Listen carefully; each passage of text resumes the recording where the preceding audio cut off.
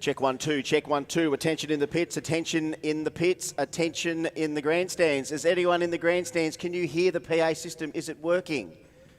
On a scale of 1 to 10, how well is it working? Oh, one finger from Scooter. It's on a scale of 1 to 10, it's 1% working. All right. 2%, 22%. All right, whatever it is. Hey, that's good. Good to have you guys here. Welcome to Kenda 660 Saturday, brag and rights. For the people that may have been watching a little bit of it, Mark Allen's changing chairs because, yeah, the quality of the chairs here at the moment's not so good. We've got the dungers. So we need Outlaw 315 to the lanes, which we've got, Outlaw 275 to the lanes, Outlaw 235 to the lanes, and OG 315 to the lanes. Thank you, Cherie. It is working in the pits as well. Thank you. So Cherie's up here. Good on you. Cherie's up here. Lumpa's up here. That's great. We've got so many great interstaters up here from Victoria, South Australia, deep in North Queensland. They're all here. We've got some New South Welsh people here as well. That's great. Good morning. Has 525 been called yet? No, it hasn't. Connor Webb. Connor Webb, it has not been called yet. So thank you for your messages coming through. Is there a posted schedule? One, I do have a copy of the posted schedule here. And yes, you'll just have to keep your ears peeled if you do want. You know what? This is how I solve things, Mark. It's usually on the Willowbank website. Yeah, yes, it would be, but I'm just going to quickly do it for one here anyway. I can hear some engine fire. Saved a camera roll. Oh, that's right. My cloud is full, Mark. I don't know about yours. There we go. So it is Outlaw 315, quali number 1. The schedule is on the Willowbank website. There you go. Schedule on the Willowbank website. Mark Allen joining me in a moon boot. Again, here, I thought it was something to do with Origin 2, but it's not. Now, we've got Wade Wagstaff back, one of our OGs of Outlaw 315, and for a while they're the quickest radial car in this country. The 357 stood up. Isn't it ironic that it ran a 357? That 57 was there for a couple of years. Andrew Zada, I think, took it to a 56 or a 55, can't remember. And then, was it the night before? Thursday, Johnny Ricker went 350 to take back the official/unofficial Australian radial mark. And, you know, once they run the number, there's the number. But, I mean, you know, backing it up is always a nice thing. He did a 57, I think, third run down the track and went 5-0. Now, Mitchell Beam, by a matter of a little shift in the rule change, the OG 315 car is now essentially, because it's a pro mod, he's had to come in and he's using an LS in here in Outlaw 315. Oh, first run for Wagstaff off the trial. 7-0 for him. 3.70.205. And here's Mitchell's first run in the Camaro. 441, 148 mile an hour. 983 in the 60 foot for Wagstaff. 983 to the 60. 250 to 330 foot. And hey, all you people that have turned up here early to sit here and take it all in, that one's for you. That's for you. No matter what else happens today, that's the sort of stuff you know we're going to get straight off the bat here at Kenda. And yet, Wado, they're back in the ballpark. I mean, you know, remember, like in ultimate conditions, the 5-0, the 7-0. But you know what? The benchmark's about to come, folks. So, ladies and gentlemen, he's coming into the water here now, and he's going to put a run down. We only have 3 in the Outlaw 315 class. Which means today, during quali, you're going to see pairings. It'll probably be Mitch against Johnny next time and Wade on a solo, vice versa. By the end of the day, let's just see who ends up in the final, because you know what radial racing's about, Mark.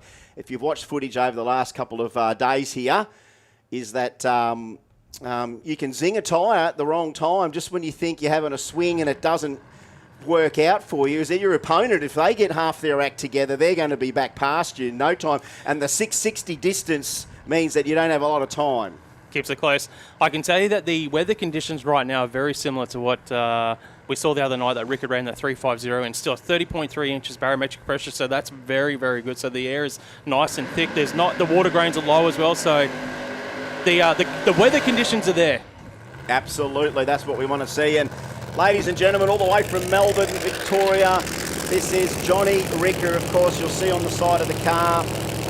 Tough Streeters, you'll see Joel's Garage Gear as one of the sponsors. He's got Mowers Online as well, which is an interesting company. But hey, if you want a mower online, you can do that. And as we said the other night, third run back on radials. This car went 3.50. I think it went a 49 in the States. Now remember, Johnny ran this car on big tyres. He qualified in one of the World Series of Pro Mod events. I think I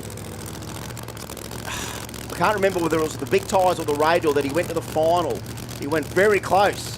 So Rick has taken this car, and we're talking about last night, the awesomeness in modern drag racing times to change disciplines, to do two different disciplines.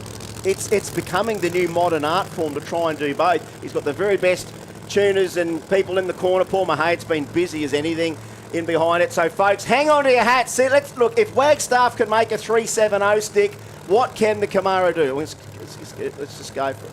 Shh, shh, shh. Oh, the wheelie sensors came in. It went, hey, ladies and gentlemen, it went 934 to the 60 foot, and you can almost say, and we'll get a replay if Dave's on downstairs. We'll see if we can get a replay. 934 to the 60. Now, let me just bring I up think that's 3,000 quicker than what he did the other night. Oh, it went 31 the other 31, night. Yeah, so it? it went 9. No. So the other night it went 931 to the 60 on the 350. It just went 934 to the 60, and you can see the wheelie come in there. That's getting after it. That was trying to be a 40, I would imagine, there or something. I don't want to lose my stuff this early in the day. I don't think it's healthy to be losing your stuff this early in the day. But anytime we do a Kenda, Mark, you know I've had a conniption at 9:15 before. Well, we had the first. When you're talking about years ago when Wood went to 399 on the very first lap on the of very day. first, mate, you got a you great screamed memory. for about. Oh, we had to. That was a moment, mate. You lost your voice on the first lap of the day. I do remember having to patch it up the rest of the day. Thank you, Alan's anti-coal. It keeps it going. But you got a good memory to remember that. I do remember that. Yep. Okay. Just another call to the lanes, please. Another call to the lanes. OG 275 to the lanes. OG 275, last call. OG 315. OG 315 to the lanes, please, for Q1. Here's the spot on, boys. And, we were watching, I don't know, did you catch some of the stream last night? We played the replay from the stream here. Of course, thank you, RCE, for this amazing live stream. The Overtaking Lane guys doing this great stream, world class. You know what? I was when I got home, I didn't realise that racing had been stopped because of the weather. I tuned it in? I tuned in, I'm like, who's calling with Chris? I started going, like, they got someone else. Yeah. It was me. A lot of people did do exactly the same thing. They tuned in thinking, well, are we at finals? It's only Friday night. I think everyone should have just quickly taken a breath and given themselves an uppercut and realised, no, it's not racing on a Friday night. Here's the spot on, boys. So Andy Coles, of course, he's head project manager of Spot On. I call Danny Lansdowne the shop floor manager. Whichever arrangements, it works well. Spot On. They live and breathe racing during the week and on the weekends. Bit of Bump City to start the day in Outlaw 275. Oh no, that wagon goes towards the wall and Spot On. Oh, nice. Always guaranteed excitement. Andy, 409, 184 mile an hour. 02, look at the boys off the lights, Mark. 021 for Danny, 041 for Andy. And straight away, these guys, I mean, Danny hasn't done any testing in the wagon, but Andy has been thrashing on Public Enemy for days here. And it's actually it's starting to go for a march towards the centre line on more than one occasion. That thing is heading towards the centre line on most occasions. And on that case, it did it again. Danny, of course, it was going for the wall. But you can tell how sticky that track is out there. These guys hitting the marks straight away. We are into Outlaw 275, brought to us by Spot On Performance and Fabrication and RC Metalcraft. That Outlaw 315 category today is Elite Race Parts, TSP Racing in Joel's Garage. So new sponsors for the class, Outlaw 315, Elite Race Parts, TSP Racing in Joel's Garage Gear.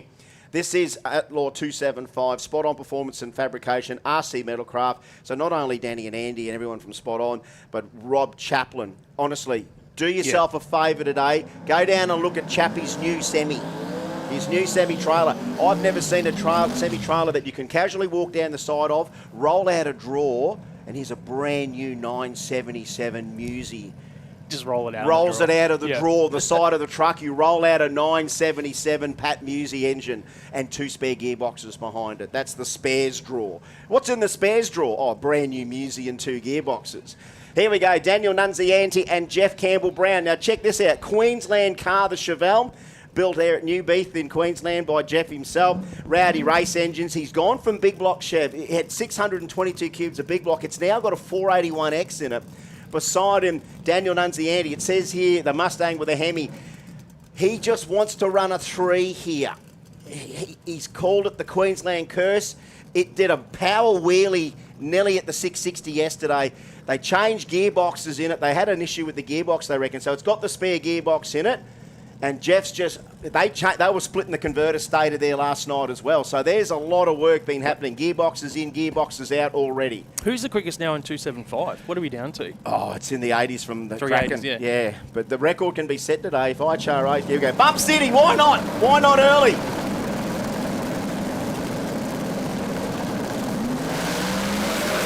Oh, just knocks the tyre off it. Jeffrey seemed not sounding perfect either. Like, it just went a little sour on the run. Pazzo came out 113 to a 114, so both cars came out of the hole all right. But Pazzo, as you can see the marks, knocks the tyre off it. Like, honestly, you couldn't get... Look how far past the 60, like, literally just knocks the tyre off it after that. 114 to a 115, but Pazzo's just... Every time he comes up here, he just goes, I'm cursed. I've got a Queensland curse. He wants... Look, honestly, if there's one thing that I want to see today... is Pazzo break the curse, get his 3 here in Queensland. That's worth losing your mind over, right? That is worth losing your mind. Another call, OG315 and OG275, Q1 to the lanes, please. That was why I brought up the Quicks Pass, because today we will have records for the classes as of today? As from what I understand, when we read that press release, that IHRA said that they are going to allow records in the radial scene, being the outlaw classes. So 315, 275 and 235. Yep. You would assume... Remember, there was a little funny thing with the rules a couple of years ago where they said, all you can do is do 2 runs and you can claim it.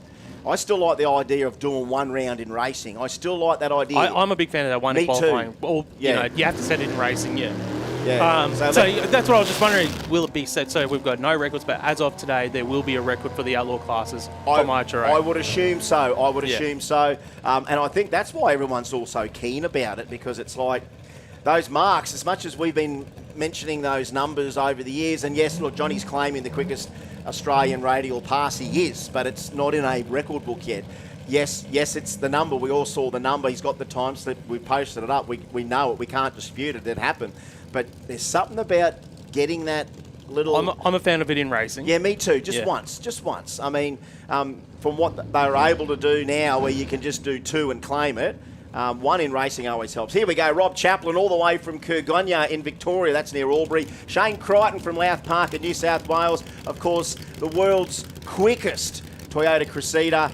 He's been beaten on this thing for years. It's still a 1.5 JZ sort of thing. It's a tough car. He'll be hanging around for tomorrow doing some quarter mile testing, I think, as well. Rob Chaplin, 977 cubic inches of Pat Musi. I was telling people on the stream last night, don't watch the stream at home today. Come and look at what that looks like in the flesh. Go and look at what a 977 Musi looks like.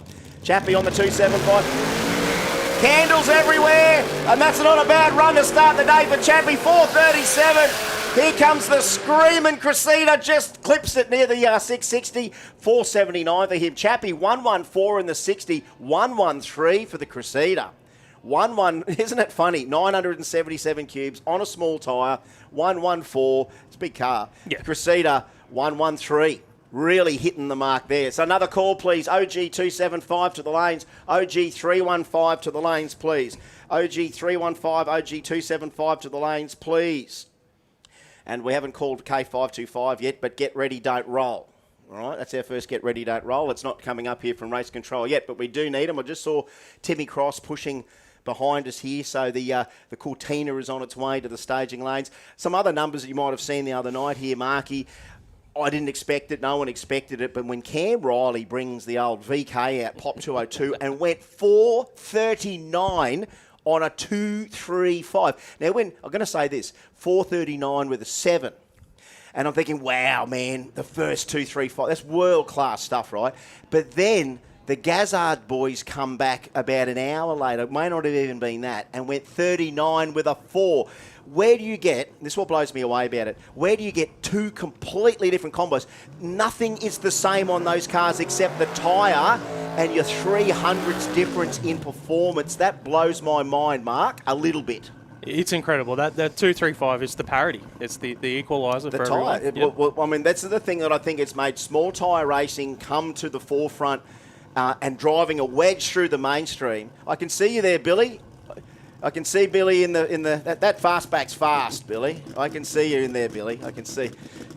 Mate, good-looking people stand out in a crowd, mate, and I just saw Billy just radiating there, the beautiful Mediterranean glisten in the flawless complexion there. You're a very good-looking human, mate. Been going to the gym too. Look at the triceps on him. He's big Do I need to step out of this box for a second? No. We're right. The bromance will continue with more than one person today. All right, here he is again. And this is another enigma that every time I see it, I just get this anticipation because it is a treat not only to every race fan out there, but anyone else that knows him. The Black Ute from Alimba, built in his own shed, twin-turbo Hemi. How long has he been running the 275 for? A tiny little while. He's done a lot of testing at Warwick. Here he is at Willowbank. A little bit more air, better air. Outlaw 275. Will the Black Ute do well? Oh, a little wheelie cut. Just a little bit of a wheelie cut, and it's still not bad. Oh, 413. Wow. That'll be number one, isn't it? 413. It'll be number 2. 199 mile an hour, though. Oh, no, Andy, 409. So, yeah, 409 for Andy, 413 for James. And there was a little pedal in there too. Yeah, there was. Chappie 437, Kreitz 479, Jeff Campbell-Brown off the throttle 482, Danny reaching for the wall 522, Pazzo knocking the tyre off a 684. So that's Outlaw 275 Q1, brought to us by Spot On Performance and Fabrication and RC Metalcraft. But the Kraken has not turned up for this. Well, this is the session you probably want to run because it's going to be the best conditions up until later on this afternoon. Obviously, as the sun comes out, it'll, won't be as good for making horsepower, but right now it's killer. I mean, that car is obvious in its absence. The Kraken not here this run. We had 10 entered in the Outlaw 275 class this weekend. This man was actually entered in Outlaw 315, Terry saying. It still looks like it is for the moment. It may have just missed that session, but we're slotting it in. This is another car which we know it's run threes. It's already run threes. I think it did it in Sydney. It's got a Sirius LS in it. It is a Dodge Stratus. Again, I mean, how old's a Dodge Stratus shape now? 15 years old, pretty much, isn't it? Something like that, yeah. But they were just a swoopy thing as a door car. They really were. I think Brad Lane, I think this is still Brad's car, but Terry gets to steer it. But it's got all the fruit. It's light. It's got the suspension technology to be able to put a radial on it and make it run instead of big tyres. And let's just see what the LS can do. It is saying here Outlaw 315. Let's see if Tez's... I mean, Paramount, they've been busy down there. They've got cars down there. They've got one of the original radial Mustangs down there, the ex-Jamie Farmer car down there as well. Of course, the brothers as well. I think that's right. Caleb's driving the Mustang this weekend, the Commodore. The blue one's not around. And, of course, the V8, you saw that, the Sang boys building that from scratch. They did a good job to get it repaired. All right, so got to get all this done. Good to see Terry having a steer. I tell you what, 100 to the 60, 412. 412 there for Terry Sang, 100 to the 60. It came out, it loved it, 269 to 330 and a 412. So that's Wade, 370, Terry, 412, Mitchell, 441, and Johnny, of course, starting to go into a power wheelie. I wonder if he buttoned off a little early there because the speed was only 170 mile an hour. Yeah, we get 235 cars running nearly that fast. So that's what they did do. That's what. Here we go. Scotty Cordina was in the 170. Here we go. Speaking of the man, it is now Outlaw 235 brought to us by Haltech, and we had a bit of a hint that we're going to have a few crew style awards this weekend because we do have a couple of things, including the Pure Bliss Beauty Bar Crew Style. There's a $500 $500 prize up for the best crew style. And how can you ignore this? Dan Swanee, this is another car that filled my soul the other day to know that he's finally finished the revamp on this Gemini. It had an SR20 in it years ago. It's now got an LS in it. The engineering, of course, is typical of Dan Swanee's skills. And it got into the 470s here on a 235. Scott Cortina, what can you say about the brothers from Toowoomba? The Leaf Spring Kings, a centrifugally supercharged 481X, went 439 with a 4 the other night. But Dan, this is interesting. Smithy just pushed through. In the Unicorn. So we've had one car not turn up. I think he's on a 275. So that's another car that didn't front up for Outlaw 275. All right, K525 to the lanes now. K525 to the lanes. Let's go to see Swanee bump in. Oh, Swanee, 2 wheel stands. Cortina along the ground. 435. 435. He drops the 235 mark. From a 39 to a 35. And wow, 173 mile an hour. Look at Swanee off the button. 024 off the button for the Gemini. 2 little wheelies. Where's our little replay? Here we go. One thing about Kenda, we give you a highlight reel like no one else does. And normally it involves wheelies. And that was a great one from the Gemini. But how was Cortina? Straight across the ground, the Leaf Spring Kings making that thing work on a 235 when, by all indications, it shouldn't. Like, you look at the tyre on that thing, mate, when it rolls up and you go, how? That is huge. To pick up 400s, yeah, that is massive. It's gigantic. Hey, tell you what, that tells you what, this track is killer today. All right, so if that was Cortina with a 35, here's Cam Riley, that his quickest time's been a 39. Let me also just make this mention. Jesse Murphy in this Rodeo. It's an RB30 power. That's not the big thing about it. It's a stick shift. That's not the big thing about it. You know the big thing about it? He's from Lakelands in WA, another Western Australian team. You should see the tow rig. These guys want to race. And to take the choice to come to Kenda in Queensland to do it, that just gives me goosebumps knowing we've got teams out there like Jesse Murphy. They've got Lundy out the front there helping him guide in there. That radio, is that a shortish wheelbase radio? It's got a stick shift in it. It's on a 235. It's got the wheelbase of a shopping trolley. Isn't it crazy?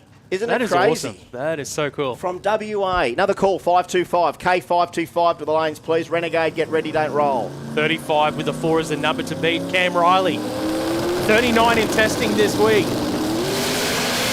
He's a little bit behind at 60. No. He just knocked the tyre off it. Hang on. Here we go. What's this? Just banging it through the gears now. No big hassle for Jesse. It is one hell of an effort to try and make a stick shift car hook up on a radial. Isn't it ironic that when you do hear of the class stick shift, like at World Cup finals and everything, they're all running 6s, 200 mile an hour, but they're on a radial. So go figure. So you can do it.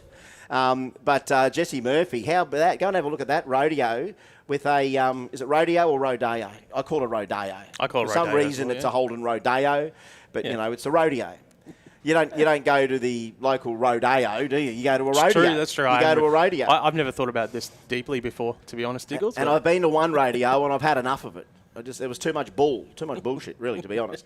I'd rather come to a drag strip. That's better than a rodeo, isn't it? And that's the sort of argument. And that's the sort of rodeo I'd rather see, to be honest. And if he can get that stuck up, that's a long way to come from WA to not get some success. All we wish for anyone that's entered a Kenda, we just wish you the best day. We want you to have the best day you've ever had in racing, and we know these people have had the best days in racing because they keep coming. How good is WA or whatever? How good is radio racing in the winter here at Willowbank Raceway? Yeah. Oh, absolutely.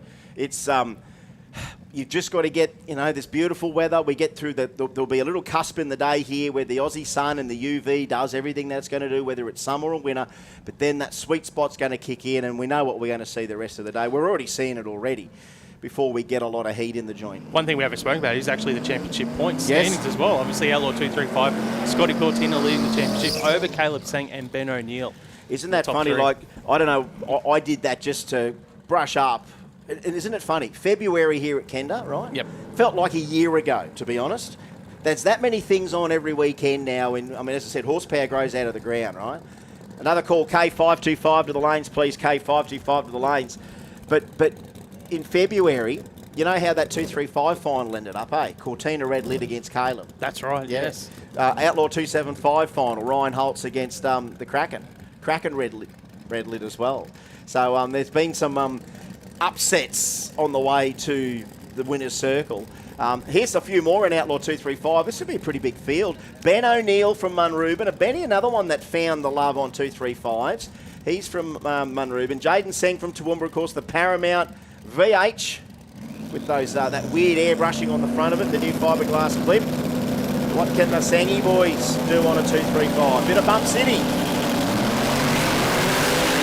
Oh, wheelie control kicking in. Bit of wheelie control everywhere today. 485, that ain't too bad. That's LS powered Capri. LS Capri, 485 at 148, puts him in the field.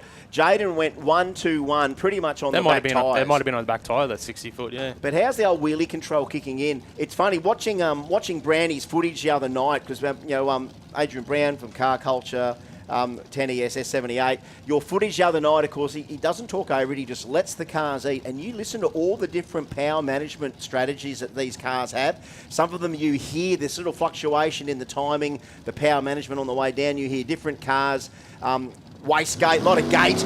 Like there's a lot. All the turbo cars have got this sort of ugly gate sound to it as the wastegates are bleeding off.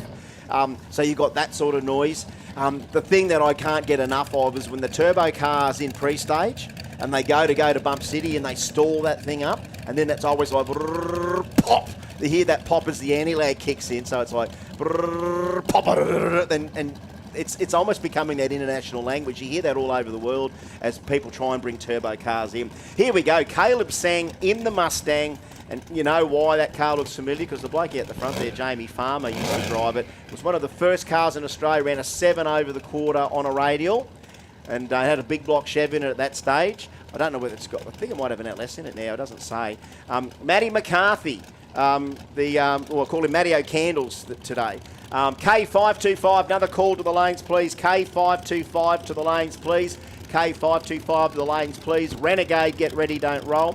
So Caleb Sang driving the Mustang, Matthew McCarthy driving Simon O'Carroll's spare Tirana, 864 cubes spare. Nice to have that laying around in the shed. So a bit of double imposter syndrome here.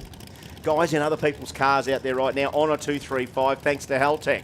Q1. And that's a lot of cubic inch to try and tame down on a 235. Straight out and straight down there for Matty. Probably not even any nitrous on it there. That'll do. 507 you can assume on the engine. And that just got point A to point B. 121 in the 60 foot and it just lumbered its way down. But you know what? Isn't that funny that we used to crack on about 507, that'll do you well on a 235 field. You can get through a few rounds at that. And now you realise that we're in the 430 zone and that there's cars 7/10ths quicker in the 8th on that tyre. So all of a sudden your 507 isn't quite cutting the mustard like it used to. But tell you what, he got down the track, which is there's only been 3 drivers that have made full laps so far out of the 8 in the field. Yep. It's one of those things. All right, here we go. Now it looks like we're into OG 315. OG 315 thanks to RLC Engine Reconditioning and Kaz Industries. And you know what? Again, another car. I was frothing over Swanee's car making a debut at Kenda, and this is Aaron Gregory's car. This, as much as Swanee will tell you, it took X amount of years to finish the Gemini. Aaron Gregory's built this in a matter of months. Literally, this car was started from scratch in ASG's workshop down the Gold Coast. From scratch, Aaron's built this car in months, mate. And here it is. He had the Hellraiser panel van. Here's the Hellraiser HR sedan. And where have you seen a hotter, sexier, tougher looking HR? And in fact, Holden fans, look both sides of the racetrack. 2 crazy full tube cars, just insane. LS powered for the HR and the old Iron Line for Dougie Day. And it's Bump City again. OG 315.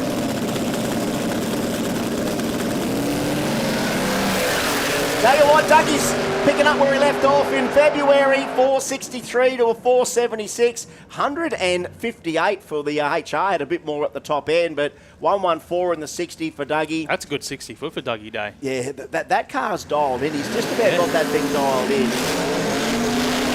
But this is the one thing I love about OG315 is that they just pop out of nowhere, these combos. This is one that I have been waiting. It's all been too many days between drinks for this car. One of my favourite cars, Andrew Milford, Pro Charge small block, I think it is. Daniel Barrett beside him from Jacobs Well. The Mustang. Beautiful 481X on board. If it looks familiar to you, Is that Joe the Gauci. Yeah, awesome. Yeah. So they're running here in OG315. Just the first call to the lanes, please. Renegade 550 Q1 to the lanes, please. Renegade 550 Q1 to the staging lanes, please. That is 5 and 6. Lanes 5 and 6 for Renegade. Renegade 5 and 6 to the lanes now, please. Ruckus, get ready, don't roll. But yeah, Milford, one thing I did notice about this car, and it might have hurt the thing initially when the thing left like a rocket and he wasn't getting the gears properly. That's one thing I noticed about this car. It wasn't hitting second, it was coming out like a rocket and legging this thing out in low gear, not grabbing the next gear, which I think he still had a few issues with the other day. Let's see what happens now. Daniel Barrett, how about this? What a great car. Now, again, I think Daniel's gone way in the deep end buying this car. He really has. It was, talk about stepping in the deep end.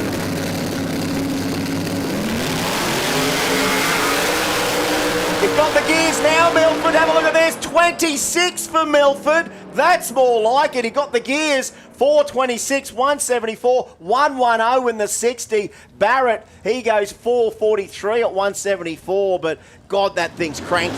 That's cranky. OG 315, Andrew Milford, 426. It's almost like a show and shine today. It is. On well, steroids. I mean, let's use this example right now. You're talking about show and shine. Yeah, it is. Well, put it this way. Anything with car keyed on it is a show and shine, even though this is about the mattest paint job I've seen on a car keyed car. Normally they're shiny and immaculate, but that's got a bit of matte black to it. But how about OCD HG in the lane beside him? That is Adrian Hines. Now, Hines is not lighting the thing up at the moment, so it's got a pretty tough LS in it. It ran a 450 sort of nearly straight out of the bat the other night here. He is all the way from WA as well. WA as well, that's and incredible. He's built, and since the last time he was here, he's built a truck for it. I mean, you go and have a look at Chappie's truck. That's a truck. Have a look at Heinz's truck. That's not a bad truck either. He just said, this is what I want to do. He said, I want to race. If I have to travel to race, I want to be able to travel in some sort of style. He did the trip from Perth to here by himself as well. So he drove the OCD HG truck from Perth himself with this car. This is how much Adrian Hines, a.k.a. Murray River Cod, that's another in-joke from unfortunately, he's been pushed off the racetrack, Chris. That cannot. That sucks. They'll solve whatever's going on there. I'm sure they will. They've got the rock. He's got the rock in his corner and everything. Now, here's Reese Carkeet on his own. Oh, little wheelie. It is. Mate, it's between a car show, a wheelie show, and the best actually, what's front to back radial. What's awards that you and I have to watch out for today? Yeah, of course we've got to look at. We got 6 Boost Hard Luck, which again we hope we don't have to award. Power Management Solutions, thank you, Rock, for best power wheelie. Diverse Project Group, thank you, Lorenzo, for Announcer's Choice. We'll split that. Yep. Trim SQ, outstanding LS car. God, there's more now. Performance Wholesale, most consistent package. That's up to our competitors to bring that up at the end of racing. Bolt King, King of Bling. Oh God, it doesn't get any easier, does it? They're all $500. Pure Bliss Beauty Bar, the Crew Style. I've already got an idea for that one. Platz's Auto Electrics, best reaction time in racing. Well, we'll keep an eye on that. And Dynamic Performance Industries, new sponsor, most impressive newcomer. I love that. I love that as well. We've also got a note on here saying, could you write down who red lights in racing? I can't do that. How can we do that?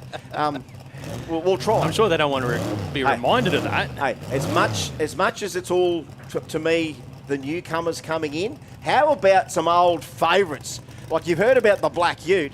What about the Red Dodge? Hey, Greg Emberley back in the saddle, the 500. It says here, Hemi 500. I've got to go and have a look at this thing. Timmy Cross, of course, world's pretty much baddest radial Cortina right there. We're going to go Bump City again right here. OG 315 putting it on for us already in quali. We got, Emberley, just the wrong time to have that happen. Look at Timmy carry the tyre, carry the wheel all the way down. 440. He's just going to get one out here, Wembley. Like, he's not going to get an ET, but he's going to get some data. The red Dodge. This thing was a forefront. I can see Duncan's frothing over the... You got a white Dodge. There's the red Dodge. There's massive Dodges around the place. Wait till Migaloo comes down a bit later.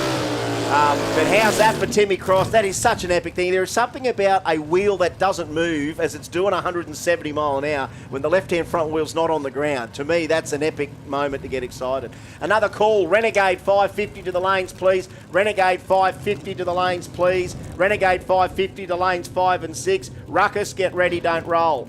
Well, that 440 from Timmy Cross puts him into the number 2 spot here in qualifying at the moment. Andrew Milford still number 1 for 426. Daniel Barrett running out the top 3 with a 443. As we now move into OG 275, brought to us by BRP Racing Transmission Coolers. How about this? You don't get any more double O's in a where you're from. Warrnambool and Toowoomba. Bit of Stu Henry. Oh, Stu Henry. Oh, Lumper. You okay, son? Boy, he knocked the tyre off the Kingswood then. Stu Henry goes 474. Remember, it's a 460 index in OG 275. 021 off the button for Stu Henry. That is all engine. 615 cubes, all engine. No power adder on that complete. 111 to the 60 foot for Henry. 021 off the tree and 111 to the 60. Maybe even a pedal.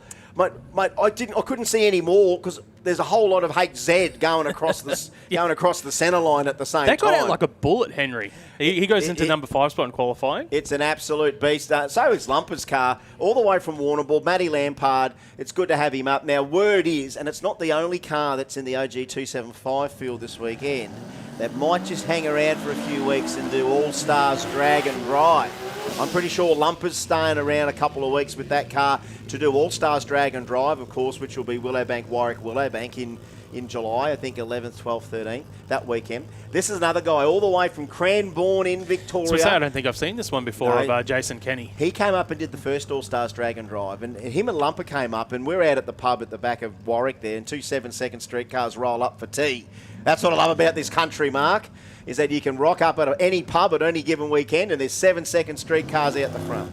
Here we go, Lukey Page, tuned by Luke Barra against LS, and it's Bump City again, OG 275 quali. There we go, how's the VN moving around a little bit, but he's going to get one down, 489, great number for him, and Lukey gets one, 558. Not ideal, 149 in the 60, but at least no one's knocked the tyres off him. 122 for the VN.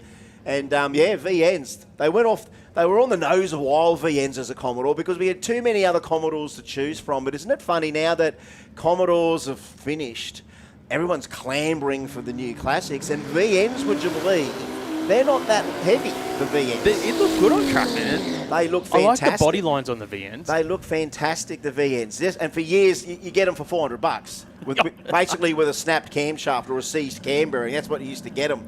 The VNs were shocking right at the beginning there, but isn't it funny now that everything that was not wanted, it's like Holden Geminis or Datsun 1200s, you could get them for nothing. Hey, KE20 Corollas, you could get them for hardly anything. Guy King has the world's, and I know we've got Puerto Rican KE20s with full tube chassis and 13Bs running mid-6s over the quarter. I know we've got KE20s that do that, but this is the world's baddest radial KE20. I'm going to go out on a limb and say that it is, because it is. Barra-powered KE20 Corolla. You know how big a Barra looks, right? That's in the engine bay of that Corolla. That's what I'm saying to people on the live stream last night. Don't just watch the cars out here on the stream and go, I've seen everything. Go to the pit areas and look at these things with the bonnet off and go, man, that is some engineering. What about Daniel Hookham? It's got a Coyote in this Commodore. Listen to all those 32 valves out there. Listen to that Coyote. Listen to that Coyote. Listen to that. Oh, guy, little wheelie. Oh, too quick for Hookham.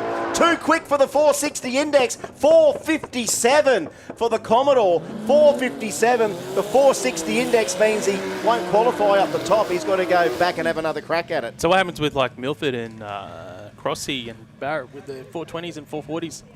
Oh, well, I think the OG, the OG, isn't it a 430 index, I think, isn't it? Well, remember, that's OG 315 and 275 together. They've mixed I'm up sure classes here for I'm us. sure Milf was on a 315, but don't quote me on it. I thought that's what we had on the first. No, don't quote me on it. But yeah, OG 315, always 275 rather. 315 I think's a 30. We're just checking down the deep end just real quick. OG 315, I thought we had a 400 index for that, I think, or a 430 index, but the OG 275 index is 460 for a reason, to keep everyone equal. Get as close as you can to that. It's like the old days of the old, X275 days, there was an 850 index over the quarter. That whole class just boomed because there was a limit that you could get to and you didn't have to, again, I shouldn't say spend tons. How about this? Yarwood and Farrelly. Yarwood, 2JZ in the Corolla. Oh, look at that for Yarwood. Straight out of the hole and right to the stripe here in OG 275, 508. The other thing about that car, that's been built for drag and drive as well, that car. So I would assume I think he is entered for All Stars Drag and Drive next month. Did he have a Supra? He had a Supra, yeah, he okay. does. Yep. I think that had the dart blocked 2J in it. That went mid-8s over the quarter. This car has been done to do dedicated, let's go quicker in a drag and drive deal. Bit more tyre under it. Let's not chop the Supra up too much more. And Yarwood's gone to that car. And he's already got tons of miles on that thing already. Getting ready to not only do All-Stars Drag and Drive, and I do understand he's going to do the Street Machine Drag Challenge down south in October as well. We don't have I don't think we've even got a KE20 in Australia that hasn't been molested. You know what I mean? Like, they're everywhere. You know what I mean? Like, if someone can show me a picture of a box stock KE20, I know they probably exist. But geez, in Australia, don't we just get into these things? Like, you don't believe it until you see them all turn up at Kenda. Here's a guy all the way from Terrell in Victoria. Beside him is William Goonan. How about that? From Ormo, the Capri, 434 cubes for Bill Goonan. Remember, he had a door slammer at one stage, Bill Goonan. Matty Turnbull, again, talk about commitment to Kenda. That is it. It's K2K, right? Commitment to Kenda. I use the word commitment with a K as well. This thing, he was testing since Wednesday. This thing was doing early shut-off 480s. He did a 60 and a 61. Turnbull's chasing that 6.0. He is chasing a 4.60 right now. Bill Goonan, 434 cubes in the Capri. This is still OG 275. Well, our system's just changed over, and now it's got Yarwood as the number one qualifier for OG 275. Okay. I think we'll get it sorted later on. Oh, I'll tell you what, Goonan things out like a rocket, 126 to a 128. Turnbull, 63. That'll put him at number one on our 460 index, OG 275. 463 at 160 mile an hour. Bill goes 523 at 136. Yeah, righto. So OG 275, the quality just doesn't fade in this class. I love this car of Dale Gridley's. Yeah. Oh, well, I thought you were going to talk about both. Ben Robertson. I hadn't seen Ben yet because he was behind my screen. Honestly, Commodore lovers, that is pretty... some people love the Rust. I love the Rust. Where else in the world do you get a pairing like this? Nowhere. No. Let's talk about the cultural diversity of Australian radial racing. Nowhere else in the world races like we race. Like, if it's not Barras in Corollas or 2JZs in Corollas or Coyotes in Commodores, it's LSs and beautiful VZs. And what about Gridley? Big block Chev in the Valiant utility / van. We need Ruckus to the lanes now. Ruckus 580 to the lanes. Ruckus 580, that's lanes 2 and 3. Ruckus 580, 2 and 3. And Renegades, as we've already called, lanes 5 and 6. All right. More bump city than any category. Go, boys. Oh, there we go. That's our first bump infringement of the day, and it's totally qualified. We were touching on it yesterday, Mark. I was saying to people, what can you expect at a Kenda? And you would say, we're going to have... The Phantom Amber? The Phantom Amber. We're going to have a bump infringement. And we said... and then I said, it doesn't happen in qualifying because there's no pressure on anyone. But they did put a little asterisk in there and say, but it does affect turbo cars randomly. You don't see a nitrous guy or a blower guy do too many bump infringements, but when you're going to the bump, when you've engaged into a bump city, and that's what we just saw, Gridley and Robertson, both just, like, Gridley rolled through, Robertson just left off reflex. That's the stuff we don't want to see in racing, because I'll really lose my stuff if that happens, because that's got real ramifications for someone's night, whether you make it to a final or not. Here's Kreitz, world's quickest Crusader, by the way. Comes out. Probably world's lightest Crusader as well. It's getting more and more on a diet every time. But yeah, how's that? Gridley and Robertson. Bang, that's what you can expect at the wrong time today. Mind games. No one was playing mind games. They just both sat there with a bulb on and go, right, let's just bump the thing 2 inches. That's all it is for some of these times, to roll them in. That was Ben Robertson and Gridley. Now it's Brett Matthew here in the HT. Hey, from Gawler, South Australia, the HT. What about Trent Brimble from Joiner? So interstate OG 275 matchups. Oh no, he just got timed out. He just got timed out. Just let him. It's just got to go. It's just got to go. Yep. Brimble's going to go. And again, that was just a timeout there, folks. That's all it was. Trent Brimble, 483, not a bad number for him. But yeah, look, unfortunately for Brett Matthew, there is a 7-second rule from when the bulbs go on. He had the thing lit up there. He needed to move it. As we said, Mark, these turbo cars, you need to move them about 2 inches into the beams. That is sometimes for a turbo car the hardest 2 inches you can move a car in your life. You can push that easier than you can bring it in under boost.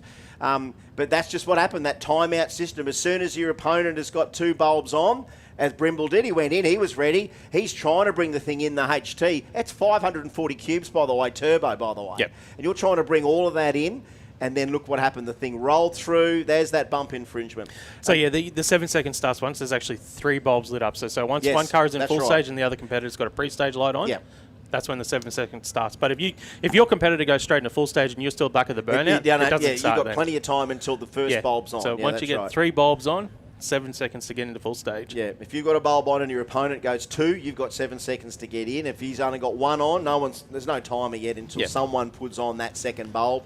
And then, as you saw, like he just missed out on getting it in.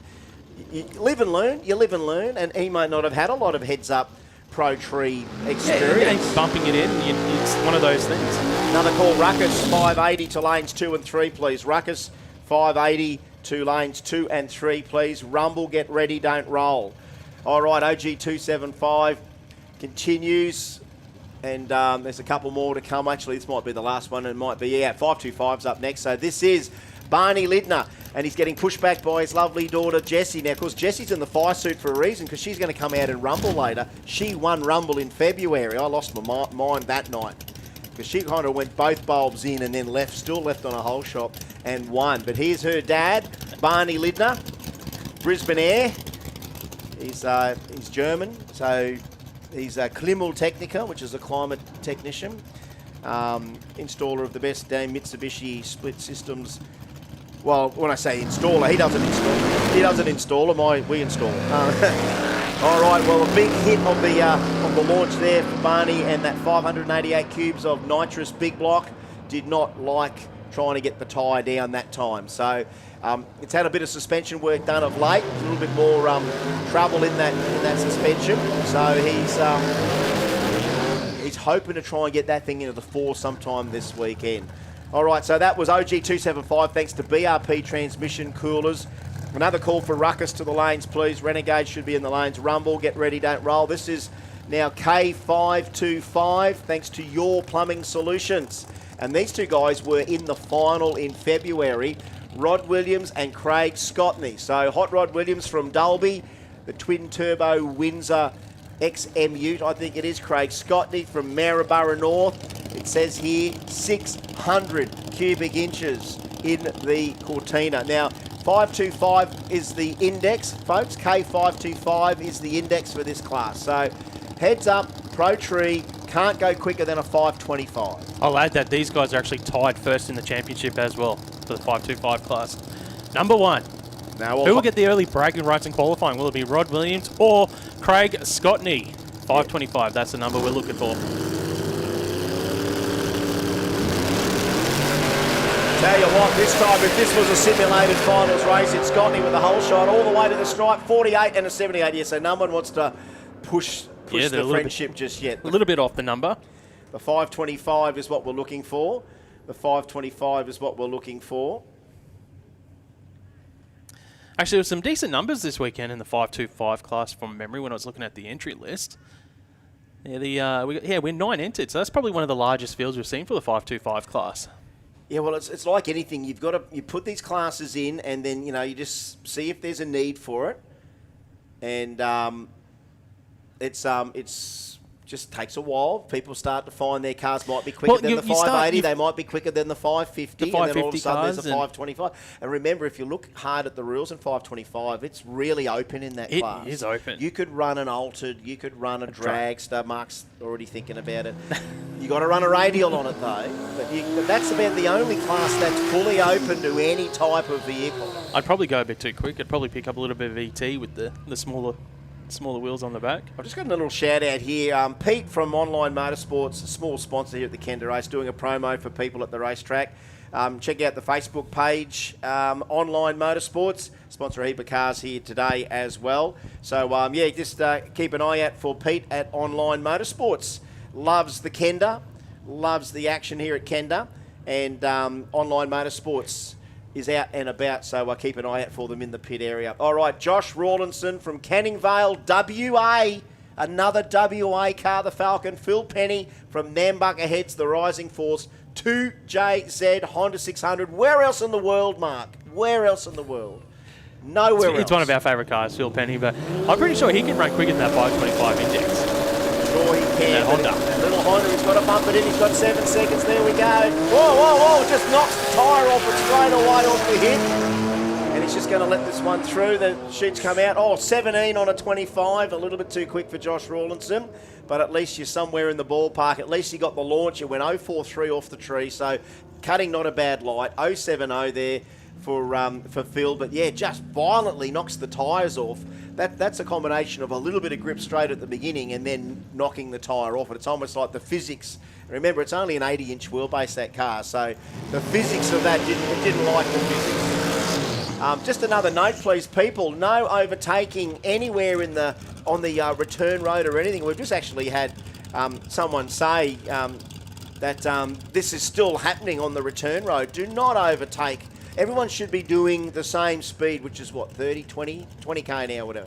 No overtaking, no matter whether you're a street car or whatever. You just got to come back at the right speed and do not overtake. Mate, this Cortina of Darren Mollison, Kim Petterwood on the side, Phil Jack Performance. It's a throwback super performance there as well. It's the legit AMP car from the early days. From South Australia, by the way.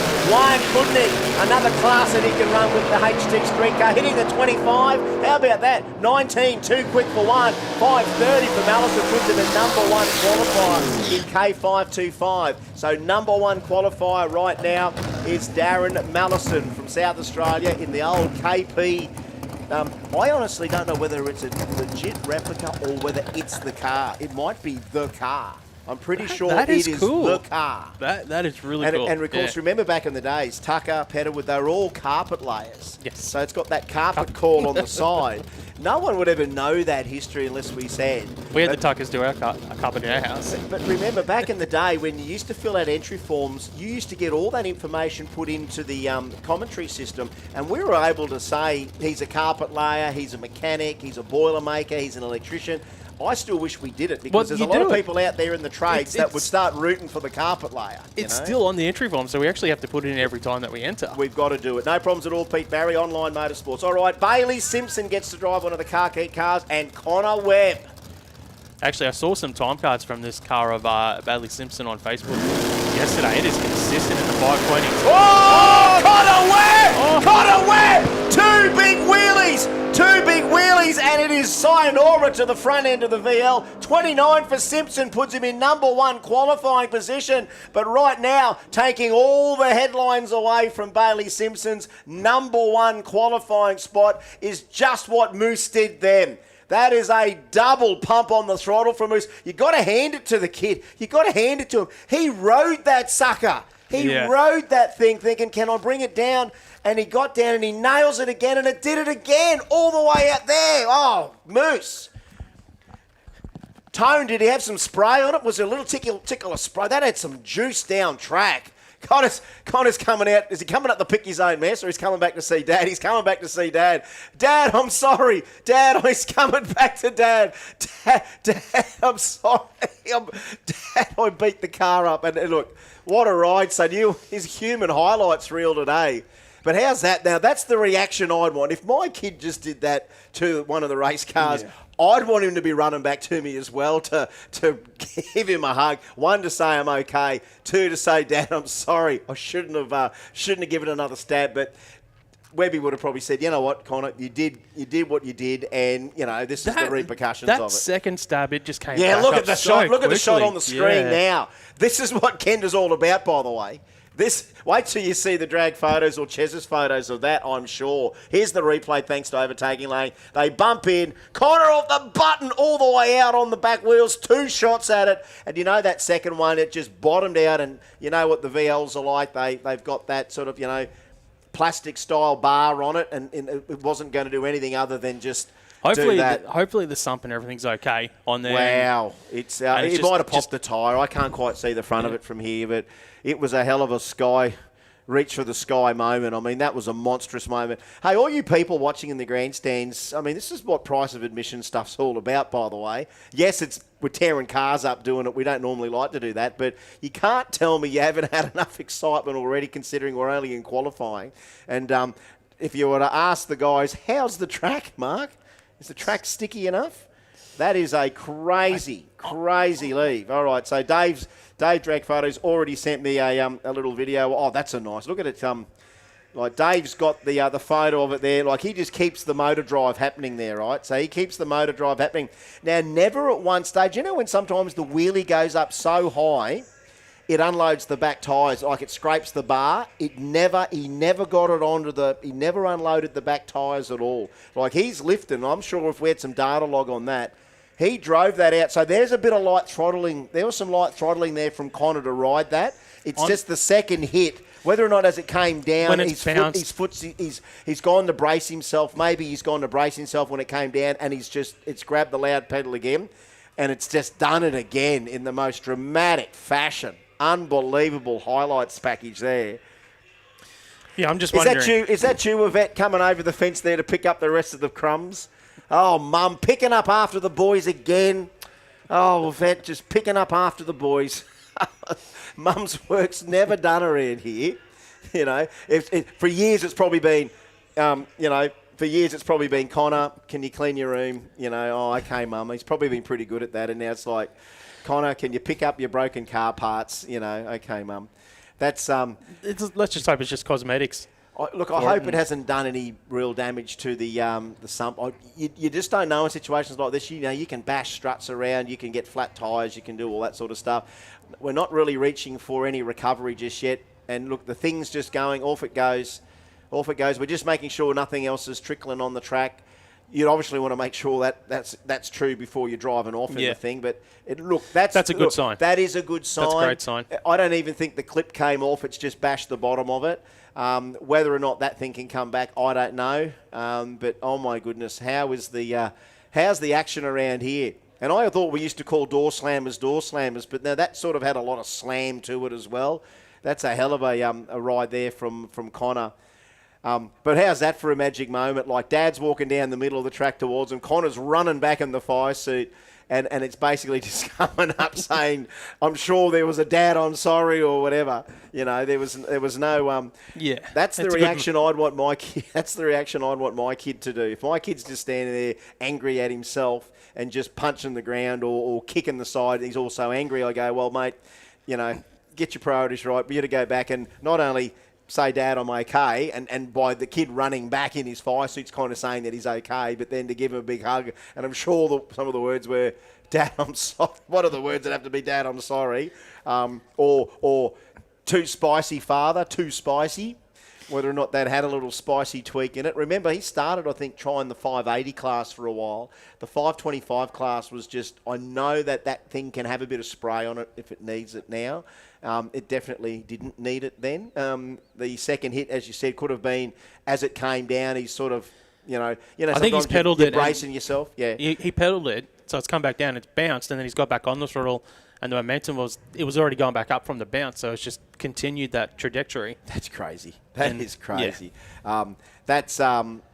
I'm not starting to think of hard luck awards yet, but anyway. We do have the Power Wheel Stand Award. Oh, we got a Power Wheelie Award too. Yeah, that's going to be tough to beat. That is. And you know, we're a bit old-fashioned. Like, I like seeing that in the heat of racing. A lot of these prizes, you know. In quality, you can all have those and get away with it and say, okay, well, you win Best Power Wheelie. I like it in the heat of battle, and I might hold that one off for now.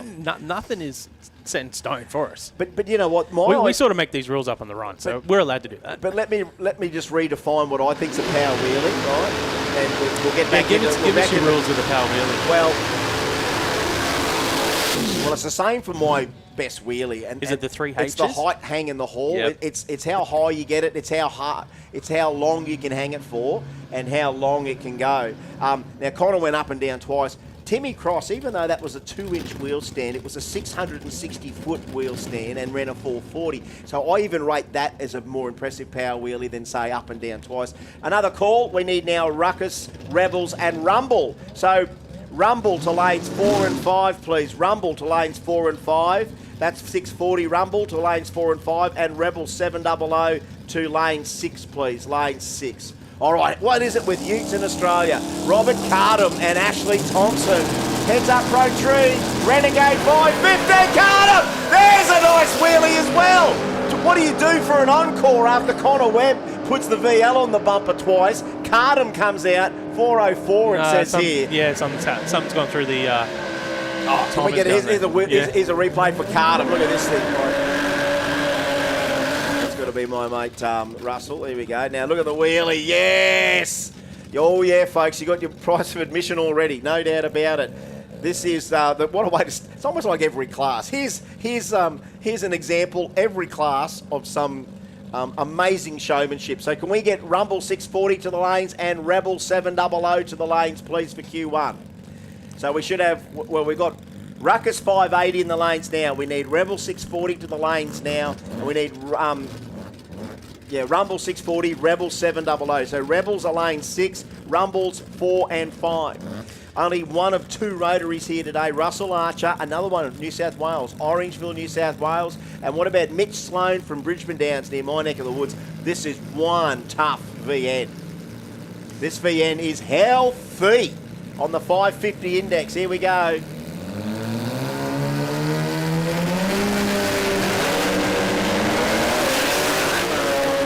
Tell you what, they both got a good piece of the start line there. 47 too quick. Ooh, 47 too quick. It's got a little spray on it, I think, that thing. 573 for Russell. A good run for him. Remember, the 550 index in Renegade.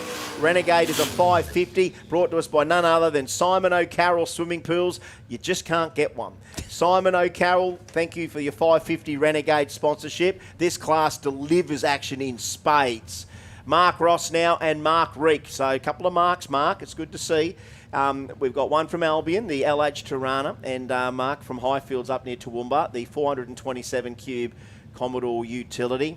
God, we got some utes. Even watching footage from the other day, ute after ute after ute. You know, if it's not Heinzie from WA, it was that beautiful blue Valiant we haven't seen yet either. Okay, 550, hassles the tyre a little bit, the Tirana. The utility just out and gone. We hit the 660 now, 542 quick. Ooh, that's a bit quick, yeah. 542 quick. 10th under. Yeah, so we've got to watch that. Got to watch that. Remember, the 550 stuff, we don't reward anything under it. You tend to go to the bottom of the quality when you do that. I want to know whether is the food vendors open? Because, yeah, breakfast is a little bit late today. I've got to go back up and goes just to sort of keep the sustenance I had a bit of peanut butter on toast for me. Did you? You're not allergic to it? No. You're not allergic to bread? No. Did you have a glass of full cream milk with it? I had a coffee, mate. Oh, you had a coffee, mate. Yeah. That's showing some resilience there, Mark. You know, some people can't eat peanut butter, bread, or full cream milk. Are you one of those guys? Mate, in the future, I reckon in the future, the next generation, mate, in order to take over the world, all you got to do is wave a peanut butter sandwich at someone and you can take the whole country over. You know? All right, next up here we've got Philip Webster and Brent Coles for the Radio Renegades class. 550 heads up. Check out the little, from Glen Cairn in Queensland, wherever that is, Princess Charters, the Mustang. Check it out, another Fox body. And an LSA powered RX-8 only in Australia. Yeah, spot on performance there for Brent Coles. Oh, wheels up there for Philip Webster. The Mustang will go through for two quick 544, 128 miles an hour. And Coles here, 651, obviously had a pedal there on the start line, 124 mile an hour. And I'm just wondering, because obviously last time we ran was back in the middle of summer, so these guys they're probably going to be about a tenth quicker just from the weather alone here today from the February event. It's crazy. And just these, again, newcomers. Phil Webster, where's that Mustang behind him? 540, a bit too quick for the 550 class. Here's another couple in Renegade with varying successes out there. Troy Lewis, he won against Jason Sang when Sangy's gearbox cried enough in the final. Championship leader. Beside him, Parlo Boney, of course, from Burpengary. He's got the Denial Barra-powered XD, famous for losing the bonnet here at the Winter Nationals. He's in a moon boot too. You two are moon boot brothers. So Parlo's taken the moon boot off to run the XD. So this is a double-barreled Barra bump-in. I'll do that next week. Take it off to race. All right, double-barreled Barra Bump City coming up right now. All your Barra fans out there. See how Lewis goes. Championship leader, 550. That's the magic number. If you go between 48 to 52, you'd be pretty happy. All right, 063 off the button for Troy Lewis. Here comes the 550, 51 to a 49. 51 to a 49. Number one qualifier so far, Troy Lewis. Championship leader. That's getting it done. I'm scared about the people that hit it on the first hit today. I think that's a good, because of the way the weather is, that's probably the perfect spot to be up. And you might have to think about it later on tonight as it cools down. You might pick up a little bit of ET, but the 51 is perfect. Yeah, that's some great stuff. You wouldn't think, if that was a clean pass, you'd think it should lose about 100th in the middle of the day when it gets a bit hotter and all that. So that's good. All right, Aris Contalia now, of course, the original Coppo Camaro. Craig Stokes is back. Stokes in. Harris off the tree, 096, he looks at 550 and he's sleep. 55 will do, that's a nice baseline. Stokesy, 555 as well. 555s both sides of the racetrack. Yeah, Stokes, you just got to work on the reaction time now, 1.5 seconds. That's not going to get it done in racing. All right, hold on to your hats here. Oh, look at the guy second in the championship, Mr. Sang. That was an amazing final. I watched all the finals on the stream again. That's the joys of our RCE live stream. When we start to now capture these events, you can go back and watch the whole damn thing. That's what I love about it. Overtaking Lane does such a great job. Sangy had it all to do in the final against Lewis, and then a big sheet of flame came out as he shifted gear, and I think he might have lost second gear in that gearbox. Obviously, it's been replaced since then. And what about Paul Butler? Nana, he's dialed it all the way back to 550. Tried to run a 4 the other night, and we saw how that ended up. Thanks to Brandy, old Nana went viral again with big power wheelies. So it's got it all softened up. But here he is trying to bump in. This is a SR20, 2.2 litre. Bumping in against the LS. Oh, Saggy off the tree, 069, 068 for Butler, so look at that, nearly identical reactions. 43 too quick, 48 too quick. And we know it's going to be hard to tame Nana down. Nana's got that head of steam up where it's nearly running 4, so you're going to slow it all the way down to 50. But look at all these people that went under, right? So Cardham, even though that was a couple of timing issues there. Mark Ross, 540, Paul Butler, 543, Phil Webster, 544, Mitchell Slane, 547, Jason Seng, 548, Parlo Boney, 549. And you've got to look down to Troy Lewis, 551, as number one qualifier. All right, so that Renegade continues on. Thanks to Simon O'Carroll Swimming Pools. Brad Lynch. God, I thought it was Troy Hutton for a sec, because Troy's got a very identical car. And Tony O'Connor, Mr. O'Connor, the lungs. I think I'm going to let all the Aspo cars brief today, even in quali. 342 Qs. Remember, he came out here and ran in super stock. I was going to say he's the super comp racer, Tony O'Connor. I was going to listen to these things.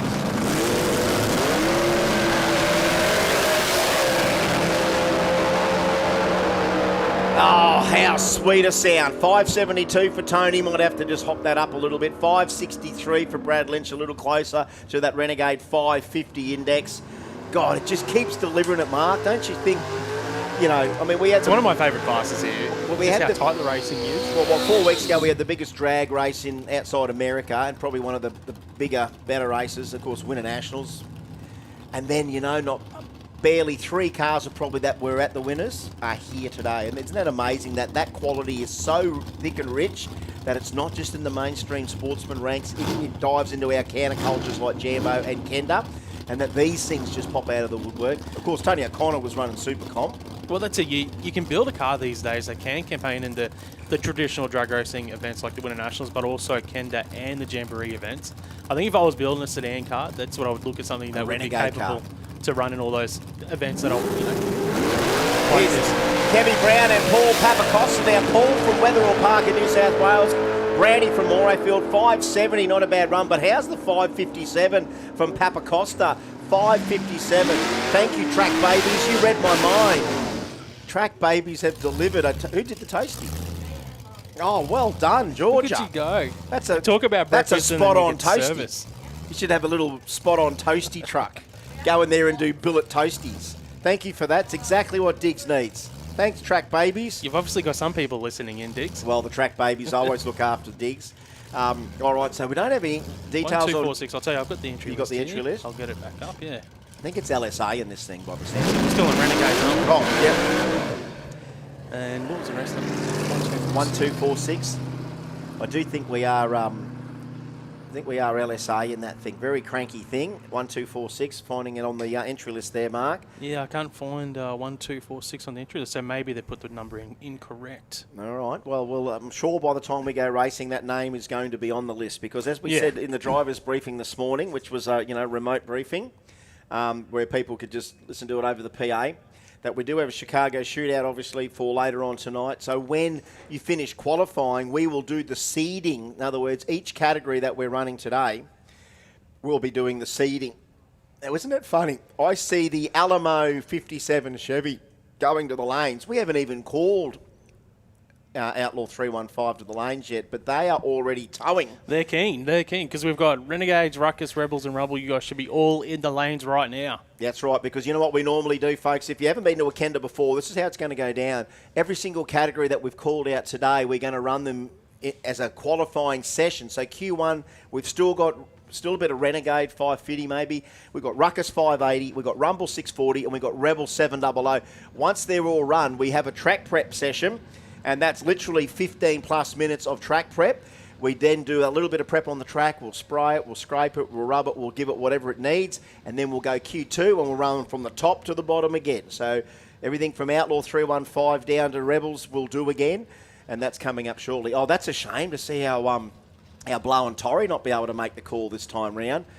It's super frustrating, and look, I haven't done it as much. I mean, you've done tons of it, Mark, but I've only done a little bit of it. There's nothing worse than getting in the lanes, you think you got everything right, and then they say, right, let's go, crank it, and then something right at that moment just means you got to tow back. You know what I did one year at the Winter Nationals?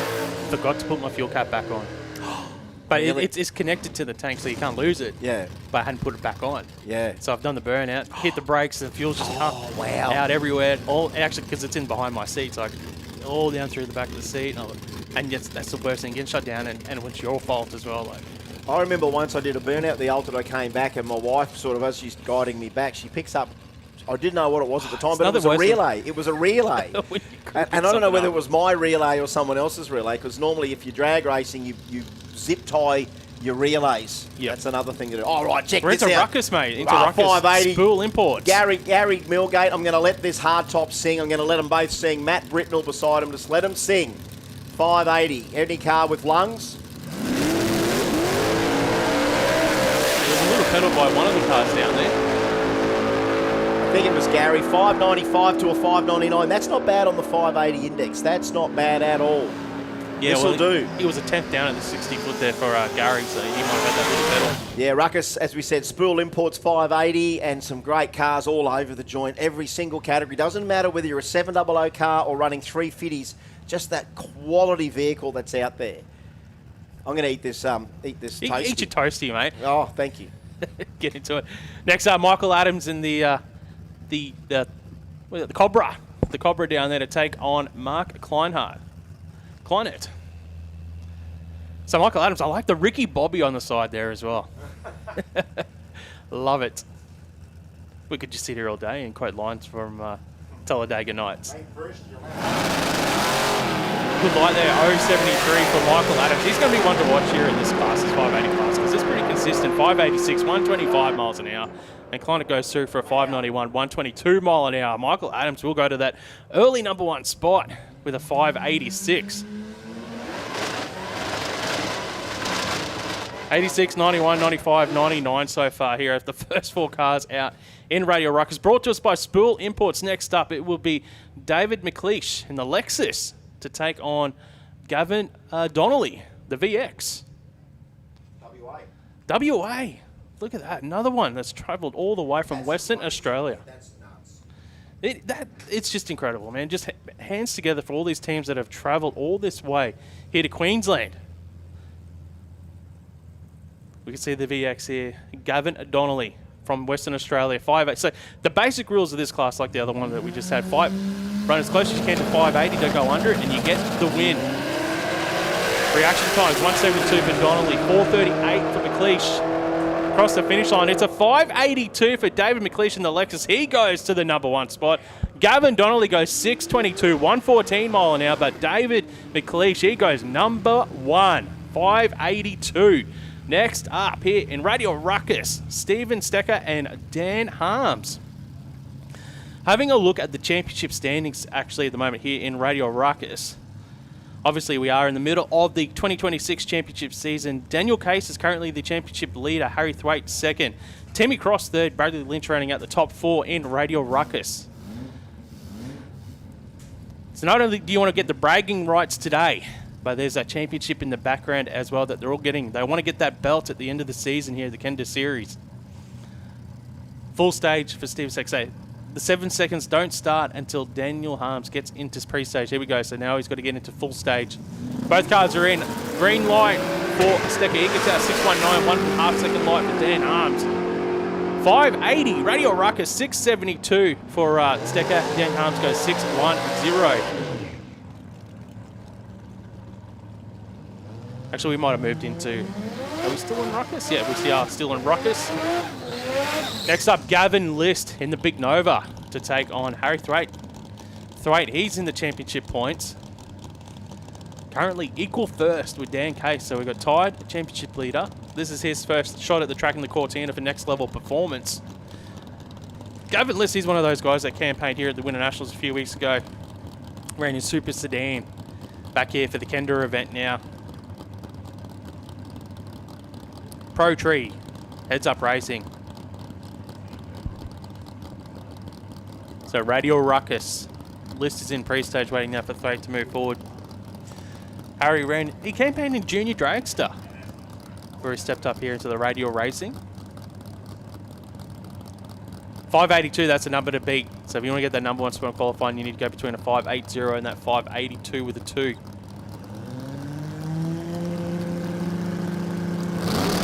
Through the bowl, both cars are out. Reaction times 115 for Gavin List, 207 for Thwaite, and List in the Nova goes through 586, 118 miles an hour. Thwaite was a little bit off, 602, 116 miles an hour. Championship leader, he's a little bit off that 580, so you probably want to pick up some performance going to race. But Gavin List, he'll go to number 2 spot. Michael Adams goes to number 3 by 1,000ths of a second. Mike Kleinert is number 4 with a 591. So we've got 6 drivers in the 590s. All quicker already here in Ruckus. And it was a good field this weekend in Ruckus as well. We had, let me have a look here. Ruckus, we had 18 entered. 10 so far down the track. Next up, Ryan Durant and the LJ Tirana to take on Dwayne Wisby. Wisby in the Mazda. 626 was brought to us by Spot On Performance. Well, if you want to get in the top half of the field, you need to be in the 590s already. I suspect you need to be in the 580s by the end of the day in qualifying to be in the top half of the field. Wisby, Durant, that beautiful LJ Tirana. Good reaction time. Wisby, make sure it was right before he launched. 579 with the 7. 3,000 is too quick for Durant. He'll go to the bottom of the field. Wisby goes 592, 118 miles an hour. He will go into the... Oh, we might have just lost the qualifying sheet. Here we go. Wisby will go into the number 5 spot in qualifying with that 592. 8 cars now in the 590s or quicker. Next up, Robert Armstrong to take on Adam Rinn. Rinn in the Ford. Armstrong in the LX Toronto for Armstrong Automotive. To get that number 1 spot, you need to be a 582 with a 1 or better.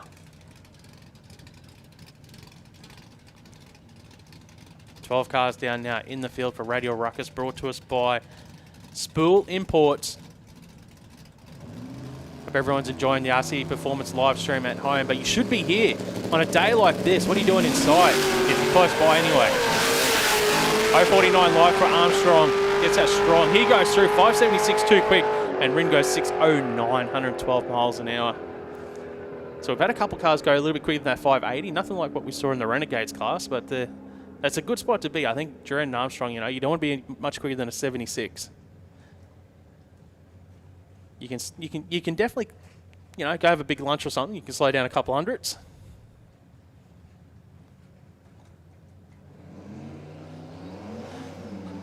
Next up, we have got Kerd Rowetta, not too sure on that, and Jason Behan in the VG Ute, and Kurt in the Mustang.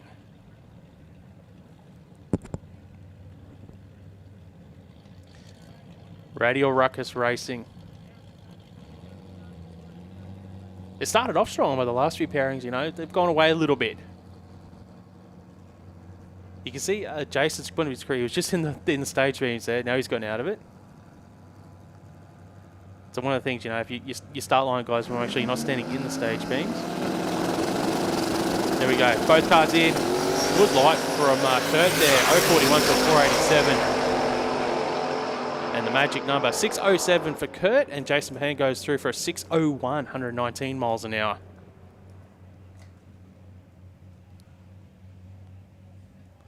The crowd's building up as well, which is good to see here at the Kenda Series. Just getting more and more popular each and every single race.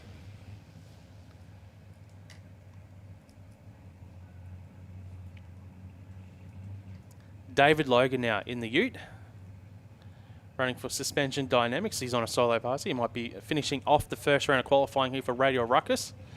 16 down the track so far. Had 2 of the drivers go too quick with 570 elapsed time. So David McLeish is our number 1 qualifier at the moment here. We've got 1 more car to go down. Everyone will get 3 qualifiers today before we get into racing later on.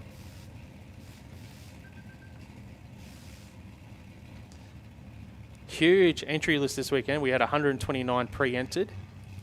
Heaps of teams testing the lead up to the event. Started testing on Wednesday, I believe. Becomes a huge 4 or 5 day race event for some of these big teams. Derek Logan out in the Ute to finish off qualifying here for Radial Ruckus. What can he bring us here? 585, 119 miles an hour. That'll put him into the field nicely in the top half of the field for Derek Logan in that WB Ute. And that does bring a close to qualifying here for Radial Ruckus. Quick recap. McLeish is number 1 with a 582. Logan will go number 2 with a 585. Gavin List number 3 with a 586. Michael Adams 4th with a 586. And Mark Clonett rounds out the top 5 with a 591 as we now move into our next bracket, which I believe should be Radial Rumble, brought to us by Adelaide Diverse Electrical. I'm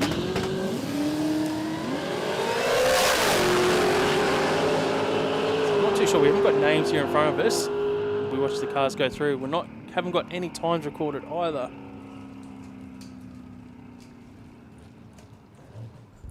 I think they might have been switching this system over. Might have.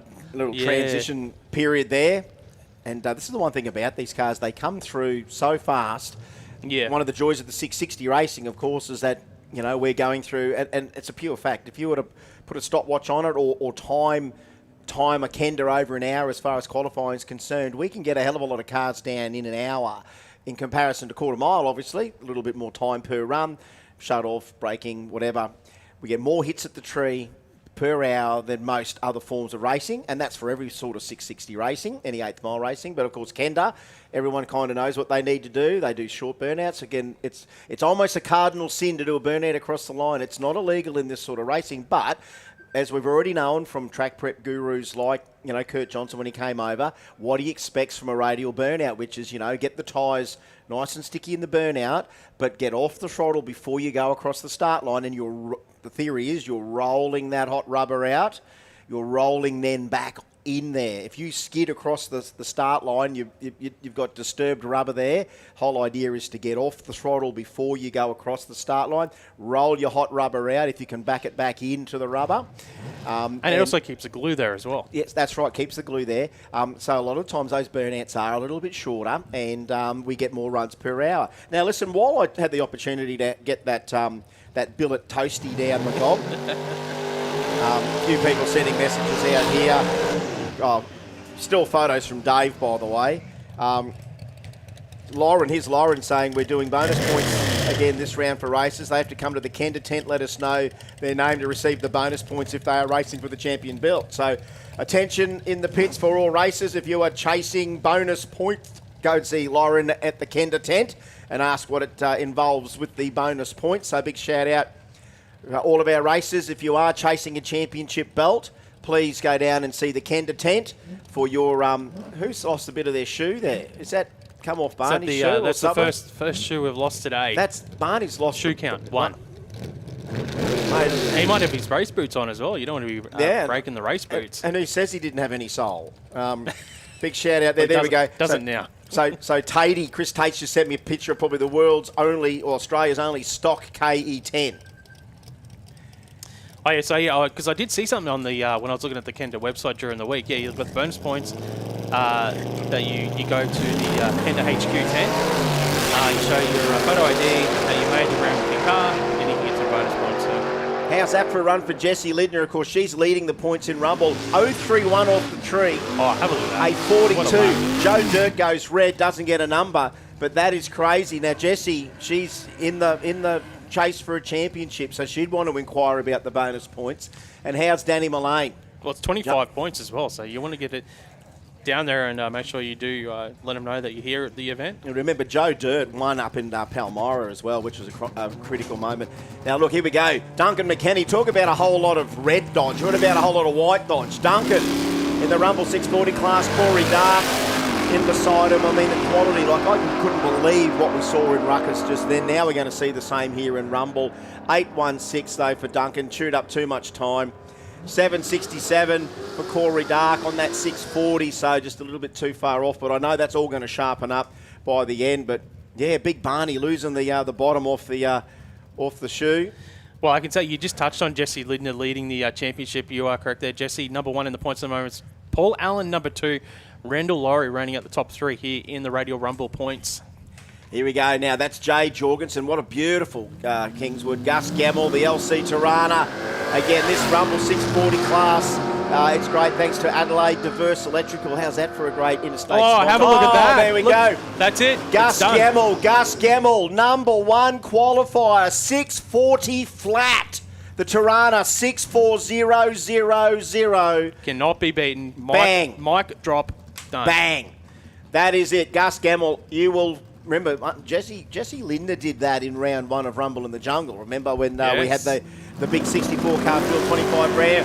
Damien Morris will be looking to take a few scalps tonight. Justin Page beside him, the Rumble 640. We hit the stripe. 49's in, 53's in. So these numbers are going to sharpen up like they were in the 580 class. Listen to this howl. Blower. Oh, and again, this is cocking. Wow. Yeah, this thing. Do yourself a favour, for one run of this thing, go all the way down the finish line and listen to this thing scream through the traps. Lee Ellison beside him with the XD Falcon. Did it used to be silver for cocking? It did. It's a little bit more bronzy now, isn't it? It does look a little Got bit. one of those Joe Blow hats on it. Never hear it from here still. Yeah, that's a treat in the burnout every single time. 633, a little bit too quick for the XD. 660 is not too bad there for the blow and ute of cocking. So as I went to say before, when I ate, I thought, you know what? You know who would get a kick out of what we're watching today? Alan Reinhardt. So I just sent him an email to say, "G'day, Alan. Just a quick note to let you know there's some other great stuff happening at Willowbank this weekend. Get to the YouTube." So basically, I sent him the link to now. So if you do get to watch it a little bit later on, Mr. Alan Reinhardt, I don't know what the time difference is between when I've sent you the email and when you get to watch it. But if you do manage to flick through and hear the shout out, I reckon you'd get a kick out of this stuff too. The fixed index stuff. We're seeing so many real street cars right on these indexes, and the racing will be crackerjack on a pro tree all day. 660 is not a bad run there for Paul Allen. Alan, that's number 5 qualifier. Adrian Bratt, number 8 qualifier. Gus Gamble, how does it look? 64000. Jesse Lidner, 642 with an 031 off the button. So I obviously I got to work with Alan last week, but we've become mates. So he sent me a message this week just to rub it in that the US beat us in soccer. Oh, yeah. And did you quickly send him a little one back to say, you know what, Alan, that's nice if we cared, because isn't it funny? Americans seem to be all behind their soccer team more than Australians are, because isn't it funny? Like, I know that. Isn't it funny? We live in a rugby league state. And from now on, whenever I do say the term rugby league, I like saying greatest game of all at the end of it, right? But isn't it funny? He rubs it into a Queenslander, we beat you in the soccer, and you go, hang on, Alan, let me just clarify the depth of our culture in this country. It doesn't particularly mean because I'm a Queenslander that I support the Socceroos, because I partially don't really particularly care whether they win or not. Yes, it'll be good. Yes, it'll be good one day if Australia ever won the World Cup in soccer, but I don't think it's on the agenda. We're much better as drag racers and rugby league players, to be honest. I went with a different tact. I just say, hey, mate, this is just like qualifying. It doesn't really count until the finals are run. Yeah, but isn't it funny? The USA and Australia aren't going to be in the finals. But I know the. I don't know about the USA, but I mean, geez, Trump would almost give them a national holiday for that, wouldn't it? Great soccer, great people. What do they call it? They call it football or soccer over? I think they call it soccer, don't they, over there? Yeah, because they call NFL football. Yeah, and we call it other different things. I know that we've all probably got a nickname for soccer. I can't say it. I'm not going to be racially derogative, but there is a term for soccer. Kickball. Kickball, there's something ball. There's another one there. But, you know, if you grew up in a rugby league state like we did, greatest game of all, by the way, hashtag. But, yeah, he's giving you rubbish about, we beat you Aussies in soccer. It's like, tell someone who cares, Alan, just to be honest. And isn't it funny? I was listening to the stream when you were talking to him at the Winter Nationals, and you did bring up a Queensland-New South Wales rivalry, and then Alan goes, he caught on to it, and he goes, was that a bit of a rivalry? And you said, I don't have the time to explain it to you, Alan.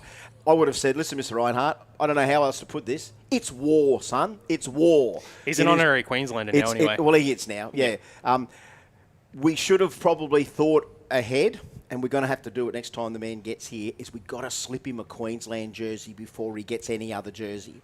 I think I had a shirt here. Bring the Broncos jersey and Queensland jersey. So when early Kendas, when we had Kurt Johnson over and we had Tyler Crosno over, I had the Queensland shirts ready. It's like, mate, no, you're an honorary Queenslander. You've got to cop this shirt because we're accepting you in. We'll claim as a Queenslander. A lot of New South Wales people bag us because, we've apparently claimed other players before that weren't technically from Queensland, but it doesn't matter. They made the choice. They're happy to play for their state. And, Queensland is known as the radial state as well, and isn't it true? This is pretty much the radial mecca when everyone comes from even WA, South Australia, Victoria, New South Wales, anywhere in Queensland to be here. That just shows that these races are deciding, you know what, I want to run this way. If I've got to go to Queensland to do it, well, welcome to, I remember Joe Gauci saying it years ago, we love coming to Queensland and racing, but, Kendas in New South Wales, we'd love to have a few more of them. And I said, well, you know how Lights Out and No Mercy happen at South Georgia Motorsport Park? And he goes, yep. I said, well, welcome to Willowbank Raceway, South Georgia Motorsport Park. Willowbank pretty much is our SGMP. It's where we get it happening. Now, there is whispers in the future, in the ether, that we are going to Sydney again somewhere in the future in the Kenda universes, that there's talk we're going to go back to Sydney. And that'd be good. And hang on to your hats. We're always quick down there as well. Big shout out to the track babies waving, trying to get my attention there. The little spot-on kids are running around. We need to put one of those Telstra trackers on the track baby, especially Charlie Lansdowne. She does about 5 million kilometres running around the track here all weekend. We want to put the trackers on the drivers, mate. We want to see what their heart rates are like throughout the day. Absolutely. I'd love to see that, especially, as a couple of turbo cars come into stage. I think their heart rate's a lot higher than a nitrous guy or a blower guy. The turbo guys that whole bumping part of it seems to be a little bit more stressful. But, I thought I'd send a little message to Wales to say, listen, this is, it's the baby. It's the baby of Justin Simpson, of course. Does all the NDRC prep, does all the other big prep for a lot of events, and this is what happens when the man that does all the prep for everyone else has his own event, and look what it's turned into. And the quality again is second to none. And as I said to you, mate, there wouldn't even be 5 cars that are running here today that were at the Winter Nationals. It's a completely different group, all choosing to run 660, finding their index classes. Like the first one that's popped up in my head is how many were in Renegade and how many have just turned up in Ruckus in that field. and hardly anyone's gone under on the Ruckus 580, and they're all in the 90s. So how does that racing going to look like a little bit later on? Chicago Shootout, 3 rounds. Everyone gets 3 qualities and 3 rounds of racing. And then, as you know, later on tonight, and again, I was watching the replays of our finals last night. I was pumped for a reason, Mark, because just what was cycling through in the background about who's going to make finals, it's so close. Round 3 tonight. Folks, you will not want to be anywhere else other than here. Nice wheelie, thank you. Bodie Newcomb. The Newcombs are coming back. Bodie, the junior Newcomb, 6.34 on the 6.40 rumble. So that hatchback a little bit too quick with the 6.40 right now, but it's so good to see the Newcombs back in. And I think Dave's got the itch again to go fast. So whether or not that's in a radial car or whether or not he gets back into his favourite pro stock category or whatever, let's do both. I think, you know what, a lot of the radial races now would actually probably transition well to the traditional style of drag racing, like the die-your-own style, because what they're essentially doing, they're just running a die-your-own bracket here, 640 die-your-own bracket, and these guys are cutting lights, running the number, and that's what drag racing is. But this is the thing that no other people, they don't get it anywhere else, is where do you get to run Pro Tree? That's the big thing, that's it, you know. I think the ability to go Pro Tree with your street car and fit into a category where it's like, man, I am racing tight competition all day. And we didn't plan that. It's not like we went with a rules committee and go, well, what's going to work? We just set it all out. People have gravitated to what they want. They're the ones that have done the hard work to get there. If you want to race heads up and you haven't got a budget to go that big outlaw racing, this is perfect. This is it. You get your Pro Tree fun. Oh, this is heads up. First to the finish line wins. This is an exciting race. Seth Lansdowne. So Danny and Kylie's son, Seth, is out of the old spot on Hilux. And check out that. Maddie Smart from Murray Bridge, South Australia. 202 in a Corolla. 713 for Seth in the Rebel 700. Maddie Smart a little bit too quick for 700 with a 683. But that's exciting to see another car from South Aussie with a 202 in it. And there's another KE10 that's been touched. You know? Radio Rebels brought to us by 60 Foot Inc. Yeah, 60 Foot Inc. They do some killer shirts. I tell you, I got one this week from Ray Edwards, actually. Float Bowl Brothers. He put Float Bowl Brothers on a shirt. 60 Foot Inc. popping up on my Facebook feed a lot lately. Absolutely. Check it out. VL Wagon. That's Trent Caldwell from Burpengary. Craig Williams from Fallon, the 66 Stag. Now remember, it's a 700 Rebels class. 701. Nice. 808 for the Wagon. 701 for Craig Williams. Right now, provisional number 1 in the class. It doesn't particularly matter. But it's nice to see what the benchmark is because you can run as quick as you can down to 700. You don't want to be so on that index that you could get pushed on a hole shot to break out because you're going to lose. Here's Trent Assenheim now and Troy Hutton. So Trent and Troy from Ormo and Oxenfoot, so down the coast, the Calais, L98 Calais, and the 406 Cube HK for Troy Hutton. Waterproofing extraordinaire. Clean greens, not really good lights by the way, but let's see what happens when we get to racing tonight. It's 700. Oh, 700 with a 3. So just when you think 701's going to do it, 700 with a 3 for Hutton. You don't want to be varying from that too much. 766 for Assenheim in the big Calais. Yeah, so it doesn't matter, as we said before, if it's the top 3-second category or it's the 700 category. The racing's tight from top to bottom. You'll never hear us change our intensity, do we, Mark, during racing? Because it is as intense as a 3-second, side-by-side 3-second run. So another call to the lanes now. Outlaw 315 to the lanes for Q2. Outlaw 315 to the lanes. Outlaw 275 to the lanes, please, for Q2. Outlaw 275 to the lanes for Q2. Outlaw 315. We already know the 57 Chevy is already there. Here we go. Shane, Scooter March, and Ben Taylor. Check out the EJ Holden and the 1956 F100. He's found Kenda, and Scooter loves it. Clean greens, again, just in the 0.3s for now, but we know some superhuman reaction times will be coming from even the 700. Scooter, 705. Oh. We're cramping, we're crowding the top of the qualifying. Bit of smoke out of the EJ. 780 at 91 mile an hour there for him. So check that out. 700 for Hutton, 701 for Williams, 705 for Scooter, 713 for Seth, 766 for Trent, 780 for Ben, and Trent 808. And Matty Smart just needs to back that little 202 KE10 off a smidge before the stripe, and he could be running into the 7s as well. Radio Rebels brought to us by 60 Foot Inc. Hey, when can you turn up with a car that goes 700 and win $1,000 and 500 runner-up. Like, that's how good this is. We never talk too much about the prize money. We love saying, oh, man, we've got some payouts. That sportsman races never get these payouts, right? 700, so that equates to like an 11-second street car. 11-second car. You're worried, you're thinking about, well, can my car run? If you run about in that 11-second zone, you'd be good for this class. I mean, even the OG classes pay $2,000. The Outlaw 235 pays $1,500. Outlaw 275 pays $3,000. Outlaw 315 pays $5,000. K525 pays $1,500. Renegade pays $1,000. Ruckus pays $1,000. Rumble pays $1,000. Rebels pays $1,000. Carla Barrett, here she is. Reese Platzer beside him. Gee, we've got some hatchback Piranhas here today. It is so good to see the classic Aussie shapes out there. The American 702 now for Reese Platzer. 766 for Carla, having a great crack here on the Pro Tree. We've just stacking the top of the 700 again. 700, 701, 702, 705 already now in Rumble. Rebel 700, and it hasn't finished yet because Phil Petrovic's out there and Jackson Woodward.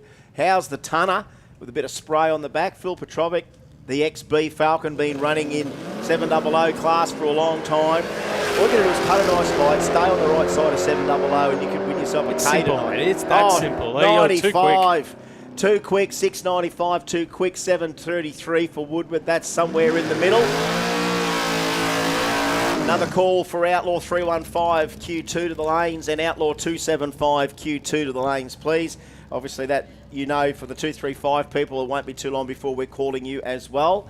So get ready, don't roll. Charlie Gregory and Mark Durston. Now Charlie has she's got the 6-litre Bluebird, and Mark Durston. Dursto's out there in the queuing. I went to school with Mark Durston. Me and Dursto. Yeah. I only caught up with him when he helps Mick out at road trips, and one day it's like, oh, this is Mark. Oh, I went to school with you, and sure enough, we're old boys from a long way back. 7:34 for Charlie in the Bluebird. Good run for her. 8:09 there for Dursto. A little bit more to be had with the beautiful HQ Coupe. They're an absolute treasure to see in the flesh, and hopefully we continue to see them running for many years to come.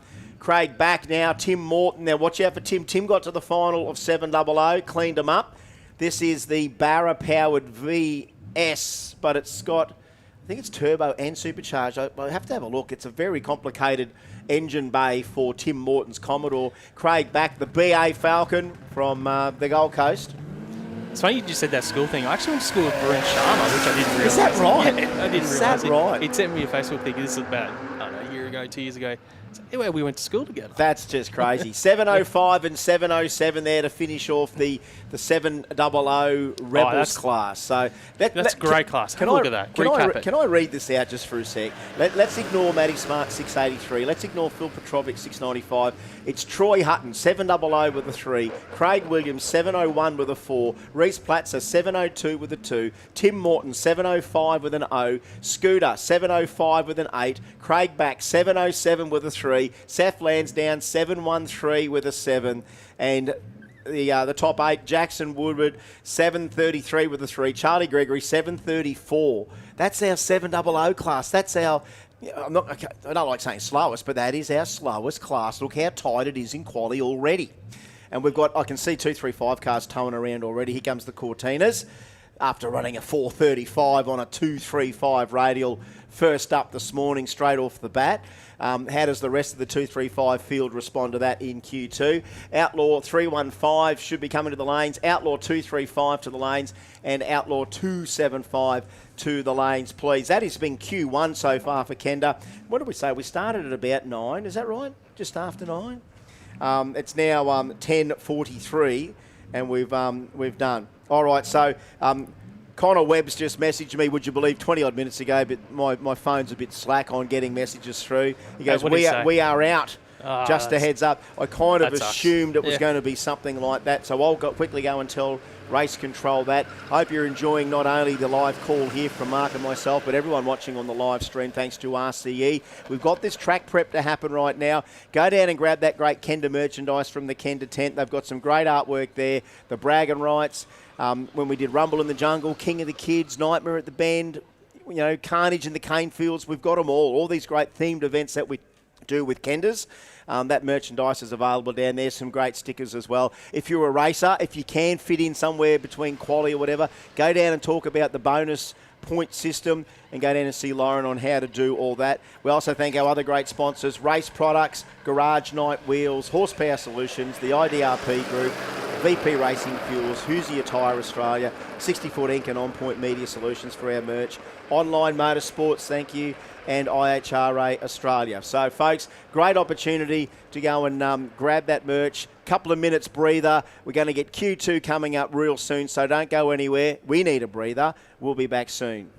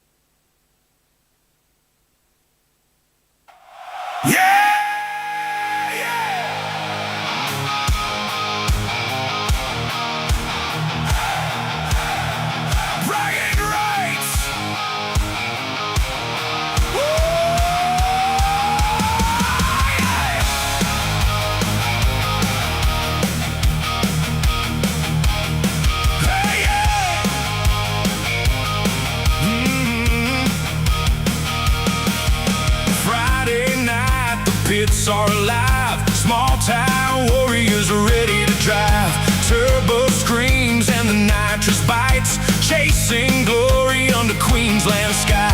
Crew chiefs working, engines sing. Every racer wants that championship belt to swing. From the burnout box to the finish stripe, this is where the fastest come to fight. The embers flash, hearts beat fast, one clean pass, make it last. Every 100, every light can turn a racer into legend tonight. We're racing for bragging rights at Willowbank. Kenda Radials hooked and cranked, front wheels high, crowd on their feet. 8th mile warriors bringing the heat. No second place stories when the smoke clears out.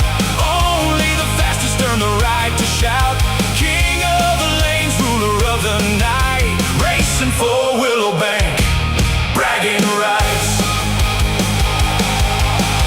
Outlaw cars and street machines, living every racer's dream. Boost turned up and tires dead straight. Everybody knows there's no room to wait. The scoreboard flashes, numbers glow. Who'll be the one that steals the show? Friends are...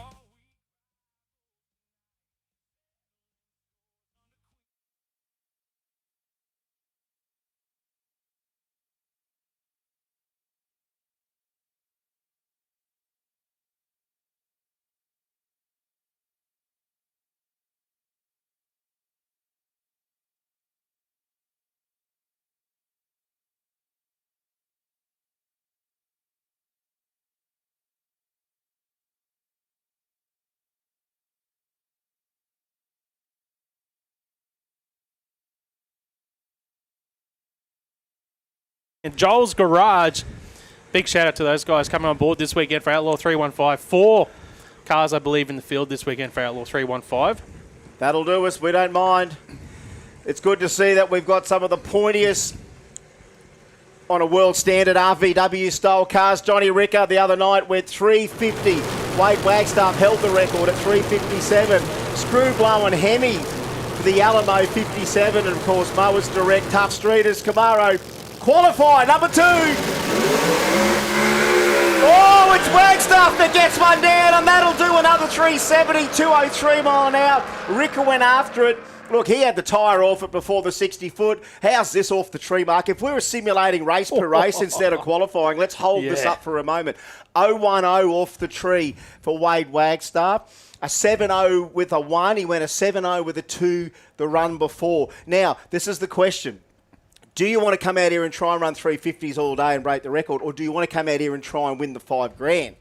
Wade Wagstaff's always had a game day strategy, and it's not swinging for a new record. That is swinging for a win. To be able to come out after so many, hiatus. Whenever, look, there's nothing mean about whether that car's ever been able to run. It's like, when are you running the 57 again? He goes, when I get some competition, I'll bring the car back out. Everyone's here for the competition more than anything. And Wade's had that thing there, sitting there, it's just sitting there ready anytime there's competition. When the motivation's there to run a car of that calibre, they come out and they know how to do it. And here's an example of what we might end up at the end of the day. I know that qualifying is going to be between these 4 cars. You know, Terry Seng with the Stratus, Mitchell Bean with the Camaro. So 2 LS Pro mods in the middle of these 2 screw-blowing beasts, right? I love that. I love that in southeast Queensland on any given weekend that we can throw together a sample of the world's best quality radial cars. Someone's still got to win it. So it's not about testing anymore. Yes, somewhere between now and the end of the day, if a 40 comes up from that black Camaro, we are going to lose our minds here today. But if Wagstaff goes 70, 70, 70 and wins it, it's like, well, dude, what's more impressive? The win. You want the win. You want to go on a repeatable streak. Now, twice already. One for Ricker was the power stand. That was knocking the tyre straight off the start line. So where do you go next for the Camaro? I know where Wagstaff will go. He'll go next. And remember, Q3 is going to be, prime time. Just another call. Outlaw 235s to Q2 to the lanes. Outlaw 275 to the lanes ASAP. First call. OG 315 to the lanes, please. OG 315 to the lanes. Outlaw 275 Q2. You should be rolling in there. Outlaw 235 final call. So, did we get both back on time here? No, we didn't, because on our qualifying sheet, we had Terry Sang, Mitchell Bean, Wade Wagstaff and John Ricker. That's Mitchell Bean on screen now. The Camaro LS went 441. Like, almost disappeared beside, I think he ran Wade in the first run, didn't he? Yeah, I can tell you the weather conditions right now are very, very similar to what we had in Q1. They're probably, if you didn't make a single change to the car, you'd probably be about 5 to 10,000 slower than Q1, just as it gets a little bit warmer. So, but you learnt these cars, you can step up and change things. And you know what, as much as I was hoping, because we saw on the qualifying that Terry came in here out of session with the Stratus, whether he just runs that number and comes back round one, I don't know. A field of 4 is what it's going to be. Turbo versus blower on some occasion. Turbo versus turbo. Mitchell Bean back in here now. The Talk Dirty, spoilt brat Pro Mod Camaro with the LS on board. His wife Kim guides him into stage. Remember, if there's one person beside Mitchell Bean in all of this, it's Kim. And Mitchell getting some laps on the car now in the big boy league, and a little bit more, going to send the LS a little bit more. Nice run. Something's come off the car. 423 PB for him though. 423, 182, 108 in the 60 foot. But somewhere about 500 foot it came off and started drifting. Off there, A belt, might have been a belt or something, but it didn't lose power. Good. It looked good, Mark. And that's tidy. Well, he never built that thing for anything other than it's just, it was a light car. I wanted to go with the LS. I wasn't ever going to go a Hemi in anything like this. The car was the right price. It's so much chassis. It's so much wheelbase. It's so much stability. It's light. And he's just going to put that LS in combo, and whatever it gets him. He would have been happy to keep running in the OG sort of format because we got a bit loose in the OG format. But then basically we've got a bit of a Pro Mod body thing in there that's just holding everyone up. For the first time in a long time, I felt that's like, I'm going to say, we've never used the rule book before, but now we're just pushing. We have to push a little tiny nudge. And I know that everyone's probably had their opinions about it up to there, whether you knew about it or not. But Mitch really wanted to stay in OG. He didn't want to have to run against these cars. But here he is. And you know what? These are the moments, that little push where you go in there and he's going to send it a bit more. He's going to get some more C-type in the car. And he's in with the chance. If Mitchell Bean keeps turning up and the big boys have, for some reason, and guess what we're seeing more than today than before? It's the power wheelie, getting the power wheelie, power management. These cars are hitting the power wheelie stuff. So they're getting the start line nearly right. It's the power wheelie part now. So it may not just be knocking of the tyre off at the right time. It's just how far can you ride the wheelie on the controls that you put into the car for some of them, or the right foot of the other ones. And that's just what makes this category, this sport, so epic. At the pointy end, right down to the battler. It's like, dude, that's the same start line for everyone. It's just what you see on the way down. Hands up who saw about 1,000 wheelies in Q1. We all did. Connor Webb. Connor, sorry, mate. We're going to use you all day now. Swanee with the power wheelie. Like we've seen cars coming out, and it's been they've aborted runs because of this. They're not aborting runs because they're zing in the tyre. That's the Kenda grip. That's the difference. What happens in Q2? Let's see how everyone's day ends up after Q2. Let's see how everyone's day looks after Q3. Are people losing their way like they normally do, or are they hitting their marks early? The ones that have tested, if they got to test on Thursday or Wednesday, they're a little bit more advantaged than the poor bloke that turns up hasn't tested at all. But guess what? I root for the guys that don't test at all, that can turn up on race day, get it done in 3 qualies, and then beat everyone. Well, that's it. You want the ultimate credibility, respect from old Dr. Diggs, mate. You got to do that for me to give you the biggest rap. I will, and I'll give you the biggest rap. Because that's a moment in drag racing that we can fire in a bottle here, mate, thanks to RCE, the live stream forever. I think the big advantage, if Willowbank is your home track, yes, you do have that home ground advantage where, okay, I don't probably need to test because I've got so many laps I can come here and just run Saturday. But if you're out of state, competitor. But you see a lot of those guys here early getting the laps in. And then they've got the advantage then of having data on the track right now in these conditions. And yeah, well said, to the point that what makes me even feel better about that is that every other interstate team that travels here trusts this track to give them what they want. Whether they've heard about it or seen it for themselves, they go, I can trust this place to give me a good time. I can trust Kenda to give me good competition. And this is a guy that's definitely hooked on it. Stephen Smith. Has he lost power? Yeah, he's just... They did a transmission change last night late. Like, he was hanging around. We were having a chat last night down at Jeff Campbell Brown's, and Smithy came over and said, what are you doing? He goes, waiting for my transmission to turn back up. They went and got it built.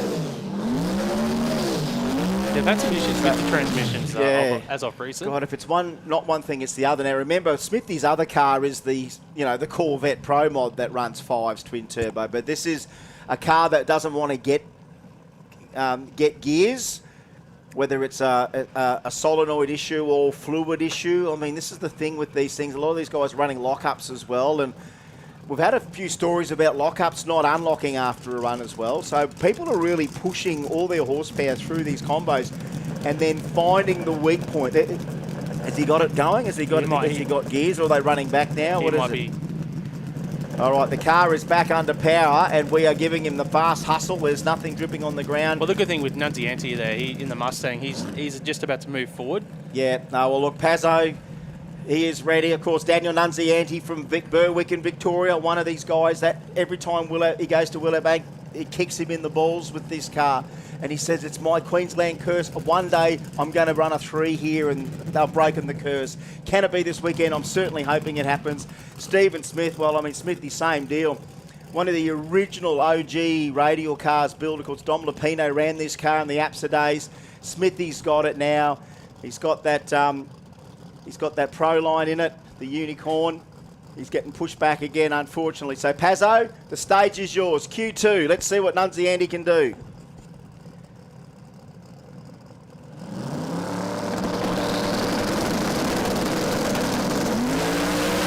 Oh, man, it came out 106, and it was on one.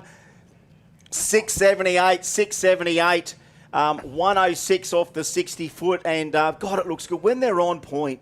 I mean, when you see a hit like that, even though we don't get the full run, that's the teaser. We keep dangling the little teaser out in front of you because you know if that goes all good for the second half of the track, that is a run that's double epic. Oh, I thought I love that you see a pass that's already half epic, but then you see the second half of what it would be, and then that. But I still appreciate what I saw. It was a zing and an aborted run, but that man's trying to drive that thing, and you saw how good that looked. What would that have felt like for Pazzo when that thing was out at 106 and it was like, dude, this thing's ready to go? Isn't it funny? Breaks the wheel spin. You can hit a safety. There's things, of course, with your onboard control systems with what the car senses and what you need to sense. Here's another pair right now. Nowhere else in the world does radio racing like we do, folks. This is Outlaw 275, and I'm just frothing at the bit to see what Jeff Campbell Brown can come up with. The Chevelle had the big block Chev in it, now going to a 481X platform. Figures that, that's a well-proven platform and get away from big block Chevs. Meanwhile, Shane Crichton all the way from Louth Park in New South Wales. Toyota 6-cylinder 1.5 JZ. This thing, again, talk about evolution of the beast. Like, a guy owns a Cressida, decides to beat up on a Cressida, and it's a 7-second beast. It's into the deep into the sevens. Bump City. Whoa, but you did it well. Oh, Crichton off there, nice and epic. 111 to the 60 foot for him, and a 6-0. A 6-0, 156. It looked good. What about 446 for Campbell Brown? 2 pops, like whether or not that knocked the tyre off twice and he's grabbed it and he's come through. Don't you wish in the future we can get hot traces from Data Logger up on a big screen to throw you real time? Even if it's just drive shaft. I know they don't want to... TPS data, so with throttle position, whether that's two stabs from Jeffrey. Do you think they want to share that data? Mate, but the drive shaft data could be all right. To these guys, they throw that away as almost, pardon the pun, bragging rights. Yeah, that's true. Because that's one thing about data logging that allows these guys to go chasing after something or see what you did in the moment that you wouldn't remember. So it is like that, remember the old black box? You talk about every aircraft had an indestructible data logger that if the plane crashed, you could always find out what happened. Well, drag racing now uses data logging more than ever. Every form of motorsport's using it for everything, G's, forces, temperatures. But to do it in 3 seconds in a quarter mile, I think is kind of cool. Like, I think that's the most value data you need because you're only 3 seconds of it. So what do you make happen mechanically, physically, chemically, all happen in 3 seconds to get all that horsepower down in a sedan? Still will baffle me to the day I die, mate. And when they come out on the hit, it's not only a reward for them, but it's a gift to us. If you love your drag racing like I do, if you love your tin tops like I do, if you love variety with parity like I do, look no further from the 3s to the 7s. Might be on a solo pass here for Lansdowne. What's happened next door Andrew here? Coles. Colesy, not... I told him. He's our number one qualifier getting pushed back here in Q2. So they're actually, is he getting who's he waving in? He is still waving Andy in, so I can still see chat there whether he lit it up or not. Danny's willing to wait, and that's the thing about it. You've got your teammate. You've got your teammate beside you, and Danny'd be happy to wait for a bit. No. Tony's out the front there just basically saying, Andy, have a tiny skid. Come on up and see what we do now. Again, Andy's not silly, but he just doesn't want to hold Danny up anymore. Danny's got the chance here to try and get the wags down the track. So this could be a gift for all of us. Outlaw 275 brought to us by Spot On Performance and Fabrication and RC Metalcraft.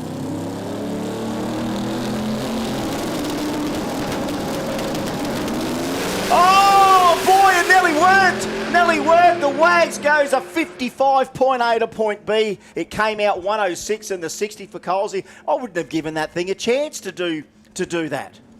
I wouldn't have given it a chance to come out. He just got to a stage there. It's like, did I have a good enough burnout? Is the thing, ready to go? Is the tyre temp perfect? No, probably. Who knows? I'm not going to hold Danny up any further. In he goes. Danny gets a number. Andy nearly gets a number. But you know what? He gets data anyway. And that's the joys of it. You get to know that information on the run, whether you caught it in real time. You don't know one's got the time to see that in real time. You've got to look back at it. I think that stuff would really blow our viewers on the live stream and our crowd if we can get a bit of that in the future. Tell you what, the qualifying's pretty tight at the moment. 6 of the 7 cars are down the field with the 460 being our number 6 qualifier, so 6 of them quicker than 460 already here in Outlaw 275, brought to us by the guys at Spot On Performance and Fabrication and RC Metalcraft. And we've got more here in qualifying. Next up, James Horan. Yeah, but this is interesting. Now, this might have been a little class swap real quick because you're asking why is a Coyote-powered Commodore in OG 275 now in Outlaw 275, and the answer is this. Daniel Hookham, too quick for the class, now in that low 4-second area. So you're going to go in against the Outlaw boys. So what did he run? Did he go the low 4... Yeah, 420? Was it 420? It went at 23 or 25 or something. Yeah. So it came out of nowhere with this thing. I think the potential of this car is nearly endless now that we know the Coyote program, La Sala and everything. I just look at those old Commodores and I'm like, are you serious? You run 420s? Yeah, well, this is Daniel Hookham, and what a car Spot On put together for this guy, because I want to put a Coyote in a Commodore, and Spot On goes, we know how to do that. They already know intimately how to do a whole Commodore RC handle thousands of horsepower on a radial. Spot On's made it an art form. If it's another Commodore, they do it, and here it is. Doesn't matter what you want out of them. But hey, look at James Horan. James Horan, from his little shop up in Alimba, built this thing for himself and himself only. He's not in the business of building too many cars for people. He does a cracking torque converter because he taught himself how to do it. Twin turbo Hemi in the FKN BLK UTE. And I love that he's from Brisbane and that he's built this thing himself. He's a triple threat. He built it, he steers it, he tunes it. What a great qualifying run. Remember, feels like a race, but it's not. Outlaw 275 Q2.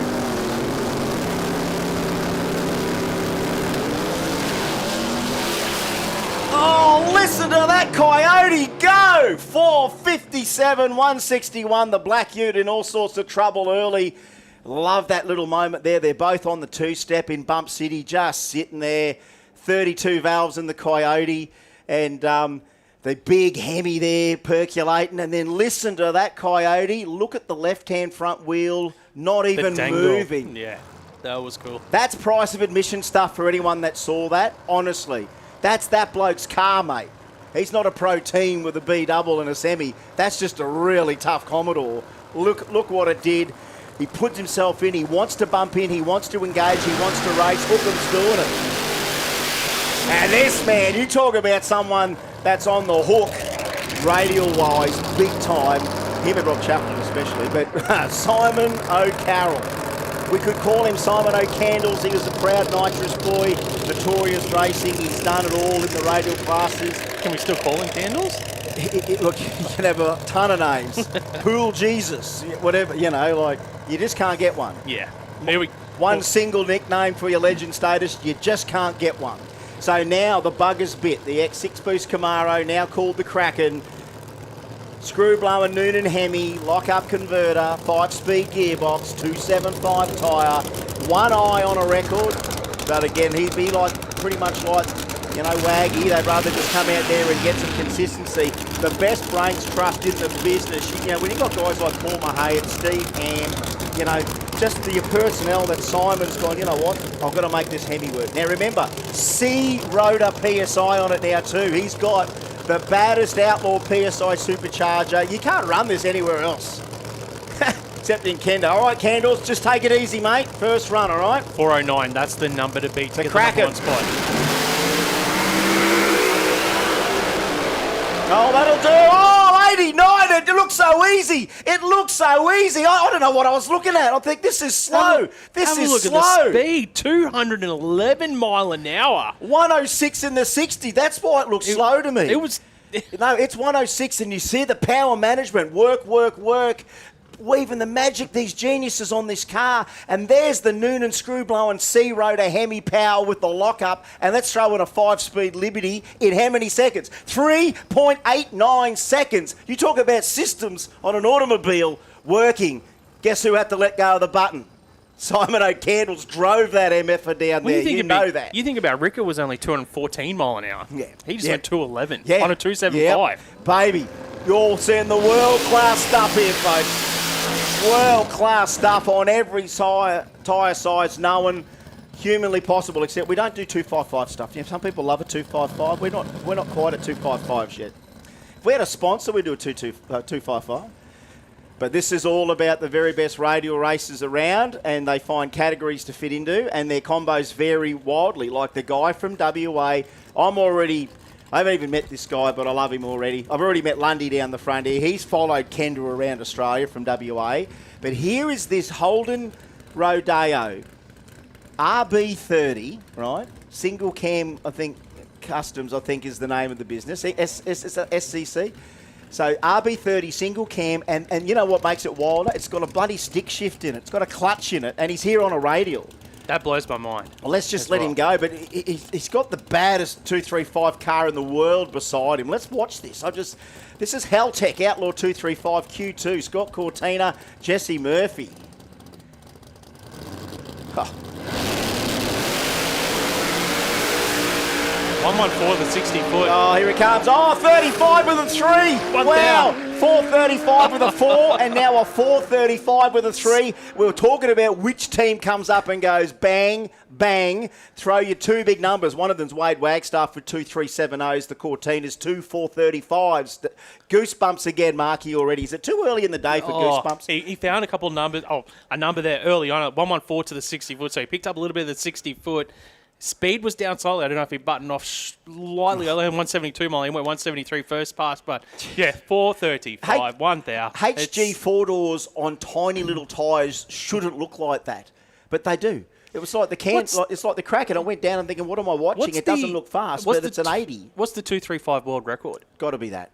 Got to be close to that. If anyone listening, just send us a already. message. Yeah. I'm sure we've What's already the 235? discussed. Yeah. I've really, I think, discussed it that it's actually about they talk about 26-inch tyre or whatever. They actually talk about more diameter than they do width. But I don't care whether people out there know the world record. I'm going to say that it is. That is it. Yeah, so I've just been saying that is it. Good. So if that's well, see, I knew that. I knew that. Can't be anything else anyway. We want clarification. So no one else makes correctly. a fuss about 235s than we do. And then when you see, like we saw, as I said the other night, Cam Riley with a 2,000 horsepower LS and a VK go 39, and then a pro-charged 481X in a HG on leaf springs goes 39 with a 4. It's like, dude, no one threw a rule book at each other. Not one thing on that car's the same except for the tyre. And you go, dude, you are 400s from each other. That is the ultimate formula success for racing, no matter what category it is. And from the beginning to the end in these categories, especially in Australia, we throw in the diversity. We got Barras forever. We got JZs forever. We got imports forever. We got 200 mile an hour KE20s in this country. That's what we got in this country. Proud of all of these, the little cars, the big cars, the old cars, the new cars. Put the tyre on them, and everything else just works really well. And this combo, I can't believe. So check this out. So this is the guy that went from, Matt McCarthy to Matty McCandles, because this is the Simon O'Carroll notorious hatchback on a 235, driven by Matthew McCandles McCarthy. Actually, you could hyphenate it. Yeah. I'm Matthew McCandles McCarthy. All right, so it was a 42 in the States, and the 39s this week beat that, and obviously today's numbers. Okay. There you go. If you want cubic inches, well, Caleb Seng in the Mustang. I don't think it's got the big block and it's got an LS in it, but beside him, Matthew McCandles McCarthy driving some of the spare stuff that Simon O'Carroll is laying around out at Jimboomba. 860. Actually, sure, Chappie's wheeling out a 977 Musi as a spare. Simon will just go into the back of the shed, find an 864, put it in the hatchback, and let McCarthy drive it. Shagger said it is a world record or a 26-inch equivalent. Damn right, son. Damn right. And all on a Saturday morning in Australia. Just normal behaviour for our radial people. All right, here we go. Caleb. Oh, that's unfortunate for saying. Timed out? No, he bumped through by the looks of it. A bump infringement. Yeah. Oh, look, 500 for McCandles. 500, 2 shots down the track. That one a little bit better. Might have had a little spray on it. You would assume, I think we already looked into this. That engine just kind of had a bit of a, I think it had a history as far as, 10.5 car. Krieger owned it, Wilson Krieger. That was all in a combo at different stages. I think Harry Joss had it at one stage. So that engine's been tossed around a little bit in this country. Simon had it there because, I suppose he was going through his big cube nitrous phase, and there it was. And I'd be the same. If I owned something like that, I'd sit there in the shed looking at it and go, man, 864 cubes of donk, and that's my donk. And now you're just putting it in the Tirana, letting your mate drive it. That's the ultimate, that's the epitome of sharing when you've got bits laying around. And yeah, that's a fair bit of fruit to be able to throw to your mates. I was about to say, I wish I had friends with cars like that in the shed. So, hey, mate, you want to share your race car? Yeah, well, I need to get better friends. Well, or drop your level of race car, If we want to go back to go-karts, we can all go and buy a Chonda and go racing against each other. Benny O'Neill and Jaden Seng, Outlaw 235, thanks to Haltech. The LS Capri finding its mark with a 485, but Jaden Seng, we know with the old trusty VH Reborn, this thing was literally butt naked a couple of weeks ago and has been completely rebuilt. Billet LS, I believe, on board now as well. So here we are on the 235 tyre. Might want to try and get a hit somewhere competitive, or else the rest of the field could run away right now with it. You're going to have to be in that mid 4 second zone. Bump City, Q2, 235. Yeah, gets the tyre speed right now. He's sending, what's come out? Just something off the front end. 442's not a bad reply, but something. What is it with the front end of Commodores today? 442, 170. Hey, speed record for 235. Is it 175 mile an hour? I think that would be. Unless Cortina's gone faster. That's got to be the bottom of that front deck or something. There's some fiberglass, you would assume. Something there. I don't know. Let's have a look at the replay. They bump in together on the RCE live stream here. They both come off the line hard. And look, they both stuck. Those 235s working, but then the power came in. But then, something's come off the car. Could have been a belly pan, maybe. I don't know. Sometimes, those things, if they're Zeused in or something, you never know. Can we get K525 to the lanes now, please? And OG275 and Renegades to the lanes, please. So Renegade 550 to the lanes, OG275 to the lanes, K525 to the lanes now too, please. I think that's Brady down there. He might send a message to let us know what actually came off the car there. I missed his 60 foot. What was his 60 foot? It was it was a 1-1. It was a 1-1 something. Yeah. So Brownie says it's the splitter off the VH, but. Yeah. That's the problem sometimes, isn't it, Mark? I wish we could hold our screen in here on CompuLink as long as we could to be able to just grab that 60 because, in just radial to compare racing, I know we that do. because Cortina was 114, so, just a comparison between the two teams. It's nuts. All that stuff is nuts, what they're doing on the small tyre. It's a testament back to whole car setup, power management, and a good suspension setup. If anything, the emphasis is so much on how your suspension works, how it works for your car. Every car is different. You wouldn't find too many shock settings anywhere in any of these cars that are identical at all. There would not be too many identical shock settings.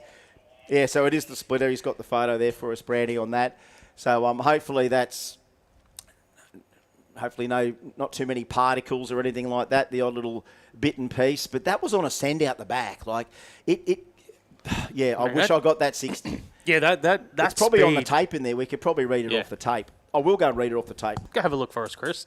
Yeah, that's huge. 175 mile an hour. That's impressive performances, especially, that's nearly 2 mile an hour on Scott Cortina's 435. He went 173.6 mile an hour. And Jaden Sang just went 175.3 mile an hour. Just a quick recap of our field so far in Outlaw 235. Scotty Cortina, world record, 435, number 1 qualifier. Jaden Sang goes 442. Ben O'Neill, number 3 with a 485. Matt McCarthy, number 4 with a 500. Jesse Murphy running at the top 5 with a 743. What was it? What did you say Cortina's one was? Cortina was a 114. So he was 114 as well. Exactly the same 60 foot. Exactly now, the even same. that gives me a little... But even that gives me a bit of a goosebump. And he had the top-end charge on Cortina as well, so he's missed it in the middle. Mate, there's some send on that LS in the second half of the racetrack. Just then, remember the car might be a bit lighter too. But so he had the 60 foot. So the mid-track, so he's just got to work on the 60 to 330 performance. But what I've noticed, even with Cortina's car, it doesn't look like it's working the 235 that hard off the line. But the 60 foots tend to disagree with what you're seeing. And I can't believe, maybe I'm losing touch because we don't get to watch. I mean, I watch a lot of drag racing during the week, trust me. But to come and watch it here live and to see these cars and how they work and how they apply themselves to this perfect track, and just know that we've got horsepower coming out of everyone's garages everywhere. And everyone turns into a pro racer for a day. They bring out mega dollar, beautiful machines. So where have they been? I sort of want to know the 330-foot ETs now between Cortina. Well, you got to start crunching all those decimals. But then to see them all come out on the track and be so close to each other. It's like no one's on the phone to each other going, oh, so how are you going with your car? No one. You turn up, it's like, well, this is what I did. Oh, this is what I did. And then when you get out on the track, you realise that you're all close to the mark.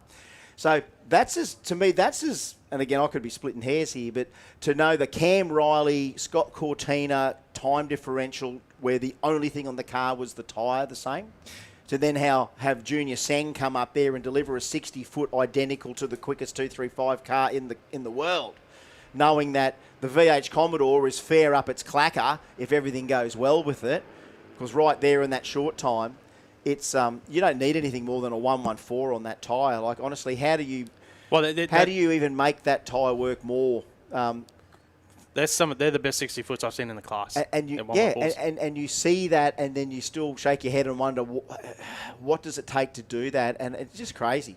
Just blows your mind sometimes on how you can take a certain tyre, make it work in your car, and let's face it.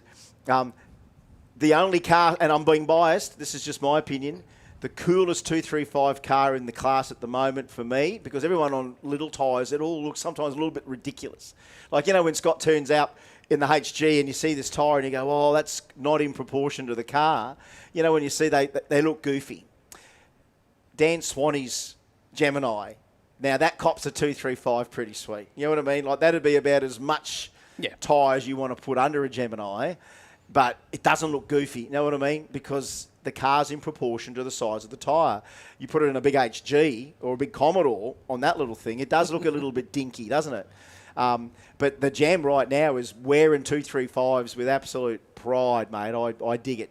To build a car around a tyre size is also another little commitment that you sort of make.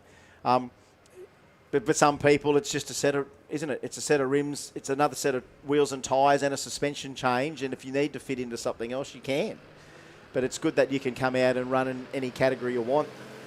And if you do want to put, and this is the other old-fashioned 28 10.5 slick or, 26 8.5 slick, which is what I've got on Gordito for setup purposes. So, yeah, the tyre on my 10-inch rim is a 26 8.5, which is like a 235. but it doesn't limit you to that. Mind you, you should see what I can do with the car on that tyre than what I do when I've got an 8-inch rim on it with a 28.10.5 on it. Like I've got to jack that. I've got to crank them springs 75 mil to even get the springs to sit the 28.10.5 up. And the thing's a 1.5 foot in the air to do that. But when I put the 235 on it, I can get it 6 inches, the bumper bar 6 inches off the ground on the back. So it's just amazing that fitment of rim for purpose. And even in my car, I've changed what I want to do with it to be able to make a tyre change on it and be in something else. Again, trying it, I call it the different discipline. It's slightly different discipline. It's still drag racing, but in a different discipline. This is the ultimate. Now, cloud cover, slight delay. I don't know whether it affects us.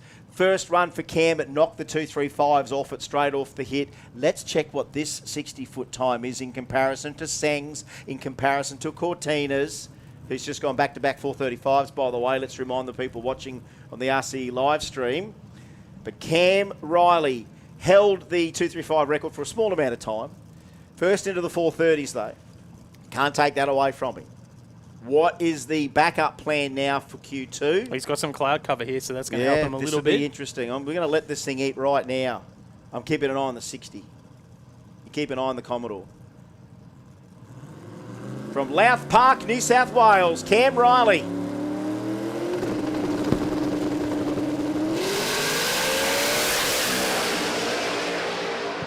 116. It goes 444. Was that an early? There was an early shoot. Yeah. Early shoot. I don't know whether that's just saving the bacon for later, but 116 in the 60. What a machine. You hear that thing on the gate. You hear the gate. How much power out of it on the line there? Yeah, so Sometimes just letting them if you just stop and listen sometimes, which I'm always guilty of not doing, but then when you're out there listening to it at a test day, you can hear the gate, you can hear that wastegate dumping, so you can just hear that slight adjustment to the power management to get you through. we got Brett Farnell's just at the finish line there, one of our workers. He just said, he was off of it at the first mile an hour beam, so there you he's go. probably washed off about 100th of a second. All right, well that's if he's backed off there. And I don't think that these guys Maybe play. 200s? Well, I don't Yeah. think they play games, but they are just on a solo, just sort of put it down there. All right, so we got Outlaw 275 that has run. We're into the OG class, so we need now K525 to the lanes, Ruckus and Renegade. We need Ruckus 580, Renegade 550, and the 525 cars to the lanes, please. Yeah, OG 315 now qualifying session number 2, brought to us by RLC Engine Reconditioning and CADS Industries. First up on track, Aaron Gregory in the HR to take on the Mustang of Daniel Barrett. Barrett is our number 3 qualifier. He went 443 Q1. Gregory was our number 7 qualifier. He went 476. LS versus 481X. LS in the HR. Nice lead, boys. Tell you what, Mustang working well. The HR's honking as well. 441 for Barrett after his 443. 475 for Gregory after his 476. So both guys nearly crack on what they ran in Q1. 75 and a 76, 41 and a 42. That's some good picking. Some good picking Q2. Get 2 time slips back in the trailer, and that's looking pretty good so far. Hookham that went into the Outlaw class? Yes. So he was 57 in this class earlier. Yeah, so yeah. We were trying to remember what he had run. So it was Milford that went in the 420s. Yeah, here we go. Now, Yeah. hold on to your hats here. How about Hines, Adrian Hines from WA? That's a big trek. The OCD HG. He drove it over himself, the truck. He's also got a fantastic golf buggy and the license plate on that. The Murray River Cod, his nickname, because Jeff Johnson, his tuner there at the door, dared him one night back at the Airbnb near Tailem Bend to swim the Murray River at 1 in the morning. And he goes, how much you want to give me? He goes, $500. Before you knew it, Heinzie's in the Murray and he swum to the other side. That's why he's called the Murray River Cod as well. He did it for a $500 bet. The Rock gave him the money as he came out of the water. Milford, Pro Charge, crankiness. Let this big look, turbo small block, Pro Charge small block on a 315. Let it eat, boys. Q2.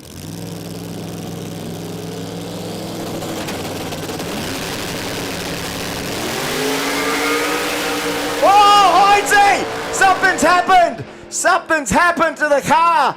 I don't know what happened there, why it went crazy like that. I really don't. I was watching Milford, 4:32. Wow, no good, no good. 4:32 for Milford, 1:11 in the 60-foot for him. Heinze, 0:18 off the button, 1:15 in the 60-foot. He was out there as well, but just I don't know whether a wheel locked up or something caused that thing to steer. I can't see anything where it's leaked anything other than, or nothing really. It's just almost like it was spinning the tyre. Oh, wow. Wow, oh wee, that's not good. Not good. Yeah, that was a weird one, that one. No, that was perplexing. Absolutely perplexing. That car, you know, even from Wednesday onwards was cranking down here in testing, run after run. They did go after it a little bit, but it was sort of starting to wheel stand, but that's all it was doing. But that was something really weird. Something's cut loose on that thing. I don't know, broken axle or wheel locked up. I don't know what it was that's caused the car to do that. Unless it did hassle the tyre so bad that maybe he didn't lift or didn't get to... the throttle got stuck? Yeah, the throttle may have got stuck. I don't know. I don't know. That's a good point. If you go to lift it up and it didn't lift up or something, but we've got our recovery all sort of running through here now to be able to pick that up, and we don't know. Well, we haven't really heard from Heinze yet whether or not it didn't really slow down. Did it? We don't even know. I mean, we're getting the bits of the bonnet off and everything, and I'm trying to see if I can lay eyes on the man himself. Are we still looking at him inside the car? I don't know. We got him out. Can't quite see from here, but I mean the car. Well, the most immaculate thing you'd ever have seen. To meet its demise like this after travelling all the way from WA is just absolutely not the way not the way we all wished it to end up for Heinze. He just wanted to go home with a bunch of memories and time slips, and he's got the memories. He's got a couple of time slips, but he's also got this massive moment which we all wish never happened. But again, we've got to look at whether or not something on that car was not quite right, because it was weird. They're still talking to him. They're still just they are talking to him in the through the side there. So I mean, medically, we're not sort of clambering to him to try and get anything else on him other than just chatting to him. An update from race control. Control. Go and get an update there. That is just not good. All right, so he's out now. Brandy just said he's just come out. I think we'll just check. We'll just wait and see. But it was a horrible, horrible hit. And the way that it just careered over to the other side, I mean, where were we? 330. We're about 150, 200 foot out when it's just gone across. Whether or not whether the wheels were a little bit in the air, and you think he might have been trying to steer it if it was the wheels in the air. Sometimes that can be that situation where the car we've seen cars running even here today when they go down the track. One of the wheels isn't in the air.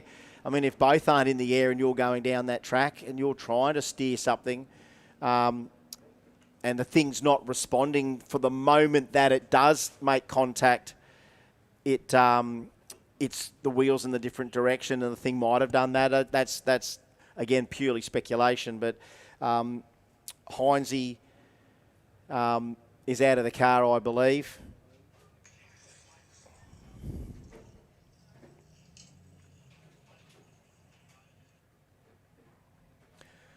So definitely rung his bell. Absolutely rung his bell. And we're just dealing with the rest of the broken bits of the ute. And we'll have to tray that thing away very soon. But that's not what we want to see, mate. That was shocking. And isn't it funny that, honestly, where were we? Just goes to prove with these cars how quick these things are in a short amount of time. What's that, 150 foot out? And look what all the distress has happened, even just going 150 foot and it's all gone wrong. That's how quick it can happen. Thank God we weren't something at the finish line or anything like that. I mean, that's enough damage for coming out 150 foot and then getting into trouble.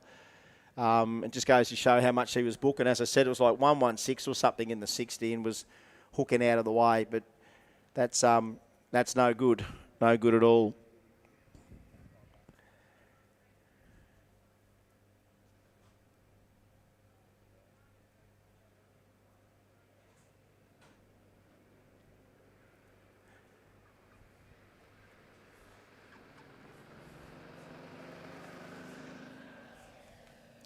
All right, so look, we'll still wait until someone officially tells us that, he's not getting ushered into an ambulance or anything. He's obviously probably in a state that we'll obviously diagnose a little bit later on once he's certified as being A-OK. Yeah, no word. All right, so they'll be chatting to him. I've got to know the man a little bit over the times that we've been knowing each other, and I've got a fair idea of sort of what he's probably going through a little bit in his mind, the sort of knowing the personality traits. Remember, this is talking about a bloke that swam across the Murray River, for heaven's sake. Like, I wouldn't have done that at 1 o'clock in the morning. He did that. So if he's prepared to do that, I mean, what's happened out here is always got to be in the back of your mind when you're dealing with a couple of 1,000 horsepower, Mark Allen. No chance you're getting me doing that either. No, not at all. Look, as we always say, it's the age-old tradition, isn't it? We say you can fix cars and come back as long as you're okay, and he'll just get even more OCD on the HG now. I guess that's the opportunity to go double OCD on the HG. He loves Kenda too much, and we're all behind Adrian and everything that he does for the sport by coming up there and bringing the thing up to, it's a treat for all of us. I mean, he built it for himself. That's what these guys do. These cars are all pretty much an indulgence, pretty much the ultimate indulgence. Don't you know, Mark? Race cars are a big male indulgence predominantly. Pretty much. You go from Hot Wheels to cars. Oh, everywhere. Yeah. Like I was even talking about Chappie the other night when he reels out the 977 Musi out of the side of the truck. And I go, well, that started as a Hot Wheels, didn't it?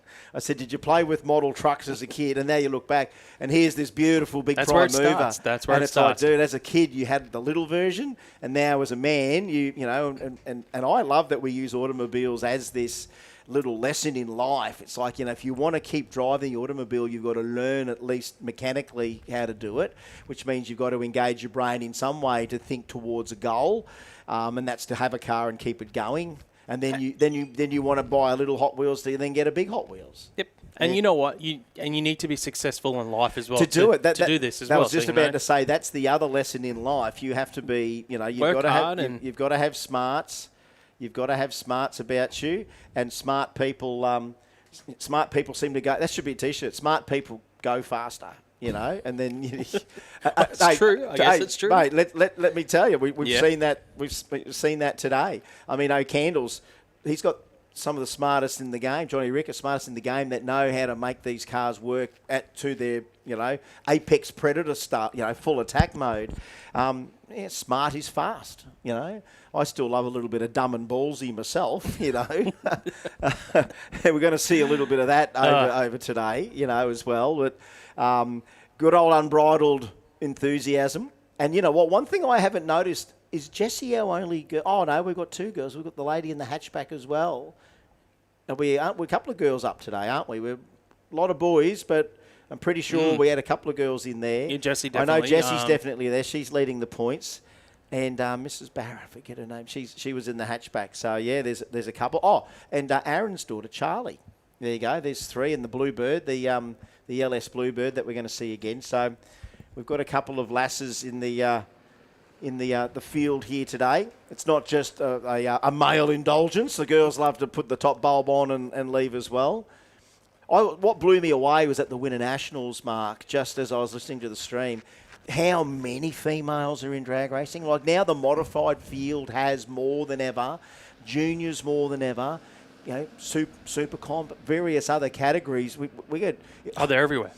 I honestly, and Janie can do this is a job for Janie during the week. Tell me how many girls raced at the Winter Nationals this year. They actually had a count. Hundreds. A lot. Yeah. I think that could nearly be a record for that. But in radial racing, we've had them before. I used to call, Tanya Thompson used to call her the first lady of radial racing. We had Nikki Hepburn back in the early days there as well. I know that Mrs. What Up G, Jen Dodd, they've built a little 13B to go to Bump City and do radial racing. So Jen Dodd will be another lady to make a radial debut. As I said, Jessie in there as well.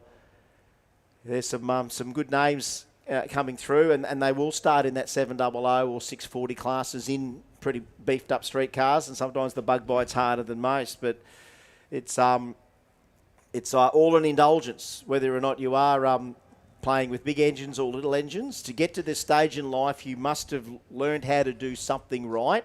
Either you learned how to work on cars right, or you learned how to do a trade and pay the right people, buy the right bits, get something like all the other cool cats. But it's amazing how we all arrive at race day. There's so many ways that you arrive at race day with your machine, and you take it out of your rig, whatever rig you've decided is enough. You know, we were talking about the good old days of drag racing last night, about what's some of the best looking drag racing trucks you've ever seen. And then I look back, remember the Snake and Mongoose banana backs where they'd have the Hot Wheels truck, funny car on the back. And you would love to think that they did all their touring and racing that way, where that thing turns up and like that whole thing's the show.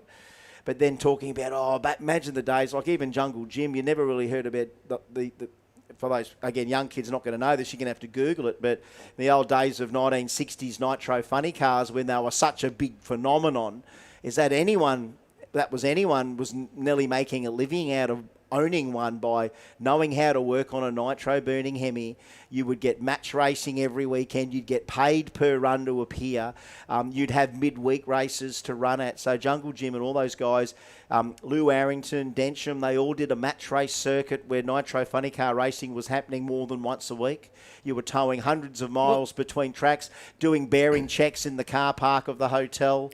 That was taking your thousands of dollars and moving to the next race. What a life. What a life. That was still prevalent in the 90s and early 2000s as well for the match race circuit. For the match racing stuff, especially here in Australia, because you'd bring out the Yanks like Densham or the Slammer guys. But you can imagine, like, I still think that's a movie that hasn't been made, which would be cool, would be a Jungle Jim movie, because that was the ultimate dream. You could be before, yes, wrestling, boxing, every other form of superhero worship was still happening in society, but automobile-wise, they were reserved to races, traditional races and teams. But then to come out through that rank and just be a dude in a nitro funny car with your name on the side, and you are Jungle Jim Lieberman, you're pretty much a WWE hero at that stage when you turn up and just blow everyone away. Have you seen the movie Fast Company? Oh, that's an older movie. Yeah, it's about nitro funny car racing. Yeah. It's great. What was it, American Graffiti 2, when he had the slingshot? You ever seen American Graffiti 2? Haven't seen American Graffiti 2. One of the original group in the first movie, he followed his drag. He was a hot rodder in the first one, but he was racing a front-engine dragster in the second, and they go to the track and he fully wins top eliminator or something in that one. Oh, there's a million of the old school movies that... I think you can watch Fast Company on YouTube. Oh, mate, I could do a lot of times watching a lot of things watching on YouTube, mate. Yes, I could watch whole movies. There's a scene where he gets his funny car out and drives it on the streets, and he's at a set of traffic lights. Yeah, I saw that. That's cool, man. But honestly, I'm big on trying to promote the next car movie producer to come out of anywhere, and it's got to be Australia. We've got to give Vin Diesel the shove and go, Vin, stop being the car movie guy, because you're not anymore. The last Fast and Furious is in space, so he needs to do one in Down Under then. Oh, yeah, imagine that. Toretto Down Under. They're smuggling things through kangaroos, Brian. I don't know. All I know is Jason Statham will come down here in The Rock, and I mean, as soon as you've got those people involved in a car movie, it's like, well... There's a lot of other people that are probably more into cars than those dudes, and you probably should have used them. Mind you, they still keep using that guy they call Hector. Like, you've seen that actor that's in everything, and they show the whole list of movies he's been in, and he's known as Hector and nearly all of them. Oh, that's a shame. Look at that beautiful ute now. That's not good for the... And he took so much pride in that car. I just know that a lot of that time inside the car, he'd be so shook up. He'd be so... He was realising the magnitude and the gravity of it because he loved this thing so much. So I bet you part of him was saying, I don't want to get out of it because I don't want to see it. I think that would be a fair bit of Heinz's attitude being in the car. I reckon his rider's rein, he was just probably not ready to get out because he said, I didn't want to get out, I want to see it. That would be, I reckon, what he would have been thinking, because he took so much pride in that thing. And you know what? These things are here to test the character. Actually, you know what? And I know the bloke's character, and There'll be a new Heinze deal somewhere down the track, whether it's this or something else. What you just remind me every time something that doesn't go right inside the race car. And I'm talking from myself. in the drag strip. I get out. I'm like, okay, I'm about to look at the engine. Please be okay. Nope, no oil. Okay, that's good. Yes. Yeah. Yes. Yeah. So there's always that moment where you're like, I don't want to look, but I have to look to see, okay, make sure everything's right. It's not a, and again, this is supposed to be a recreational choice for you, but you put yourself through that stress in those moments, especially when you're dealing with something mechanical and it's costly. And as I said, all we ever want to do is when they give you the sign to fire up, all you want that thing to do is be perfect for 2 minutes, not drop any oil, not get the attention of anyone on the start line, and get to the finish line safely. That's all you want. You're literally only asking 2 minutes of service from it when you want to race.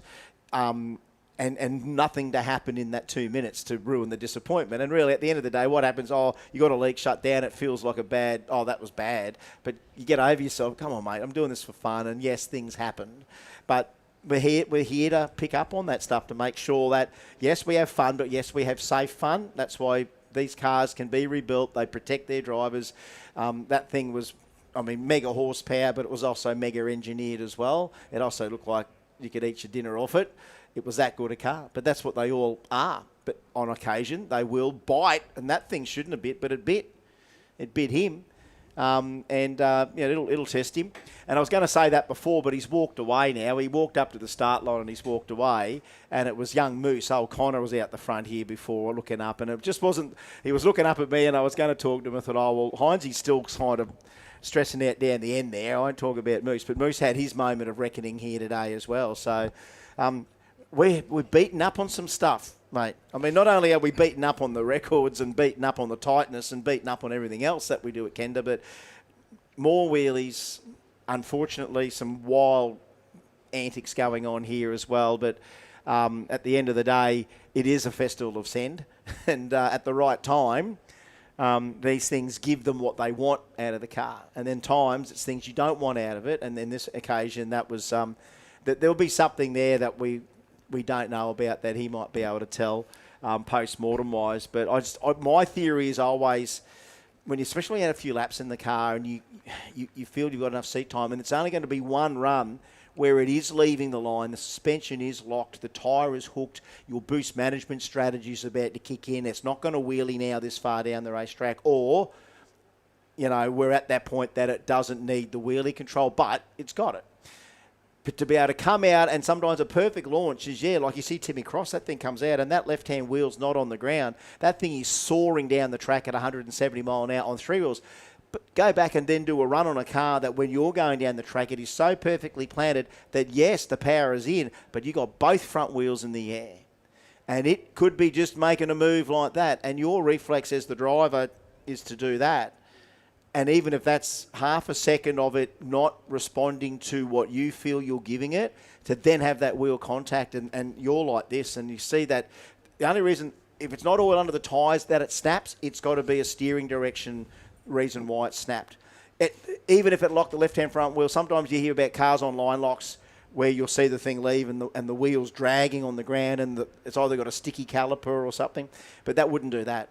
It wouldn't just lock one side and pull the thing sideways. Not while the man's got this in his hands.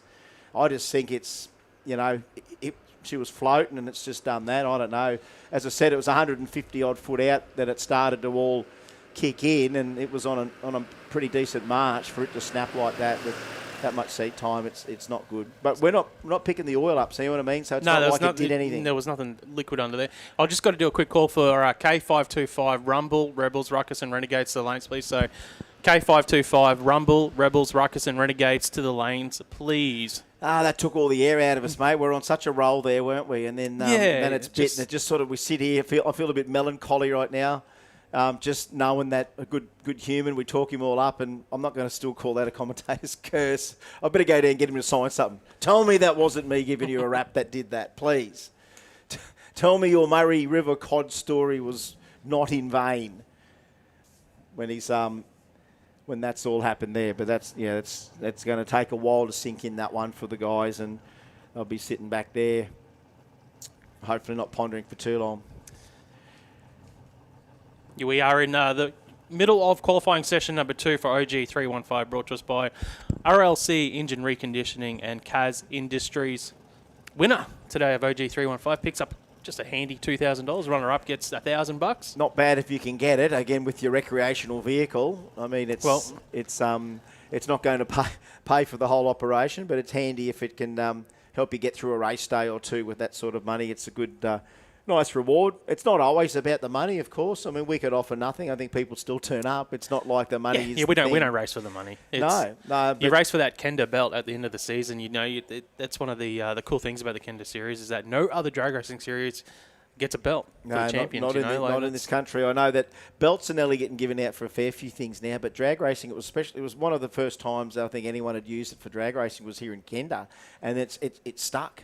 So to have one of those on the mantelpiece is a little, a little bit of a big achievement to try and get one of those on there. Yeah, because that's the series. That's not the one race. That's how was you rated as the best racer through the season to the end, no matter how many rounds it is. Well, the guys that won the belts last season, so the current reigning defending champions, Outlaw 275, Andrew Coles, Outlaw 235, Jaden Sang, OG 315, Aaron Gregory, he's here this weekend. Yeah. He's currently qualified number 7. OG 275 is Jason Cowan. Yes. Renegade was Jason Sang. Ruckus, Jamie Kitching. Yep. Rumble was Danny Mullane. And Rebels was Timmy Morton. Oh, speaking of Danny Mullane, so speaking of the current belt holder for Rumble, Joe Dirt's in the house and bringing us a billet donut each. Oh, that's all right, mate. Hey, mate. Try to watch the waistline.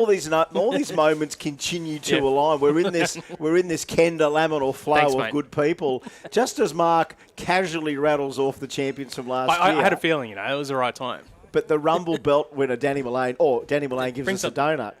That was not a paid support, paid sponsorship from him. He just gave it to us. But, thank you very much. But even rattling those names off again tells you sort of like the who's who in the sport, especially Jason Sang. Aaron, I remember Aaron did a lot of that Invader, which was just on a streak last year when Aaron was driving that. They were all worthy witches. That Jamie Kitching, remember that was the little red Mazda 1000 with the little 5.3 LS in it. That was a good combo. He went to the bend, and that was the other thing that blew me away a bit. Again, the Kenda universe continues to impress. When we rolled up at the bend to do the Kenda down there, and Kitching was there all the way from North Queensland to get to the bend in Adelaide with the little Mazda and go, on the 580 class. He followed all the way there and was the worthy belt winner. Just goes to show when the bug bites and you tend to want to chase something like a championship. It's what an achievement to get a belt like that for a radial championship. Mind you, it'll make the trip to Adelaide probably worth it. And they did say it was a pretty decent stretch to do it, but I've been looking back at it now. Well, you reap the rewards of an effort like that, because all you people know out there just how much it costs to go anywhere and to go from there to race. I mean, there's a lot of big risks there involved in getting there, plus whether or not you're going to race on the day. And it's a prestigious thing as well, and you want to give them the chocolates, those champions. So that's why, just highlight them, those belt holders, the current belt holders and champions that we got here at the Kenda Series. So I just had word from Willowbank. Adrian's gone off to hospital. So he's okay, but it's precautionary checkup. And so we're just waiting on another ambulance to get to the track here so we can get back underway with qualifying. And it's on its way. So we're not too far away from getting back here with qualifying session number 2 of OG 315. As we just chow down on these donuts. We might it's a little bit of ASMR for the people who are watching it in the live stream at home because I can hear you going, Chris. Oh, can you? We better not do it. All the people. I hear it's a popular thing. I hear it's a popular thing that. What's that? That people do like on YouTube with the sounds. I don't particularly like it, so I won't be doing it. So we're just waiting for that ambo right now before we get underway with more qualifying. Hang on a sec. One of our track babies. Hang on. Is there more than one Charlie Lansdowne here today? Because I'm sure I just saw her on the other side of near the big screen, and now they're up in the grandstands here. And another little spot-on kid. I like the spot-on kids everywhere around here. The Kraken T-shirts look pretty good. I've seen those going through the grandstand a couple of times as well. They look good. I can see the Kraken shirt down there. There's a million kids in spot-on shirts. Actually, speaking of around. I'm sure the Kenda, have they got their T-shirts down there today? I haven't gone for a walk because I'm trying to I'm minimise pretty sure my they walking. always have them covered thanks to 60-foot ink and non-point. Yep. So I think that's all down there. So Get yourself some Kenda gear. grab that stuff before the end of the day. You know, if we go a little bit cold later on tonight. Actually, wasn't that cold last night out here? It was chilly this morning when I woke Yeah. up. My leg sure feels it at the moment. Is it? No, the cold weather already, young fella. But yeah, grab that merch. This cloud cover's kind of helping us in a way, not go too overboard on the track temp. I mean, we might have had enough a bit of sun for today. I wonder if anyone has got a gun that can give us that track temp, or the last time they did a track temp, what it was, send us a message through. That does kind of help in a way. A little bit more wouldn't hurt, but as we get a little bit of cloud sweep in throughout the afternoon, hopefully this is all just light stuff that blows through for us. It's weird that the way it's coming through today is different to the way it was coming through yesterday here. It was weird. The stuff that was coming from the coast was kind of blowing over from basically from the tower over to the other side of the track here. It was sort of coming through this way. This is just a little bit towards inland there, so... It was the weather was pretty heavy yesterday that I drove through. It was full on all over the And joint. And I don't know how you guys went here because mate, we got out here and it was still on. It was still sort of, it was randomly around us, and then it's like, well, you know what it's like. It's like a lottery. It's either going to do it or it's not, and it kind of did at the wrong possible time. And look, we eventually nearly got it back to a point where we could use it, but the damn braking area, the asphalt tends to hold us up, getting that dry. And then we just couldn't get it. Not enough sun on the track to even sort of bring it back. But they did work well Wednesday, Thursday, of course. And then yesterday, and look, in hindsight, we nearly got it back. And we thought, well, if it didn't rain till tomorrow, that'd be mint. But we did get a little tiny sprinkle a little bit later on. Not too much, but it did happen later on that night. But you know what we did around here if we didn't get to test? A lot of the socialising continued. I mean... Depends on who you talk to. If you've been here testing since Wednesday, Thursday, you've already had quite a bit of socialising Wednesday night, Thursday night, and then even hearing about how big Thursday night was here for the socialising. So, yeah, everyone's partied out. By the time I turn up here Friday, most people have partied out. They've already been doing it for a couple of days. So you had to go around to where the fresher parties were. I was going to say, you're a ball of energy as well, so... Oh, well, I was loaded for bear that. Like, I've been frothing on this event all month, all year. And I got here and it's like, oh, you mean we only got no broadcast? So then we quickly played the replay from February. I wish the live stream went ahead last night because then I wouldn't have had to watch the Broncos game. All right. Grumsy's got a track temp here for us. I think it's 80 Fahrenheit. There we go. Is that right? 80. Yeah, 80 Fahrenheit. That's nice. Thank you, Grumsy. No, well, as you said last night, for anyone that watched the live stream last night that wasn't here, we went to the replay, and Dave picked it up in round 3 of all the categories. So then, because we went to that, and what we actually did for a small amount of time there, the people on the live stream got the replay and the audio. The rest of everyone here got the PA, and me and Joe Dirt were here talking for a little while just to the crowd. So, yeah, that's what we did. We did a little split broadcast yesterday. Everyone on the stream copped me repeating everything from February. And then everyone here in the pits sort of got a little bit of a live thing for a little while before we then blended everyone back to the screen. And it was weird walking through here, hearing yourself. But then people tuning into the stream thinking we were full legit into finals of Kenda. And for the people that honestly thought that in the moment, you go, hang on a sec, hold on to yourself for a sec. When have we ever said that the event's on Saturday and here we are Friday night and we're at final? Oh, what happened? What happened? I thought it was on tomorrow. Yeah, no, it's on tonight, mate. We're nearly to the finals. I didn't even recognise my own voice, as I said. I wasn't too sure. Neither did I. I did have a cold because I was super nasally, so it shouldn't happen again. I didn't know a sound of that. Well, we do tend to deepen our voices a little bit when we're calling. Barely. I was going to come in with a completely different style today, but it hasn't worked. I was going to come as Alan Reiner. Well, yeah. It looks like he sure hooked up the tyre there. He got the tyre out. We were calling the mass separation. We were calling the pro categories at the Winter Nationals, and he nudges me. He's like, I can't remember who it was, that they just went to the top spot. He's like, you can do it. And straight away, I was like, I knew exactly what he's like. What he meant I could say, straight to the top. You know, he's so famous. you could do it. He goes, you can do it, Mark. Straight to the top. Yep. Yeah, good. Can you do that today for us? I think you already did it. I think you did that in the 700 class even. No, I didn't. I haven't said it today. It's I let him know that I have used it in the past, just as a Yeah, it's good. It's good. It's a good catch cry. Other one up there, Bump City, that sort of thing. There's a few. I don't use Bump City either. That's no, you don't have to. You don't have to. It's a little overexposed, and yes, I try and I'll only say it another 162 times between now and the end of the day. I don't need the comparisons to you, mate. So I don't want to be using Bump City. I need to find my own thing. I've been daring, like any time that Pro Mod was on any of the NDRC stuff, I'm texting Rusty, Matt Kavanagh, everyone saying, please just say Bump City for my sake. Just to sneak one in there. Rusty just sends me messages because he wants shout-outs. Oh, well, does he? Is he on the shout-outs? Oh, you get that while you're on live commentary. No one's asking for shout-outs right now to any of our messaging, which is a great opportunity. We don't mind saying a happy birthday for someone or, you need a shout-out for something like that, so... Well, actually, looking at this text came through a couple of seconds ago, and it was it's from Webby. So Webby sent us a photo saying how good is Dave's work on the camera, and that must have been the photo of the second wheel stand, because one thing about Moose, we're talking about Moose's wheel stand here, right? So picture of Connor's. Dave Reed sent us a picture. Webby's obviously got it already. Can you get that framed and put it in his bedroom for his birthday? You don't want that moment.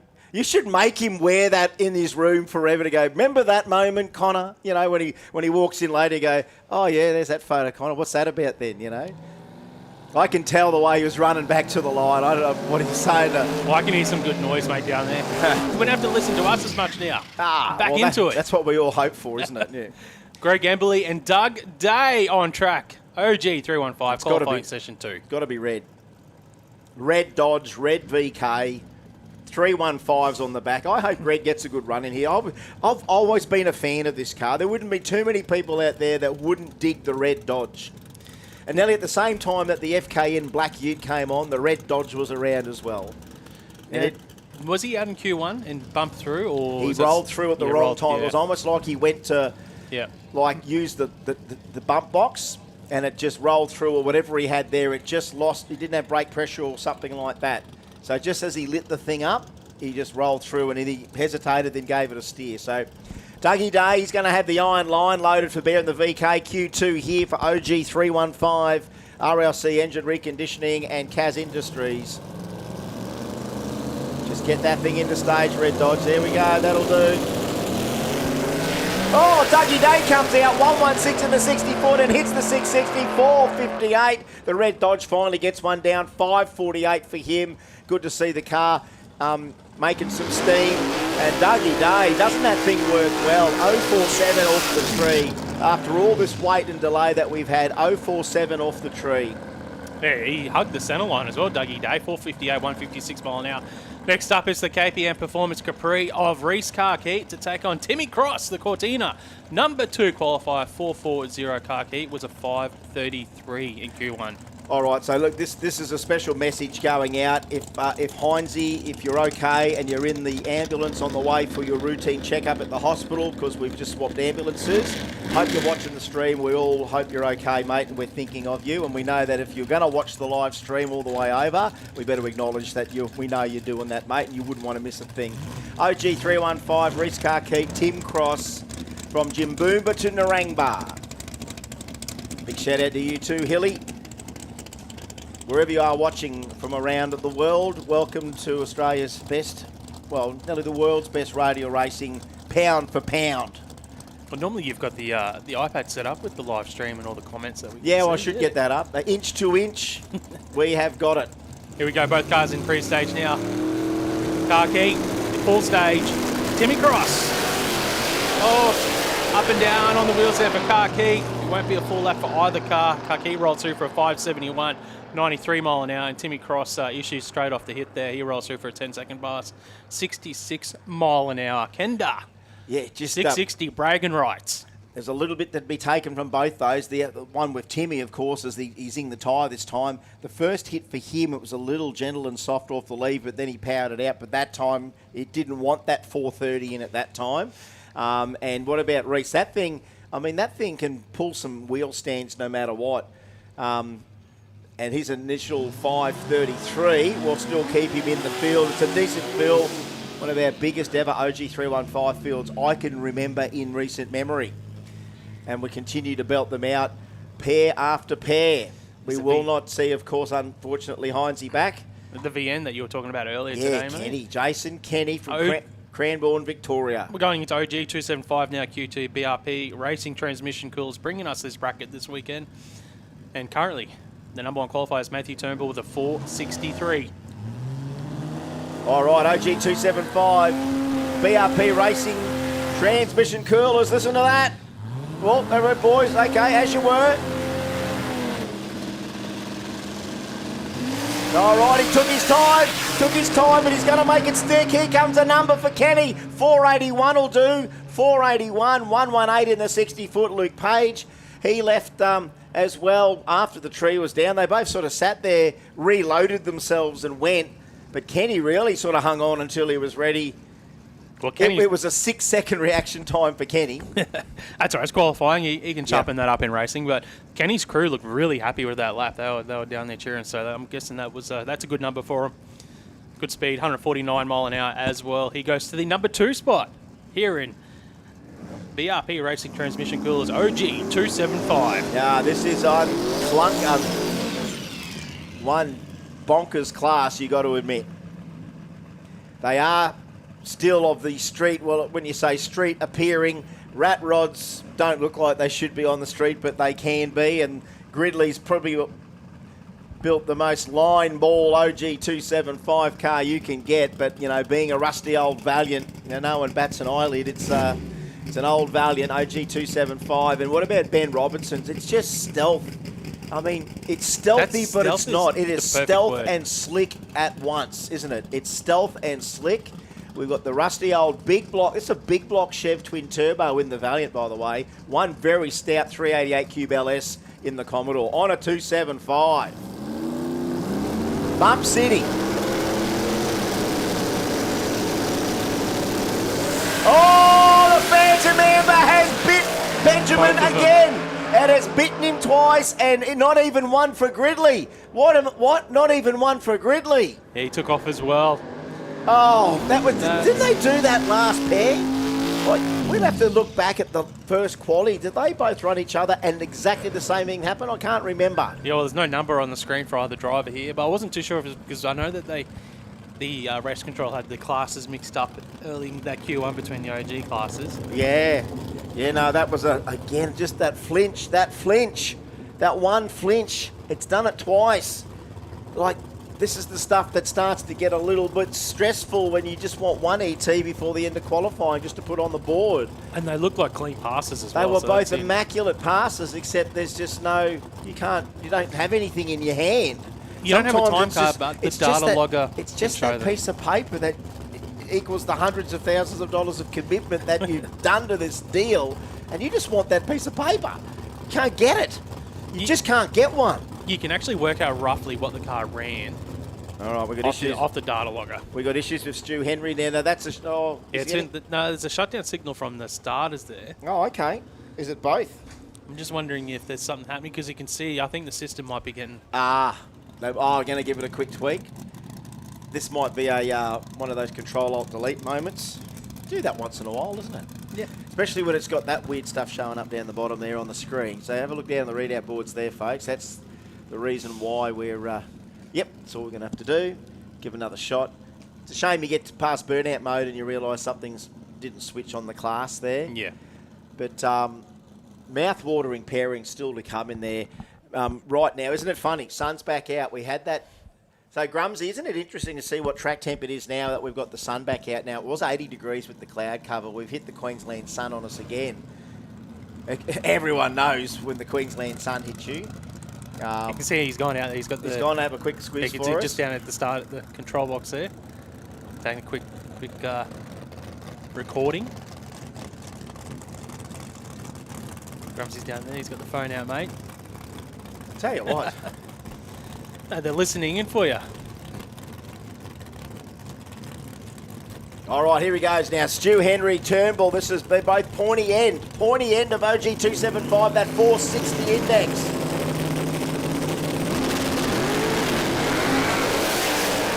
Little pedal from the big cube Capri, but no, Turnbull 62 to go with his 63. Keeps him in straight to the top. That's not quite the same. 462, a little bit quicker than the 63, but that's showing you 2 time slips worth keeping.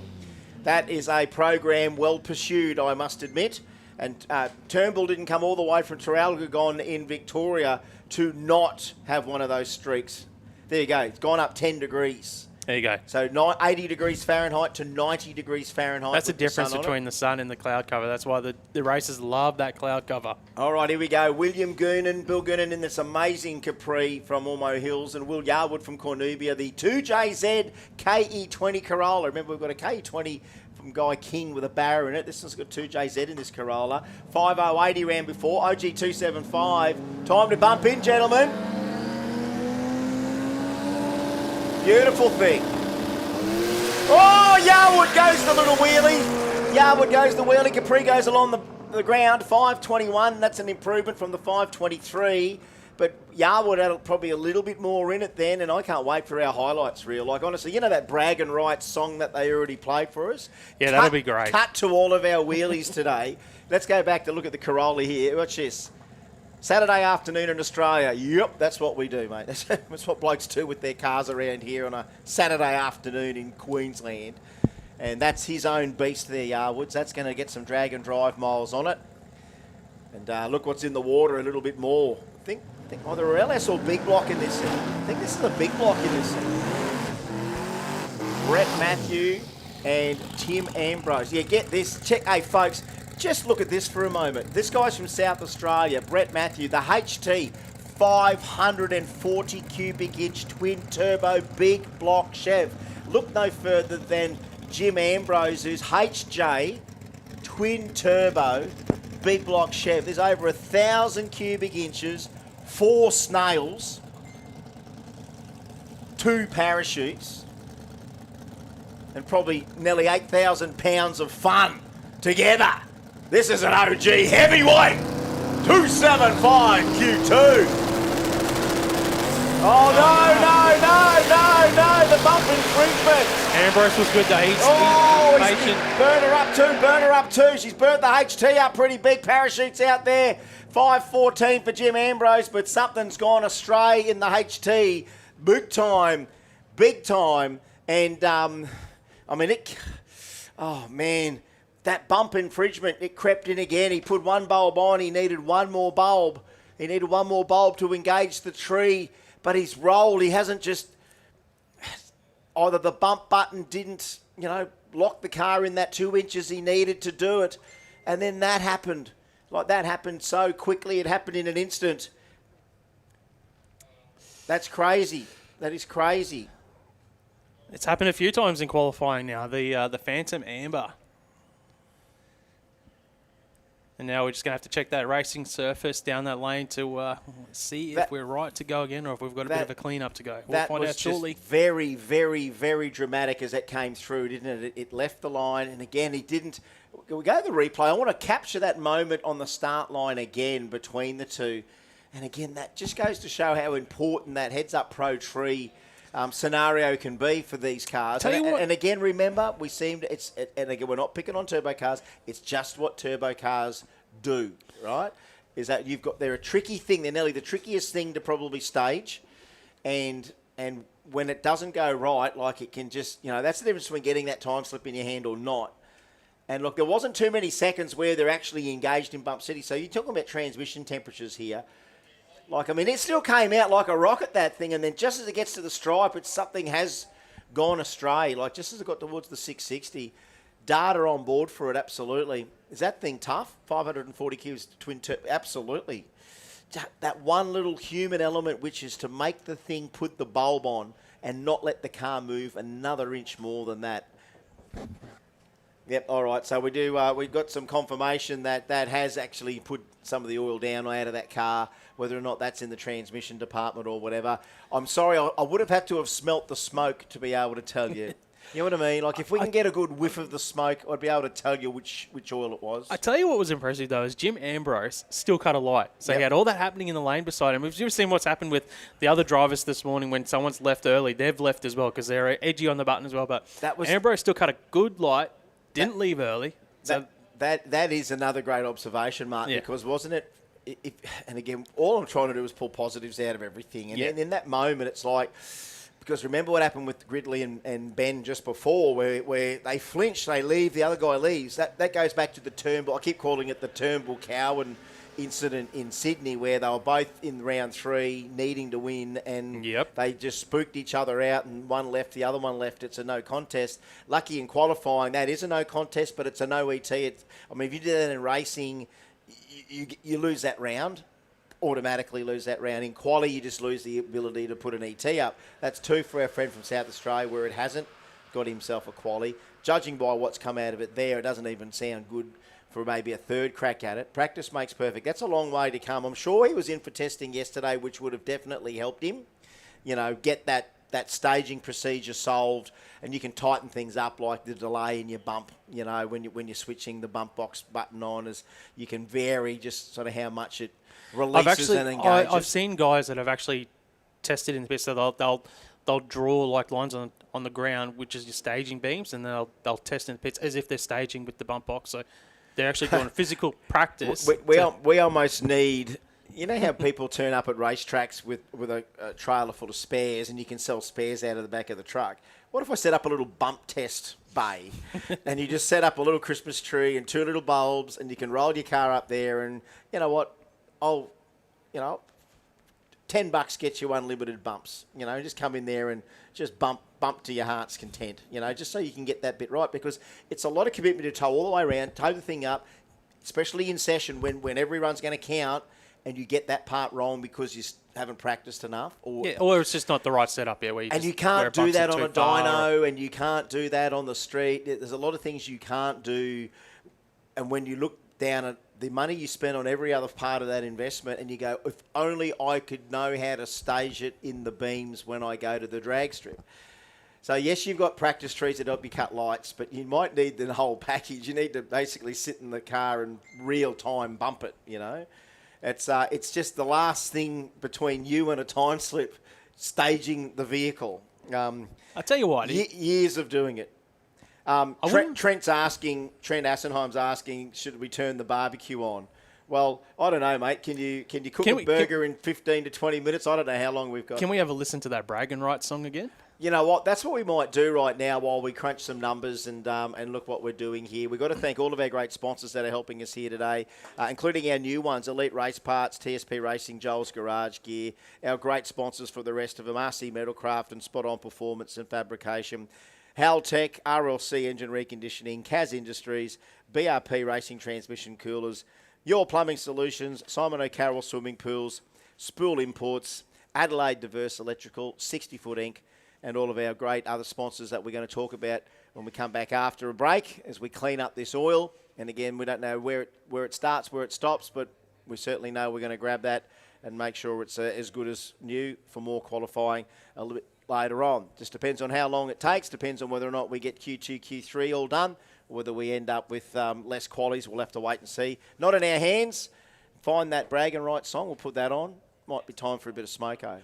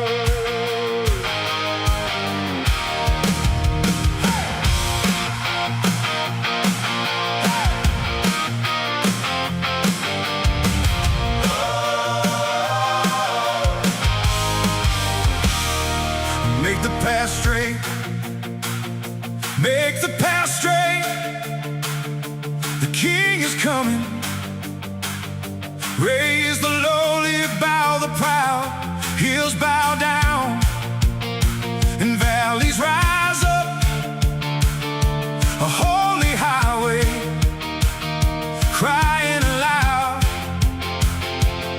Every twisted soul made whole, every crooked heart drawn out, the labyrinth of wandering steps becoming one straight route.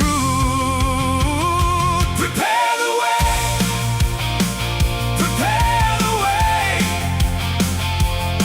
Let every hidden stone be found. The King of Mercy walks this road, and every knee will touch the ground.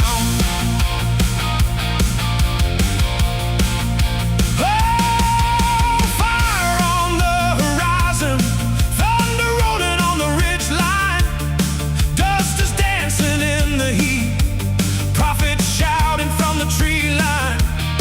Clear a path beneath his feet, chains are snapping in the shadows, old regrets fall to the floor. Every exile hears the footfall of the King they're waiting for. The turning, every burden losing weight, every fear that held us bound, the broken roads we tried to follow, straighten as his voice resounds. Prepare the way, prepare the way. Let every hidden stone be found. The King of Mercy walks this road, and every knee will touch the ground. Oh, yeah.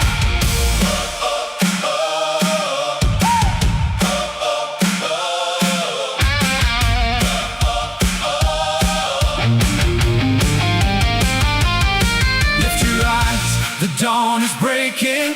Lift your voice, the King is near.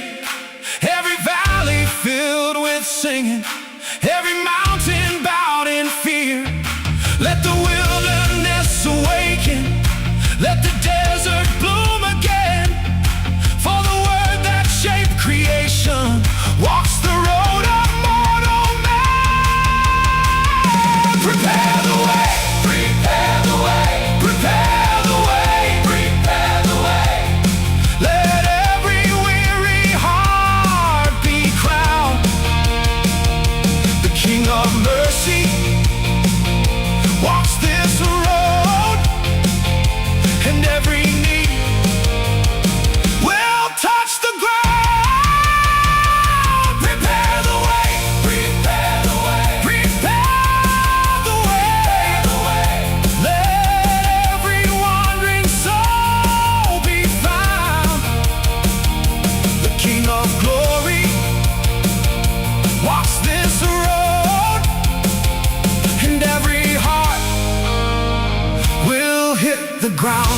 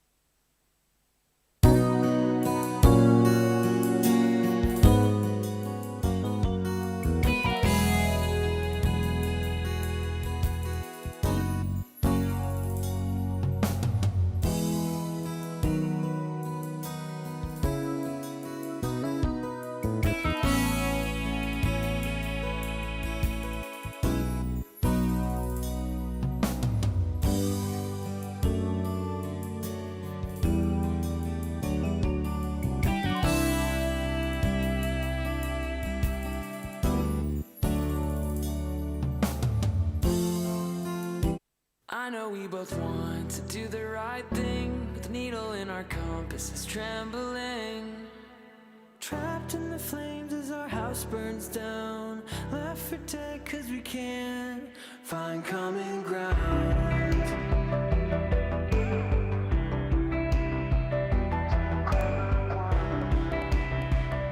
We can't find common ground, so we agree to burn it down.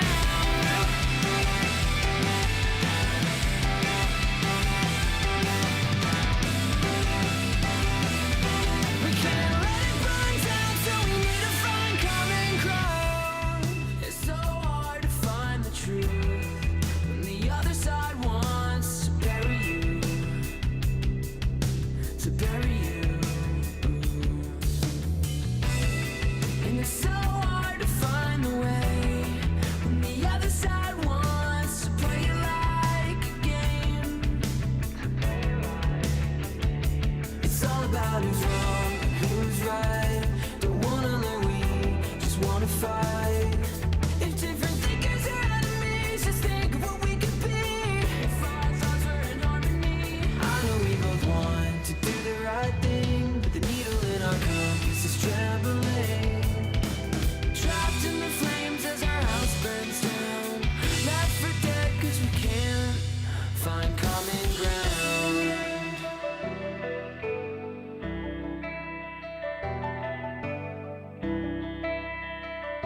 We can't find common ground, so we agree to burn it down.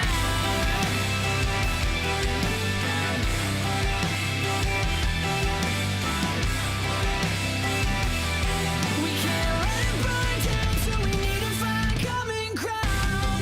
We're stuck in the maze of conviction, living pathways back to the beginning. Build this wall. It's about who's wrong and who's right. Don't wanna let we just wanna fight. We've been blurring the line between dreams and reality. Only the truth can set us free. I know we both want to do the right thing, but the needle in our compass is trembling.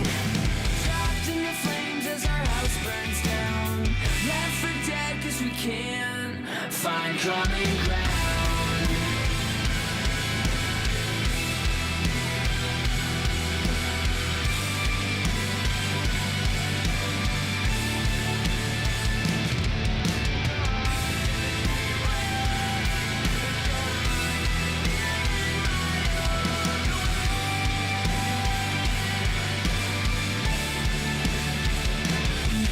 Your heart's in the same place, but your mind is a million miles away.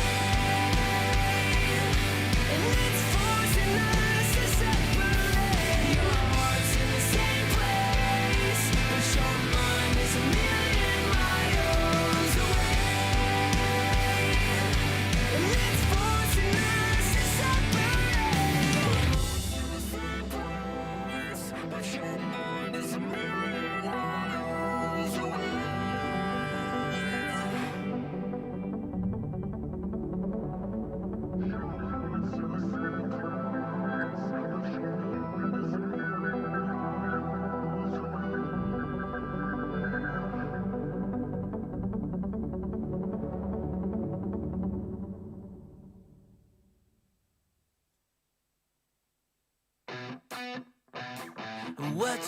What you think about when you're born into a fire?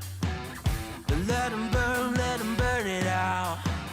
Sell them to the richest buyer. They wanna let the world decay. They tell us lies and fade away, fade away. We feel betrayed. We were raised to lose the race. Wake at the back of the pack, kill it anyway. Listen up now, because we're never dropping out. Beat the odds, beat the big house. Our brains are bigger than the doubt. We've been thinking for ourselves, never let the truth fade away. ourselves, we won't let the world burn away, burn away. We feel betrayed.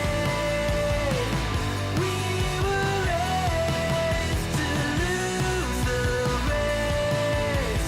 Wake it through the back of the pack, kill it anyway. To blame, haters face the world's mistakes. Wake it through the back of the pack, kill it anyway.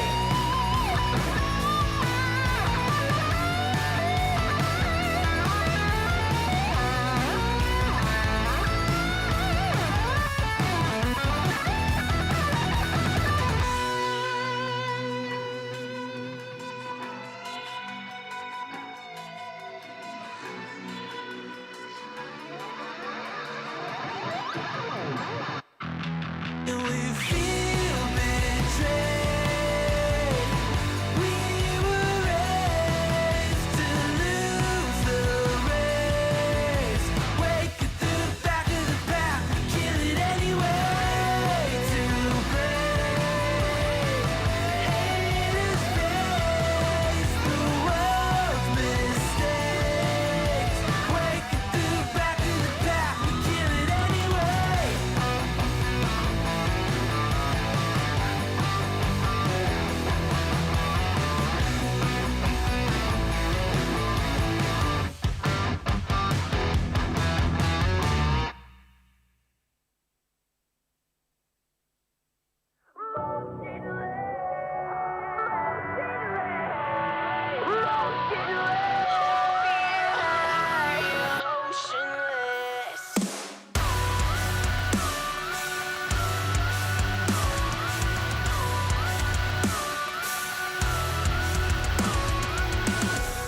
We still deny the things we hide inside ourselves.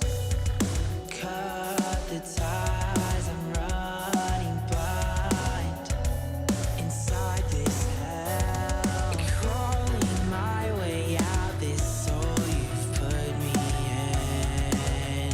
Can we do this again? The walls are caving in. I feel like I can barely breathe. I think I'll just pretend this isn't killing me.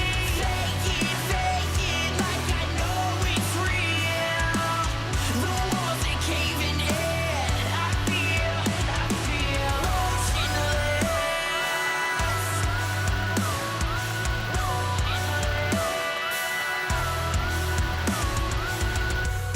I don't know how I'm down and out. It seems like every day I can't get out the lights and sound. It's all the same. Crawling my way out this hole you've put me in. Can we do it again? The walls are caving in. I feel like I can barely breathe. I think I'll just pretend this isn't killing me. Fake it like I know it's real. The walls are caving in. I feel. Can you listen to one word? Just one word out my mouth. Can you listen to one word? Just one word out my mouth.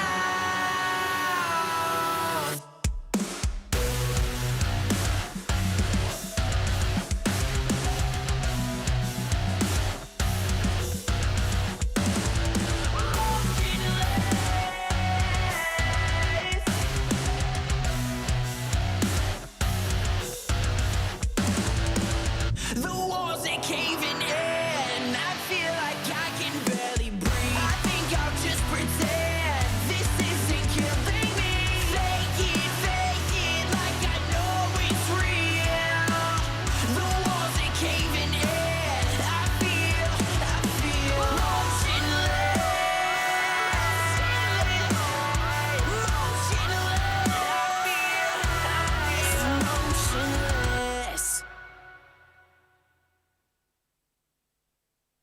Whoa, whoa, I won't bend the knee. Whoa, whoa, I won't bend the knee. There's more of us than you think, quicker than you can blink. Your most loyal will turn against you. It's in the water we drink, poison in the spring, but we'll take back all the power. I won't bend the knee. I don't care who's coming after me. I won't bend the knee. I don't care who's coming after me. I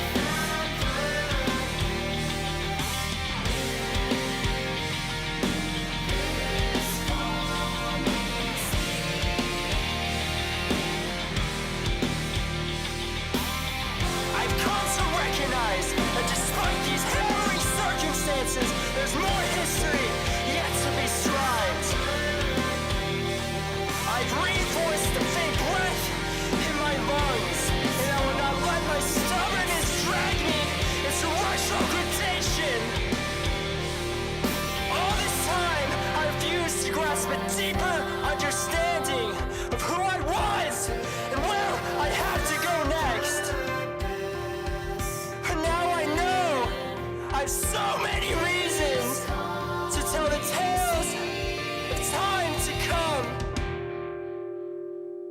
I don't understand. I thought this all meant something to make me come back. I don't want to go home.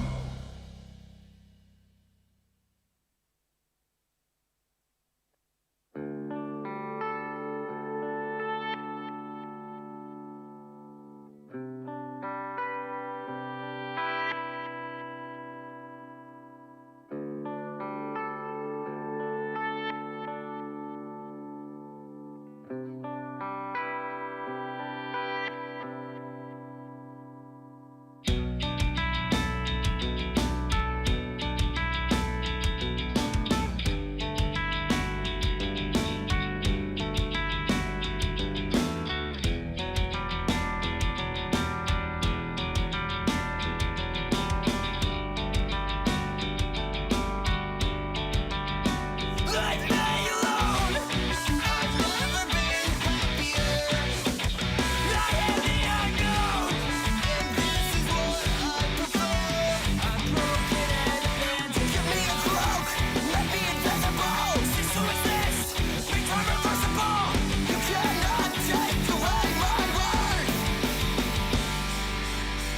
I spend my time carefully examining.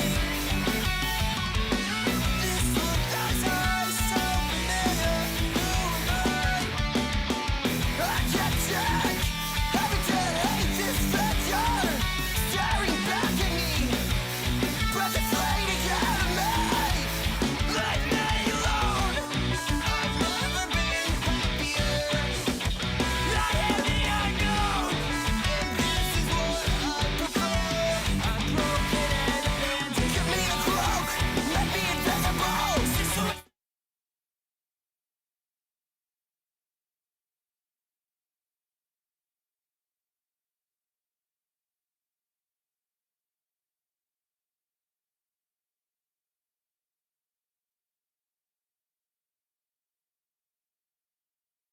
Track Babies can come up with a lunch menu for Diggs today. Whether or not the Track Babies can whip us up something for lunch, I'm fine.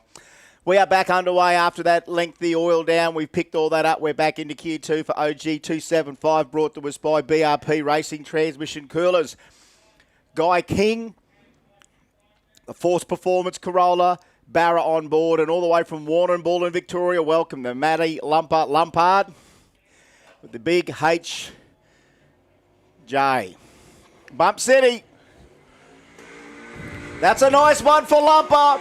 Oh, look at that wheel stand there. Triple wheels, 4 wheel stands, 5 wheel stands for Guy King. $4.98 for Lumper, $4.81 for Guy King. But how many wheelies do you want, Mark Allen? That was a good one.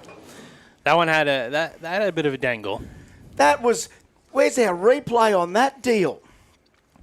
That was Guy King on the launch, epic launch. Now, again, it wasn't a massive wheel stand, but it was multiple times the wheels had left the ground. The front end wheels had left the ground. That's how we bounce back here at Kenda after a delay.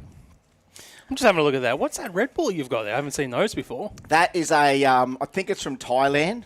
Yep. It's a Hang Dang Bang Tong Dang Red Bull. Hang Ting Right? It's Dang, one of these special Hang Dang Bang ones, right? And not fizzy. Not fizzy. I don't know whether that's part of what they are. Or is it? It's- or they contain methanol. I don't know. I really don't know. all right, back on track. If I start to slur my speech and get a little bit carried away, it's doing the opposite of what a Red Bull. There you go. Barney Lindner, Trent Brimble. Big Barn wants to get this thing hooked up. Trent's going to bump in that LSVL. 7 seconds. Yeah, Barney walks it out of the hole. 130, 60 foot, and it's going to be a nice low 5 for him. 20. He's run a ton of 520s. It just works so well. 130 in the 60-foot. Brimble 117 in the 60-foot. 477 puts him up a little bit higher on the OG 275 qualifying. Number 2 with that run. Barney now number 8. So OG275 starting to hone in. That's the end of that session by the look of it. So we only had a couple of left. Now it's into K525, brought to us by Your Plumbing Solutions. We should have by now Renegade in the lanes for Q2, Ruckus in the lanes for Q2, Rebels in the lane for Q2, and Rumble in the lanes for Q2. This is K525, Hot Rod Williams and Mallison. Darren Mallison from Mount Barker, South Australia, already gone a 5:30 on the 5:25. Hot Rod really just tiptoed to the finish line, 5:78. It's a trickier class than you think, Mark Allen, isn't it? It is. We've got cars that can probably go 4s in here. You wouldn't be in 5:25 unless you could nearly run a 4. And here we are. Yeah, because there was just that little window of guys that were running quicker than the 550 class, and then there's those guys that just weren't quick enough for some of the Outlaw and OG brackets. So that 525 just a sweet spot for them, but obviously means some of them have to slow it down, some have to pick up a little bit of ET. 7 seconds for Hot Rod to come in. Mallison doesn't have to do much other than just get ready. Clean green, little bit. 019 for Mallison on the Pro Tree. 525. 29 to a 17. Hot Rod dives in the other end of 525. Mallison sneaks down from a 530 with a 2 to a 529 with an 8. I think we've got a new fan of Kenda coming up right here, Mark, honing in on the 525. Hey, we've got a few guys now have gone a little bit too quick in the 5-1 zone. So they're going to have to find ways to slow down by about 10th of a second. Well, it's this guy, Bailey Simpson, is #1 qualifier at the moment with a 5:29. Beside him, though, Scottney went a 5:48. He was with Hot Rod, I think, when they both sort of lifted before the finish line. There's going to be a bit of that tonight in racing too. You watch. If there's a whole shot out there, there'll be a bit of lifting near the 660, no doubt about it. I think keep your eyes on Simpson here. I think he's got the chance to go like a 27 or a 26. Yes, let's see. Nitrous, 434 small block for the hatchback, 600 cubes on board for the Cortina of Scottney from Maryborough North. Oh, nice lead. 005 for Bailey on the Pro Tree. And a 31, that'll Lost do. a little bit. 29 and a 31. They're all, Mallison's honing in as well. So 550 for Scottney. That'd be a perfect Renegade run. But trying to hit the 25. Just a couple of tenths off doing that. So if Simpson can cut lights like that in racing, All right. watch out. All right, time for Renegade Q2, and Renegade brought to us by none other than Simon O'Carroll Swimming Pools. You just can't get one. The 550 index class is about to sharpen itself out, and I'm not going to talk over this because there's too many lungs out there. Let's listen to the RPM of Kevin Brown and Mitchell Sloan. A couple of Northside boys with plenty of lungs on board. Trying to hit the 550 mark. Aspo, Aussie muscle here.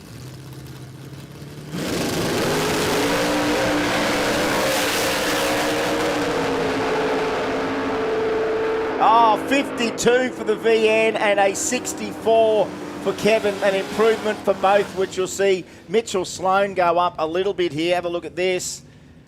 Sloan, well, again, it won't show up because he's got a 47 in there already. So it will be tighter there for Mitchell Sloan. Yeah, that 52 will put him in it'll be the second closest to the 550 behind Troy Lewis's 551. Yeah, that's right. Lewis's 51. Yeah. All right, Mark Reeker's back here from Albion, the 365 cube LH Tirana, 376 cubes in the XR8 for Ashley Thompson. 550 Renegade.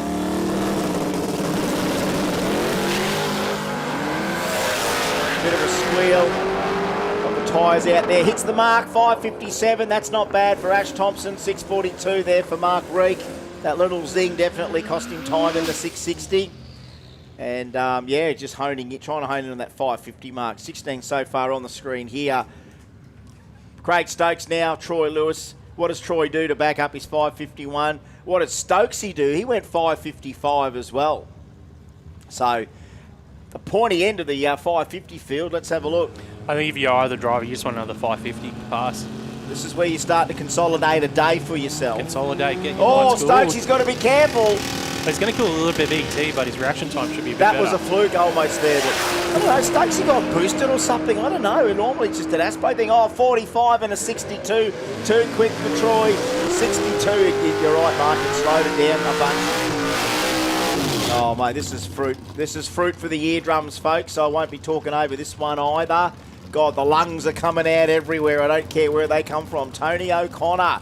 For you Ford fans out there, 342 cubes. What about Paul Papacosta from Wetherall Park in Sydney? Welcome to the Kenda family. 440 cubes of healthy Ford as well. I'm just going to let these things sing, Mark Allen. It's 100 odd cubes, nearly difference between Tony's and Paul's. All you Ford fans out there. Papacosta's got the Kenda bug. I wonder if he's got a slight bit of spray on it. He's got the clear scoop from Sweden. You can see he's doing something inside the car there. All right, here we go. Watch out, here comes the Pro Tree. O'Connor's ready, Renegade 550. He's in deep.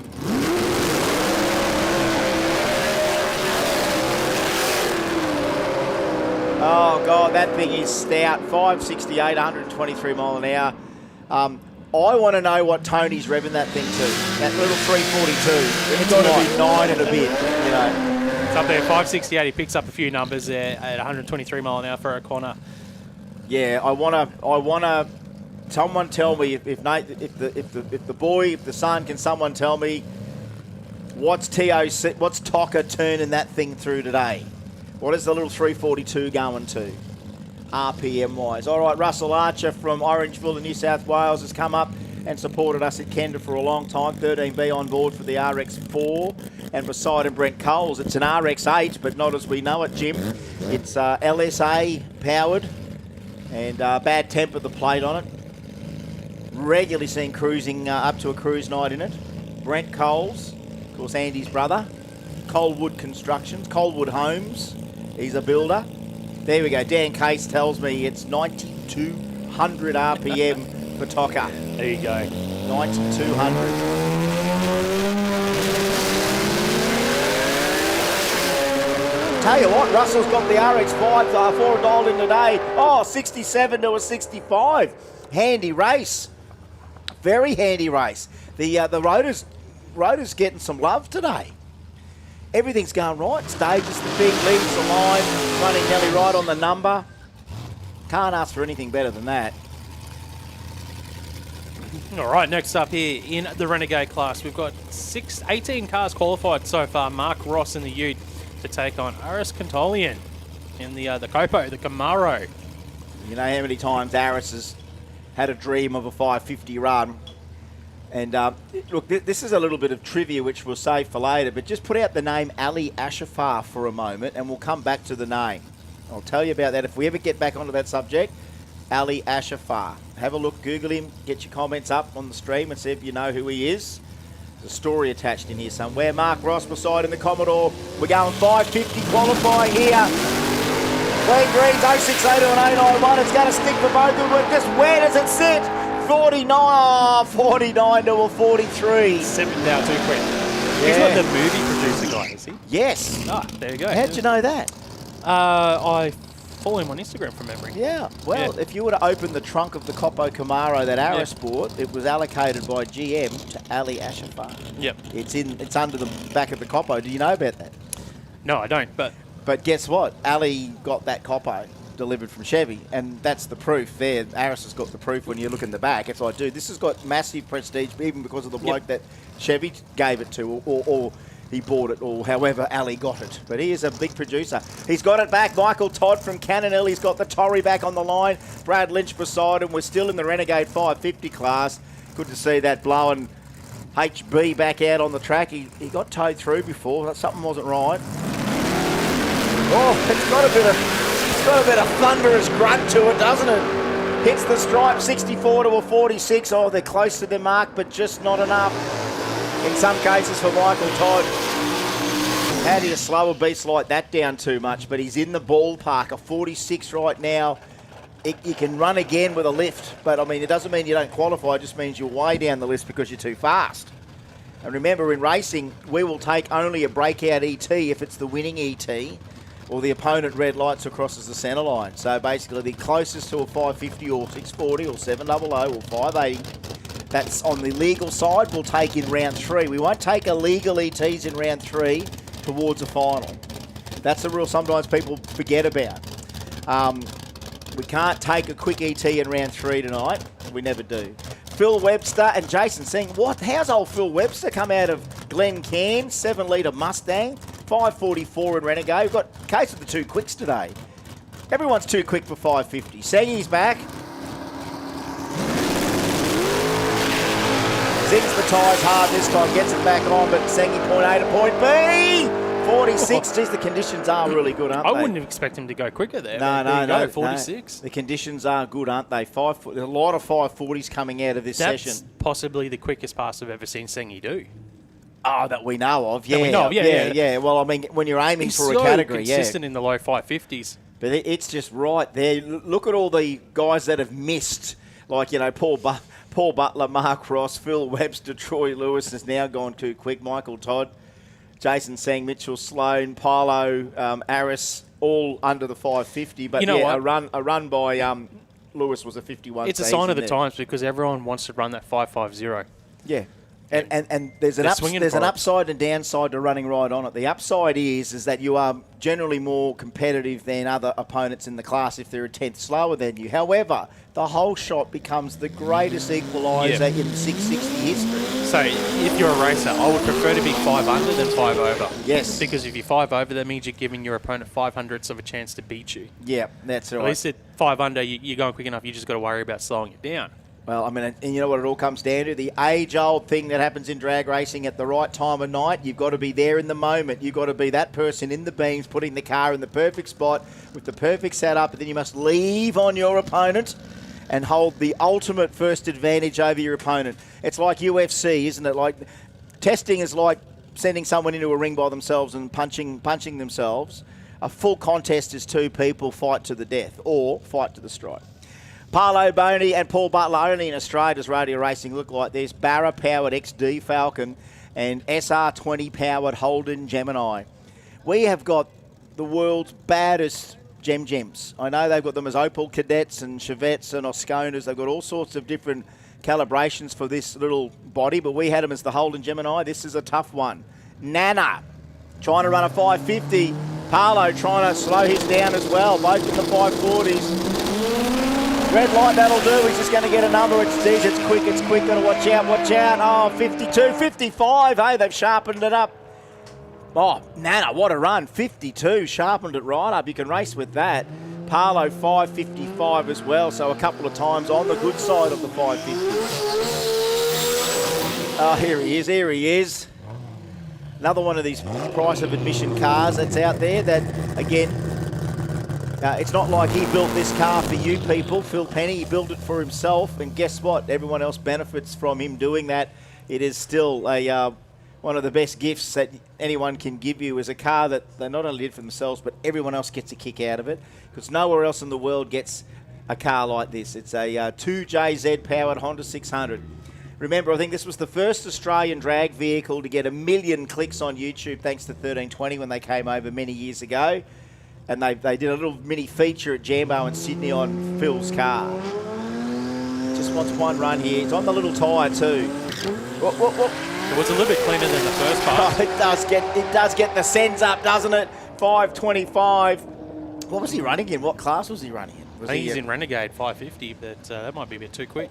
Well, I mean, God, if he was in K525, he'd be #1 qualifier. I'm sure he's run 525 before. That's what I was saying earlier today. He's running the low 5s. So that's K525. He might even run the 4s. It's close. That thing's a fine line for when it wants to get into the 4s, I can tell you. It's one hell of a car, that little... Now we're going to move into Radial Ruckus, qualifying session number 2, the 580 class, brought to us by Spool Imports. Yeah, it's another great one. Gavin List and Gary Millgate. Oh, he's in 525. Phil?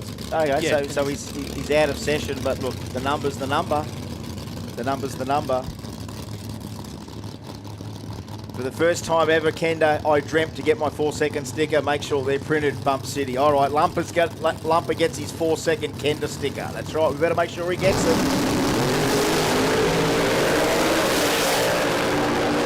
Gavin List here. Gary Millgate. List goes through 579 with a 9. Oh. 1 foul off that perfect pass of that 5800. Millgate goes 607 at 119 miles an hour. He was a little bit slower than his earlier 595, but Gavin List. Oh, so close. Missed it by that much. That's heartbreaking, but, you know, considering how many heartbreaking moments we've had today, that's a very minor heartbreaking moment. It's still a bit heartbreaking, but it's not shattering. It's just sobering. That's what it is. It's At least sobering. it wasn't in racing. That's right. Because it hurts when it's in racing. What is it with our Chevelles today? Dan Harms from Brackenridge, the Chevelle, 540 cubes, ready to go. And Harry Thwaite from Guburrum up in North Queensland, Central Queensland, the Barra-powered Cortina. Harrison knows how to find his way through to a ruckus final, no doubt about it. He was down and looking at the merchandise tent before when I went through. Harry, he's feeling confident today. No, I think he was in the final, wasn't he, this year? I think he's. I had the points up earlier. I think he was actually up there in the championship. He might have been leading it. Nice lead, 149 to an 082 though. The Chevelle on time, but Harrison goes to the line, 580 with an 8. Oh, that is how you do it. 580 with an 8 for Harry Thwaite. Yeah, championship leader, equal with Dan Case. Oh, that's right. It was Ruckus. him and Case in the final, wasn't it? That was the final Yeah, this year. they're tied first at the moment, and Timmy Cross third. And Timmy third. Timmy had another car in there. Didn't he have his Capri in there with the Godzilla in it? All right, here we go. We continue on. How many hatchbacks Tiranas in one day? Actually, I don't think I've seen Dan Case today. No, I don't think Dan's in here today. Dave McLeish beside him, 582 for him. This 580 class is going to be the cream of the crop today. It normally varies between our index classes, doesn't it? How's Rob Armstrong on the bump? Hey, bit of bump city even in ruckus. Reaction time 064 to an 073 and all the way through that Lexus 5702 quick. 645 for Rob Armstrong. Too slow. Yeah, he rolled off the throttle there. I'm not sure if it just made a little move on him.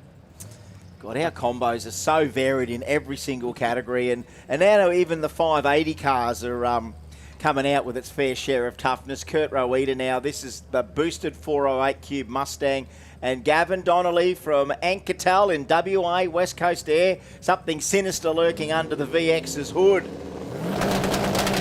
Bump City everywhere.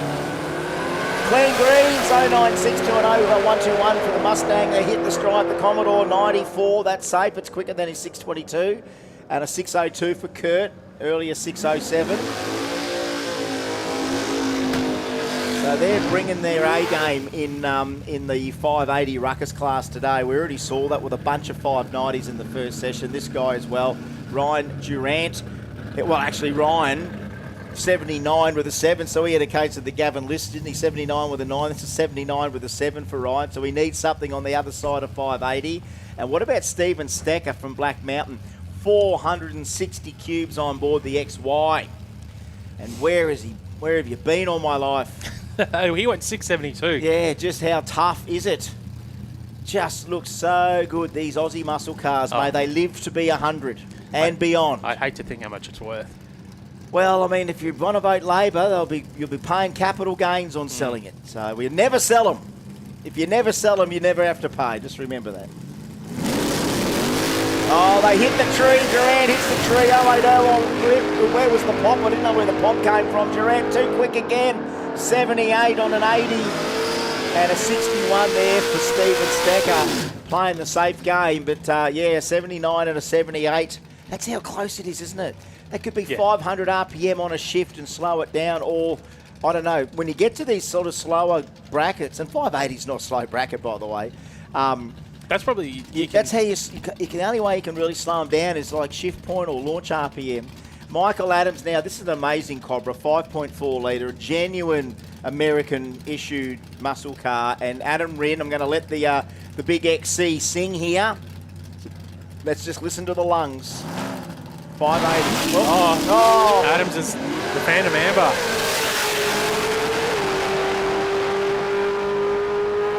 Jeez, you don't normally see that. We were actually Unless talking... the button failed or something, because he just sort of I went was, straight I through. was having a few bevies with the Adams kids last night, so Robert and Michael, and you know, we're still talking about how many runs these guys have done in cars over the years, and then I see for the first time ever a Phantom Amber moment, a bump infringement from one of the guns. This goes to prove on any given day, you're a little bit human. You can spot the human element sometimes. Here we go. What is it? David Logan and Jason Behan. How's Jason? 5.3 litre Valiant VG utility, 509 cubic inches of big block with a bit of spray in the WB Ute. That's what no one else in the world does better than Australia's as well, is the utilities. We've got 3 second utes in this country. We've got the black ute, it's about the only one. We've got Matty Turnbull and we had Heinze. We've got some great utes in this category in Kenda. So this is the 580 ruckus class, already a 585 for Dave Logan. So it's not Derek driving it today, it's David. And 601 for Jason in that beautiful Val. Oh, just knocked the tyre off it. It does that every now and then for the Ute. He goes through for a 649, 117 miles an hour for Derek Logan, and Jason Bent goes through for a 595, 119 miles an hour. So he's into the 5 second zone. Yeah, there we go. He's improved a little bit, but that's a hell of a stacked field. 580 for Harry Thwaite, 585 for David. Michael Adams already a 586. Mark Klein at 591. Dwayne's out there now, 592. Gavin Donnelly, 594. Gary Millgate, 595. Jason Beard, 595. Matt Britnell, 599. So there is a bunch of fives in there. Give you a bunch of fives. Dwayne Wisby now. All right, round 3 quali for Outlaw. 315 to the lanes, please. Outlaw 315 to the lanes. Outlaw 275. Outlaw 275 and Outlaw 235. Q3 to the lanes, please. This is Q2 for Radio Ruckus, brought to us by Spool Imports. Dwayne Wisby gets out there with a 691 reaction time. This Mazda 626 goes through for 589. 118 miles, and he joins the 580 brigade. And Mark Liner goes through for a 604, 118 mile an hour. Yeah, getting a good couple of runs in the little buzz. 626 starting to dial it in. Both rotors running well today, Archer and Wisby.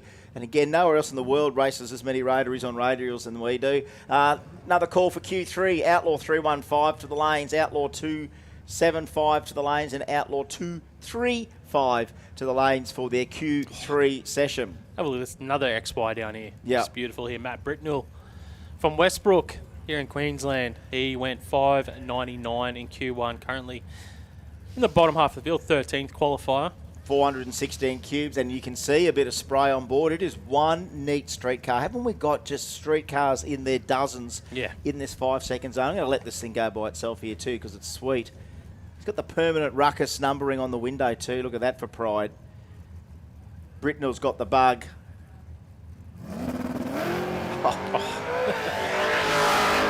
Great light there, 155 off the tree. Goes through for he picks up 900s, 590, 115 mile an hour. Yeah, great run there for Britnell as well. See, it's paying off for these guys. You know, there's commitment.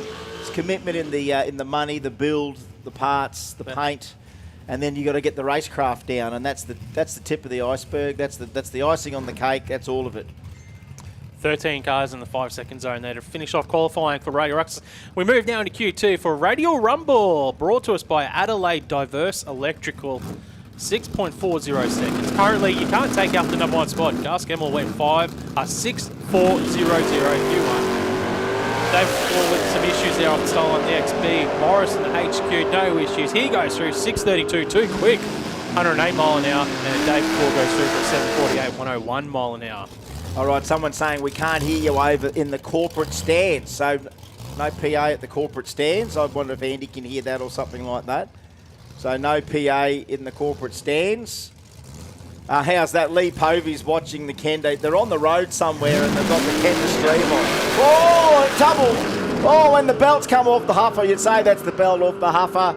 And out there, Justin Page goes 6.52 beside him, but the Tirana lets loose. Yeah, that's that competitor 1246. We don't have a name for those guys. If anyone's listening, if you know who that is in that Tirana, let us know.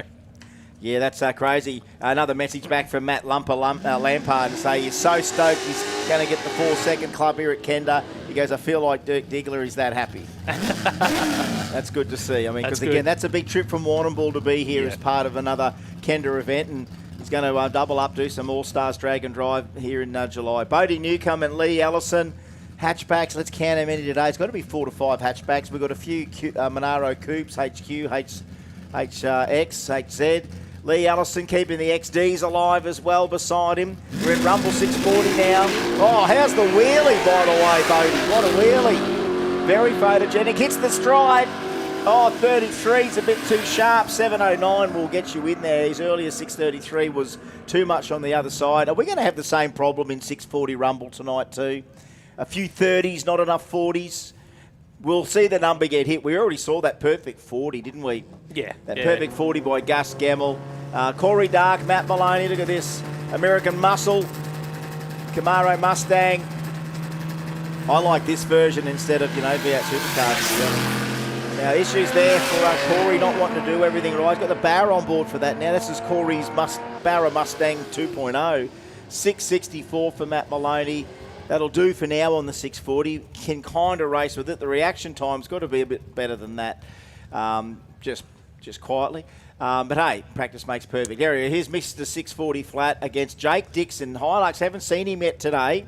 Yeah, I want to see Gemmell back it up and he can go like a 38 to a 42. Hilux ain't mucking around. Oh, 43. Hey, he's in the mix, Jake Dixon. And what about that 35 for Gus? A little bit too sharp. A little bit quick, and he must have rolled off the throttle as well, because he's only 99 mile an hour for Gus Gemmell. All right, we continue the American muscle flowing through here in Rumble, brought to us by Adelaide Diverse Electrical. It's Duncan McKenna from Euroween in Queensland, 528 cubes of charger. I mean, that thing's so big, you almost feel like the name doesn't describe it, the name doesn't go long enough. It's a charger. That's how long it is. Jesse Lidner, the blown small block Camaro. Oh, nice wheelie as well. 022 on the tree. The young lady is wide today and a 37 too quick. 37 too quick.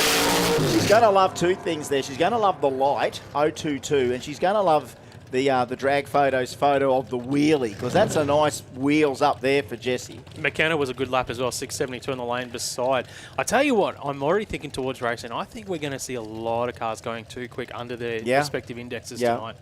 Just with how tight everything is. Nostradamus. Yeah, could be a breakout-a-thon later on. The breakout-a-thon, only the best will win. We throw in a bit of Bradbury, we throw in a bit of brilliance, we throw a bit of luck, and we never quite got to explain with Mr. Alan Reinhardt what a Bradbury is, because no one in the world gets what a Bradbury is. We get what a Bradbury. We're the only country. That's how unique Australia is that we can invent things like Bradbury, and it has a meaning. No one else will know. Danny Mullane now and Paul Allen. Not saying that Danny Mullane's effort in Rumble to win the belt in 1 year and win in Mackay was a Bradbury moment. He just kept turning up and it became his moment. Paul Allen, runner-up to Jesse in February. What can you do now? Heads up, Pro Tree 640. Clean greens, not really good in the reaction time department. He'll be very upset, Danny, with that, but he might be happy with a 407. Oh, that's the gift. 6407, Paul Allen, 6503. Great numbers. God, that sounds good. Get down a bit further for this one, as I keep saying to people. Blower wine, my favourite thing. Adrian Bratt and Jason Cocky. Mullane, he brought up some donuts to us and he goes out and runs 640. I'm not saying that they're related, but he was the only racer that brought up a donut for us. And yeah, well, he runs a donut. It could work for you. You're getting that V8 in. Such a sweet deal. Turbos are nice, NA is great, but you got to be blown to be known. 666 to a 644. Big improvement for Adrian Bratt, the VH Commodore near the pointy end. I knew it'd sharpen up a bit. Whilst we're looking at all these 630 people, we're looking at all the people that were 660 creeping up into the 640s now. Big shout out to Jay. Where's Jay and Jacko turned up to watch Kenda? Good to have you guys here. I knew a lot of people. It's worth your while to come up and see him in the flesh, absolutely. Jay Jorgensen now from Tweed Eds to finish out the session. Beautiful car, 376 cubes. It's going to work a treat here. Let's try the 640 out here by himself. I used to call this car sexual chocolate. But it is one sweet looking deal. I love the colour. 689, so another one into the 6 second zone.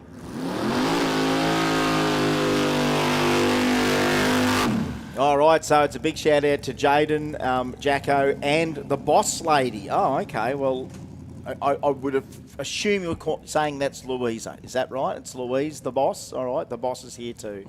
Hello, darling. Mwah, mwah. All right, Rebels. 7 flat. It is young Seth Lansdowne. What is he? Just cracked 17. Craig back beside him in the Ultra Tune Nambour Barry Ute. He's got an LS on board for this thing. And it can run a lot quicker with a bit of spray on it. But trying to run the 700 14. He ran an earlier 13, Seth Lansdowne. And his first ever Kenda. 2026 will go down in history as the first ever Kenda as a competitor for young Seth. No longer the track baby walking around here on the spot on a shirt like every other kid growing up. The kid's now able to compete at Kenda. I love to see him come from that young fella to the young fella on track. Same with Moose. All of our young guys coming up through the ranks. All right, Ben Taylor and Trent Caldwell trying to hit this 700 Rebels class. It's no easier than any other class. You've got to try and hit that number. Heads up Pro Tree, still got to cut a light. Nothing changes between these guys and the Outlaw cars. Other than their index, they hit the stripe. The wagon's looking good. 53's half a second improvement from his earlier 808. A 91 is a tenth slower for Ben Taylor in the EJ. Petrovic now in the Falcon needs to slow down just a smidge. Reese Platzer went 702 in the Commodore first hit. So this is where your day starts to form, either turn into goal or turn into the other stuff. Turn into features. Let's have a look. Reaction times. Geez, they've got to sharpen them up before racing, Marky. 15 to an 09. That's not too bad. Big improvement there for Petrovic to go on the other side of 695 to a 709. Big skid here from another guy that's got the bug, Scooter March. And here is Mark Durston. Beautiful Kiwi coupe. If you could, guys you went to school with, if you meet him all these years later and go, well, he ends up with a HQ coupe, you must have turned out all right there, Dursto. Old schoolboy of mine. I'd love to know out of everyone I went to school with, who's got the coolest car out of everyone. That's got to be it. Scooter, 709. Dursto's fluffed his run again, but his 809 is going to have to do for now. One more run in practice / qualifying before we go 3 rounds of Chicago Shootout. And this little car, we were talking about it earlier today. Where is there a Corolla that hasn't been touched up? Tatey sent me a picture of an absolute stock one. But then this guy comes from South Australia, Matthew Smart. No, it's not Robbie Butler. You know what I mean? Robbie Butler could be a twin for it. Yeah, it could be. It's got a 202 in it. I want to go see what the old Holden 202 looks like in the little Corolla. He had to slow it down a little bit to run 700. Carla Barrett, that's the other lady, Carla, in the hatchback. Loving this Kenda stuff. That's a great little deal. Look at that little thing go. Now watch out for the 700 here. That little Corolla's... double O with a 2. There you go. Double O with a 2. The little Corolla might have just snatched number 1 spot. Not that we give you anything for it, but just nice to say. It's good fun. To the top, To the top in the Corolla. That was backing off as well. That's a roll off the throttle. Do that again for us, Matty. Craig Williams now, Trent Asenheim. Let's have another crack at the 700. Let's go. Clean greens. Again, reaction times are going to need to play a part later on, but right now they're a little bit crappy. 699, too quick. Earlier 701 for him, so he's in the ballpark. You can start lifting when you go racing later. Trent Asenheim 736 and an improvement by 3/10. Jackson Woodward now and Charlie Gregory, one of our ladies. Remember I said, oh, Charlie, he's having a great day in the Bluebird, and then I met Charlie later. Aaron goes, this is my daughter. And I realised Charlie could be a girl's name. It's one of those names, yeah, it can go either way, obviously. Yeah. It won't be the first time, it won't be the last time we do it up here in the box. Here we go, clean green, 7:15 to a 7:40. So Charlie's earlier Bluebird run was a 34, an earlier 33 for Woodward. So an improvement for Jackson. Here he is. This is the real Troy Hutton, and that is the real Tim Morton. You want Heavy to talk hitters. about guns? Yeah. This is just Q2 for the Rebel 700 class, brought to us by 60 Foot Inc. Well, Timmy Morton's leading the championship Yes. at the moment. The Rebels, Hutton's 4th. All right, so another call for Outlaw 315, Outlaw 275 and Outlaw 235 to Q3 to the lanes, please. We've got prep coming up in a sec for a little bit. Play the brag and right song. 708, 702. How sharp is this going to be? Remember, up till then, Troy Hutton went 700 with 3, but he's just been pipped by a Toyota Corolla. So let's flick that back. Matty Smart, no, it won't show it. 7AA with a 2. Troy Hutton, 7AA with a 3. Reese Platzer, 7022.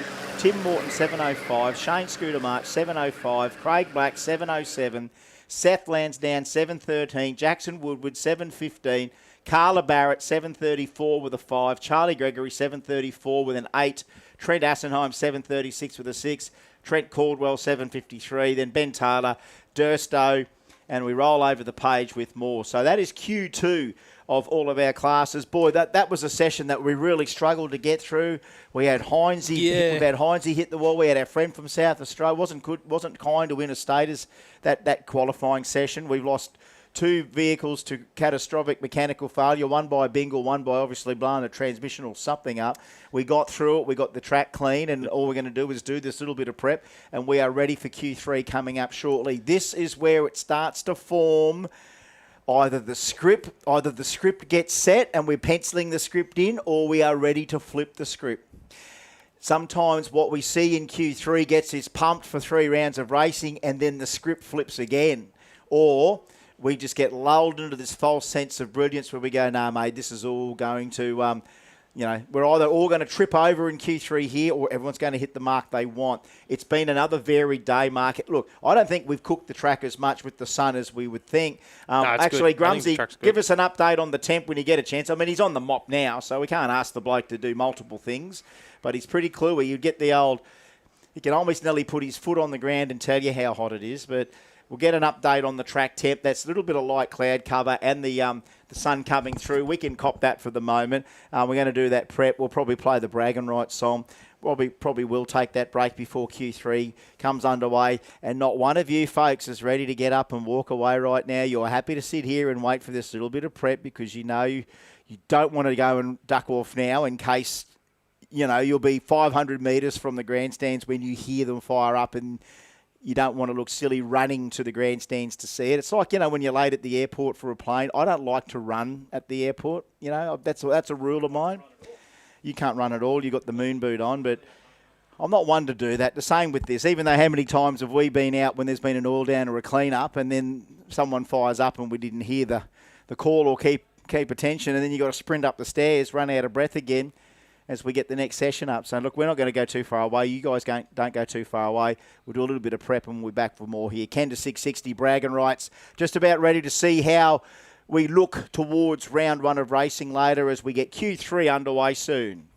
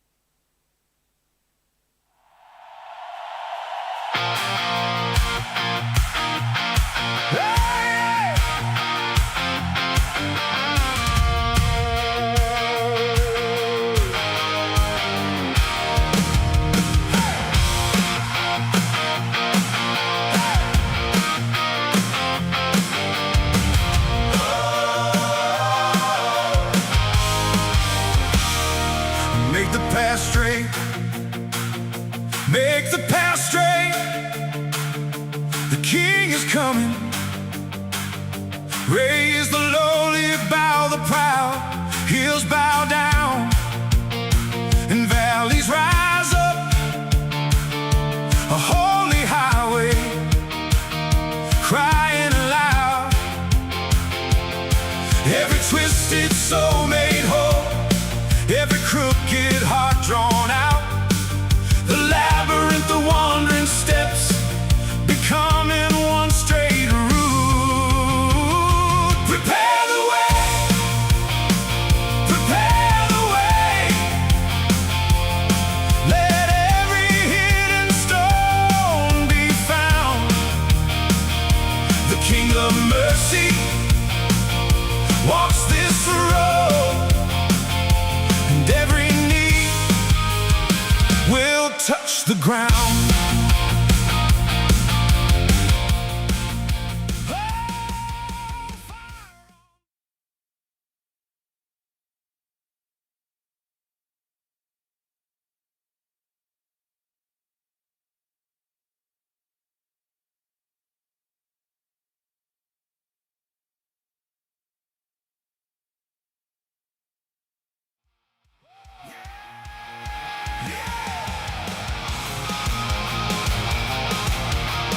You walked in like a Friday night, bragging rights, boots hitting hard on the neon lights.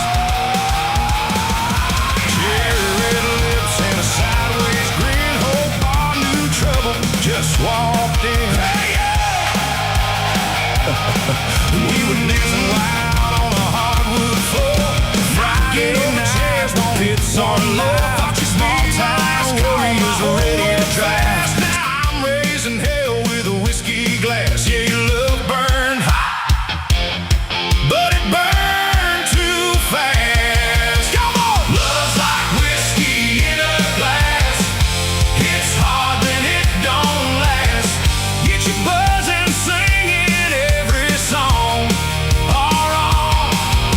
Warms you up and leaves you cold. Leaves your heart out in the smoke. But when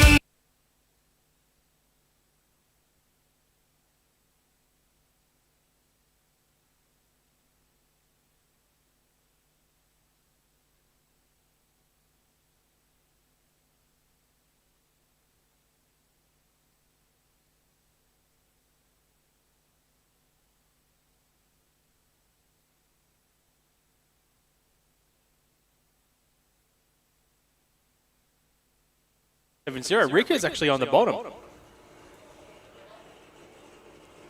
That's right. Johnny hasn't made one stick just yet. We've got that open loop. Oh, is that right, you reckon?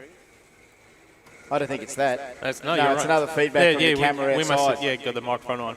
All right. Wade Wagstaff. Sounds good. Don't you love the echo? Saturday. Kenda. Oh, there we go. Dave found it. He found it. Ricker hasn't got down the track yet today. Come on through, little fellas. There you go. All righty. Okay, so this is qualifying round 3. Every time I see them come to the line, we just think, it is a simulated race. It is a qualifying run. 2 of our baddest Australian radial cars. One of them, the new record holder. The other one, former record holder. World-class machinery here in southeast Queensland, the radial state. All the way from Melbourne, Victoria, John Ricker came up here with one goal to re-establish the Australian Outlaw 315 record. Can you make this question on the Alamo beer company? See if we can get something of that up here. Oh, I'll get some Alamo up here in no time. Here we go. Wagstaff and Ricker. Oh, a little bit of shake. Oh, Ricker has 2 stabs at it. Oh, 66 starts to step it up for Wagstaff. 66, have a look off the tree. 052 to an 074. 052 to an 074. Wagstaff to Ricker. And then a 60 foot in the 0.9. 96. 9.6. Yeah, 9.60, You yeah. caught a 9.6 in the 60, and he's turned the 57 up a little bit. So a 3.70 with a 2, a 3.70 with a 1, and then a 3.66. 3 runs in a row. Wagstaff gets the thing down. That's now 0 for 3 for Ricker I in was the about to say, Camaro. yeah, 3 from 3 for Wagstaff, 0 from 3 for Ricker.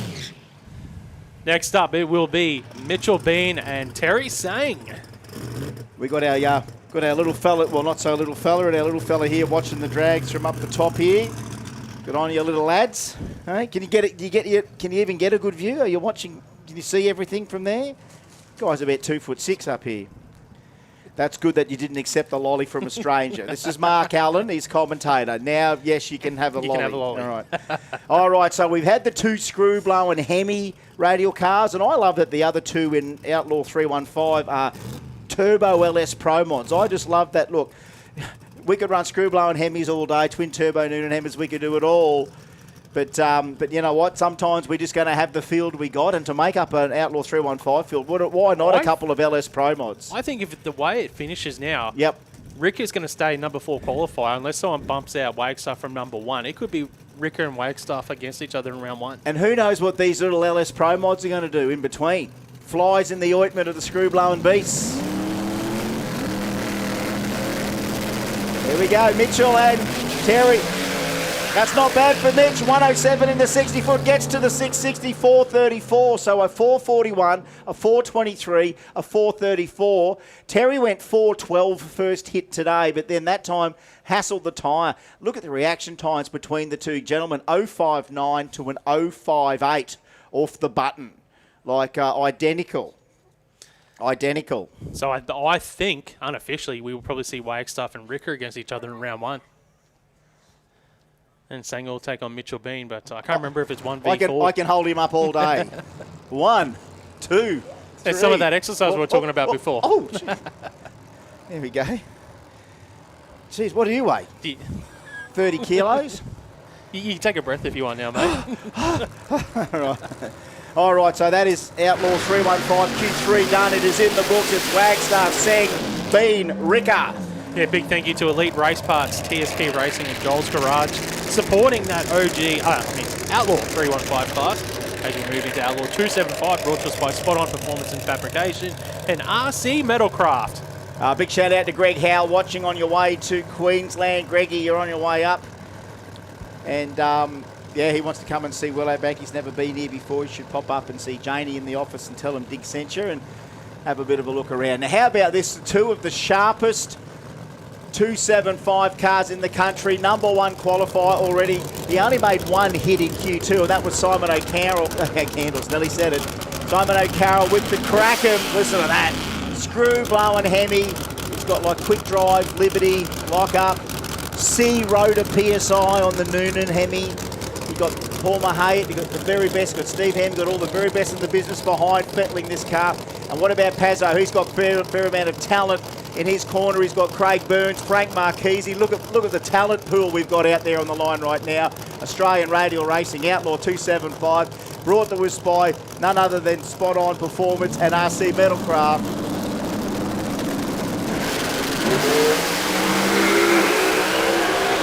Oh, Carroll goes 87 again, 387, 202 mile an hour. Pazzo was keeping with him, 108 in the 60, and then the tyres started coming off the car. What's that, 200 feet out? He pedalled it twice. Again, he just wants the thing to hook up because once it does, it's going to be an absolute screamer, that thing. Pazzo's already run a 3. He was technically our first guy to run a 3 on a 275 in this country down in Sydney, but he hasn't cracked the Willowbank curse just as yet. But Candles wants that IHRA record by the sound of it. It's interesting, Candles, he was down by 9 mile an hour on his first pass. I just wondered if he buttoned off early. And I even think the 60 was down at 107, 106 again. Like, it's not hitting the 275 incredibly hard, but it's getting the power through that crucial 100 foot. And then once that thing's got the tyre settled, it's locking up the converter. It's hitting the 5-speed gearbox and rumbling its way to the finish line right now. Well, there is that potential for a little bit of history today because it can only be the first person with a record in these Outlaw classes, the IHRA Pro Radial classes. Yep. And it's crazy to think that, we've got a long way to go before the end of the event before we can even see what that looks like. Danny Lansdowne now, Shane Crichton. How about this? If you love your Toyota 2JZ Power, well, we've got a treat for you. Both cars have that. If you love your VL wagons, well, that is an art all to itself. Something about long roofs in this country that look fantastic. And Danny, we know it as the VL wagon. Shane Crichton, we know it as the Crusader. 2JZ Bump City. Oh, listen to the send from the 2Js. 449 for the Wags. 449. 170 mile an hour. Kreitz gave up the ghost just near the 660. 500. It went 113 in the 60 foot, the Crusader. 116 for the VL. 113 in the 60 for Kreitz. And it just sort of gave up the ghost there, didn't it? About, I don't know, 500 foot onwards. It was a little... It looked like it was locked in. Yeah, it went south a little bit real quick, but again, no indications externally that there's anything wrong with it. It's just that he was off the throttle there, off the power. All right, hey, Outlaw 275. Let's throw another pair in the burnout box and see what we get. And again, two local creations. One's Hemi-powered, one's 481X powered. And we're just having a quick survey, make sure everything's all A-OK. There we go. So we should have Outlaw 235 in the lanes. We've got Outlaw 275. We need OG 275 and OG 315 to the lanes, please. OG 275 and OG 315 to the lanes. See James Horan there. It looks like he's got Kevy from KPM Performance there behind him. Yeah, Kevy's a busy boy too, isn't he? Busy boy, yeah. And Jeff we should Campbell call him Brown. Kev Mahayat. Kev Mahayat. Kev Mahayat, we could call him that. A busy guy, a very busy guy. The difference is Kevy doesn't have the headset on. With Smithy, he's got the headset on. Yeah. So when he's crewing for Smithy, he gets all Kevy Mahayat when he gets all that on. With his Smithy and Murray in the funny car as well, he's got the headset. He does, all right. So he does occasionally come out. We could call him Kevy Tecklenburg as well. Kevy T. Do you think of another tuner that has got a varied... everything tunes, because he's doing nitro funny cars, turbo, nitrous cars. Yep.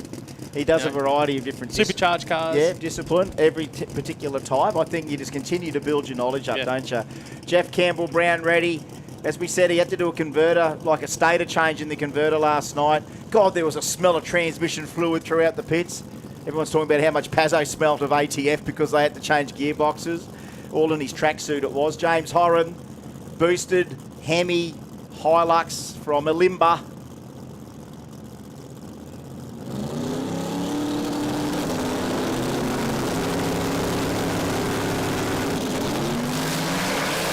All good for Campbell Brown, but the Black Ute's just sitting there.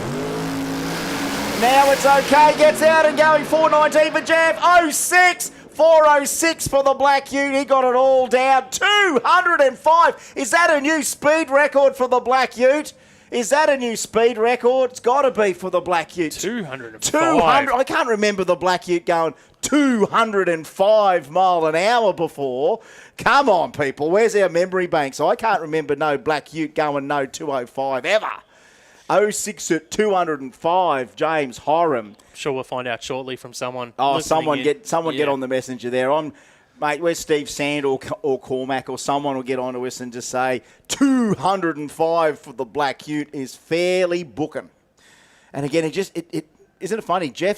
They both went to the high side in Bump City and they're all both on the chip. Jeff left on time. James, the thing just sort of went back to idle for a sec. I don't know why. I thought, what's happened? And then he lit it again and off it went. 205. OG 275, round 3 to the lanes, please. OG 315, round 3 to the lanes, please. Let's get our qualifying up for you guys. Yeah, so PB at 205. That's it. There we go, Steve. There you go. Yeah. PB at 205. On a 275 as well. On a 275. Mind you, we've had O'Candles go 211. But that's still pretty stout. 205 mile an hour for the Black Ute. They did not mucking around for a car built in the Limba. That's got to be the world record for a car built in a Limba, surely. Like no one else in a Limba's gone quicker than 205 mile an hour ever. It should be a bronze Black Ute in the town of Elimba and you drive in. That is Elimba's hero. Yep. You know, as much as Georgie Wagner should have one, because which suburb Georgie? And Georgie was in the Sunny Coast as well. Oh, what was he? Is it Beerburrum?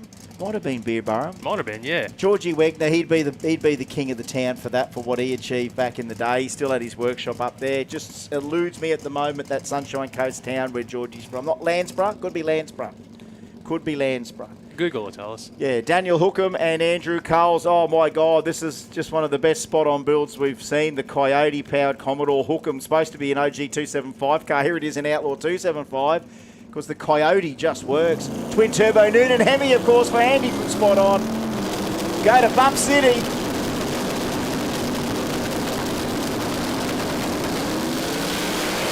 Oh, they got it planted out. It's Colsey's turn now. 397, 196 mile an hour. Hookham runs another 457. He's run a couple of 457s. 119 in the 60 foot, but Colsey to number 2 on the charts. 397. He hung on to Public Enemy and it took it. Yeah, Caloundra. There we go. Russell Schaefer and Georgie Wagner from Caloundra. There we go.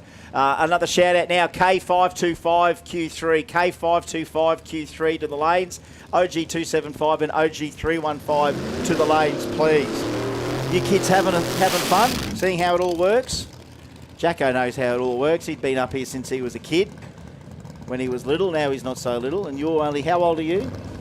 Little 7-year-old up here. What's your name? Brian. Ryan. Brian or Ryan?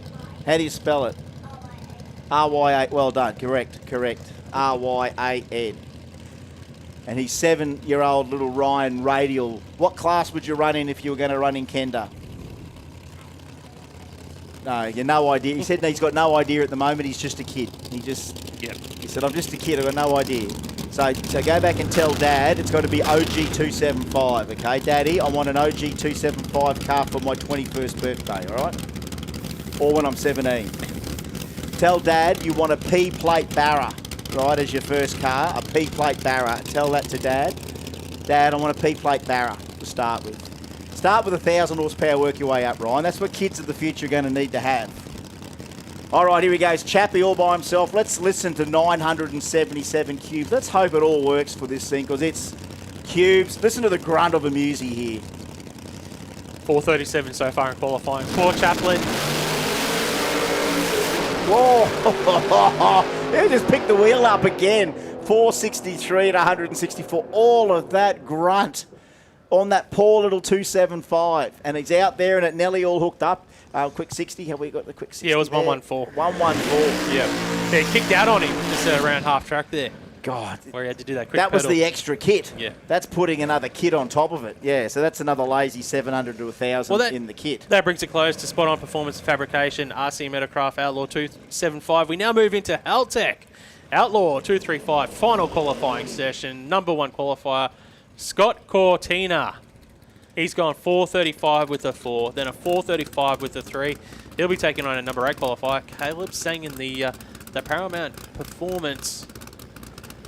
Driving the Mustang today. Yeah, I was just seeing it had VT on it. I'm like, no, wait, it's not the VT. Yeah, the VT's not back yet from the boys. Oh, obviously, they spent a lot of effort getting the VH back from bare nothing, from bare ass to now bare bones. But look at Cortina's car. Like, it is just an anomaly, a physics anomaly. Caleb, not even a burnout, just going to put the thing in for Q3. Scotty, what can they do? 2 runs clean. Yeah, 2 runs clean. Yeah, 2 runs clean. I said that for a reason because we couldn't all be that lucky, could we? You know what I mean? Like, they went after it. Well, they certainly did. And like, you know, you and I would have all been the same, mate. If that thing went another 35, we'd be standing here. I'd be doing the old Wally Lewis to them, basically to say, you can't tell me you get that down 3 times a day running 430s. I'll be there praising the man. But for them to knock the tyre off, it goes to show that sometimes they are human and not superhuman.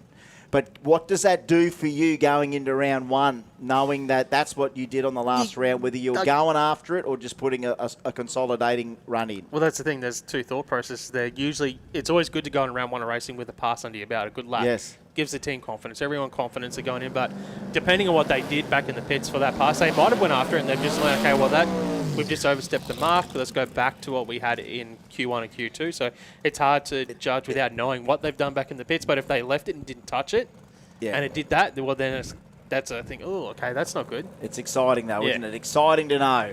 That, Next up here, Outlaw 235, Jaden Singh and Ben O'Neill. Yeah, Ben O'Neill, this LS Capri starting to work really, really well. 485 for him in the last session. Now remember, Outlaw 235, anything that used to be in the low fives would do it. Now you've literally got to be in that 4-second zone to be anywhere near it. That is one class that's just stepped right up.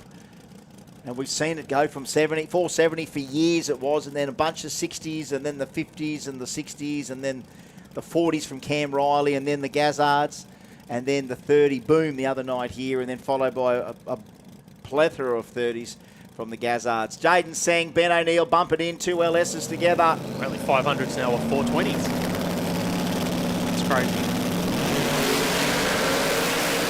Now remember, it went 175 on the last run, 444 with a big pedal. Now, doesn't that give you some inspiration?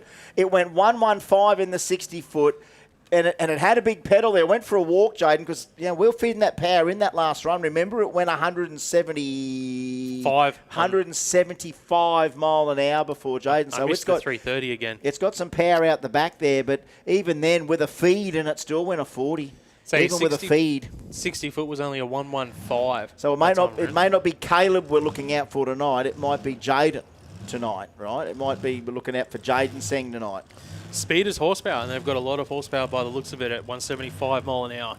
Oh, I tell you what, I see the name coming up on the. We haven't seen. No, I today. know, and I've been fanging for it because it's been gone a little bit too long for me. It's amazing. We don't lose him for long, but is that Mr. Nuts back again? It is on a 235. He's on a 235, Randall Laurie. I can't remember him being on a 235 before. He's normally on a 275. Look at the little tyre on it. Little consistent car. He running the 490s on the old bigger tyre. What's he thinking? Jesse Murphy in the lane beside, but yeah, RB and a Rodeo with a stick shift. What's he thinking? We just got all these what's he thinking moments. Randall Laurie. That's good for a show, mate. What's he thinking? What's he thinking? I like it. What's this bloke thinking? I love this little thing. It's cute. It's an abnormally. Hello, we got issues there with the blowing. Like That's very tough, Mr. Nuts. Not a good thing. Hopefully, it can just start back up again. It looks meaner, more blower. It looks like it's got more of everything. There it is. Here it is. There we go. All right, this little radio. I tell you what, I already feel like I want to give big raps to the Jesse Murphy team from Lakelands in WA, all the way from Western Australia with a Rodeo, with a single cam RB and a stick shift. You already deserve to be congratulated. Got my little sun visor, super short wheelbase Rodeo. Anything can happen here in Haltech Outlaw 235 qualifying. 7 seconds to get both bulbs from the first one. All right, here we go. Oh, big backfire. Whoop. There you go, boys. Oh, is that a clutch kick? Is that a clutch kick for a bit? That just picked the wheels up it picked the on wheels the clutch kick. 7:28. Thank you, Jesse, for that. And Randall had a big sort of pop through the blower then, didn't it? You Had a see big the cough. Bit of fuel coming out. But and it still was working, Yeah. and then off it went, and then did all sorts of crazy things. Meanwhile, we're clutch banging RBs beside it there. I mean, God, you just don't know what's going to turn. I wonder if Randall's changed the tune up a little bit as well. Got some new parts on board. Very well might. It very well might. Look at the next pairing here as well. A couple of 1980s Holden's showroom stealers, of course. The VK Commodore going out. 1984, 85. The VK came in. The Holden Gemini. The TETF. The little lads are out of here. They've had a good look. As a new tension span of goldfish, and they're gone. It was a couple of minutes there. Can't sit still, the boys. But how good is Swanee's team? Dan Swanee set up not only the orange Gemini and the orange crew. Unbelievable. I honestly thought it was going to be sunglasses and the shoes, but apparently there's sunglasses, there's wigs, there's tutus, there's shoes. Oh, there's a Gemini somewhere in there as well. And as I said, it's nearly the best looking car on a 235. Cam's VK carries a 235 nice as well. So our second quickest 235 car in the country now, Cam Riley, Turbo LS, bumping in against LS powered Gemini, built by himself, Dan Swanee. Oh, Swanee, little power wheelie, and then Cam, I think, knocked the tyre off it. Let's look at the 60-foot. Hey, Dan Swanee, 108. Dan Swanee. Can we go to the replay? That might have been on the back tyres. 108 60-foot for Swanee, 115 for Cam Riley. So here we go. Wheels. Let's have a look at the wheels. He comes out of the hole. Yeah, that's back tyre. That's 108 on the back tyre, 60-foot. That's one of the quickest That's 60-foots I've seen on a 235. 235, I think I've seen. That's ridiculous. It's one of the reasons why it's unloaded the tyre. Well, let's run it through everyone that's listening on the live stream, whether or not they can quickly, because I do know. A 108. I do know that guys like Scotty Cortina will know where all the 235 60-footers Well, Scotty's usually been one of the slower 60-foot cars, but they've started to pick it up with the 114s. Like, well, I want to know if anyone else out can, but that time slip's not going to lie to me, Mark. 108 in the 60 for Dan Swanee on a 235, and that's an LS Gemini. That could be the perfect little 235 beast. 275s are only doing 106s, 105s. Yeah. Well, that's 108 for the Gemini on a 235, and let's throw in, and it's not much. Yes, it is the back tyres on a Gemini, so there is a little, there is about a metre and a bit there that it didn't cheat the clocks. It's coming through there on the back tyres. It didn't set off those 60-foot timers on the front tyres, I don't think. All right, Matty McCandles finishes off the round of a very diverse Haltech 235. I can't remember it being as diverse as it has been today. Got all sorts of crazy things in there, including 864 cubes here. Do you think he's been conservative today with the car? I think the first two laps seemed conservative. Well, I think he's been running it on the engine because, I mean, it's got plenty just on the engine, 864 cubes. I'm pretty sure that the stats on that engine when it first came out is the thing was nearly 1800 NA. You know what I mean? Like, it's 860 cubes. It's definitely 2 horsepower per cube stuff, right? So that's 1600, 1700 NA before you spray it. So why not just, even if it's in half decent tune, it's making 1700 NA. It's making enough horsepower that you got to take power out of it no matter what. And I remember used to say to Craigs when that thing was in the Camaro, which I think could even now be the Kraken. It's funny how all this DNA. I wish there wasn't an ancestry.com when it come to race cars, but when that thing had the 864 in it on a 10.5, and I said to Craigs, I said, have you ever thought about leaving the line just on the engine?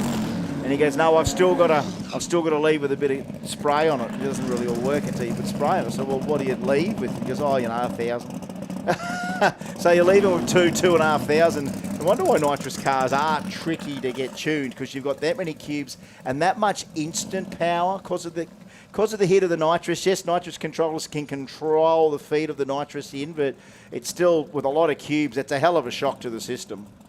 I know you're a fan of websites, Diggles. That's another one for you, carancestry.com. Car Ancestry, I think it's probably already taken. Hang on, here's Lundy. Lundy looking at 60 foots here. Oh, 107.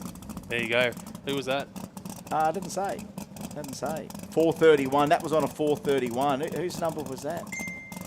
That is the alleged. There you go. So that's the alleged 2.3. So Steve Lundy's found a time slip. The alleged 2.35 record is a 107.60 and a 4.31.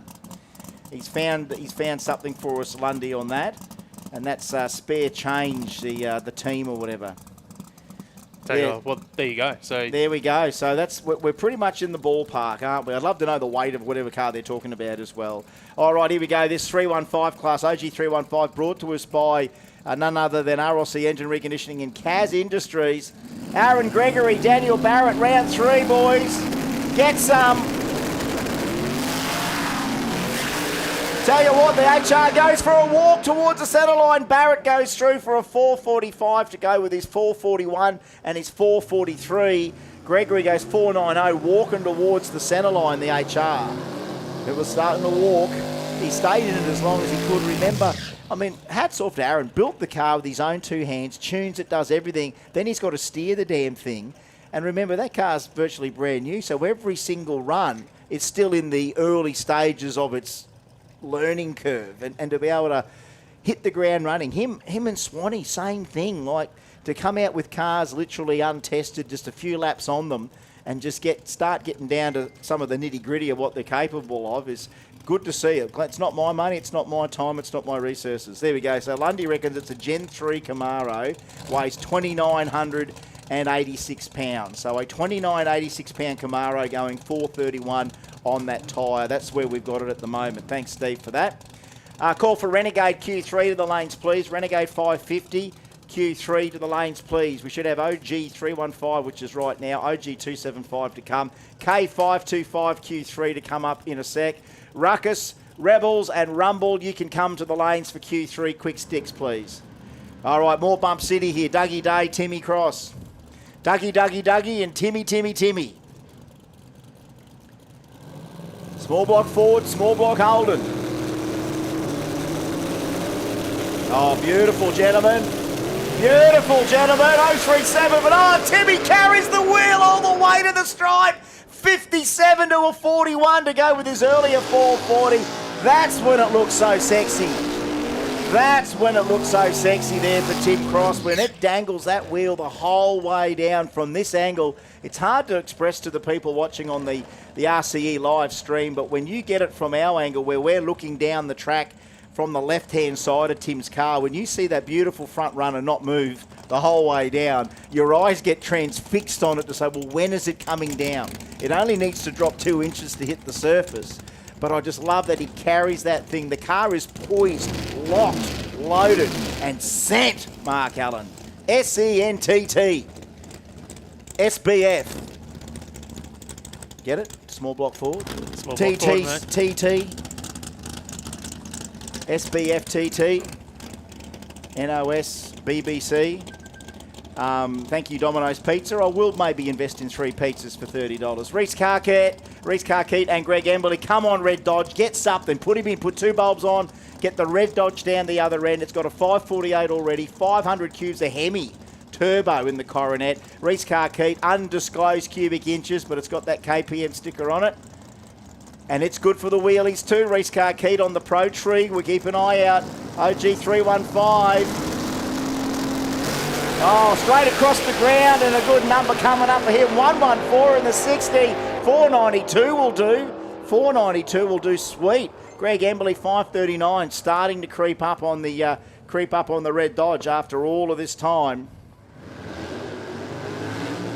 So hang on, Steve Farrelly, are you needing a bearing, a torque converter bearing? Circle D, a Circle D converter bearing. If anyone can help with a Circle D converter bearing, can you go and see Steve Farrelly? That's the iPlum, the Barra powered VL, the red VL. If someone can help with a torque converter bearing, I'd say Steve's only asking for that because I bet you that man's booked in for testing tomorrow. That's why at this stage of the game he's wanting to rebuild the converter if he can, so we can run tomorrow, at least maybe later today. Steve Farrelly, if anyone can help with a Circle D converter bearing, can you go and please see Steve Farrelly? All right, Stu Henry and Jason Kenny. Jason from Cranbourne in the VN. Stu Henry, what a gun, all engine too. All engine, 7 seconds, let's go. Oh, Stu out of the hole, 110 in the 60-foot, and look at this number, 472 to go with his 474. And this time for Kenny, the VN did not want to hook up. Big shout out to everyone watching on the live stream. But if someone can help Steve Farrelly with a Circle D converter bearing, please can you go down and help Farrelly out? They want to get that together. See, this is what happens when you spend all your money and you get to the horsepower level that you're happy with, and then the rest of the stuff in the car's got to get up to scratch. And if it's a converter bearing, if it's a gearbox, if it's drive line, anywhere down track of the engine, this is paying the dues of all the horsepower. So a Circle D converter bearing, if someone can help out, go down and see Steve Farrelly. The OG 275 action doesn't get any thinner either, thanks to BRP Racing transmission coolers. What is it with utes, vans, wagons? We've got them all. Twin turbo big block for Dale Gridley. This time, can he hold it in the beams? Turnbull, this time, can he? Well, he's gone a 62 and a 63. I think in testing he went a 6.0 and a 6.1 and a 5.8 or something. So Turnbull has done probably the most amount of testing out of all of our OG 275 cars leading up to today. Let's have a look. Hold them in stage, gentlemen. No more bump infringements, please. I mean, we can't punish you for it because it's punishment enough that you do it to yourself, son. Ridley just wants a time on the board here. And a big valiant for KPM Performance. He's got to get it in. Oh, Dale, no, it's no, what? No, not again. He gets nothing either. Matty probably doesn't care now. He's going to get nothing. Oh, mate, I didn't want to talk it up, but you know what we do, Mark? We want to make sure that everyone's aware of the potential possibilities of a bump infringement, and then it happens right in front of us. It's almost like we're saying, he's going to spill the milk. You watch, he's going to spill the milk, and then he spills the milk. Well, he didn't launch. He was in pre-stage and it bumped through. Ah, yeah. There's So it was something with the bump that's not working for Gridley today. Yeah. I don't think that was a driver letting go of the button early. That's a car that there is something not cooperating there. Yeah, the little bump was too big, so it jumped through the full stage. So it's one of those things, if you can't get it sorted back in the pits, it's where you go as a driver, okay, we don't want to bump through because we're going to automatically lose. So do you just go straight into full stage and then build up the boost? Yeah. And then potentially you're not going to cut a light, but at least you're in the race. And that's not the sort of thing you want to have happen come Q3, when, remember, you won OG 275 back in February, and now this is the form you bring into the next round. It's not the day you want. So we've just been given the shutdown signal on the start line, so that means maybe one of the cars is still on the racing surface, or they've found something in the braking area. Yeah, big shout out to everyone watching for us. Big shout out to Wazza Bradman watching the live stream. A lot of people getting on. What up, G? Of course, Dodsy. I thought you would have had Miss RX3 up here, or I thought you would have had Jen up here in Bump City. Would have been 3 rotaries in Kenda today if we had Jenny up here. But it's good to see you're probably working on all Sup G and What Up G ready for Jambo coming up, I would imagine, Alan. But Wazza watching the live stream. Steve Sant wants to put a big shout out to David Kilby, who's watching the live stream at work. Yes, so we've got people out there watching the live stream all over the world, including at work, can't be here. We've got people on the road travelling interstate, catching up with the stream online. And again, I know that our thoughts and prayers are with our good mate Heinze.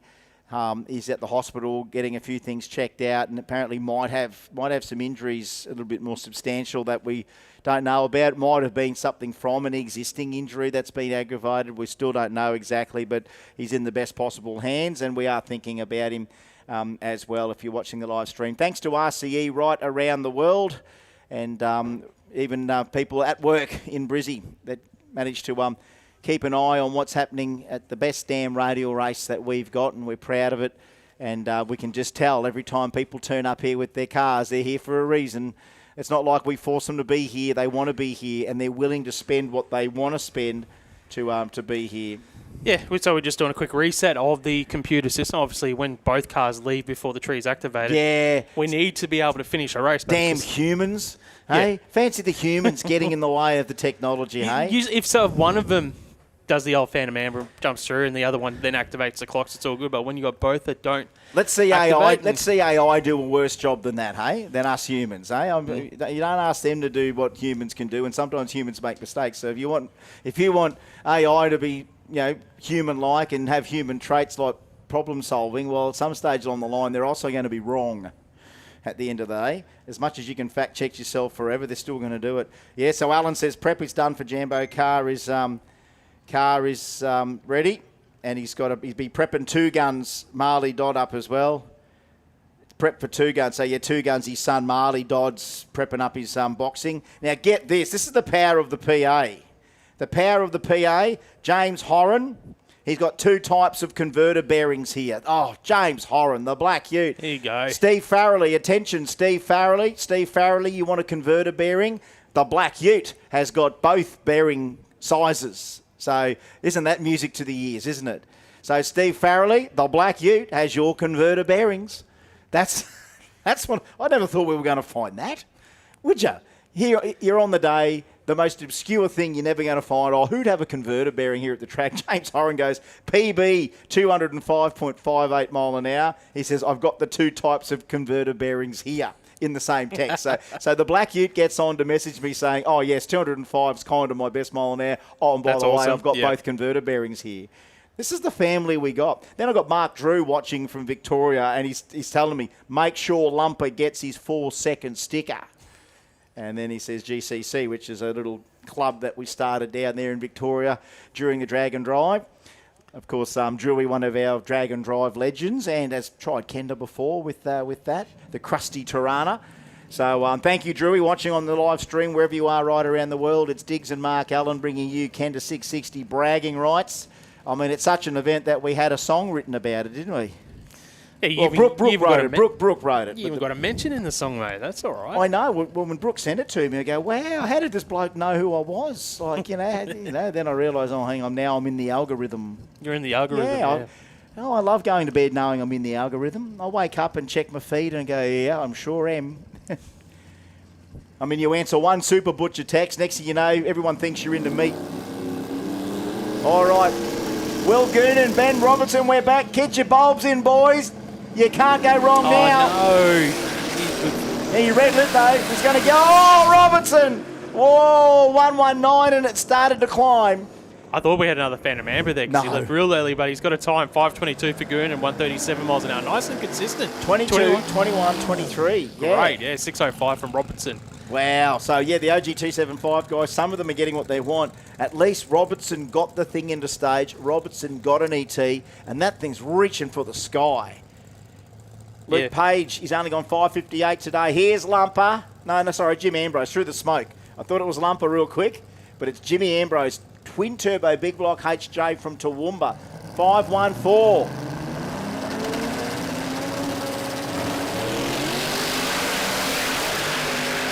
God, that's a big hell of a thing, isn't it? That's a big lumberer. 506 for the big HJ of Jim Ambrose. 506 or 142. I'd actually love to see him and Lumper match up against each other. That'd be nuts too. Like the HJ, the HZ. Two big Kingswoods up against each other. What a great lineup there so far.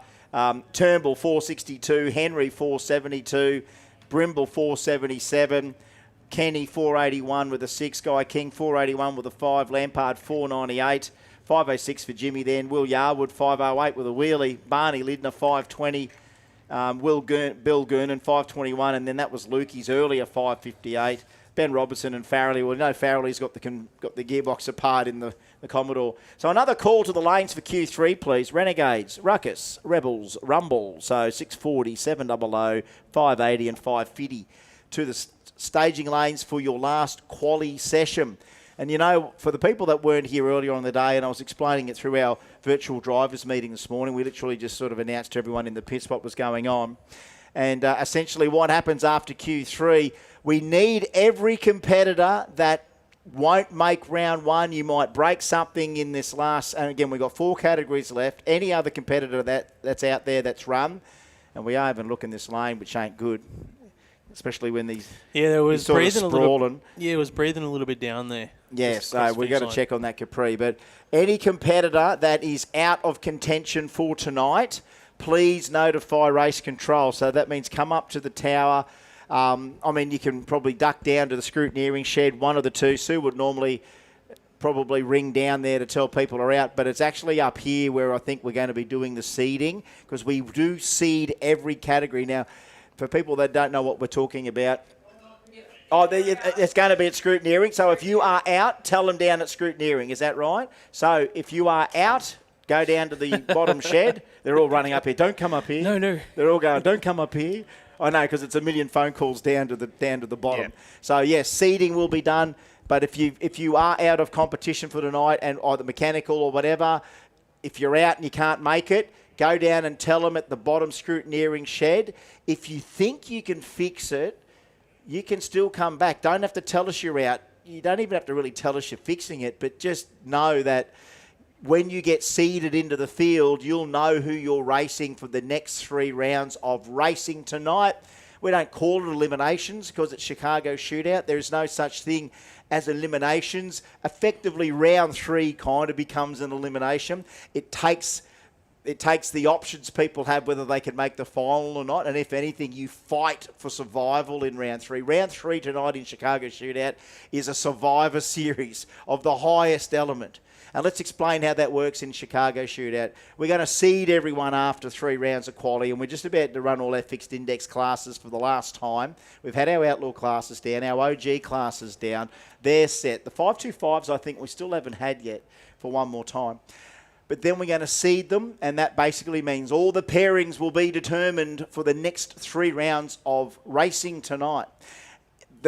Basically, the person that goes 3 wins from 3, you would assume would be in the final. However, when more than 2 people are 3 from 3, we have to take the 2 quickest legal ETs in round 3.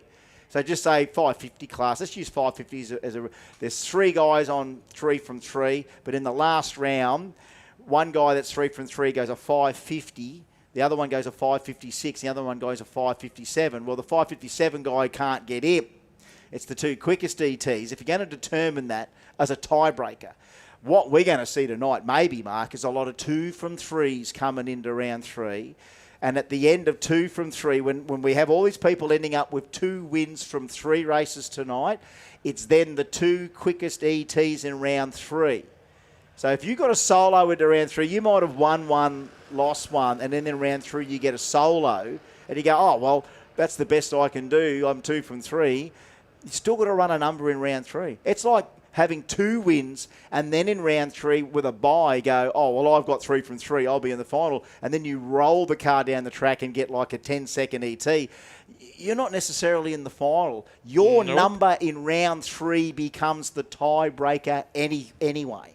So run round 3 tonight like it means it. And then this is the other thing that we've had to tell people in the past. We will then take in fixed index situations the 2 quickest legal ETs. In other words, don't run a 549 in Renegade in round 3. You don't want to do that. Make yourself 3 from 3, but you ran a 49 in round 3. You're out. We would rather give the finals berth to 2 guys that are 3 from 3 with legal ETs in round 3.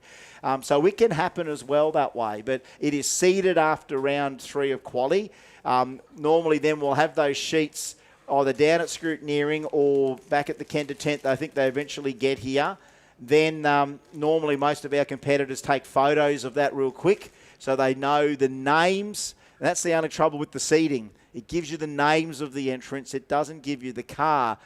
So you've kind of got to just, I don't know, ask around. You might be able to flick back through some old streaming today to see who in your class is who. That's probably a nice way to identify them as well. Well, that's it. And as they get to the back of the lanes, we've got officials down there that help them get paired up as well. But yeah, well, the bracket marshals do help. And again, we do go back to race number for a lot of them. So a lot of our bracket marshals, they go off race number purely because they also probably don't know the name of all the competitors either. Back in the old days, we used to do that chip draw nearly every run where we just put them all in and pull them all out. It did take a while. And then they're all standing there and we're introducing them all to each other. Oh, shake hands. All right, well, I'll roll up. What do you got? I've got the hatchback. What do you got? I've got the Capri. And then they roll up and they meet each other. But after a while, especially a lot of these categories like Rumble and everything, you kind of know a fair amount of your opposition. It's only when our newbies come in that start doing it for the first or second time that takes a little bit to get used to it. But you know what? All you got to do is ask someone else in your class or roll up early and go, who am I supposed to race? Oh, you're so-and-so. He's in the what's-her-name. And then normally, if you're already there first and you go, well, it's this car, and then you'll see this thing roll up and you go, oh, here cometh my opponent. And you're off and away. So it is going to be really good competition tonight. I can't believe that when we watch the replay of the stream from only February, it felt like a year ago we did it, Mark. It really does. It does actually. There's been a lot between that. Yeah. But just to watch that back, and then I'm listening to myself and I'm going, man, why are you so strung out and wound up? But then when you listen and you look, and it's like because the racing was still so tight. And remember, we get excited here in round 3 because you've got all the seed sheets in front of you, and what's about to happen in front of us has real bearing to finals. And we treat it like this is the last swing for these people, whether you're in or out. And Mark will give us the little recap of, well, he's arrived here, he's 2 from 2, this win matters. This guy's none from 2, he's got nothing to lose. But if he takes him out, this guy could be not in the final. And then guys that you didn't think could get there. People sitting in the clubhouse thinking, I'm 3 from 3, I'm going to be in. And then 2 more guys after that go 3 from 3. And then all of a sudden, what he didn't swing hard enough. So all those little things creep in. We'll flip the script about 6 more times before the end. And whoever wins bragging rights tonight, you know what it's like. It's so well deserved to get this thing. You cannot Bradbury too many times in this world and win. I mean, we've had a couple of big Bradburys in the past. Look, I'm not going to say Ryan Holtz's win against the Kraken this year in Outlaw 275 was a Bradbury moment, but just, sometimes a red light comes on. And that means Simon O'Candles was not taking Captain Risky lightly by wanting to cut the best tree he could. The same with Cortina against Caleb, same deal. Didn't underestimate his opponent, and red lights determined the result.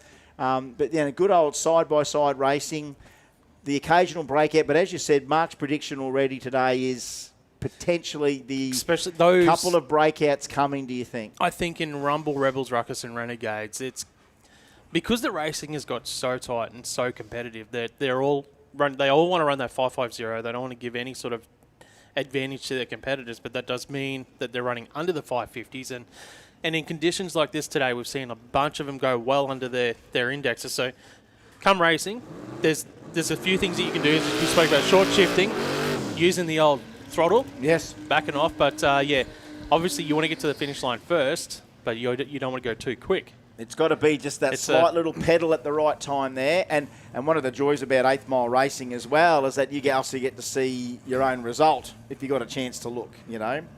All right, so we are into the final Q3, and we are still with a little bit of OG 275, and I love all the way from Warrnambool, our new 4-second club member, Matt Lumper Lampard from Warrnambool, and beside him from Valdora, Guy King, the Barra-powered KE20. It's got a 200-mile-an-hour top speed. This thing has run over the quarter. It's gone like 7 O's at 200 over the quarter. This is an epic machine. No wheelie bars, of course. A lot of radial cars, no wheelie bars. So it is all power management. They both run in the 4s. Bit of bump city going to come up here, both sides. Oh, beautiful bump. And Lumper off the button. Holds on. Look at the wheel. Look at the wheel for the Corolla. It's in the air. 466 for Guy King. 162 mile an hour. It came past the Kingswood like it was coming into an overtaking lane. Oh, my goodness. You know what we need, overtaking lane? We need a dangle cam. We need a dangle cam. We need a sharper angled camera down the lane to show the people the dangle. Anyone see the dangle on the Corolla then? Anyone cop the dangle? You saw the dangle. Hey, how good does a good dangle look on a little car like that? When it just locks that thing in, the suspension's locked in, the horsepower's delivered, and that thing's just hovering the wheels, mate. How epic does that look? We're all about the dangle here. We want dangle gang. We want dangle cam. We want a bit of dangle cam. All right, here's Big Barney's big burnout. 588 cubes of spray on board. Got the leaf spring in it, just had a lot of rear end work done. He's got more separation than ever in the suspension. He's got to transfer it.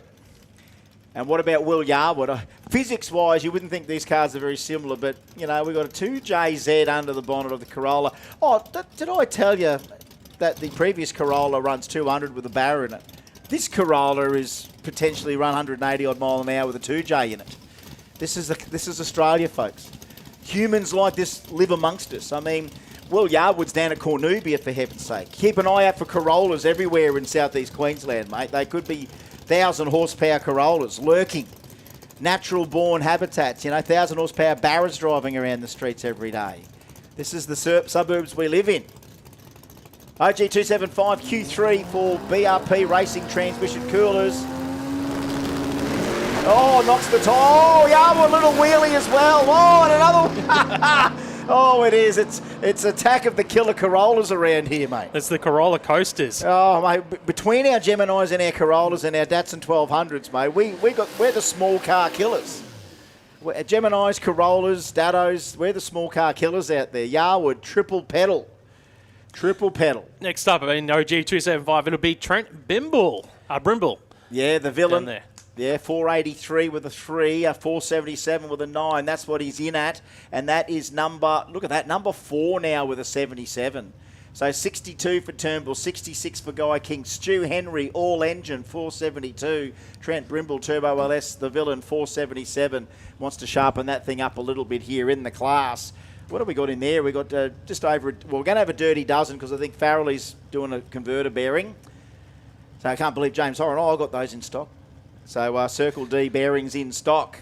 Trent Brimble now, Swifties Race Engines, the VL from Joiner. Northside boy.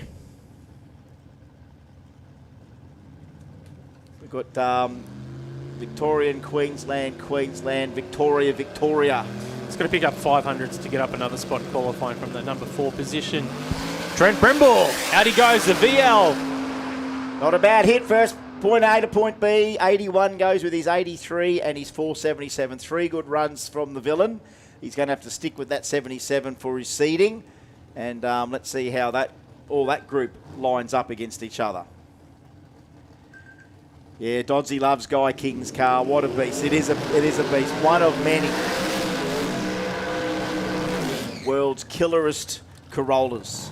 And that brings a close to OG 275. We now move into Your Plumbing Solutions K525. Thank you, Benny, for your sponsorship. Your Plumbing Solutions. Rod Williams and Craig Scotney. This is a replay of our final from February. Twin turbo Windsor on board for Hot Rod. He was normally, blown and injected. That's how he got the nickname. Blown and injected cross-flow Hot Rod in Rumble.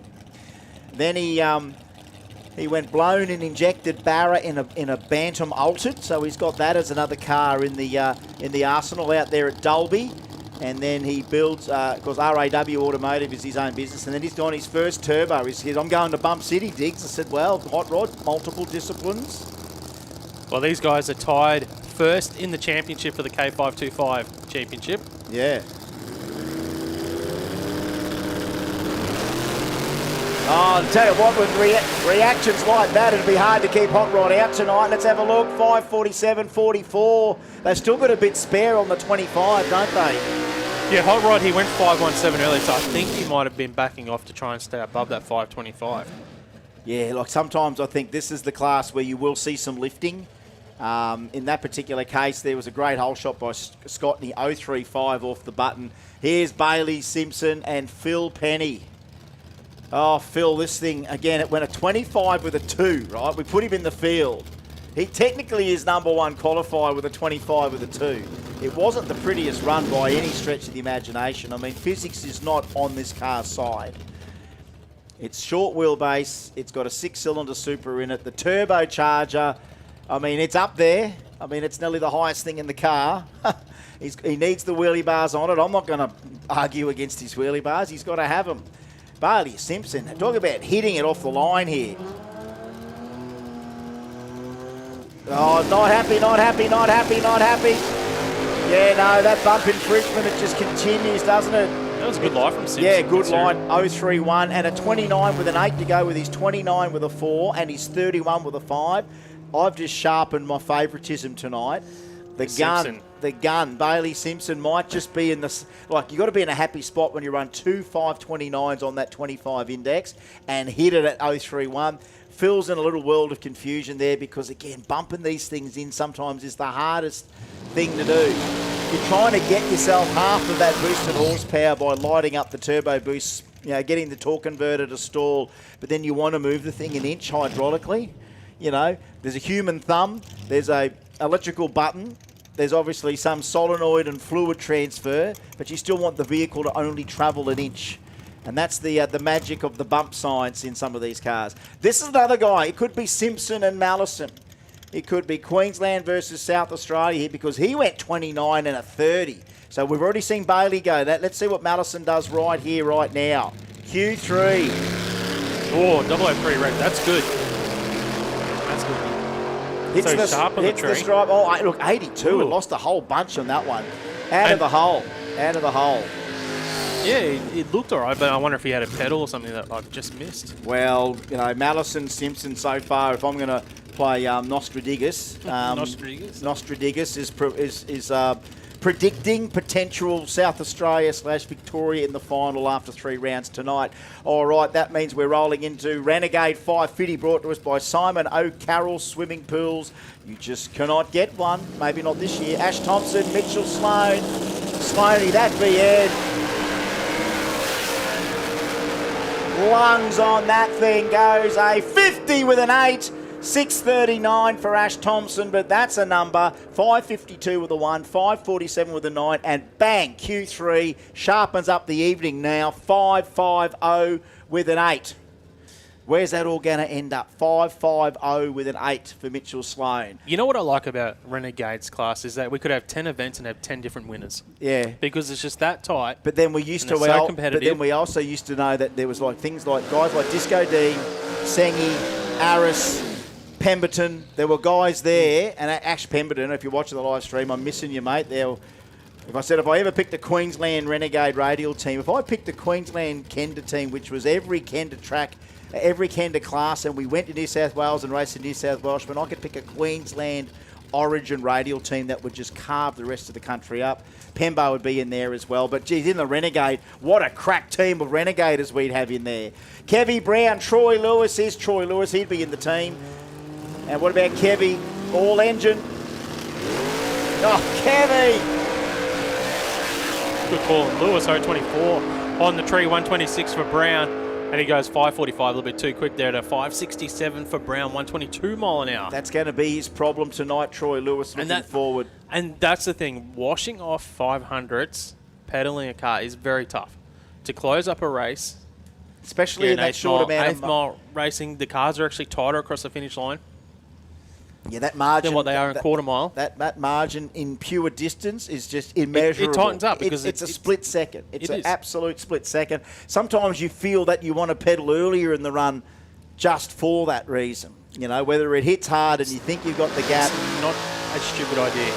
All right, Aris and Paul Butler now. So Nana versus...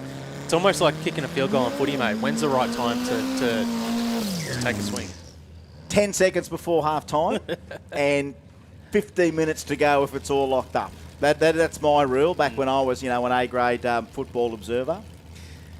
I only played 1 or 2 seasons of the game, but my love grew on for it. That rugby league is the greatest game of all, and some other thing called the World Cup can pretty much eat a front converter bearing. Aristides Contolian, and Paul Nana Butler. Any Creek Concrete is the SR20 2.2, 5:52. Aris has gone 5:55. Let's pretend this is a race, but it's Q3. Oh, Aris off the tree, 074. Here comes Nana to the stripe. A 53 to a 49 with a 71. Want to do that again, Aris. 49 with a 7. But Nana, he's another guy which I'm in awe of, that has been able to just become a hero in his own skin. You know what I mean? Like, I just love that. See, these moments where the car and the human come together just makes the whole package, you know? Yeah, what Contolian did there, even though he went too quick, 5:49, but washing off thousandths of a second is a lot easier than washing off hundreds. Yes. So we've seen some of those guys that are 500ths under. Tell you what, I don't know what Stokesy's packing on board now, but the thing seems a little harder to stage. And look, Russell Archer's had a cracking day today, 573, 567. I rocked up and saw them in the pits there last night. We're having a fat old time. All right. So Stokesy. Yeah, he's creeping it in. Oh, here we go. That's not bad. No, that was a little bite off the arm. Really buzzed that 13B in low gear. Really buzzed it. You could just hear it. Hey, Stokesy, 5:57. 5:57 for Stokesy. Now he's on the board. Yeah, rotary power, Dodsy. I knew you'd love that. We've got my mate Dwayne in Buzz coming up here shortly as well. Everyone's on the game with their rotaries today. Stokesy went at 5:55 earlier. I'd like to know what Russell Archer buzzed that to in low gear there. That sounded like 10 in a 13B. It sounded to be at 10. He had that little huff and a puff off the line, and he really wound that thing out in low gear. All right, Jason Seng, Paul Papacosta. I'm going to let all the engines breathe here. I know he's got some spray on the LJ. Paul Papacosta, he could have 440 cubes all engine, but it's got the clear scoop, so maybe a small spray. Let's just listen to the engines. Renegade, 550.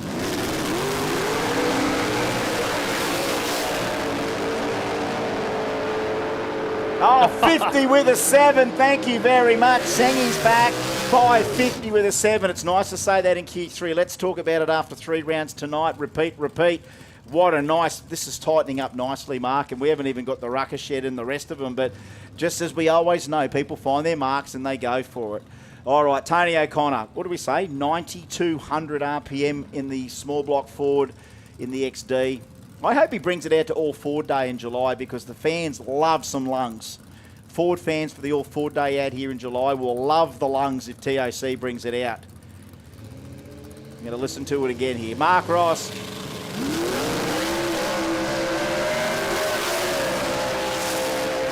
Well, that's something you don't want to have in Q3. We'll get the spin. But O'Connor 573, 122 mile an hour, and Ross there with some issues off the start line. I find myself getting off on the noise, to be honest, when I'm listening to it. Like, it's just... We'll never lose that mechanical symphony, mate. We'll never lose it. Phil Webster and Michael Todd. Now, look at Toddy's thing, eh? This is it's a blowing cartoon car, isn't it? It's got the big blower on the 383 on board. Renegade loves it, can do it in a canter. Phil Webster can do it in a canter as well, this Fox buddy. I love that early. I call that like almost the earlier Dickie. Oh, we've got a bit of leakage. Yeah, he's got some leakage. Something leakage. Some leakage. We've got to shut him down. You're gone. You're gone, Phil. We can't have that. We've got to go back. We're going to have to send Michael Todd in by himself. Starters just giving him a little signal for a sec, making sure he is out of the beams. And we're observing the rest. It only did it the once, did it? It was enough of a puddle just for the amount of time where it sat. There, and then everyone's... I love how everyone picks up and has a lick and a sniff. Like some guys put it in their mouth. They're giving him the thumbs up. Well, okay, not him. Not him. What is it? What are we? Is it glue? Is it something like out of the overflow? Can of Coke? Don't know. It's okay. It's okay. Let's go. Oh, there's more. There's more. Stop. Phil. Could be a catch can, maybe something, I don't know, but whatever's happening, I hope it's not happening anymore. 5:48 at 119 mile an hour. Michael Todd a little bit too quick, but whatever it was, we're onto it. Could be fuel, could have been fuel. Look, honestly, when it's coming like that with the mop, it can be just fuel. If it's water, we treat everything a little bit different when you're randomly hitting it with a mop. Well, it was a lot there. Yeah. So I thought that was it. It was going to be shut down, and it could have been a fuel tank vent, and with that, you say, listen, if it did it. Coming to a stop, sometimes you can. If the tank's really full, and you know what it's like. Yeah, that's right. If the tank's really full, but sometimes when you see guys wipe their finger on it and they go up there, and sometimes I'm sure it just goes in your mouth. But I'm sure it's that's fuel. And it's like, hang on, if it's fuel, we'll let it happen because it might just be a fuel tank breather overflow. And then this is why I think the mop's coming on it with no other condiments to assist with it, which means if it was oil, we'd be pouring something else on it. Yeah. If it is even something lightly oiled, like light whisper would be, those mops with the thinners, like a bit of topical application of the thinners with the mop would help deal with that. But this looks like a fuel moment for mine. And again, it's not like we try and predict everything that happens out there, but I mean, we always used to play the game, what's my leakage? Welcome to another edition of What's My Liquid? What is it today? I mean, if it's green all over the track, we know it's coolant. If it's red all over the track, we know it's transmission. Have you seen what some of these blowing alcohol cars are running now with their oil? Like it comes out like a light blue. Have you seen that greeny blue, milky oil that can come out of the blown methanol cars now? Yeah. I do watch a lot of tractor pulling, of course, in Europe and in America. And used to see when them blowing things start breathing, that oil is a light, and it's creamy green. Very hard to clean up some of the brands that they use these days. Well, the synthetic stuff, all that sort of stuff is any additives and stuff.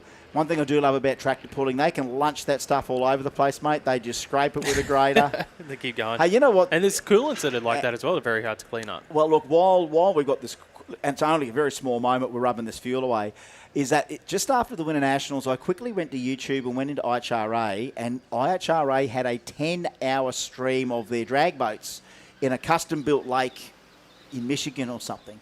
So here was the drag boats running in their own lake. And I couldn't take my eyes off the damn thing. Watching, there's a lot of time between runs for them. But again, with the stream, you can fast forward and watch it all. And, they're running, they've got fixed index classes like 520, 560. Where do all the boats go when they're not on the track? Straight away, there's a trailer. So they've got a dedicated area at the end of the lake where the right lane goes into its own boat ramp. The left lane goes in. You've got the little you've got a little groin there and you come around and normally the crew have got the trailer in the water and you literally there's IHRA officials in the water at all times nearly up to their waists and they wade out and they grab the boats and they bring them onto the trailer and they literally get winched in while they're still in the car. the boat. Yep. And then they just whisk them back up to the pits, do their maintenance, and then they go all the way back to the start line. They unload them in behind the rope, because there's a rope there. Yep. And I always used to wonder what the big bar was that went from the roll bar over the engine, and that's basically so when you're ready to go to the staging area, if you've got a cockpit, is you actually hold on to the rope when you're ready to go forward. You just sort of push the rope up, and the rope skims over the hat and down the back of the boat, and then they throw the tree and you're off. But I was fascinated by watching it, and then I'm looking at it going, wow, no oil downs in drag boat racing. What would stuff you up is if you had some big wind come through, but being in its own lake, it's actually it was really quite a controlled environment. And I look at it, and they had a lot of drone shots of it. And I'm thinking, damn, that's what I said. It's damn. I'm looking at it going, why couldn't we build a big lake like that somewhere and do that? I mean, anytime we can hit a Christmas tree and run down a track and not have to worry about picking stuff up after ourselves. I mean, they popped the parachutes into the water and everything. So the fast ones, 200 mile an hour, whatever, the top alcohol hydros were running, let alone the top fuel hydros, by the way. But there was a whole new world. Like their version of junior dragster were kids on jet skis. So that was their version. So the kids could be on jet skis and racing through the 1,000 foot or the water quarter mile. So that was really quite fascinating to watch. And as I said, with tractor pulling, when they lunch that stuff, they literally scrape it, batter it back and prep the surface for the next competitor. We're lucky with drag racing that we can give you a run nearly every 2 minutes when it's all flowing. But isn't it funny that when we do get the delays, it just feels like, this is the reason why we call it drag racing. The time drags on sometimes. I'd rather spoil everyone with a run every 2 minutes. But when it does slip, when it gets down to a little break in continuity, isn't it funny how our patience tends to drift from there? I just got to make a quick call. Final call for Rumble, Rebels, Ruckus, and Renegades while we're in the middle of the Renegades. So, final call for you guys. Rumble, Rebels, and Ruckus to the lanes, please. Final call for your final qualifying session. Well, this is as fun, if not more fun, on land than what I was watching everyone on water do. But just the facility blew me away when I looked at it going, wow, what? No one can take this away from people. Greenies can't complain that it's going to affect the aquaculture because it's their own lake. It's not like, that you're affecting the ocean. No, we're not. This is just a big swimming pool. And here we go. James Horan. Oh, mate, James Horan, I'm going to give you a big shout out because you're helping other people with stuff. But how's this? The Black Ute wants to thank Sticks. So, hey, Michael Kalasakis from Quick Bits. Stixie, if you're watching the stream, James is giving you the shout out, helping you get through a few issues with the Black Ute. And then as a wizard at reading the track. And then Kevy gave me a hand. Check this out. Kevy gave me a hand with the car setup and is a wizard at reading the track. So he's shouting out to Sticks for some of the issues with the Black Ute. Yep. 205 mile an hour, maybe Sticks can help with that. And how about that? Big shout out to Kevy there. That's coming from the Black Ute himself, James Horan. Big shout out. Happy to do it. Kevy KPM there, obviously. Bradley Lynch now. Brent Coles. Renegades, 550 heads up. 562 for Bradley Lynch. 634 for Coles. So he did go on earlier, 565, some issues there off the start line for Colsey.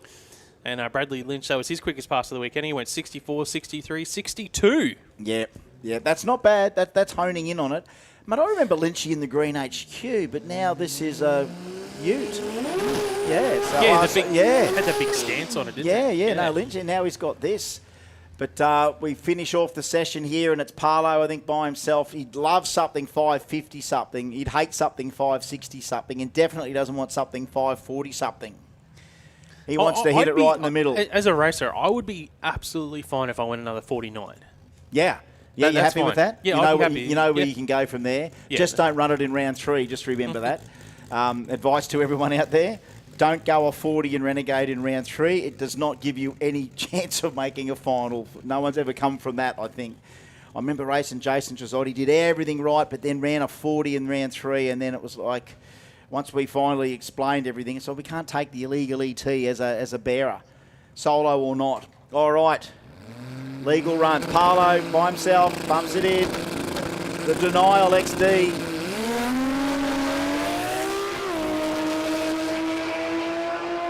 Nice run, 5.60. Look, that'll do. 55.49.60. We can play with that. He can run with that one.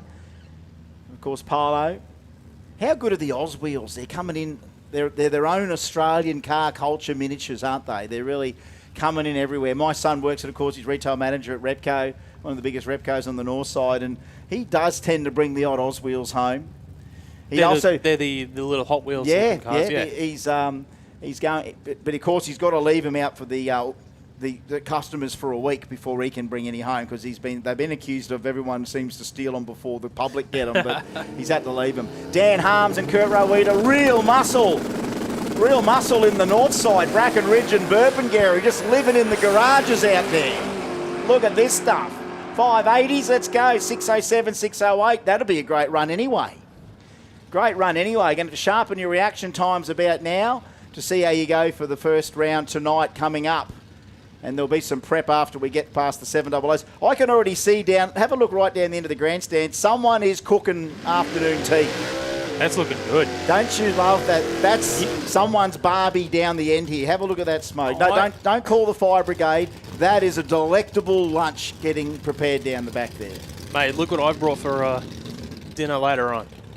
You got all 2-minute noodles. One thing about you, Mark Allen, I mean, you're top shelf prestige, mate. I mean, just eating the finest food out there, the fantastic noodles, mate. Okay, I'm going to let the lungs go for Gary Millgate. Gary, your lungs, Rob Armstrong.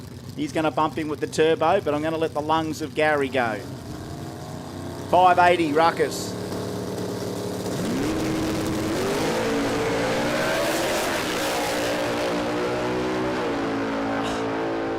$584 is better than the 66. Rob Armstrong can't help himself today. That thing's got too much power. See, that's a struggle as a racer to wash off a couple tenths. All right, Gary, you've got to tell me what you rev that thing to. I want everyone's RPMs, please. Gary, can you get someone to message Diggs here? Tell us your RPMs today. Okay. Mark Kleinert, Gavin List, last shot for these guys. How good does the Falcon look? How good? That's Big Steve. That's Dave Hamilton saying Big Steve's doing the cooking. Clean greens, nice run. Here comes the stripe. 98 to an 85. That's an improvement for List by a little bit. He's back in the program. An earlier 91 for Kleinert puts him in good step. That's enough to back yourself into round one tonight. McLeish has been off the leash today. 2J in the Lexus. Ryan Duran, he's been off tap as well. These guys could be potential. But I mean, 2J in the 580 class. He's got to bump this thing. It's a little hard too. Oh, look at Ryan off the gun. He got his red light out of the way. Look at the numbers. Let's look at it. 580 watt, 581, 595. That's a clean run for Ryan finally, right at the right time when he needed it. 581, right when he needed it. Just clean up the red light now and he'll be fine. Oh, listen, Mark, you're a hard marker, Mark. You're a hard mark. That was a big one. That was a 100 rate, so that's a big one. I reckon that's him going for a chop at it. Yeah. Oh, look, I think you've got to do it right now. Yeah. All right, Michael Adams, Harry Thwaite. Now, Mick, I just can't believe he had a bump infringement last time. I wonder if it actually bumped through, though. Not him, but the car itself just took a bit more of a jump than expected. One of the best data loggers we have here is the live stream. The RCE live stream, thanks to Overtaking Lane. You can play it back and see what happened. Harry Thwaite, 580 with an 8. Right now, let's check the barometer on Harry's potential. I'm going to ask for a percentage chance of being in the final tonight after this run from you, Mark, all right? Let's pretend we're going to judge Harry on whether he goes to the final we'll do tonight or not. Both drivers. All right. Yeah.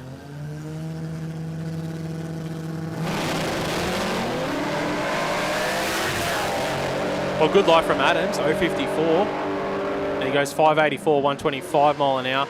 Harry Thwaite, 579, 154 light. Oh, that's tough. Adams has got the advantage on the tree. I think we might see one of those drivers in the final. Great. Attention in the pits. Just remember, any races, the first pass of the day that they qualified in is the class they stay in for the event. You can't change classes. We already said that this morning, didn't we? Can't change classes. If you needed to change classes, you need to do it before you went into quali. You can't do 2 runs and then change classes. So and again, remember, it only took one class from Hookham before he got moved, and he only got moved because he was too quick. You can't just move classes because you're too slow.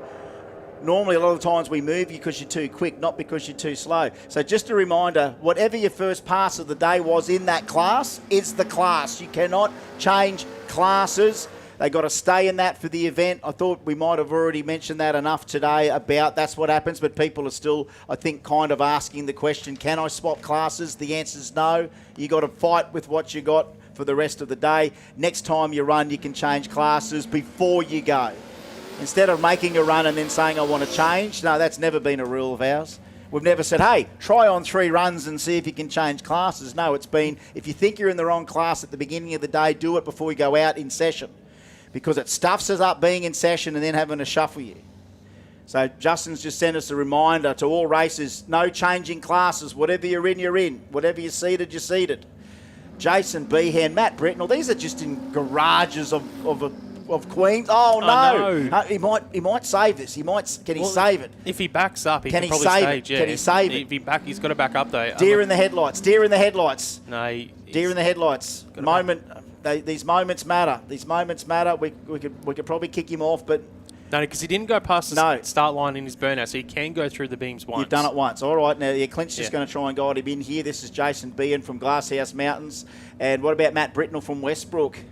This is the sort of stuff we got in the garages, that's folks. shallow for. Oh no! Oh, that bump infringement. Just get out of there, Jason. Just get out of there, Matty. Yeah, bump infringements. Lucky that was quali. In racing, you're going to be none from 1 in no time flat. Lots of smoke out of the Valiant, but it seems to have cleared itself up after rolling off the throttle. So just another attention in the pits. Racers, you can't change classes now. The time to change classes, as we said this morning, was before you even put a run down. That way you were coming out in the right session. We cannot have had you out there today in a class and then now changed you in classes. It can't. The only way that we can change that is if you actually are out for the day. You could do 2 runs and say, I'm out. Well, that's different. We've got to take you out of the seeding that way. We can't add you into seeding for other classes by saying, I want to swap. Again, if you're too quick for some of the bigger classes like the Outlaw classes, ROG classes, like Hookham was a classic example. 1 run, it's like, dude, you are out of there. You are not in that class. We're putting you in another. But we can't have you there going, oh, I'm running 640s instead of 580s. Can I be in the 640 class? You can't. You've got to stay in there today, fight with what you've got. And you know what? Don't give up. It'll just come to you. Sometimes that just happens. So that's just Justin just wanted to send us a message through to remind everyone that that the chance to do that was first thing this morning before you went out in session. We couldn't get you to do a quali and then change because once you're in, you're in. All right, here comes some bit of rotor action coming up by the sound of it. Dwayne Wisby from Whites Mountain, Dave Logan from Regents Park. The little 13B 626. I think he's got the record now as Australia's nearly the world's quickest 626. I'd love saying that. World's quickest. Let's just say world's quickest 626. World's quickest Mazda rotary 626. Didn't get the burnout in as well as he wanted to. But yeah, 13. But he's going to have another crack at it here, is he?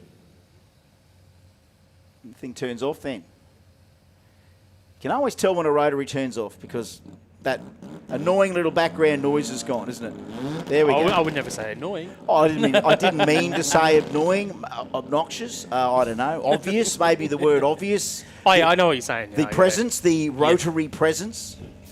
But he's not lighting this thing up. It's not doing it. Did he turn the nitrous bottle on? That's a question.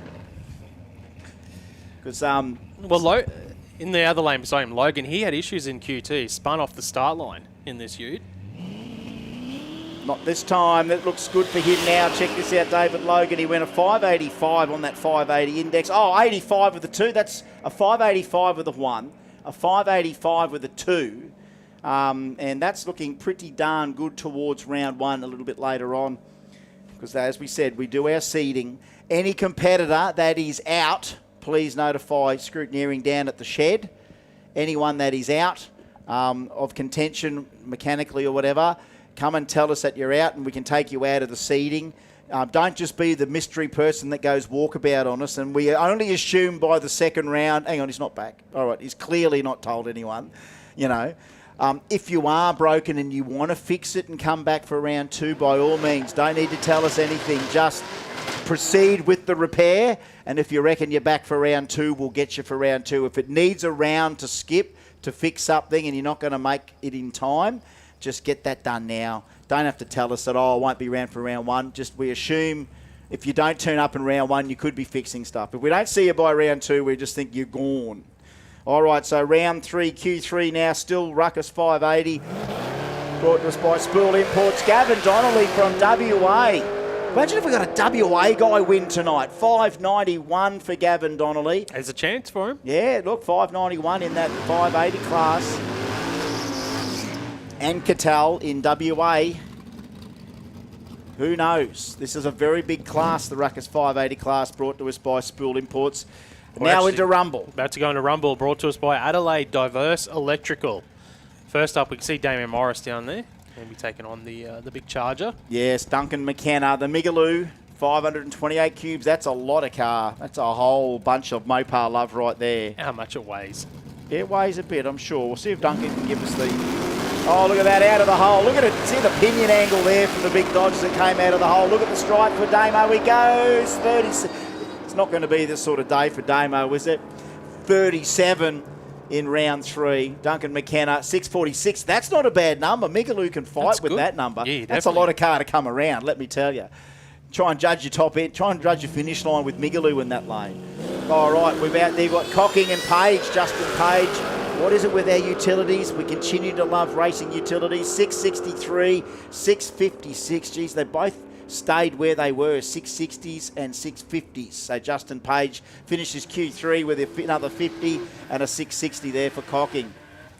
And they continue on in this class, and this is Corey Dark. Corey, of course, remember, used to have the orange Fox body Mustang with the barrel, one of the first in the world. This is this other little combo that he's got now, Spool Imports. Corey Dark, Gus Gamble, LC Tirana, 434 cubes, went 640 flat.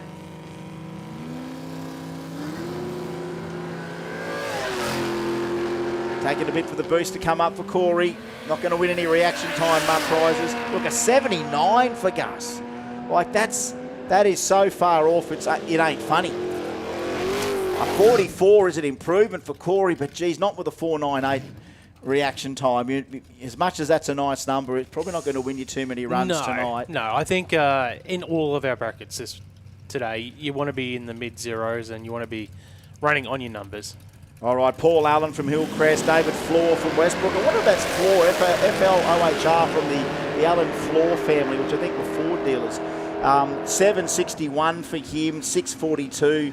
Wouldn't it be ironic if we had descendants of the Floor family, a family of Ford dealers, and then we've got the Newcomb family from the family of Holden dealers here? Like, you know, that's some good Ancestry.com stuff right there, drag racing as well. Jake Dixon and Adrian Bratt. Bratt's gone through the beams. He has? Yeah, he went through, he bumped through. Too many bumps. Too many bumps, he over-bumped it. Yep. Well, he's going to have to take that 644 that he ran before and think, well, that's what I'm going to have to fight against, and I know I can achieve it again. But how many times have we seen today this bump infringement spoil a moment? In the racing situation tonight, 3 rounds of Chicago Shootout, that either means a very good night for you 3 from 3 and you to get everything done right. Yeah, so we should probably clarify, because when we talk about the Phantom Amber, that's when both cars are in stage and one of them lets go. But we're getting the bump infringements where they're bumping through the beam, Yeah. so it's not like they were set ready to Phantom go. Amber is where you think you see an amber and you leave and you've successfully staged You've the car. successfully staged, you've just let go of the button early because you're on it.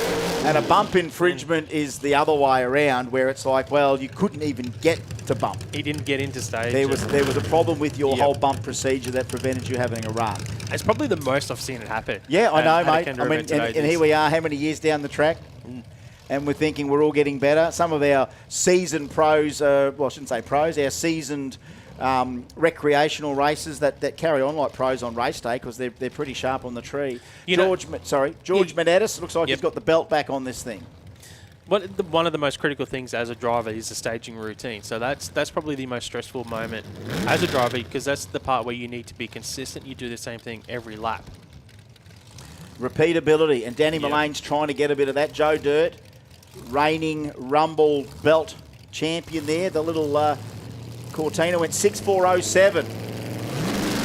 Okay, 103. Oh, well, yes, please. 2 of them. Can't wait for the replay of that. And it all goes through Joe Dirt, 6.42 for him, 108 mile an hour. Another one to add to the highlights reel. I said to Dave, all you got to do was, here we go, look at the replay. bragging rights 2026. And you tell you got some grip. We got some grip. They're beautiful. Beautiful. Couple of double pumps all day today. How many wheelies have we had? Hey, how many wheelies? Just that thing especially seems to have a potential to hook up there. There might have to be a little bit of right foot there to work with. So a little bit of prep not too far away once we get the 700 guys through and girls. This is still a bit of Rumble 640 brought to us by Adelaide Diverse Electrical. I love that we've got South Australian sponsor in here as well. Up there, Ellie Ellison from Homeville, the XD Falcon, Jesse Lidner. Frankie is in loud mode. There we go. So Bruce Casos got in there and say he was from Landsborough. It was Georgie Wegler from Landsborough. Jesse off the tree, 125, hits the stride, 52. Gone back the other way. She had a 42, then a 37, then a 52. What about Lee? 41 with a 3 with the lift. I wouldn't be surprised if Jessie was taking this run as if it was a race and closed it up and backed off. Yep, okay. Well, just looking at the speed because she was down 10 mile an hour. She's just the most lovely young lady. And, of course, Barney doesn't have sons, but this is the daughter-son drag racing relationship. Matt Maloney here in the Camaro gets out the 336 like goes 657, 108 miles an hour. His quickest pass of the weekend. My daughter has no interest in drag racing. Well, I mean, it's going to skip a generation in some families. It really will. But you know what I love about the ones that skip a generation? It's the ones that come out of a generation of no drag racing and no cars. This new generation of young folk that have found cars. And they just grow up wishing that, geez, I wish I had someone in my family that was in the cars as much as I was, or I am now. And they go and they end up finding the right community. And I tell you what, that community is very, very diverse. And a big shout out to Chris and the Grow Racing guys doing their things with not only the casino drag racing last weekend, but their show they do at the Ekka, which was huge. We need the car culture to be out there in show mode as well. What happens at Joe's Diner and everywhere else as well continues to give young people exposure to the car culture without too much investment. Just turn up and watch. Matty Smart from South Australia. Charlie Gregory from the Gold Coast. 202 KE10. I love it. Clean greens, a little bit better there for the LS Bluebird. Hits the stripe. 91 to a 22 in the Rebel 700 class now. Rebels thanks to 60-foot ink. Yeah, that was Charlie's quickest pass of the weekend, 7:22. So she's in the currently in the number 11 position. There we go. Gary Millgate, 88 rev limiter, 83 on the shift. I like it. You just sliding into everyone's DMs. What's your number? Yeah, just look for Chris Jiggles on Facebook. RPM. Yeah, RPM. Seth Lansdowne, Troy Hutton, the Black Utes out there. There's more than one Black Ute, but there's only one Black Ute if I know what I mean. There's one FKN Black Ute. There's a few other Black Utes. Look at this, clean greens to the stripe. Troy Hutton. 700 again for Troy Hutton. Watch out. Watch out for old Troy Hutton tonight. South Lansdowne, his first ever Kenda. 714, 713, 719. I tell you what, if you could bet on... hang on. Here he is. How you going? Yeah, he did say he was in loud mode. He said, Frankie's in loud mode. Scooter gave me a couple of minutes' notice. I reckon Hutton would be odds about paying $2.50 to win today, I reckon. Okay, on markbet.com. He'd be one of the favourites, him and Timmy Wharton. I did tell you I've owned that .com for 25 years, dragbet.com. I'm just waiting for the sport to get big enough. But let me tell you, I run a fair few scenarios through my little head. I just need a web developer in my corner. All right, Scooter is into stage. Benny Taylor into stage. Can barely see Scooter in there. Clean green, 204 to a 220 line. Nothing to write home about. But we hit the stripe, 700, 25-27. 25-27 there for Scooter. He's ready. An 09, an 05, and then a 22 with a lift, maybe. Potentially. His speed was still the same as the other runs, 98 mile an hour, so maybe he had a pedal in early on. All right, next up. Everyone's having a fat time out there, I tell you. You know what? There's just as many smiles on the dials when the Rebel 7 flats come out as there are when the 3-second cars come out. Craig Williams and Phil Petrovic, last run for them in Q3. For the Rebel 700. We hit the stripe right now. What do you got last session? 99. 99 with a 9. 701, 699, 699 with a 9. 705, 709, 695 for Petrovic. Yes. Nelly dialed in. 99 with a 9. Williams, man. Yeah, 99, 99 and 70. He'd be paying about $5 because you just got to get the lights a bit better. That's right. That's a lottery. All right. Come on. Dursto. One run here on the Pro Tree. Let's get him done. Trent Assenheim back here with the L98 Calais. Come on, that's it, Thursday. That's it. The trans brakes have been given a bit of grief today, but he's got one out of there now. He's down from South Menango. One of our old Mount Maria and Marston boys. 772 and 741 for Trent. So that's their end of their account for quali today. It's now down to the next couple of pairings. And how's the VL wagon? Trent Caldwell and Craig Back. Trent Caldwell, the 5.7. Oh, I think Back's gone through the Has he? beams. Yeah, he was bringing the stall up and it just sort of dragged through. All right, well, let's have a look what the wagon does here. It's gone 753. There's a 741 and an improvement. Craig Back, he'll take a 707 away earlier and use that as a little bit of confidence to say, well, let me just get some more track time. Let me get a bit more live racing up under my sleeve and then see what happens now, round 1, round 2, round 3. It's not the end of the world. Remember, it's just recreation, folks. Reese Platzer, Tim Morton. It would be a great race, these two. Clean green. Oh, Tim Morton, 012 on the roll through. 012 on the roll through might be like a 708 or something here. 07 with a 4 and 7004 for Reese Platzer. 7004. That's how tough Rebels is going to be even here tonight. Carla Barrett now, Jackson Woodward. Jackson's gone 7.15. Carla's gone 7.34 and 7.66. Hatchbacks, we've got about four or five of them. HQ Coops, HZ Coops, a couple. Kingswoods, full body Kingswoods, a couple. The Commodore, a couple of thousand. Camaros, a few. Mustangs, a few. Corollas, nothing under 1,000 horsepower. 7.01 for Jackson Woodward to finish off. 7.23 there for Carla Barrett. That's the sort of stuff we've got rolling through the gates. Folks, we are going to seed the fields. That is qualifying for Bragg & Wright's Kenda 660. Anyone that's broken and cannot come back for rounds 1, 2 and 3 of racing tonight, go down to the scrutineering shed and tell race control down there that you're out. We will wait a few minutes to make that happen. We are going to seed all of our fields. That information will be available, and normally if you've done a Kenda before, we normally try and get that info to the Kenda tent or to our bracket marshals. You can get a photo of that. Grab that Kenda merchandise stand at the tent. Grab those great gifts for the loved ones as well, and send it to some of your friends around the world, saying wish you were here, and hopefully if you are watching on the RCE live stream, we wish you were here as well. But hey, enjoy this great live stream as we go into racing a little bit later on. But right now is the opportunity to get that, what are we? I mean, it's 3 o'clock. I mean, is that an early dinner or afternoon tea? It's up to you. By the time you get served, it might be dinner. There's a few people out there getting the feed right now. The hot donuts, the drinks, the coffees. Go and get those refreshments. Toilet break might be a good time to have one. Definitely know I need one.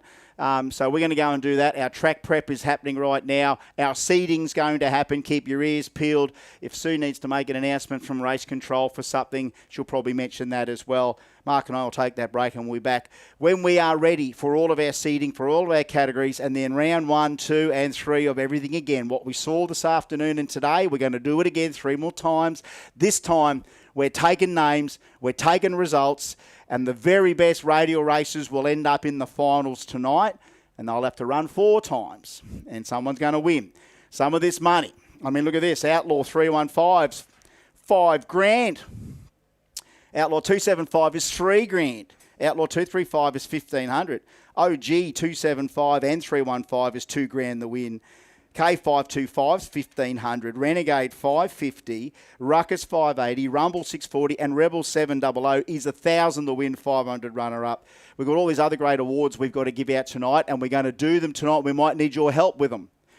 The Hard Luck Award, I've already thought of someone for Hard Luck 6 Boost. There's been so much hard luck out there today. Power Management Solutions, thank you, Rock. Best Power Wheelie. We've seen some today, but I want to see something back up in racing tonight, and we're going to need your help for Best Power Wheelie. Lorenzo from Diverse Project Group, thank you. Announcer's Choice, $500 for Mark and I to choose our favourite racer. So our favourite Announcer's Choice vehicle / racer, thank you, $500 for that. That will, we'll try and get that in there. Dave, you need to play the song I know. Trim SQ for outstanding LS powered car. Performance wholesale, most consistent package, $300 voucher. Bolt King, King of the Bling, $500. God, that's a hard one as well. Pure Bliss Beauty Bar, thank you. Cruise Style, $500. Platz's Auto Electrics, best reaction time and racing. And everyone, we'll keep an eye out, but all races with their time slips you need to show us. Dynamic Performance Industries, brand new sponsor, most impressive newcomer, $300. So they're the awards we've got to give out tonight as well. Grab that break, grab that drink. I think the old Brag and Right song's coming on again. By the end of the night, you'll be singing it in your sleep, and we'll be seeing you soon.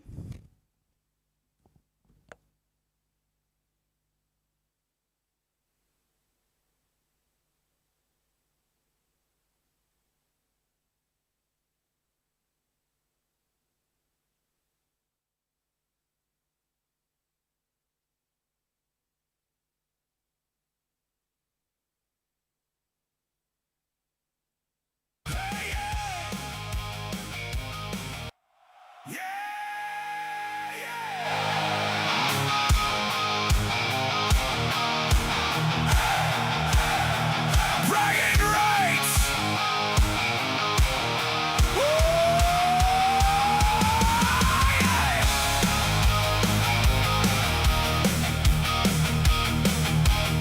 Hey, yeah.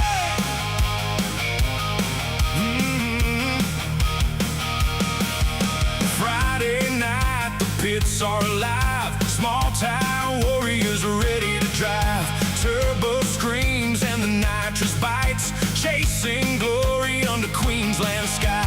Crew chiefs working, engines sing. Every racer wants that championship belt to swing. From the burnout box to the finish stripe, this is where the fastest come to fight. The embers flash, hearts beat fast. One clean pass, make it last. Every hundredth, every light can turn a racer into legend tonight. We're racing for bragging rights at Willowbank. Kenda radials hooked and cranked. Front wheels high, crowd on their feet. 8th mile warriors bringing the heat. No second place stories when the smoke clears out. Only the fastest earn the right to shout. King of the lanes, ruler of the night.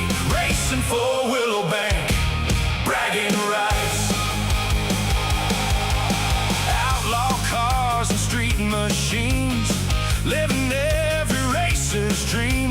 Boost turned up and tires dead straight. Everybody knows there's no room to wait. The scoreboard flashes, numbers glow. Who'll be the one that steals the show? Friends all week, rivals tonight. Settling scores under Queensland sky. One more round, one more chance. One mistake and it's gone in a glance. The crowd gets loud, the pressure's real. This is where champions seal the deal. We're racing for bragging rights at Willowbank. Kenda radials hooked and cranked. Front wheels high, crowd on their feet. 8th mile warriors bringing the heat. No second place stories when the smoke clears out. Only the fastest earn the right to shout. King of the lanes, ruler of the night. Racing for Willowbank, bragging rights.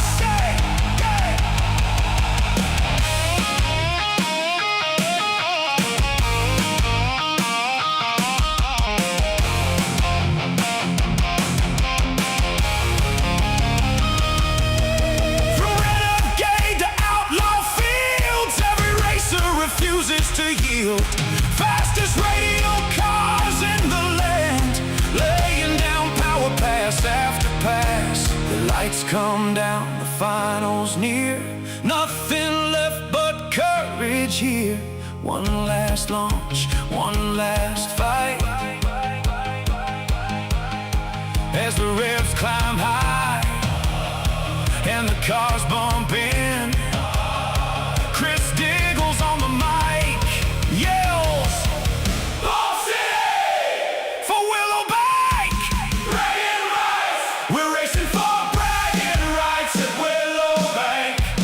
Kenda radials hooked and cranked. The crowd erupts as the winners shine, leaving their mark in racing time. When the smoke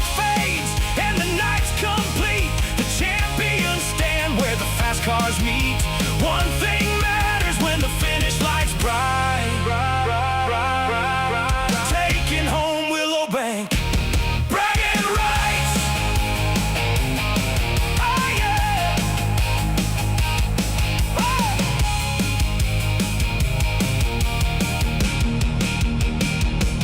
Bragging rights.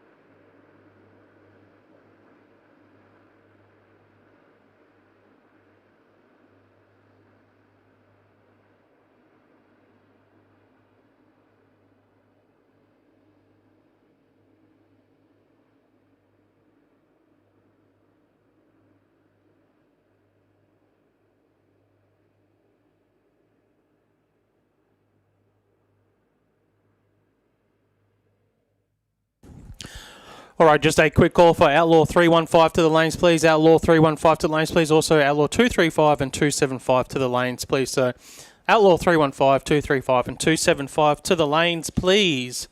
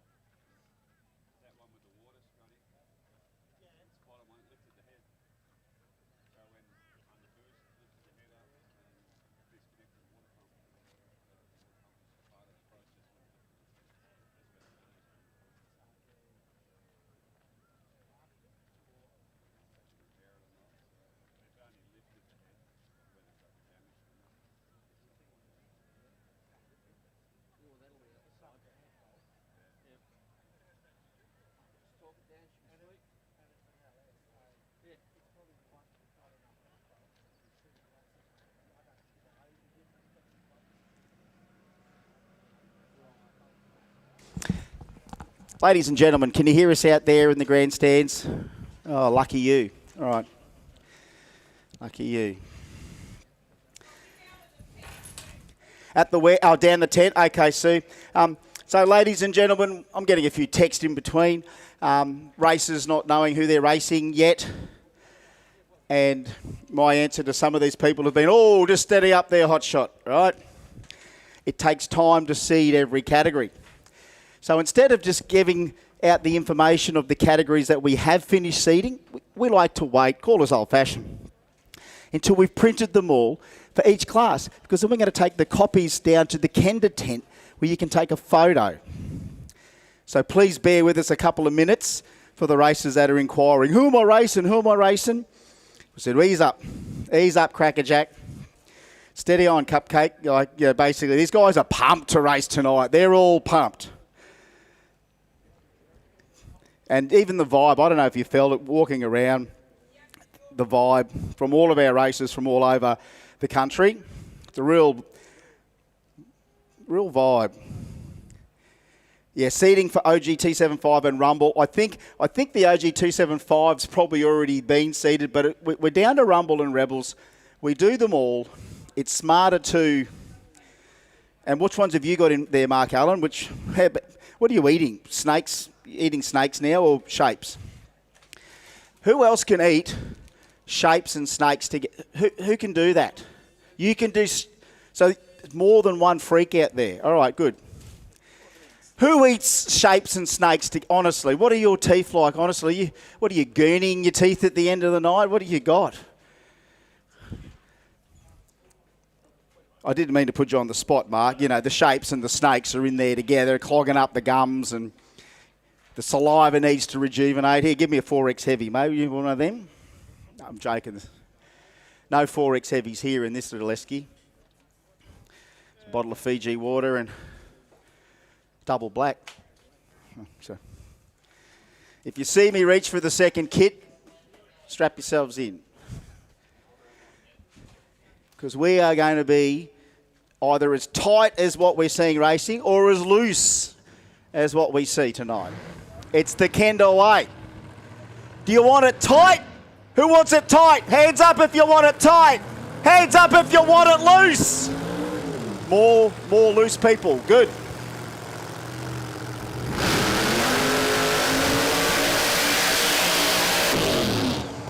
I don't know where I'm going to start right now other than welcome to the world as we go on a Saturday afternoon in Brisbane, Queensland, in Ipswich.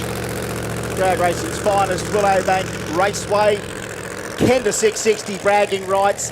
This is round number 1 of a 3-round Chicago shootout, not only for Outlaw 315, but for everyone down to Rebels 700. This is Elite Race Parts, TSP Racing and Joel's Garage. Outlaw 315, round 1. Mark Allen, 3 rounds of seedings. Turbo LS Stratus against Screw Blowing, baddest Camaro, baddest Australian radial car ET-wise that we've got. Well, I'll tell you what's crazy is Johnny Ricker was our bottom qualifier. Yep. Number 4 against what? Number 2? Yep, number 2. All right. Turbo versus Blower. LS versus Hammy.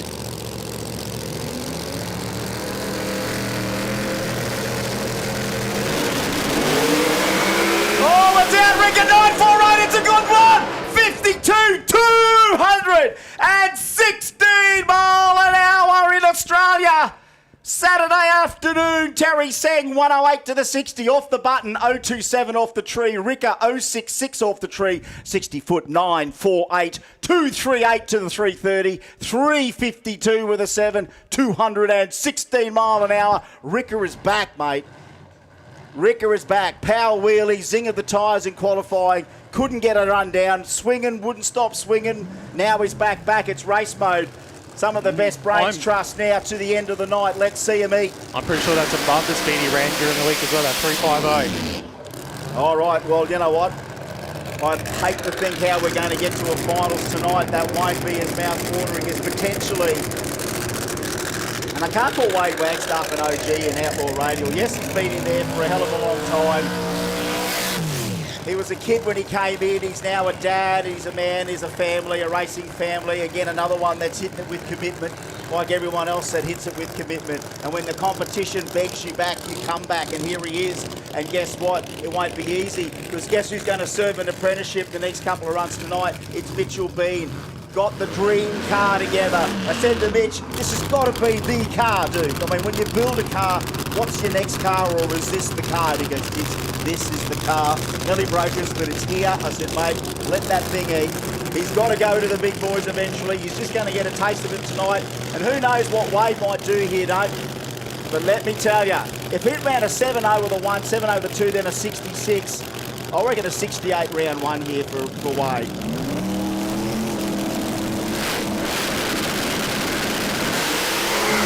Oh, no, he knocked it out. He's going to get back, try and get the win. Oh, he wants the win. He got the win. Hey, Mitchell Bean, 434, 060 off the button. He got out there from Wagstaff. Wade, 094, went 955 on the hunt. Out came the suspension. Then it just went zing, zing. Normally an aborted pass in qualifying meant a win light for Wade Wagstaff, mean he had to pedal it back. Mitch is trying his darndest.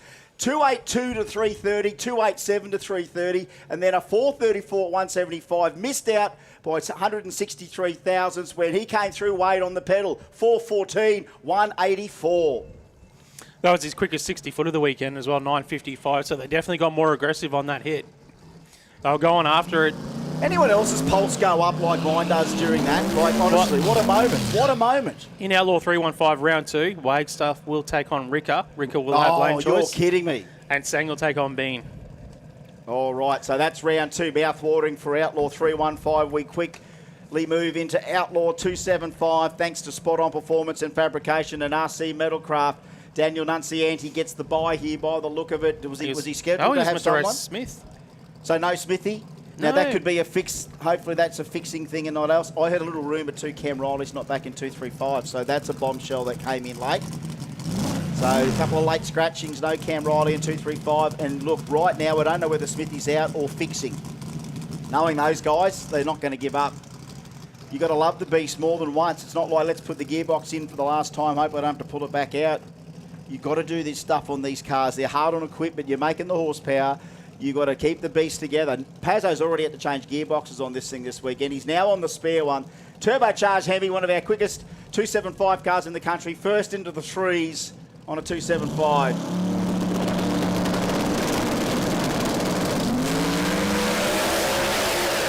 Oh, it's right out there on the converter. 455 now at 146, but something's slipping. 112 though.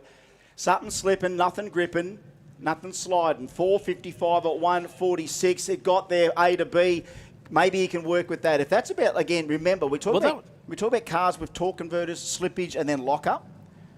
Lock-up, not there. Slippy, whatever. They're not quite there yet with that converter and gearbox combo. That was the furthest it went before it spun. Yeah. I thought it was... that time I was like, oh, here we go. He's got the lap. It's got some high-speed spin about it. It's the converter's zinging that thing, and you're getting some high-speed wheel... down track, you know, you're lightly feathering a little bit down track. Oh, lordy, Saturday afternoon, Mark Allen. What are you doing wherever you are around the world on the RCE live stream? You're at Willowbank Raceway, and it just continues to roll on with custom-crafted, local Queensland quality. Simon O'Carroll, championship leader in Outlaw 275. He was our number 1 qualifier.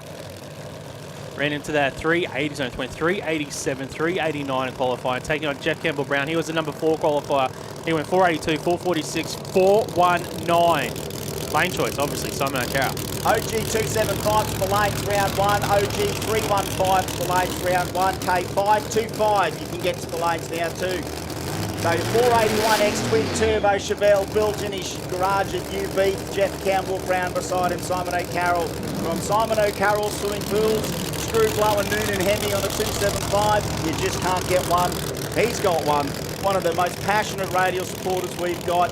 And talk about hitting with maximum commitment. He wants to crack him. He's halfway into the record books here, 89 and an 87. But remember, Campbell Brown's honing in on the 481X's glory. He's nearly been 3 with a big block anyway, Jeff. Round 1.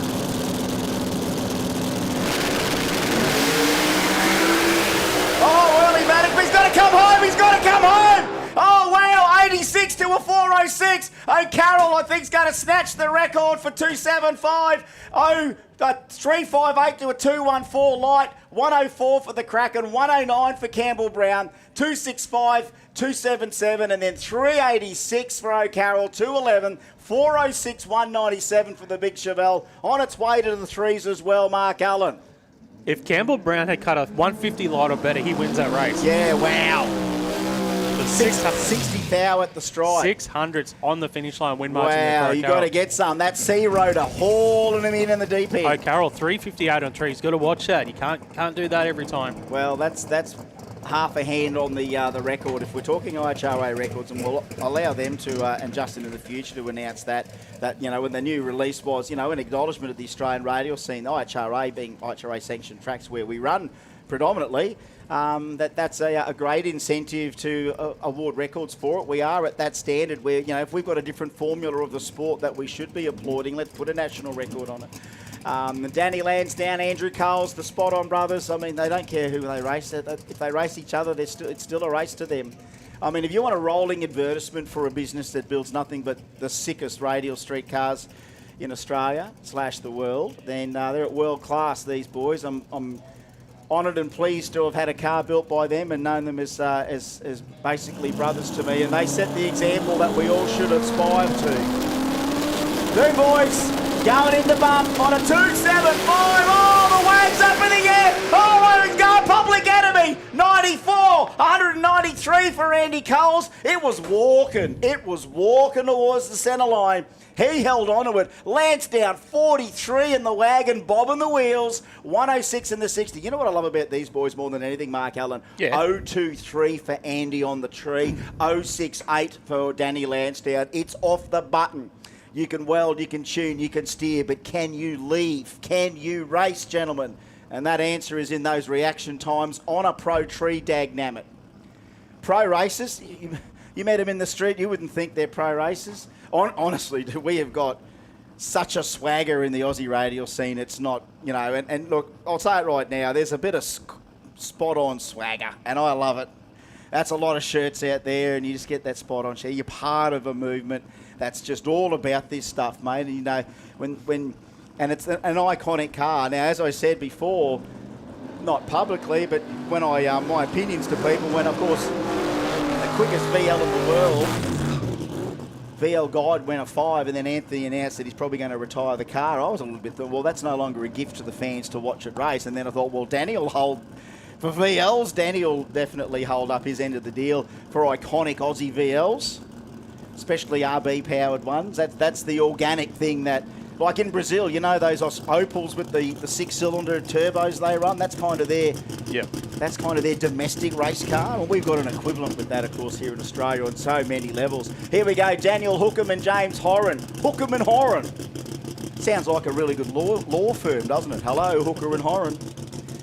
457 for the Coyote Street car. James, I think he's going to drag and drive this in a couple of weeks as well for All-Stars. James Horan, the Black Ute.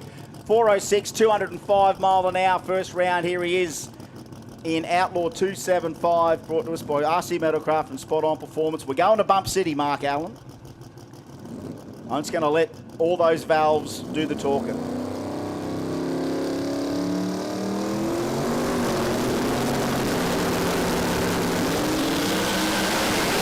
Tell you what, he had to catch the tyre. The Black Ute had to catch it. 426 at 194. Hookham left him 093 to a 255 off the line. The Commodore was out on Horan. The Black Ute was hassling the tyre early. Then he grabbed a bit. Then he went off after it and got him by 81 thousandths at the stripe. That's another little pedal and get there mob. They're racing tonight, mate. The testing's done. Qualifying's done. You can see what racing is, and that's getting to the stripe. The Black Ute rounds up the Coyote Commodore. Again, only in Australia can we say that. The FKM Black Ute and the Coyote Commodore went to battle on a Saturday afternoon.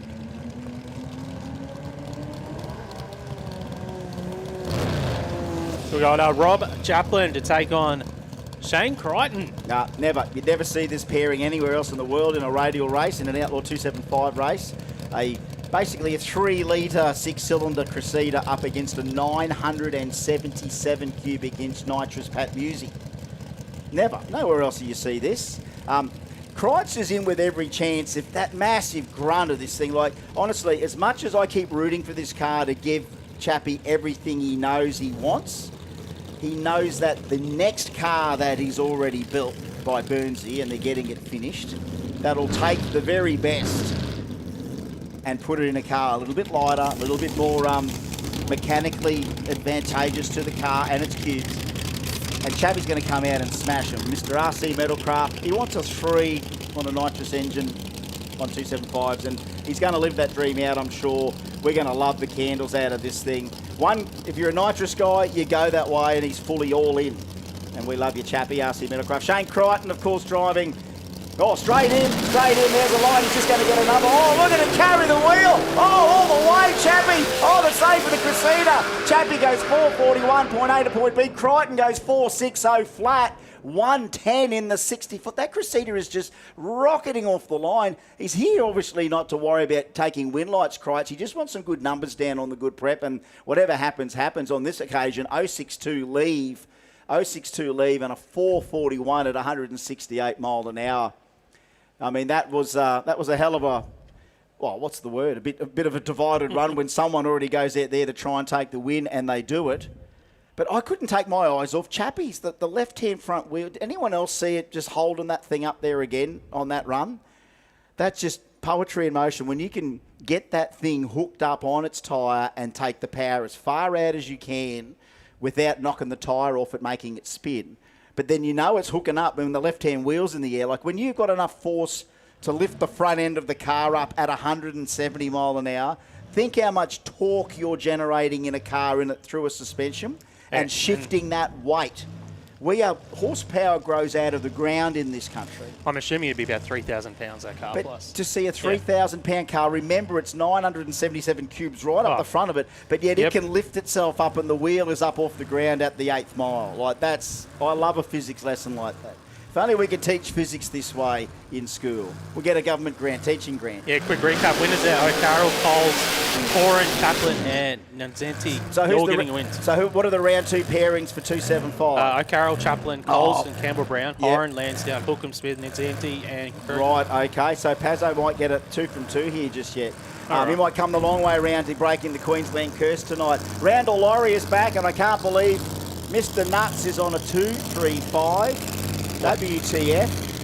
Looks like it's got more blower, more hat. It's got more. So Laurie was scheduled to race Riley Cam. So that's right. Cam's out. Listen to this thing, honestly. You can rock a baby to sleep with that.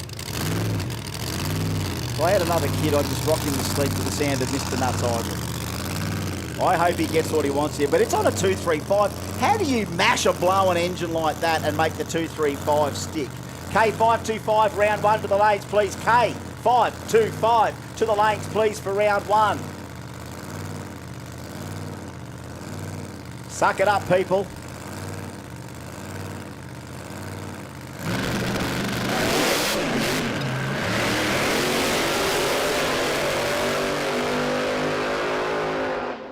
There you go. Look, it was almost... If I was to make one predictable prediction, that was going to be the predictable prediction, that hitting a big blowered car on a small tyre, unless you've got a full amount of power management in there to you know, what's the word? Just restrict that power delivery for about a second until you get the tyre gripped up and you're out. But straight away, that thing kind of almost did what I assumed it was going to do and just spank them off it pretty much. But that's a win for him, and Randall... They'll work on the grid, on the timing, and get back to it. Remember, it ran low 5s anyway on a 275 in OG 275. 490s, yeah. Yeah, it's gone 490s, and it's always worked on that. But just to change what used to be what we call, you know, tyre sizes, I call it, it doesn't have to be, look, it's almost underselling it, just changing tyre size. You're changing the discipline on the way you treat the car, especially if you've got horsepower. So you get to mess around with the different combos. No thanks, Joe Dirt. No Tim Tams for me right now, mate. No Tim Tams for me. But you know what I mean? Like, just to change tyres and then change your whole way that you operate the car to make it work on the other size tyre, especially if you go to drop it to a small tyre. But even when you look at the Gazzards, like, they decided when they built that HG that they were going to do it all on a 235 tyre. So to decide that. All right, this is round one of Haltech 235. Now, this is interesting. Caleb feels like he's going to try and roll his way through, get the points for turning up. Obviously, tell you what, though, it's kind of just all doing what it needs to do. Look, that's a nice little 524. Remember, the kids have been into the 460s, nearly the 450s with both their Commodores. And I mean the kids. I mean, they were kids. They're now young blokes. Caleb and Jaden Seng. And again, they've chosen 235 as the option. But is Commodore not here? There we go. So thanks, Craigs. So Chappie's car is 34 plus, 3,400 plus. Thank you, Craigs. Nice to see that you're watching. All of our legends watching our Kenda live stream here. You know who you all are. That's anyone that just heard us. You're all a legend, all you people out there in the grandstand. Nice crowd in today, legends. This guy's a legend already. I've already worshipped him as a legend.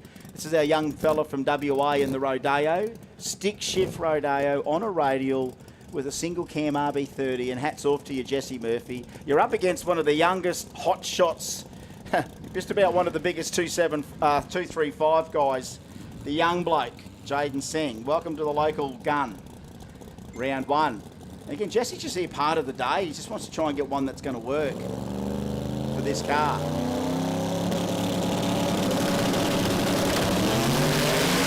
Oh, I tell you what, it's not bad, it's not bad, it's not bad. Here comes the kid, 435 with a 9. Now we've got 435s. I tell you what, I'll take the 669 from you, Jesse Murphy. Thank you very much. 118 in the 60-foot. Fed that LS after that. Fed that thing. 176 mile an hour, Mark Allen. And what stands out to me on that lap, he was only 118 to the 60-foot. So Yes. that was he went quicker early today at the 60-foot, so he's lost a little bit of ET there, but They squeezed that LS horsepower, down the end. Yeah. That all stuck there and went down well. And the little Rodeo, well, he had the best seat in the house. Jaden, it was his race to lose as well, by the way. You know what I mean? Like, that car's on the pointy end. So right now, against someone that you think you could probably really have a chop at, could really backfire for you. So that's a real leap of faith. The 35 with a 9. I mean, is that their first 430? It is. Yeah, that would be. So instead of going 439, they go a 35, Nelly on the benchmark anyway. Now look at this, issues here. Gazzards. This is huge. So no fire for the HG after the burnout. It's just gone quiet.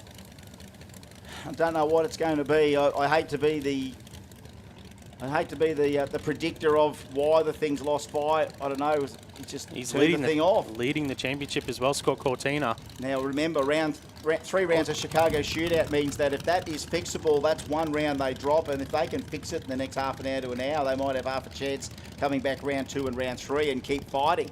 So that means a late scratching, as late as you can get for Scott Cortina. One of our favourites, Matty McCarthy, turns up with a big 1 from 1 just about to go on his score sheet.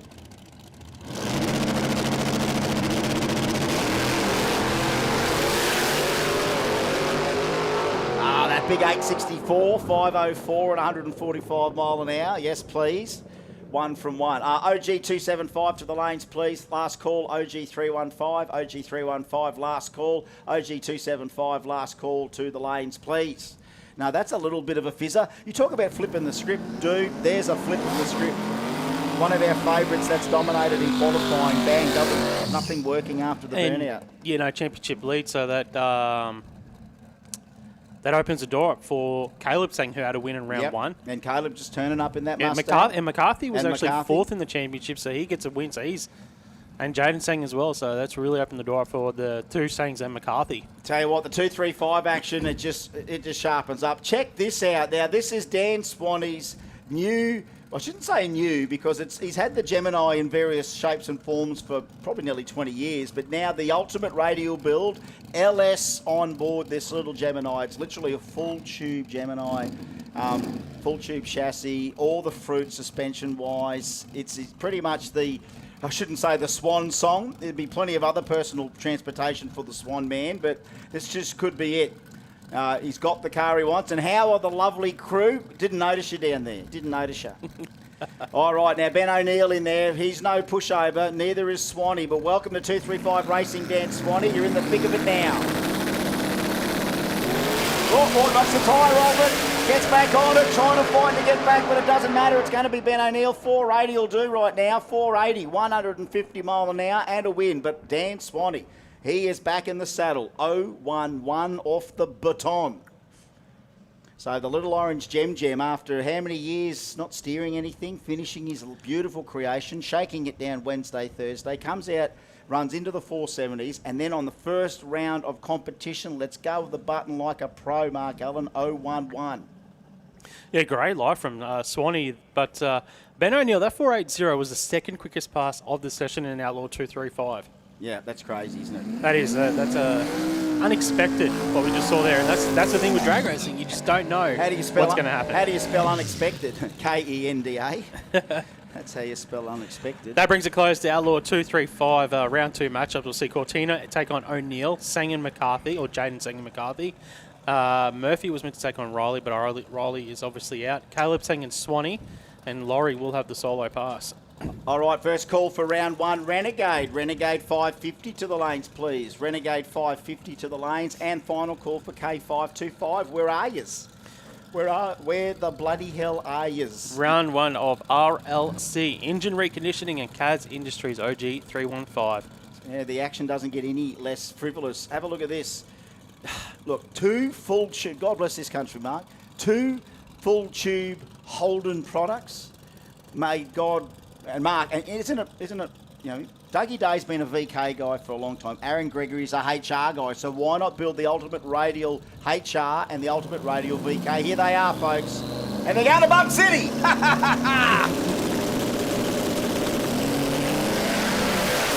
Oh, Dougie Day's got the VK on a string. 449. What a beautiful thing to watch. 158 mile an hour for him. 477. Aaron Gregory not to be outdone. He has got that thing locked in today to race with, and he's not swinging for the fences just yet. He's getting that seat time in the car, and it's working. 075 off the button. Doug Day 059 off the button. Gentlemen, please.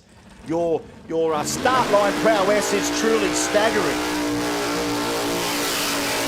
This is truly staggering. The prowess of our males, our men, our women racers today are quite staggering. The racing prowess. And you know what I love about that? It's not like, I mean, these cars have been built by these own people. You know what I mean? Every nut and bolt, every little setup on that, they own as theirs. And to go out and watch it do that and go, man, that is such an awesome display of car and driver together. And we tie it up with beautiful tin tops as far as the eye can see. Tim Cross and Reese Carkeet. Well, Reese, I know, look, Reese, you can't say Reese Carkeet's a young rookie anymore. He's driven some stuff, our Reese, over the years. And he's going to continue to do that with him and his cousin Bailey Simpson, I'm sure. And Dad, Steve, he pops in still once in a while just to make sure they're all working well. Timmy Cross, though, he's had this iconic Cortina forever. 440 cubes. It's definitely 3,000 horsepower on a good day, this thing. All the fruit of a small block Ford. Now, right now, Reese Carkeet, he's in the high 4s here at the moment. He's a gun off the tree. Timmy can put this thing mid to low 4s. I hope it works for us, folks. You know why? Because you're going to watch the left-hand front wheel of Timmy. If he gets it all right here, just if it does what it did before, I hope it does. Carkeet will be gone in a flash if Timmy doesn't, though. Can we get Ruckus and Renegades to the lanes too now? Ruckus and Renegades. Round 1, here we go. OG 315, nitrous versus turbo. Ford on Ford. Timmy lights it up. Round 1, oh, there's the dangle. Oh, yes, that's what I want to see. That's what I want to see. You too, folks. You too. 442, 163, 493 at 141. Hey, put your hands together for the dangle. That stuff. I love the dangle. Dangle the jewellery up there in the front. Not even on the ground, folks. That's a spiritual moment for those that appreciate it. Because it is the world's quickest radial Cortina. It pretty much is the world's quickest and fastest radial Cortina. Oh, the action keeps on flowing in OG 315 straight away, thanks to CAS Industries and RLC Engine Reconditioning. And again, this is another guy I'm just wishing nothing but the best for, and that's to get the old red Dodge back up to speed. I know there's 4s in this thing. It's 500 cubes of Mopar because he's a Mopar guy. I think it's still single turbo on it. I'm not completely sure. People might be able to confirm that for me. But I remember it with a single turbo and a blow-through carburettor, which I kind of like. I'm kind of cool with that stuff. I don't mind the analog form of power making. And he had that sort of setup on it. Now, I don't know whether he's gone to the dark side or whether you're just a guy that never quite changes from that and he's still got all that on it. Whatever it is, maybe in the bump department, he's, things making power at half or full throttle, but then the electronic part that you need of the car to help it bump is just another parameter. And some cars are violent bumpers and some cars are so smooth, and every car's different. Daniel Barrett's had a few laps on this car to start getting used to it, and he's doing what all the spot-on boys want to do, and they just want to race, and he's cutting some big numbers today in the 440s. Round 1 of OG 315. It's hot already. Oh, he's got it in. Boy, it was an effort. It was an effort. He got it in, and we're away.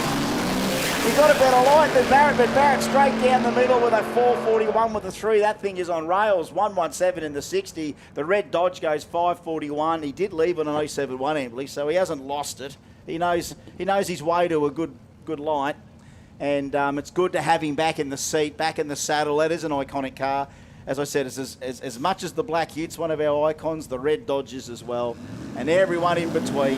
Yeah, that brings it close to OG 315. Big thank you to RLC Engine Reconditioning Kaz Industries there for the support of the class. We move now into OG 275, brought to us by BRP Racing Transmission Coolers. There is more Bump City in this class than most, but geez, there's been a lot of Bump City already. William Yarwood. It says William Yarwood, but it's not. It's Jason Kenny. There we go. Flicked it over. Matty Turnbull from Traralgon in Victoria. Jason Kenny from Cranbourne in Victoria. Is it Cranbourne or Cranbourne?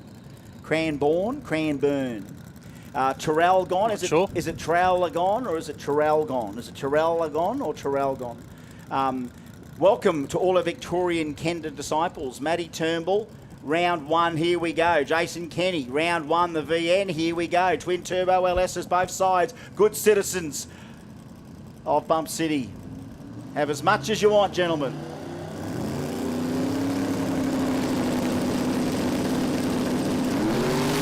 Oh, we got a good race on our hands. Oh, Kenny's right there, but Turnbull, 63 to a 92. He needed to be off the button a bit better too. 094 to a 103. 120, nothing crazy in the 60. 120 in the 60. 463, 160. That's a good, firm, solid round 1 win for Matty Turnbull. And Kenny got the taste for Kenda. How good is that? So Turnbull, number 1 qualifier, gets a win there in round 1. Got a big text there from Dallas. Big Dal. He wants to know where he can enter his drag boat. He's got a drag boat. Old Dal. The Baron. He was listening to the earlier call. I love it. Jim Ambrose now, Stu Henry. Okay, where's all the NA fans out there? Stu Henry's beaten up on every boosted car with this aspirated 615 cube Capri. It's an absolute weapon. He can play the 460 game like anyone else. Jim Ambrose, also from Toowoomba. Big block Chev, twin turbo. Bumping in on the Aspo car. Stewie, 2 bulbs, no problem. He's in. He's ready for battle. Oh, sing of the tyres, it doesn't matter. He's going to try and get back, but remember, it's Aspo and he's not going to do it. It's 501. Doesn't have that massive recovery power that a boosted car can have on a pedal, but the Aspo car. And look, he tried. He knocked them off a little bit further out, Stewie Henry. It was 076 light for Ambrose on Henry's 093. So it was a better reaction time from Big Jim in the big HJ with the big block Chevrolet. I love Stu Henry's car. Light, nimble, tough Aspo car, 1,000 plus horsepower on a 275. OG 275. No one else in the world has this class. We could take this to the world. Again, there's a lot of small tyre racing all over the world. I think we'll just stick with our Aussie OG 275, greatest game of all. See how that works on the end of anything else like rugby league, greatest game of all. What were the rules again for the OG classes? You had to be like 3 of the 4. Yeah, like 4. Street car, this, Regizo, that, the other. Yeah. Rego, this sort of stuff. Yeah. So Bill Gurnan and Ben Robertson. Now look at this matchup. Come on, gentlemen. We want clean bulbs. Just get in and race. Benny's had a few problems with the bumping infringement today. Very critical part of Bump City. Oh, they've done it. He's away. Oh, wheel stand there for Gurnan. He got it back. 074 off the line and goes through. Look, a 529 will do it. Ben Robinson, it went 160 in the 60. It was going nowhere.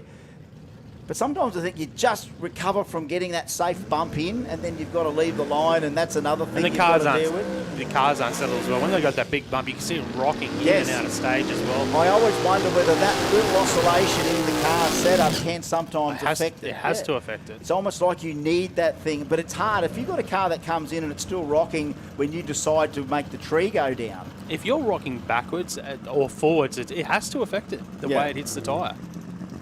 Yeah, right. Barney Lindner now, and well, let me say, Dale Gridley has been having an absolute shocker on a day when it comes to him and the tree.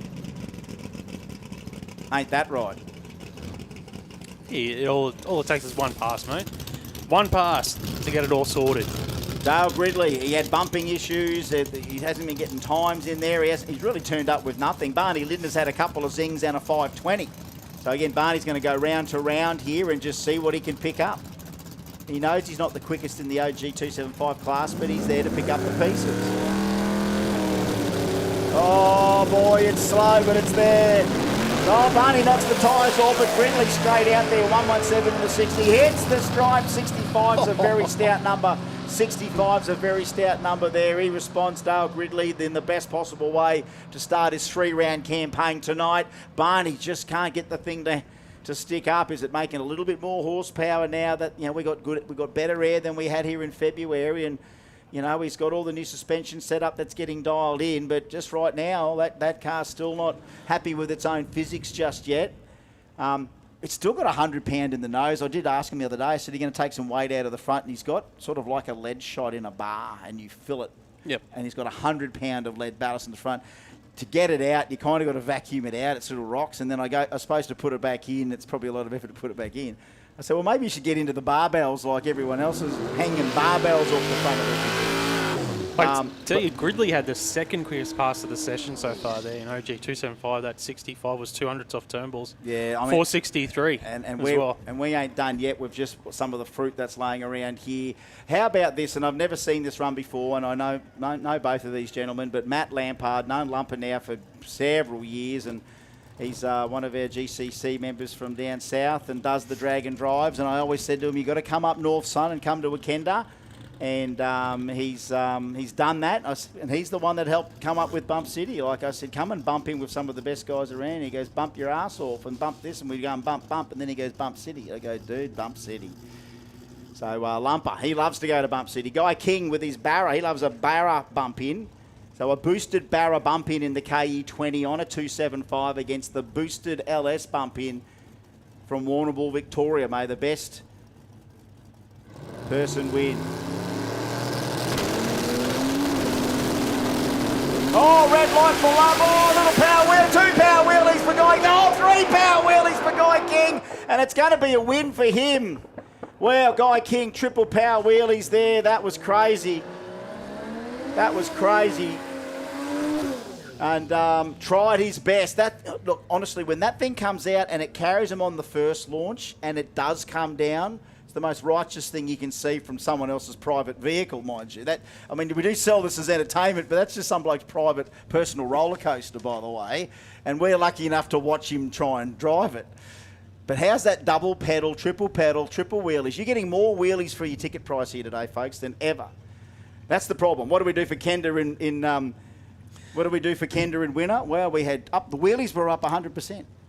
Have you been writing down the reaction times? I just realised. No, I haven't yet. Someone went 011 from memory as well on one of those laps. Who Yeah. was that? And they lost. Yeah, no, we can go back through the tape if we had to. Remember, We'll have to remember that. all competitors, you should keep an eye on your time slips and tell us. Trent Brimble, William Yarwood, bit more Bump City. It's now a 2J Corolla against a VL, LSVL. Oh, no power off the hit, and it's going to be Villain all the way point A to point B. A 483 is going to do it.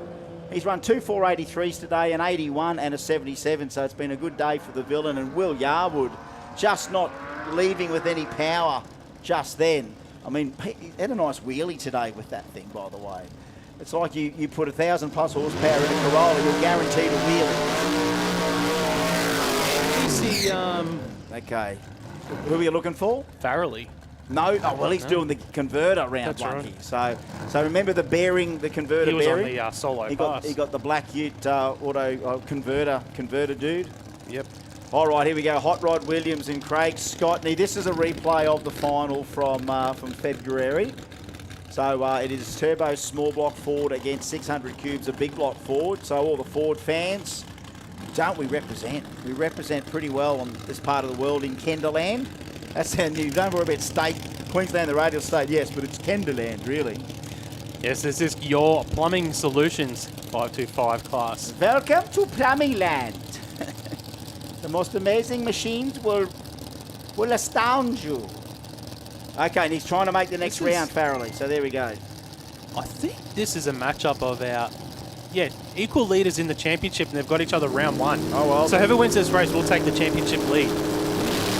No pressure, clean greens. Oh, Scottney, they both won it. 0.54 to a 46 from Hot Rod. Who's game? 37 takes out a 49. 0.46 light for Rodney. 0.54 light for Scottney. The margin of victory at 120 thousandths at the stripe. That's a great race. Jeez, you know, as we said, mate, we don't have to wait for our 3 second boys to get us excited when we throw it up in every class.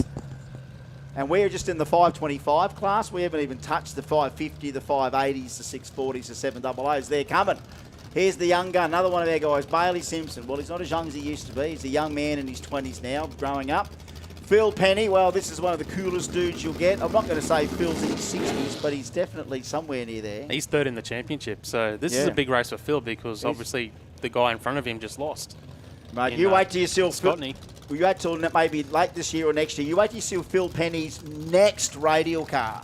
It will blow our minds. We've already let the cat out of the bag a bit. Bailey Simpson just puts it in. Oh, Joel, the bump infringement. Oh, look, he's going to go anyway. 1-2-0 on the light. Phil's got the power down. It is not his bumping day today. 5.29 with a 6, goes with his 5.29 with a 4, that goes with his 5.29 with the 8, and goes with his 5.31 with a 5. That is some consistency there from Simpson. And that's a good light. That's a solid light considering that Penny bumped through the beams there as well. So there was a lot happening. Yeah, look, again, just the bumps biting Phil today. You notice a few people get bitten by the bump bug. There's a bump bug out there. I just invented that. It's saying all these years to come up with a bump bug. We've got a bug in the bumping system. A bump infringement, or the bump bugs creep in. He's got a case of the bite by the bump bugs. All right, here he is. The only guy that I think right now, looking into my crystal ball, could be Hot Rod Williams, Bailey Simpson, or this man, all the way from South Australia. And He's got the solo pass as well, Allison. And as much as I'm rooting for every Queenslander radial racer out there, I'm chuffed that we can get interstate races and not only travel and compete and win. I love that stuff. You love it. Marcus loves it. Twin turbo hot rods laying around all over the place on a 235. Imagine him on a 235. Here we go, Darren Mellison now about to move forward in the Cortina. So what did Bailey just run, a 21? 29, so he's got low ET of the first round at the moment in 5.25. Got a couple of classes to call in a sec. You should be on your way. Basically, everyone else that's waiting for round 1 should be on their way. Tell you what, that Pro 3, that's quite a bit of dangle going on. Oh, 34 on a 25, that'll do. That'll do. It did it easy, though. It went 131 on the 60, just hoiks up the front end. It did it.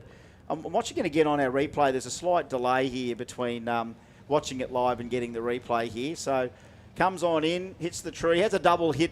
Yeah. Gee, good dangle, picks it up again, and it is a 3-speed too. You can nearly tell our 3-speed cars out there because they do get that dangle gear. How's this match up in round 2? Williams and Mallison will race each other in round 2. Both those guys had a win in round 1.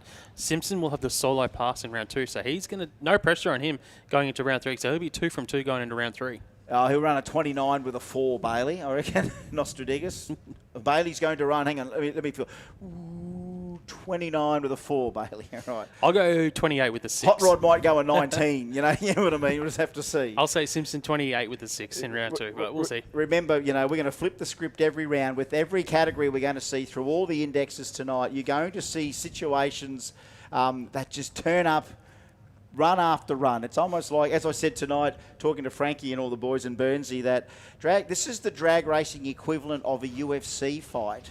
It's not a 10-round bout, but it's like 3 10-minute bouts or 3 5-minute rounds in boxing. Each round 1 boxing, round 2 boxing, round 3. And you've always got You've got to score points. You got to attack. But first thing you got to do is attack. You got to exert dominance. You've got to react first. You've got to fight someone. You've got to put your foot on their throat, all in 660 foot. Shift gears in time. Cut a light in front. Lift off if you have to. Worse than a boxing match. I mean, you're out of breath in a boxing match. Here, you might be out of breath before you put the bulbs on, mate. If you turn up and you're out of breath already, it's in your head. And this is what we love, because it's not so much mind games come into it, but people get hyper-focused on the tree, which is so important. Round 1, this is an important run right now. Jason Seng, Mark Ross.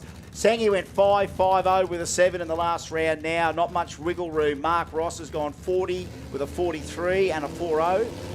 So he's a bit too quick. Sengi hits the line. Better reaction time to the Ute. 059 to an 076. Sengi's right at the stripe. Can't turn the wind light.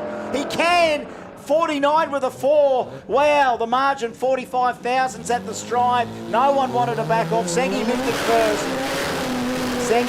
first. And lucky he did, because Mark Ross kept it buried, and a little lift there from Sengi. He knew he was early. And no one's going to lift in that case. And I love a good race. That's the race you want in round 1, not round 3. Russell Archer, Ashley Thompson. I want a few win lights for the Roaders. Come on, Russell, you deserve a few. Even saying to Matty Turnbull before that, I said, mate, you either go home with what you feel you deserve, or at least you went home with something you wanted. And then what's the difference between having something you want and something you deserve? And sometimes it's that extra effort, reward for effort. Come on, boys, let's go. All clean green, he's just going to get the number here, Russell, in case something happens to Ashley Thompson. Winding that 13B out again through the 3 speeds, walking around. 640 is going to do it for Ash Thompson. He had plenty of room to go. Russell, look at that, a 61. If he could leave on time, he could have had that run, Russell Archer, but he took a bit of time to get the boost up and left. Ash Thompson just nailed it. All right, last call for round 1. Ruckus to the lanes, Rebels to the lanes, Rumble to the lanes. Remember, this Renegade is a 5.50 class, thanks to Simon O'Carroll, Swimming Pools.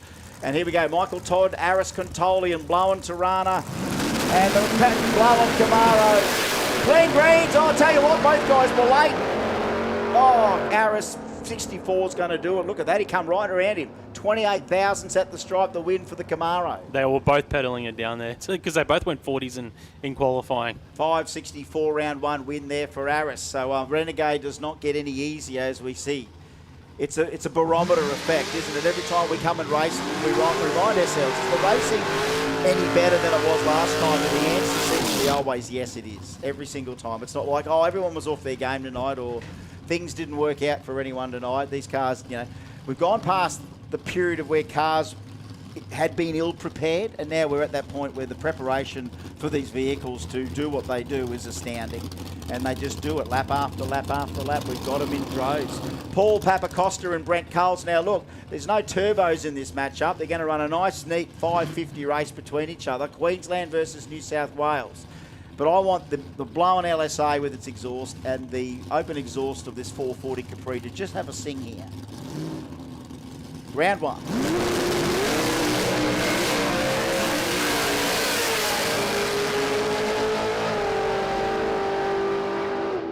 Sounds good, doesn't it? Just sing the tyres off the hit there for Colsey. So it's a win from New South Wales. Paul Papacosta, 5.56. Nice run, Mark.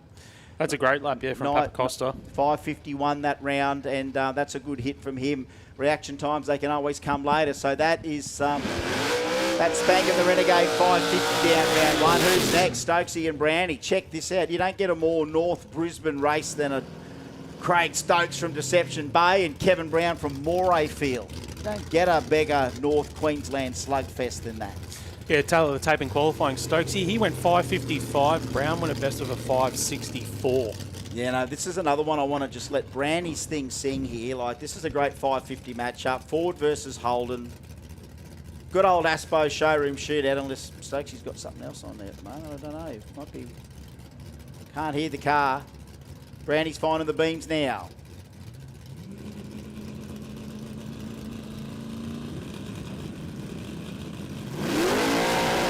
Okay, clean green, a little bit better to Stokesy, but there's Cabby winding that thing out. Oh, it's 68, doesn't beat a 55. The margin, 145 thousandths. He needed every single bit of that 555. It ran 555 with a 6 in quali. It just went 555 with a 4 round 1.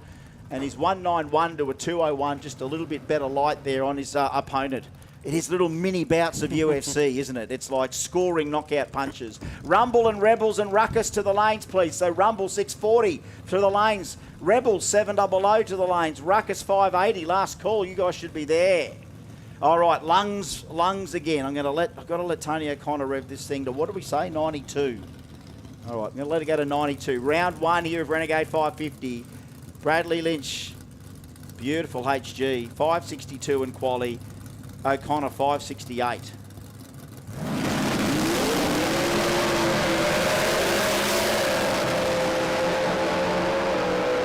Oh, nice race, but just again, reaction time, 059 for Brad, did it for him. A 570 for Tony, couldn't cover him, but I just get lost in the lungs of the big Clevo over there. Not big, 342 cubes, 9,200 RPM, thank you. You get that for free, folks. You get to listen to his 9,200 RPM, doesn't cost you a cent other than your ticket price to get in. Tony pays for the valve train and the RPM and the engine. You pay for the experience. He pays for the power, you pay for the experience. Paulo now and Troy Lewis, a double-barreled Barra bump in. And both these guys were in the 540s in qualifying. And it's Carindale versus Burpengary East. I love a battle of the suburban renegades right now. Both run 540s today. Who's going to flinch? Here we go, double barrel bump in.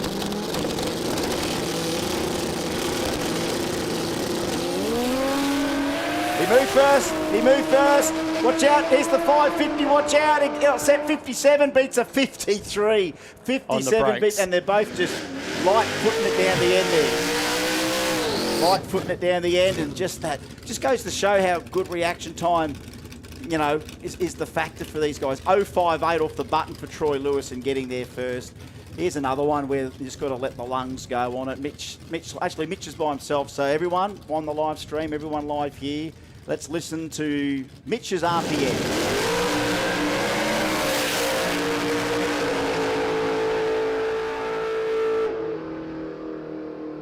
Hey, nice run. 553 for Mitch, 124 mile an hour. That is a well-sorted VN, and for all the people watching from overseas, what was the VN? 1988, the VN Commodore. So that was came out with the Buick V6 standard, and then the Aussie Holden V8 after that. Yeah, he was meant to take on Butler in that run too. Nana. Yeah, no Nana. No Nana. Where's Nana's off to the bingo for the round or something. But that'll bring a close to Simon O'Carroll Swimming Pool's Radial Renegade. We now move into Radial Ruckus, brought to us by Spool Imports. Now, can you quickly tell me who's racing who in round 2 of Renegade 550? Just quickly. Okay, Ross and Todd. Yes. Butler's meant to take on Sang. Yeah, maybe no Butler. But Sang might have a solo there. Lewis and Sloan. Oh. Boney and Cantolian. Oh. Stokes and Lynch. Papa Costa Brown. Oh, NA, Lung Central, that one. Yeah. Yep. Thompson and Coles. Yep. Archer and O'Connor. Oh, Rhoda versus Clevo. Yeah. Wow. Okay, no, well, I love that one. As soon as I saw that one, Papa Costa and Brown, we know that's all lungs in there. That's going to be a hell of a race that we'll shut up for, just to let the RPM breathe out there. But that is where we're at. And honestly, I thought we would have probably had our guys already lined up. You know what? It'll just happen shortly. When we get these next 4 categories through for round 1, they'll get in the groove of knowing what they need to do. They'll know who everyone's racing, because that is one little logistical thing that you don't see out there, folks, is that how do we get all these people? It's like we're herding cats. We've got 130 vehicles in all different pit areas, and they all don't listen to everything at once, and they all got their different agendas on when the car's ready to roll, and all they want is someone to tell them when to roll, and then when they roll up, they've got to work out who they're racing for the rest of the night, and that's now going to pan out. That's what's happening, and when we roll, it'll be fine, the next 4 categories. Scooter's going to be out there in round 1 in Rebels. Rumble there, just thinking of some of the other names that are already starting to get themselves tuned in. And the best thing for anyone that's in those cars is, you ever used to use that at street meets? Remember you could tune into 88 FM and listen to the commentary in your car? Yeah, they still do. They do that. Yep. I had so much fun talking to the people racing. I'd say, if you can hear us in the car, turn your left blinker on, and he turned the left blinker on. turned the right blinker on, and then they did all sorts of shenanigans. Still doing that, mate. We still do that. I think it's the best rush you can have to listen to the call, and I think every competitor out there needs 88 FM in their pits. We don't call the reaction times. Oh no, well that's good that you've got. too. That's good that you've got the.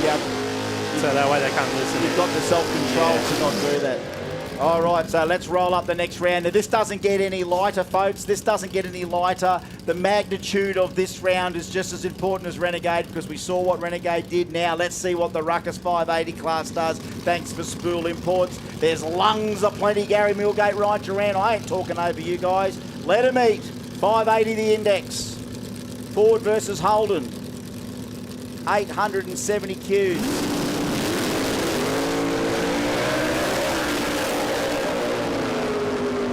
Durant went right before the tree. 8,300 RPM, thanks, Gary. Is that our first Phantom Amber? Because he didn't see the amber, which I guess means it's the Phantom Amber. If you saw the amber, we wouldn't be talking about it. He took off before it was there. You'd be writing down Phantom Ambers. How many Phantom Ambers? Well, it's a red light, so I'm just writing it down. All right, Kurt Rowita and Dwayne Wisby. Tell ya, 589 for Wiz, 592. So that's two good qualities where it worked. Got pushback in round 3 quali. 13B on board, auto. I think he's still got a C4 auto in it. Kurt Rowita, this is a 408 Cube Turbo Mustang. And it's a hell of a sleeper. Just got to get this thing staged and boosted and everything working because the car does bump a little.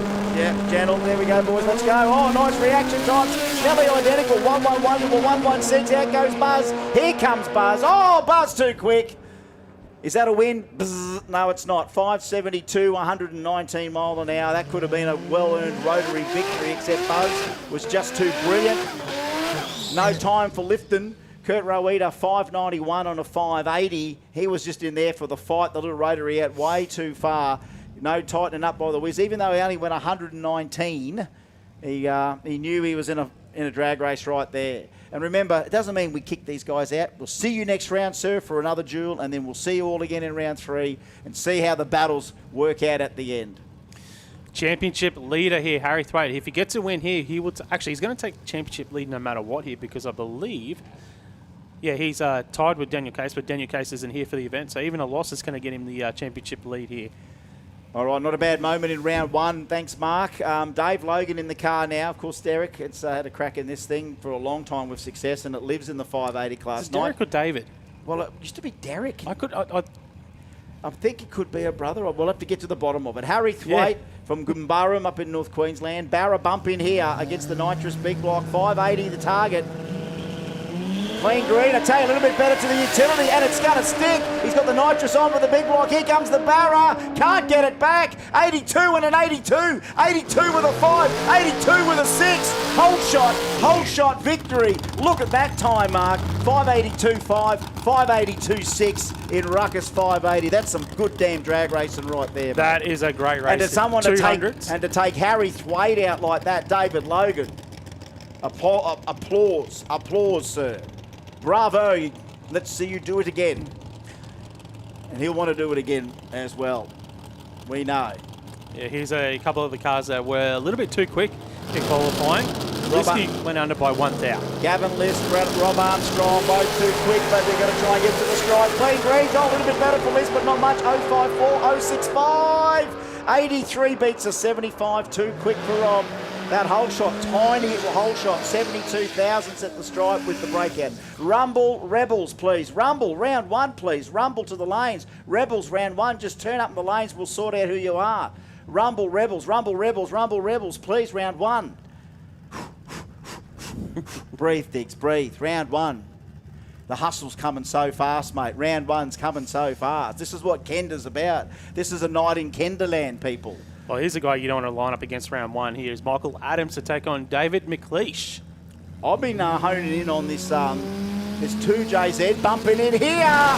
Clean green, I tell you, a little bit better than McLeish, but the Cobra Jet's out there, but that boosted 2J at the stripes enough. 84. 84 beats an 81.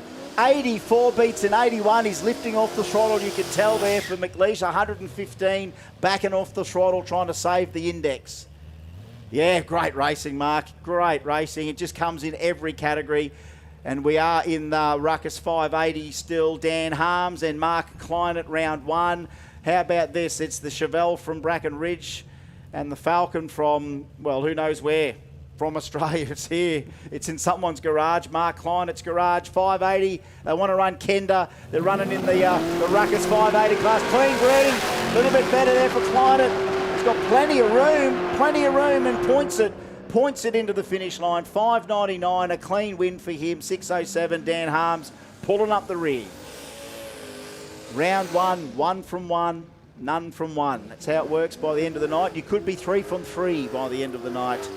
All right, look at the beautiful cars, just people's garages. Matt Britnell from up there, Westbrook, with that beautiful XY. He's trying to run 580 tonight. Jason Behan from Glasshouse Mountains. Everyone knows where that is, north side of Brizzy. If you come over the Gateway Bridge and you look over and you see the big mountain, you know, I used to call it Gorilla Mountain as a kid.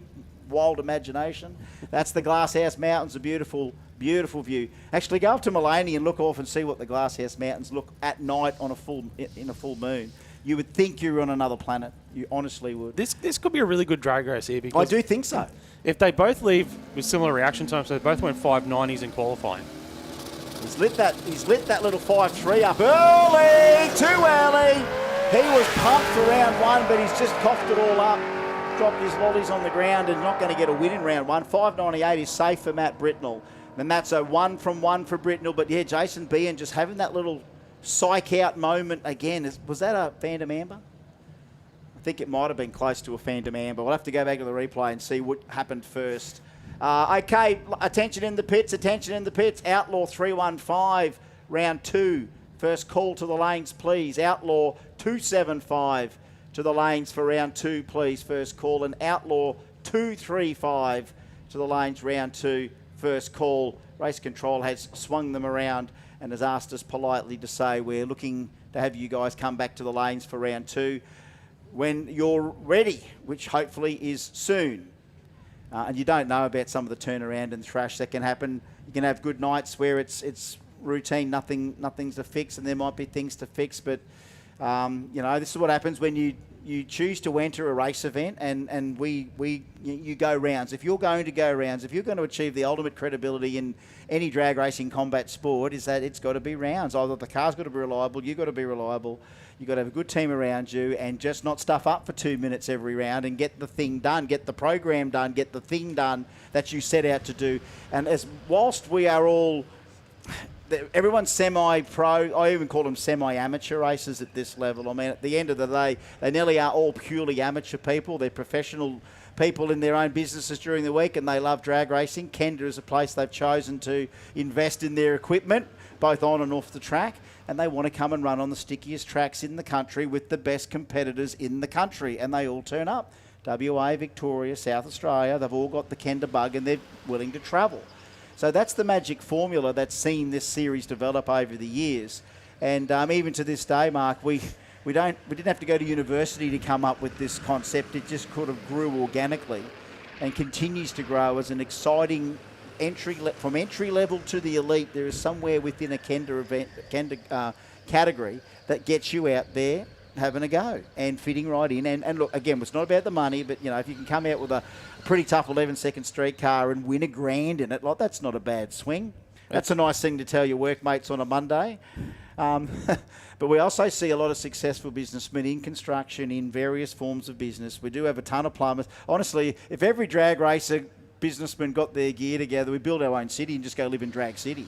Honestly. It's not such a bad idea, Not a mate. bad idea. Let's go get a couple of 1,000 acres, and anyone that's a drag racer, it's in the construction industry. Let's go and master build a complex. Let's have a drag strip in the drag racing Monday to Friday.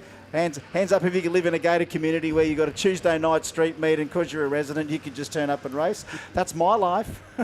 I mean, I don't even have to be over 55 to get into that place. I mean, houses start off the plan at $3 million, but you'll understand you get a pretty good shed for that. As a matter of fact, you can live that way if you want. We just, hands up who would prefer a gated community where you just have a shed and you still live in each other's, you have your own shed, you don't need a house. Who'd live in a shed complex? Hands up, all the blokes. Look at all the blokes. There's a lot of blokes out there saying, I'd live in a shed gated complex, and there's a lot of girls not putting their hands up. Because quite frankly, gentlemen, girls probably don't want to live in a shed, okay? It's not the thing you can go and talk to the girls at coffee about and go, oh, you know, Barry and I just built our big forever home. It's a 20 by 10. And they go, what's that? Shed. And they go, what? You know. Coming up with the Real Housewives of Shedland. That's its own show right there, I think. Wouldn't that be? I could live in that. I reckon I could. The rest of the family, maybe not. But I notice there are not a lot of girls. Hang on. Hands up if there's any girls out there that put their hands up to say they live in a shed. You would? You do? Or you would? There we go. We got a few. You would. But I've seen some pretty nice sheds as well, by the way, just quietly. Bit of shed envy. Have you been to that? Yeah, I've got a bit You've been of to shed Dave envy. Hamilton's from Overtaking Lane. That's a good shed. That's a pretty good shed. There's some big parties going there. Yeah. Shed party. Well, actually, I suppose if you want to live in a shed, we get to have shed parties. I suppose that's the best thing about a shed. Living in a shed is that the place is just a party. I think any house you can just hose out at the end of the day is my kind of house, don't you think? Yeah, you know what I mean? You don't need vacuuming or mopping the floors. Mate, my robot vacuum would be exhausted. I'd have that much polished, solid, painted concrete in there. Oh, we can't talk over more cubes. I'm letting all the Aspo cars talk tonight. Adam Rinn in the beautiful XC. Gavin Donnelly. We are in, what are we, the sixth? In their Ruckus No, we're class still still? in Ruckus Yep. still. All the way from WA, this VX. Let's listen to the lungs. Oh.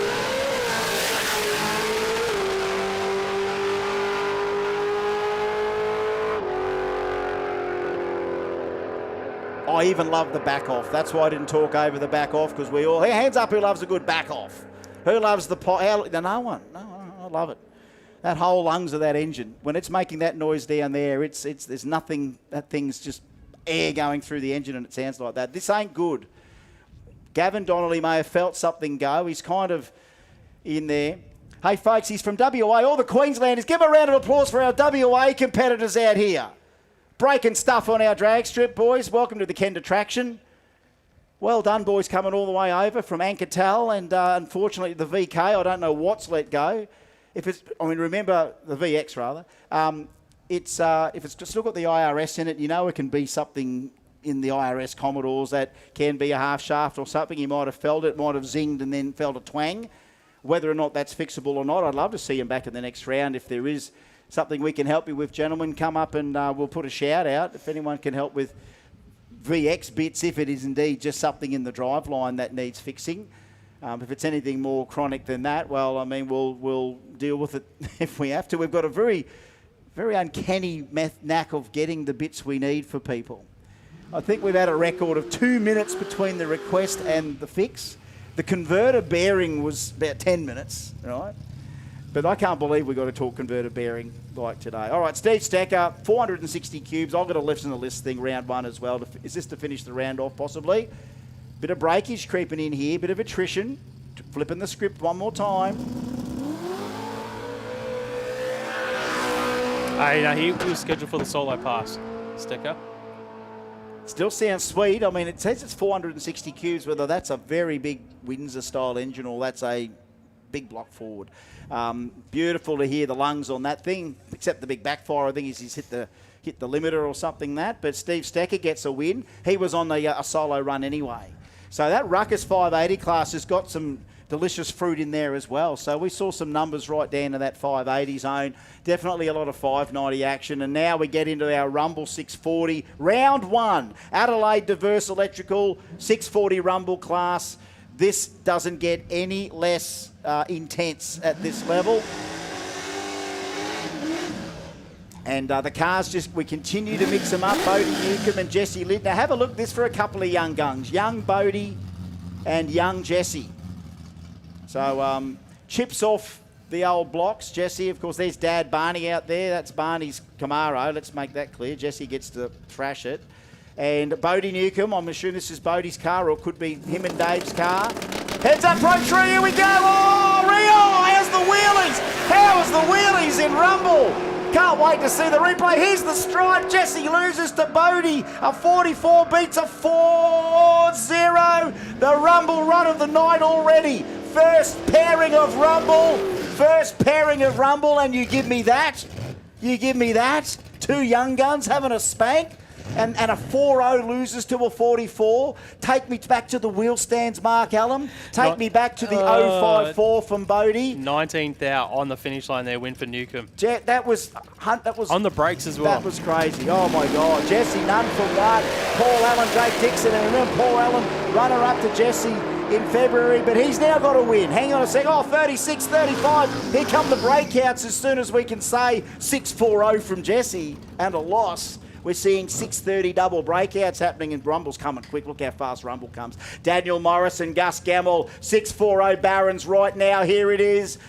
Round one, heads up, Pro Tree, go! Oh, reaction time advantage to Damo. He's going to have some. He's going to have some brake light. He's going to have some brake light. It'll do. 41 squeezes a 33. Those reaction times are important. 098 for Damo, 369 for Gus, and a 33 with an 8. He wasn't going to get him. Damo was cruising early there. The nose went down on the HQ real early. Corey Dark, Jason Cocking. Oh, blower wine. I'd love to hear some of that. Barra-powered Mustang beside him, 640 the class. Glenn Green, a little bit better there for the Mustang, but look at that blowing ute out there and gone. It's going to be round one, I would say, for him. 1 from 1. Corey not getting it off the line is the trick at the moment. Maybe stock converter or whatever, but good to see another Barra Mustang out there, and we're rolling through. Matt Maloney and Adrian Bratt. Now, Bratt all the way, I think in the Gold Coast, 5.3 litre VH been in the 640s. Matt Maloney, 657, 664. Round one. Hold the phone just for a sec. We're just holding the phone for a sec. Yeah, we're just starting to really push them through. I didn't even get the ET for Dark there. No, that was crazy, wasn't it? Now, we're just checking down the bottom end if everything's okay. Honestly, we should have put a stopwatch on the last couple of runs. You can go back and watch the stream if you want. Literally, that was nearly within the 1 minute. We had 2 pairings happen within the 1 minute then, which is crazy to see how fast they roll up and how they run. We're nearly at maybe, I don't know whether the sunbreak thing will come in. That it's kind of over to the side. It's hard to say there's a sunbreak or a glare, but we are just checking whether we've got something that might have crapped its stacks down there. Is that right? Okay, so we'll go get some news on what may be happening down the end. We've got that pair on the line there, still ready to run Rumble 640. But okay, we've found some stuff down there. Is that right? Oh, there we go. Well, we've dropped some oil down there. That's quite surprising coming out of Rumble. That really is. So that's got to be some sort of major mechanical something's happened down there. So we found some oil on one of the cars as it went through. It looks like the attention at the moment is in that left-hand lane. So whether or not something's out of Corey's car or whatever. So right now we've got that opportunity. There's a delay as we get this oil cleaned up, folks. I tell you what, how good is the afternoon weather right now? Just beautiful sunset, weird cloud, bit glary. Take the opportunity, stretch your legs, catch your breath, get a drink, but don't go anywhere. I mean, go for a wander, stretch the legs, but come on back, of course. Mark's off to the toilet, he reckons. So that's probably a good idea for a few people. You can always tell who needs to go to the toilet. They walk just a little quicker than everyone else, the ones that are going to the toilet. Like you see them hustle down the stairs, you know, I've got to go to the toilet. Here's an opportunity.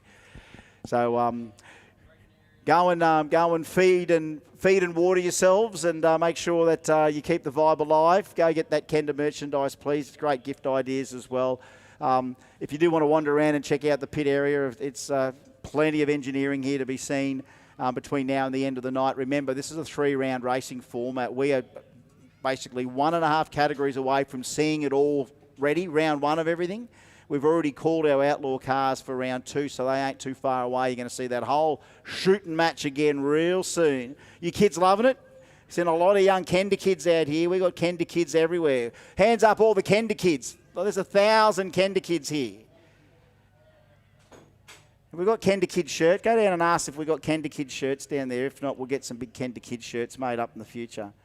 We could put this sort of fake big gold chain on the front of the shirt so it looks like you're wearing a big fake gold chain on your Kenda shirt. That'd be a great idea.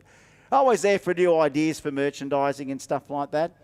But it has built itself into quite the brand. Kenda themselves as the tyre manufacturer, we don't talk too much about them, but they are really chuffed with the exposure that we're able to continue to bring them from this category. And as much as sometimes big companies like to say, well, what else can you do for us marketing-wise?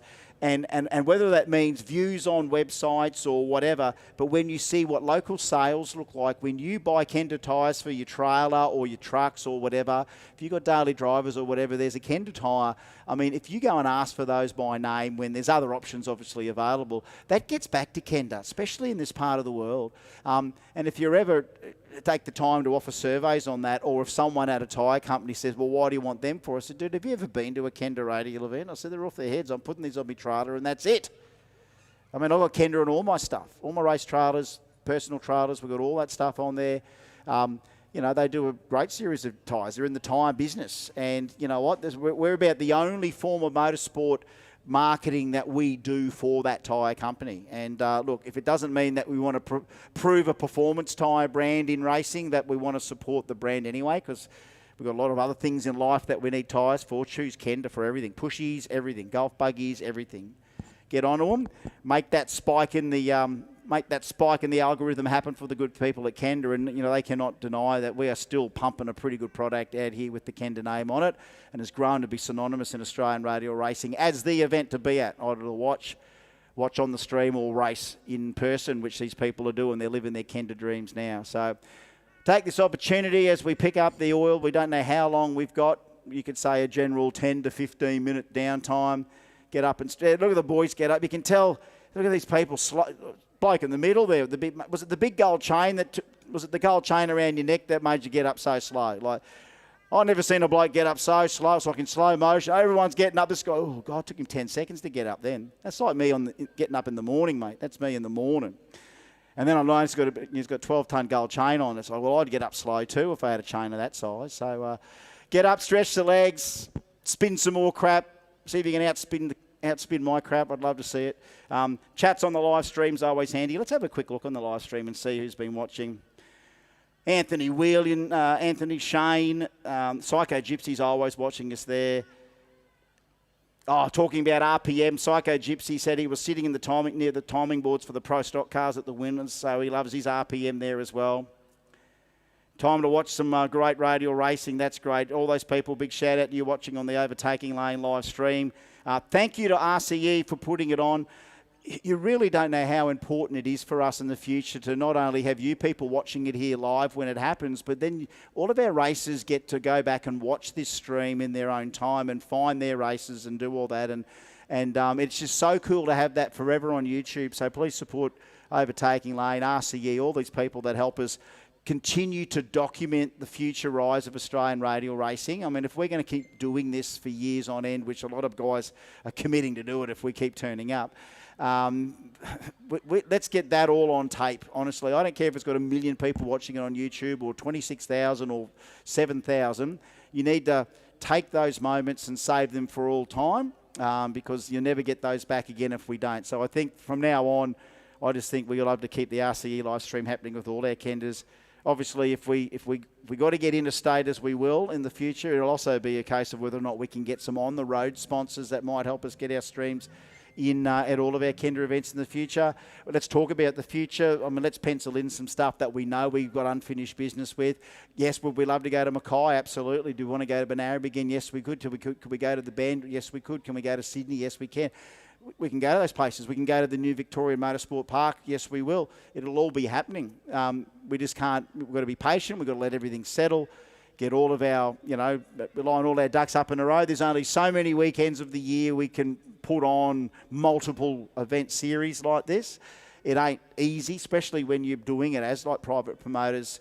And it's almost like Justin's doing it nearly as a not-for-profit, because it's not a profitable thing to do. But I tell you what, when you bring out the investment in the series in a different way by just the sheer commitment made by racers to race this way, I think that's the driving force and the energy that just helps this stay sustainable and strong, essentially. And I think you'll agree that that's exactly what you see if you've hung around it long enough. But I mean, it's the same with of course, Jambo and all of our great promoters that have done it for the years. Ray Box, now Colin, that keeping that alive. We were talking about that last night, and again, we'll discuss it any other time as well. When we think about some of our greatest famous Jamboree stars that have been made, Matuk, Pack, all of those guys, and without things like Jambo events, private events like that, they would have got lost in the ether of Australian mainstream drag racing if they didn't break out in their own with their own identities in things like Jambo, Pro Street and Radial and now Drag and Drive.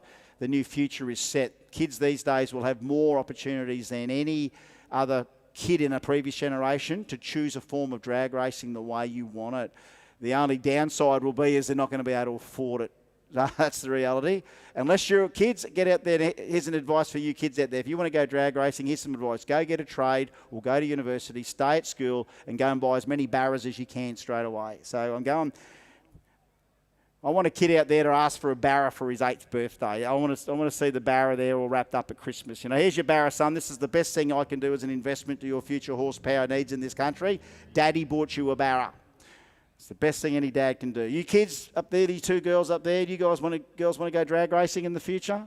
You want to drag race? You just want to watch? You're just here for the boys probably, aren't you? You just go, I don't know. Well, you say you're not here for the cars. I mean, is it hanging around because your folks made you hang around here?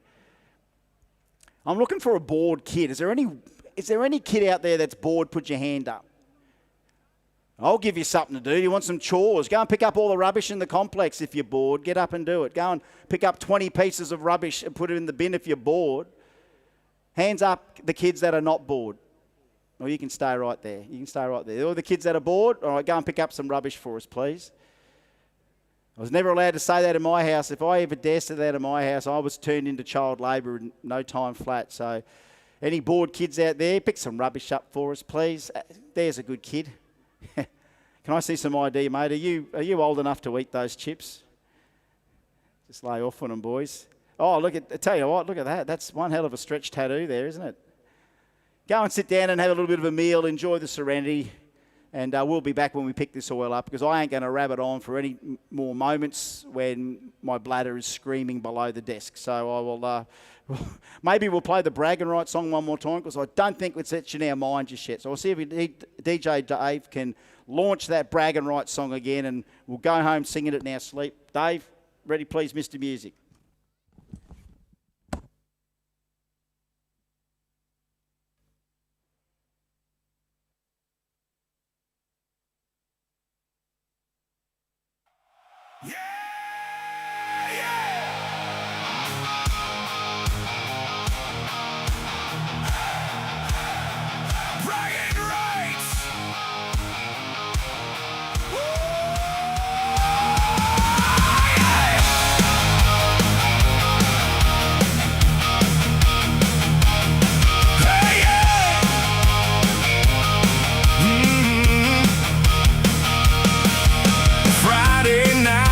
Pits are alive, small town warriors ready to drive.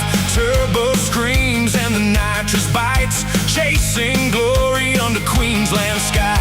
Crew chiefs working, engines sing. Every racer wants that championship belt to swing. From the burnout box to the finish stripe, this is where the fastest come to fight. The embers flash, hearts beat fast, one clean pass, make it last. Every 100, every light can turn a racer into legend tonight. We're racing for bragging rights at Willowbank.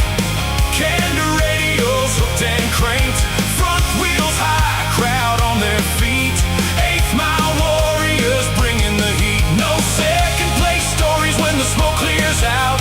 Only the fastest earn the right to shout.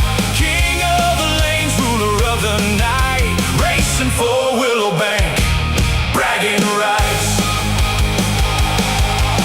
Outlaw cars and street machines, living every racer's dream. Boost turned up and tires dead straight. Everybody knows there's no room to wait. The scoreboard flashes, numbers glow. Who'll be the one that steals the show? Friends all week, rivals tonight, settling scores under Queensland sky. One more round, one more chance, one mistake and it's gone in a glance. The crowd gets loud, the pressure's real. This is where champions seal the deal. We're racing for bragging rights at Willowbank. Kenda Radials hooked and cranked, front wheels high, crowd on their feet. 8th mile warriors bringing the heat. No second place stories when the smoke clears out. Only the fast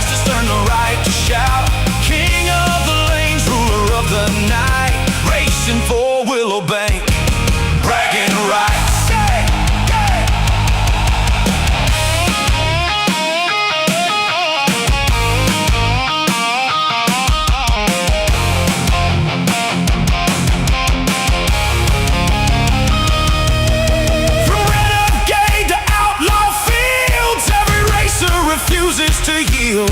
Fastest radial cars in the land, laying down power pass after pass. The lights come down, the finals near. Nothing left but courage here. One last launch, one last fight.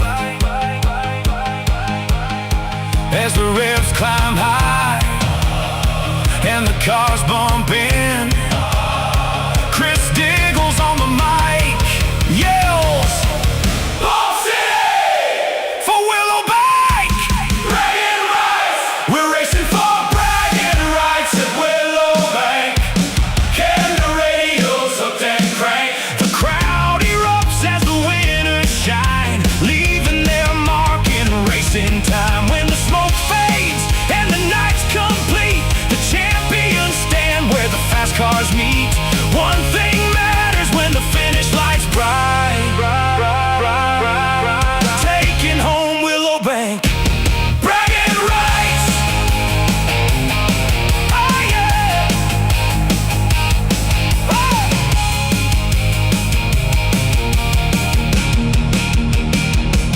Bragging rights.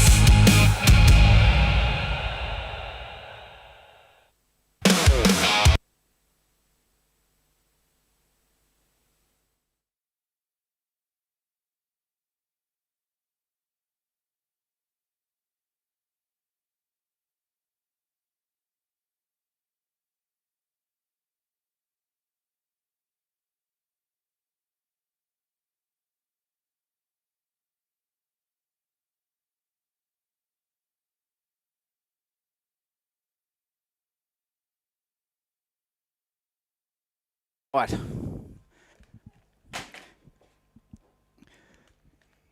Sorry that you had to hear it again, but if you like it, that's good. If you don't, well, was it loud enough to come out loud enough? God, it was loud. Honestly. Okay, so here was a text. A couple of things. A few guys to call to the lanes, please. We need now Outlaw 275, which we've already called for round 2. Outlaw 235. Outlaw 315 should be nearly in the lanes or in the lanes.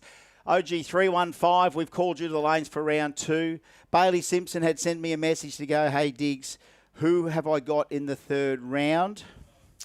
Bailey, were you in Renegade? Let's have a look here.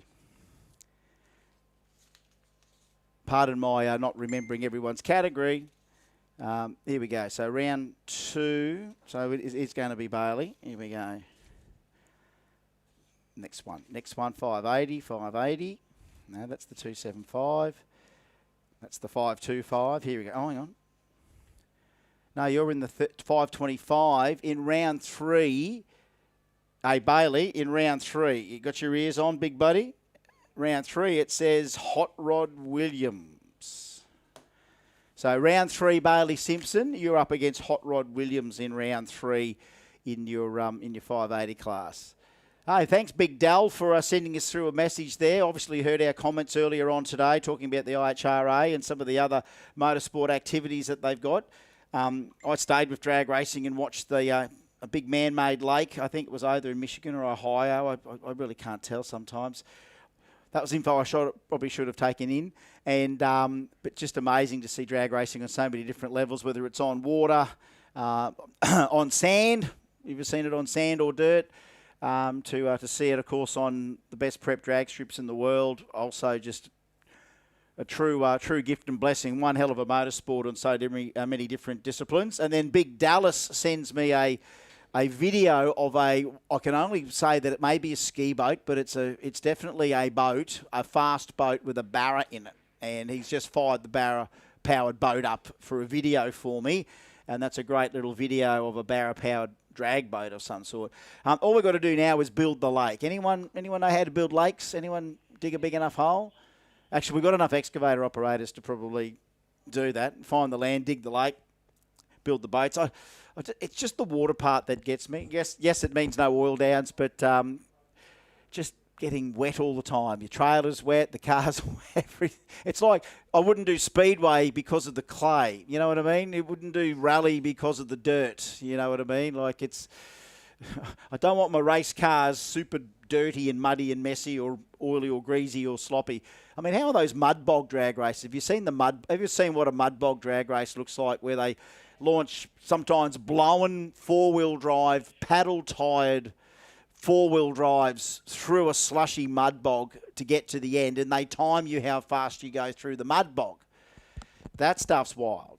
I mean, there's an ET on that stuff. It's crazy.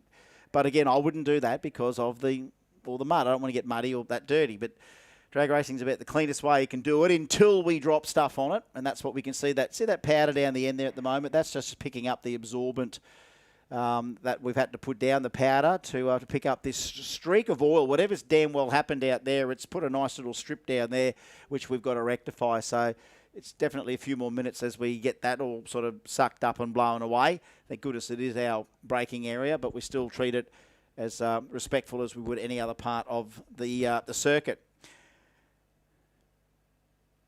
So shaping up a couple of things already, and it is still a little bit too early to do all of our award stuff, but we do tend to do it during rounds of racing, and we're doing it again tonight. Minor awards, great list of sponsors been with us for a fair while. The Hard Luck Award, thanks to Six Boost, is one of the awards we've got to give out to someone with some horrible luck today. Power Management Solutions, thanks Jeff The Rock Johnson for Best Power Wheelie. So $500 for the Best Power Wheelie, and we normally wait till racing to see that, and already names have been penciled in from what we've seen in round one already. Doesn't mean it'll be the one at the end, but it's definitely one full contention. Our diverse project group, thank you, Lorenzo, another WA company. Announcer's Choice, thanks, Mark. Mark and I will choose a vehicle of our favourite choosing tonight to win the $500 Announcer's Choice. Trim SQ is $500 for the most standout LS-powered car, and we're always spoilt for choice in that deal. That's pretty impressive. Performance Wholesale gives us a $300 voucher to spend at their store. Actually, right now, I'd love that voucher myself. I've still got a fair few bits to get throughout the build, and they can always help you with some stuff as well. Most consistent package. So that's for our competitors, and they always turn up in their trophies, and that's the only time we can get them to award that award. The Performance Wholesale Most Consistent Package $300 voucher is for the racer with the most consistent vehicle. It doesn't have to be reaction times, but we would rather see 3 time slips from racing that show how consistent the car was during racing. Is it sometimes within 0.04 of a second? Is it within 0.5 of each other? If you can come to trophies at the end with 3 time slips from racing, and we prefer the slips from racing, 2 slips in racing is enough. A 3rd slip we need as a backup. And thank God Mark Allen crunches the numbers on all that stuff. Okay? 3 slips in racing, Mark. We take them out of racing. So, yeah, that's a $300 voucher. We don't know who's going to win that yet because no one has done anything yet to see if they're consistent because they haven't had 3 runs yet. The Bolt King of Bling 500 is another one that we're just stuck to try and choose, and lucky at the end. And it's the other thing about Justin especially, and when we do get to trophies, is that he sees a lot of things closer up than we do. We're up here when we can see some real bling, but he might know the vehicles the last couple of days being here as well. So he might have an idea to offer us that if we can't pick one. And we've got to thank Lauren's business, Pure Bliss Beauty Bar. Say that 4 times quick. Pure Bliss Beauty Bar. It is a tough one, isn't it? Beauty Bar. Pure Bliss Beauty Bar. Pure Bliss Beauty Bar. $500 for the crew style. So that's basically the crew that stands out, the most professional looking crew. We've already got an idea for that one, right? So we've already got an idea. Platz's Auto Electrics, thank you, Reese. Best reaction time in racing. We've got to keep an eye on that, Mark Allen. We're meant to, but... Someone will bring up their slips. Whoa, Babyloni's in. Oh, what's happened, boys? Boys, maybe we can just chill pill it. Can we chill pill it? Yeah, because they didn't go through the staging beams in the burnout. No, he's just sending them. No, it's too late, can't do it. Off they go. What are you right? No contest. Yeah, Dead rubber. Again, because we've got this little... So I thought because they didn't go through the the staging beams with the burnout. I'm just watching the replay now. Well, it's Yeah. actually just a little delay on my iPad just to see what happens here. No, we just missed the end of that.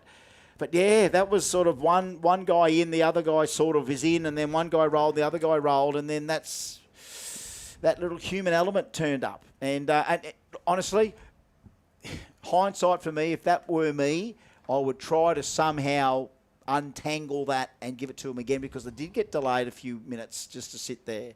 And sort of, everyone's mojo, you lose that once you break out of that moment. You're sitting there looking at everything for a little while until you go racing again. So, yeah, I would have myself just said, come back and run it. Maybe we'll put them at the end if they come back. That'd be something we could do. Yeah, it's out of our hands, but keeps yeah, keeps it in the session. If we were able to do that, that would be a solution, I perhaps. Or just write them down as a no contest, didn't stage, got sent off, dead rubber. However that one's worked out, it's worked out. There we go. Joel Slatter says, our sand drags in Atoka, Oklahoma. I think that's where that's nuts. Joel Slatter sending us some videos there of it. Yeah, there's some quick stuff out there. All right, Lee Ellison is ready to go for his first round of Rumble. Now, Joe Dirt, little leakage. Leakage from Joe. Flip the script. Current belt holder, round one. On the back foot, little leak out of the Cortina. Now we'll just hold him for a sec. Hang on. Are we saying we're going back to a pair and that leak, whatever that leak was, is not a leak anymore? Is that another little fuel leak maybe? I don't know. All right, they got it. We got to run. I honestly thought it was all over for Joe Dirt. Thought it was a leak, and it's not a leak. But whatever it is, it hasn't worked out well for him anyway. It did not want to do what it wanted to do, and out he goes. 6:45 for a win, Lee Ellison. We're checking whether or not Danny Mullane's still got anything on that car that's of attention. So we're just checking it there. Pete's having a fair walk out, pretty eagle-eyed. Timmy's on the line having a look at something real quick, got the mop on it real quick. And whether or not Joe Dirt himself is, whatever it was, definitely got...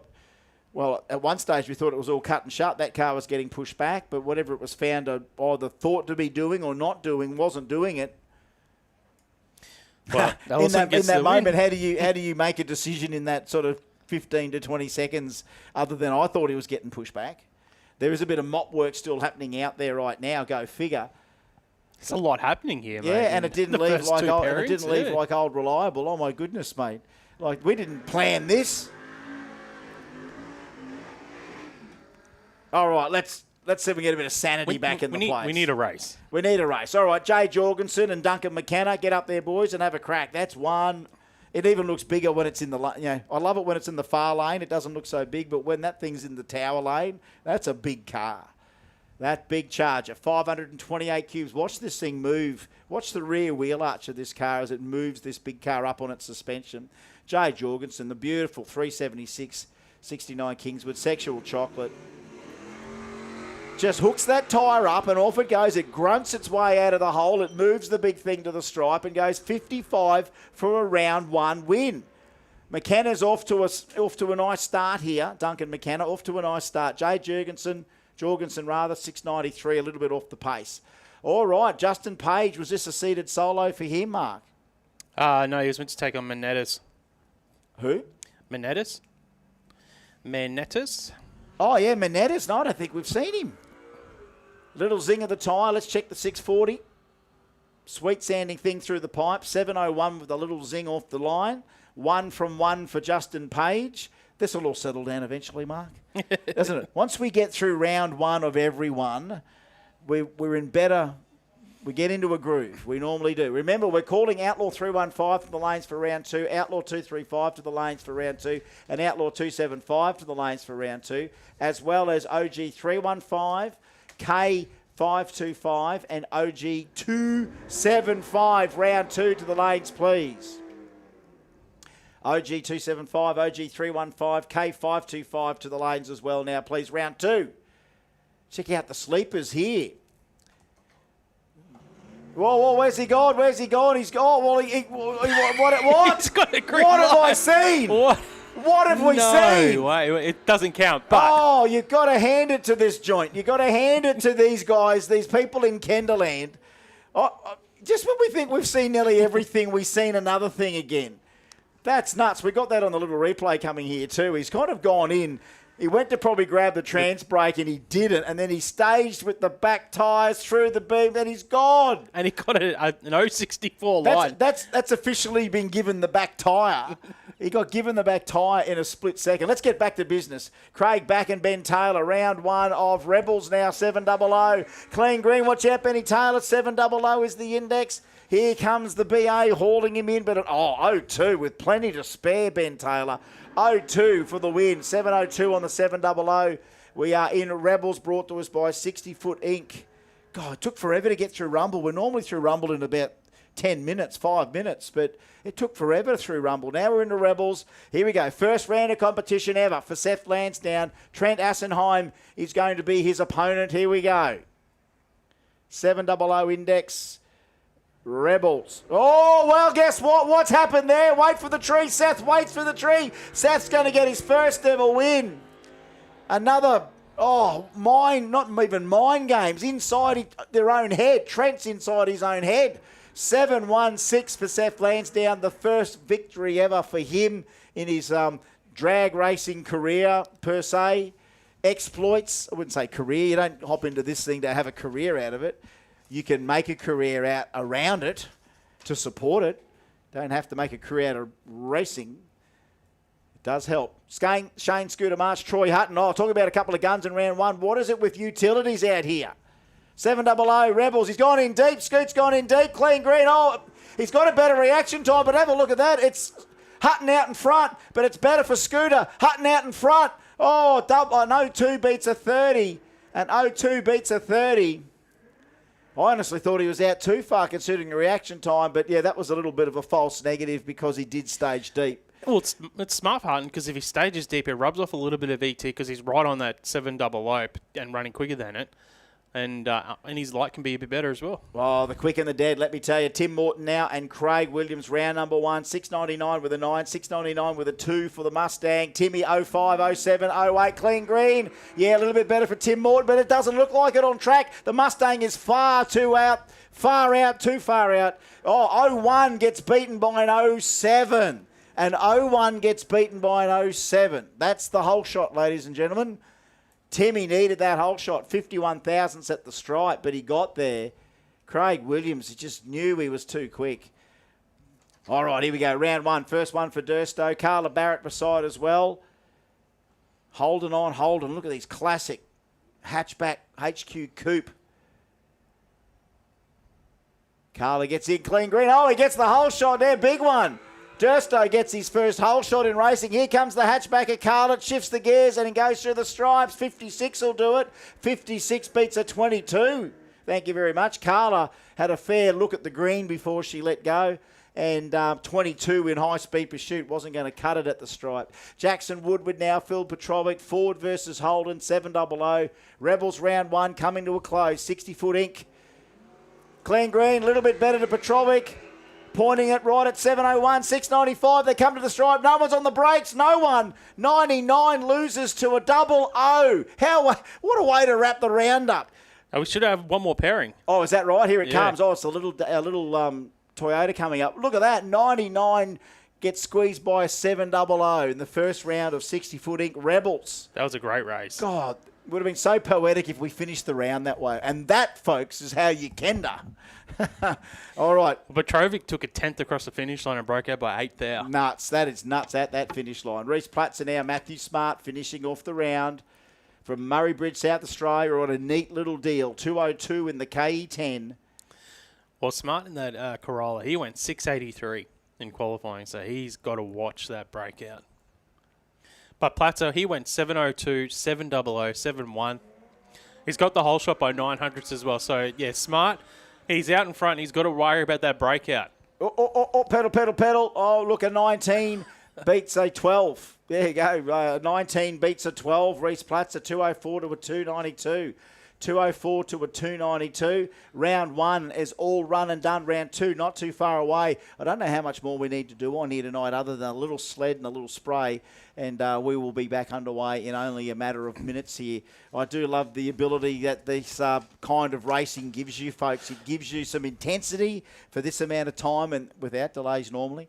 And then we give you a round, we give you the next round, then the script gets written, and then round 3 comes up, and it just ramps up from here. It's got some intensity, some twists, and who knows? We've seen a little bit of breakage and a bit of pushback in round 1. We've seen some aborted runs, too many bump infringements, no red lights other than just staging stuff-ups. So the staging stuff-ups definitely up. Couple of big wheelies, bit of power wheelie action in there as they started to go down in each category, and I don't expect round 2 to be any more different other than more spectacular coming up real soon. I'm just having a look at our second round of racing for Outlaw 315, brought to us by Elite Race Parts, TSP Racing, and Joel's Garage. So matchups in round 2 for Outlaw 315. Wade Wagstaff to take on Johnny Ricker. Massive. Yep. That is huge. Yep. Looking at the tail of the tape in round 1, Ricker went 352. Wagstaff pedalled to a 414. So Ricker will have lane choice. Both of them had a win in round 1 as well. So one of those drivers is going to go 2 from 2 into round 3, and the other one will go 1 and 1. Looking at our second matchup there in Outlaw 315, it'll be Sang taking on Bean. Oh, well, good. Good to see. So the 2 screw-blowing cars against each other, and then the 2 Turbo LS Pro Mods against each other. And that matchup between Sang and Bean, it was Bean went 434, Sang went 431. Yeah, so that's so some good 300. stuff. That's a good matchup as well. It's and any other place you can't run a car like that, so it's got to be in there. And you know what? That's not too far away from what the big boys. If the big boys were to have an issue, those cars are always going to be these numbers that really punch well above their weight. And the interesting thing is then for Outlaw 315, so I have the matchup between Wagstaff and Ricker. So one of those drivers will go two wins from 2 starts, but then we're going to have 2 drivers with 1 win and 1 loss at the end of round 2. So round 3, huge matchups in round 3. So that's going to be exciting for Outlaw 315. It always happens, Mark, and it's random. We could take 130 little balls, put them in a bingo cage thing, and roll out the numbers, and no matter how many times you would think we would try to deliberately G these pairings up, every single time they just occur organically. They grow out of nowhere, and these matchups just mean so much at the end of the night, and we look around and going, wow, I can't believe it. We're not Formula One. We're not the biggest motorsport in the world, but damn, it's exciting. Punch for punch, it's more exciting. As I said, it's the UFC of drag racing when you have these people be able to fight from, I call it the lightweight divisions to the heavyweight divisions and everything in between, and with whatever combo you want. Nowhere else on an entry list anywhere in the world has that entry list that we've had here this weekend when you break down what they are. And there's a lot of people all over the world would get a kick out of what we do, especially what we do with small cars, import cars, our own domestic product. Truly unique, nowhere else in the world. Throw in all of our Aussie take on American muscle, and it just fills the balance perfectly, doesn't it? It really does. And you think about the population of Australia and what we have compared to America, and the variety of racing that we have and how popular it is. It's incredible. We're a little bit biased, a bit more. Yeah. You know, what's the? I mean, we're patriotic. We're proud. We've got Aussie pride. We've got all of that stuff. But I mean, time after time, when you think you can step back and go, "Oh, ease up, mate. You know, we ain't so great. You know, there's a lot of good stuff in the world," and then you look back at it and you go, "You know what? No, we are proudly, you know, punching well above our weight when it comes to performances in any form of motorsport, let alone drag racing." But to know that our radial people do it as well as anyone in America or the world, we do it better than the Europeans. Honestly, between Australia and America, radial racing, that's it. Nowhere else in the world's as good as that. And on any given night, we are probably offer a more diverse group of categories than anyone else, purely Australian, with a lot of diversity mixed in the middle. And that's the key word there, diversity, because you don't want it to become like the American racing where it's just become all Camaro. Yes, yep. It sure has. It sure has. Diversity, parity, individuality, inclusivity, Yep. all big words with ivity on the end, right? Got any more for us? It's no exclusivity. It's definitely inclusivity. We're more inclusive than SBF. OG315, OG275, Outlaw 315, K525, Outlaw 235 and Outlaw 275. We're just calling all of those categories to the lanes, please, for round 2, because as the glue goes down, you know we're not too far. Actually, that's probably the one thing good thing about radial racing, especially in the States, is it's still got the diversity in the States as well with the type of cars that you see. Yeah. They're not all Camaros like when we're talking Pro Mod over there. Yeah. Yeah, well, The Outlaw racing. But I still think, when you look at European door car racing, there's some very big body varieties in there. The US depends on which ones. World Series of Pro Mod and a few others. You do see the odd different body in there, but predominantly, Camaro. It's either new Camaro or old Camaro. If you love a Mustang or whatever, but then to throw the different bodies in, the old Dodge Daytona never disappoints if you want to run that. The old Studebaker Hawk, 49 Mercury, like Studebaker, all those cars still work as a body style. But hey, when factories like Bickle and all these people that make these cars, pretty much there they are. It's an industry. You can get one and you just go out and put all your proven gear in it and go whichever way you want. I love that we've still got an element of slight backyard tuning workshop culture that is a little bit more local, a little bit more tribal, and it just works in all of it. Again, Australia, we're regional country. We're an international nation, but we've still got that bit of small town about us, I'm sure. And when it especially comes to things like performance and cars, I mean, per head of population, that's more entrenched into our culture than I think we're willing to admit. There's a lot of people out there that like to, silence and talk down the bogan attitude, the car culture that's out there, but realise they were the ones that said everyone can be as individual as they want to be, no matter what you want to be or who you want to be. And guess what? You can't take my right away as a motorist. You can't take my right away as an enthusiast. And I want to see drag racing forever. I want to see more drag strips built. And tell you what, if the lady with the red hair that got this track a few $1 million and said herself here at the Winter Nationals that we need motorsport in Australia to continue, I'm sure she doesn't even crunch numbers and what that is in billions of dollars as far as where we are with the smartest people in the car game working just to feed its own industry. Yes, we can export parts of the States, and there's a lot of companies that can do that. They're doing it. But it's also what they're feeding in its own town, feeding in its own cities. You know what I mean?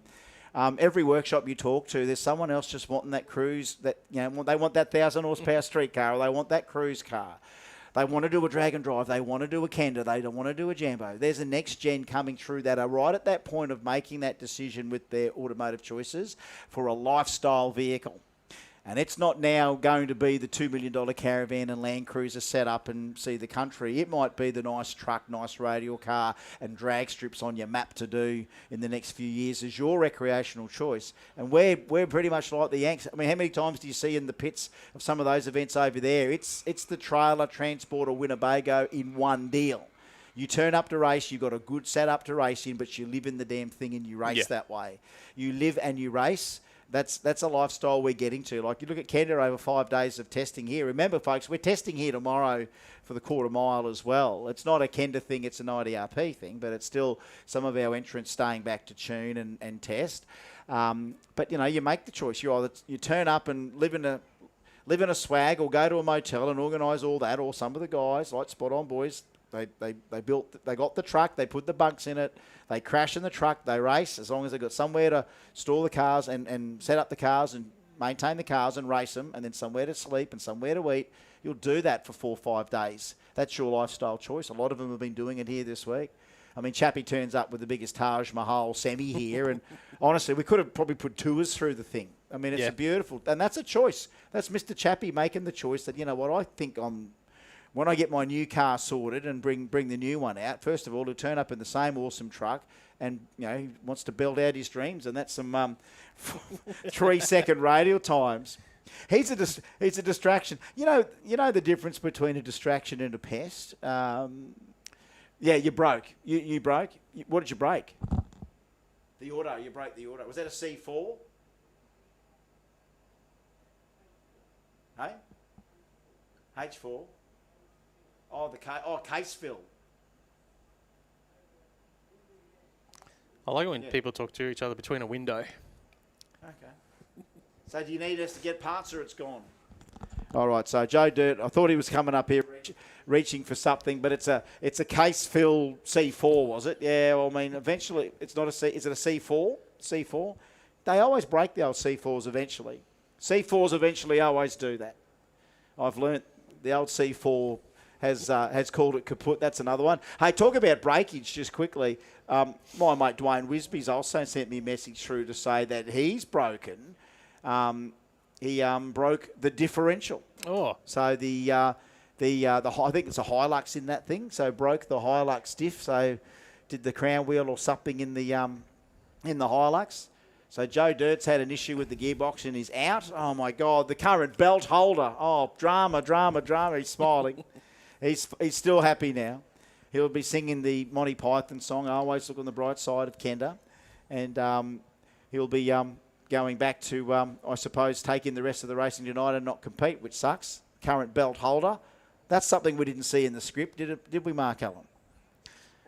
No, we didn't. Joe Dirt, that's a massive one. Current belt holder to succumb to the broken tranny.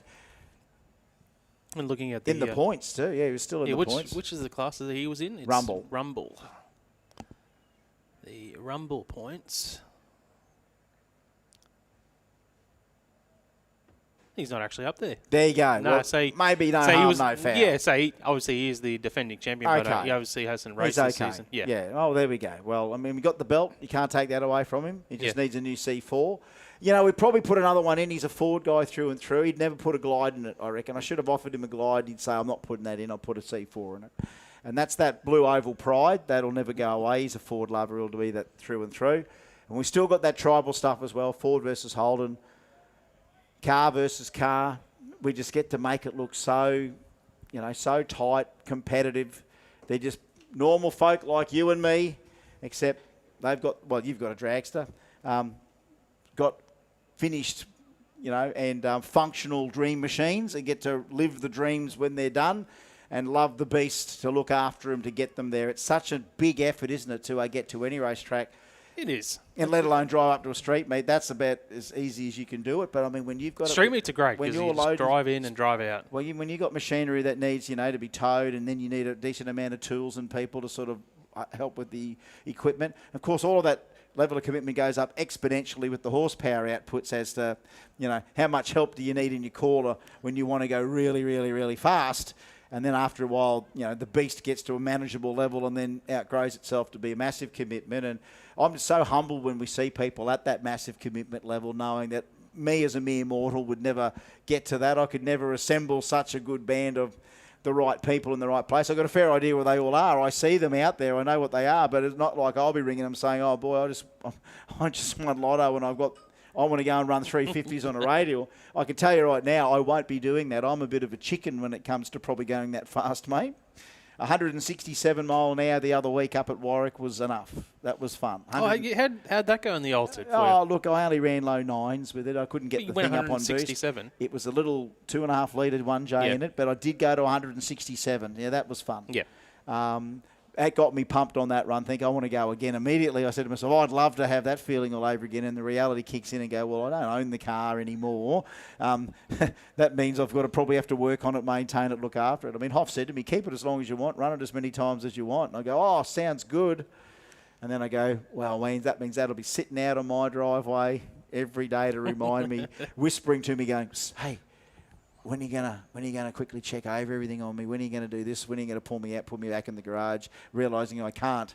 Can't only inherit so many, indulgences in your life. And that was not a one-off, but I went and did it.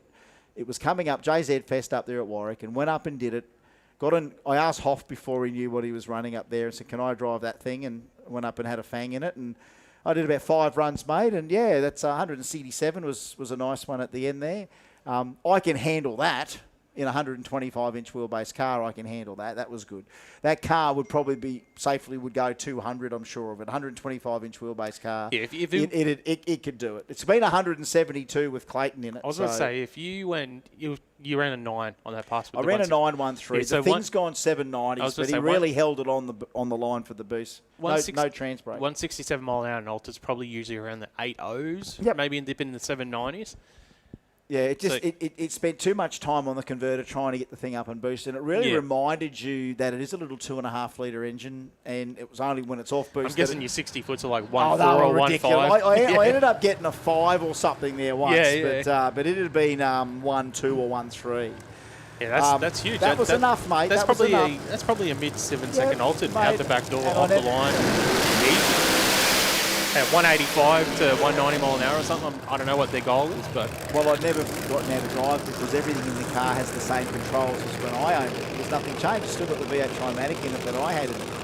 all right. Ladies and gentlemen, round number 2 of our Outlaw 315. With 3 rounds here tonight. Next round it'll be Ricker and Mitchell Bean and Wade Wagstaff and Terry Seng. But right now, round number 2.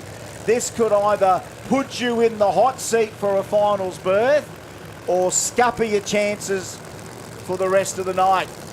And you know what? It's round number 2. Let's treat it like the most epic radial race of the day, because we can. From Melbourne, Victoria, weighing in at God knows how many 2,000 and bit pounds, Johnny Ricker. And from Queensland, the 57 Chevy for Impact Ground Solutions and Alamo Beer. From Albany Creek on the north side of Brisbane, Wade the Grinch Wagstaff. This is the race that we've come here this weekend for. Ricker versus Wagstaff. Wagstaff was the number 1 qualifier, but Ricker went low ET of the event in round 1 at 3:52. Oh, Wade Redlet, but here come a couple of numbers. 51 to a 69. 51 to a 69. Red light, 939 for Ricker. 046 off the button for Johnny Wade. 187 minus, 966 to the 60. 237 to the 330 for Ricker. 247 for the Grinch. 51 at 216 and a 69 red light. He was ready there just to just be right there with Ricker if he knocks the tyre off it one more time, but it did not do that. No, sir, indeed. 351 with a 2 puts one hand on a record at 51. 216.48 mile an hour. Yes, sir. That just happened at 25 minutes to 6 on a Saturday in Willowbank, Australia. That's awesome, man. Johnny Ricker, 216 mile an hour. Just incredible. That's world. That's right up there. Qualify you in any yeah. big RVW field anywhere in the world, and hats off to Wade Wagstaff with the 57. Unfortunately, I'm going to have to add Wade to our red light list. Well, it's red light, but I mean, you know what? Ricker red lit to Zap when he ran big tyres at Adelaide at the Jambo down there with Pro Mod. Ricker raced John Zappia. Ricker was running 40s, Zap was running 60s. And in the final, Ricker red lit against Zappia. Isn't that a sign of respect when you leave nothing on the tree for your opponent? Wade's red lit before. It's not like the first time Wade's ever red lit. That's him treating the opponent with ultimate respect. It was a little bit of a long tree as well. It felt was. Like it was. Took a while before it hit. Yeah, Terry Sang, Mitchell Bean now, a couple of LS Pro Mods getting down to business. Oh, you want some bump city? All right, there are going to be LS bumps here. Here we go. Take as much bump as you want, boys. LS and LS. Stratus and Camaro.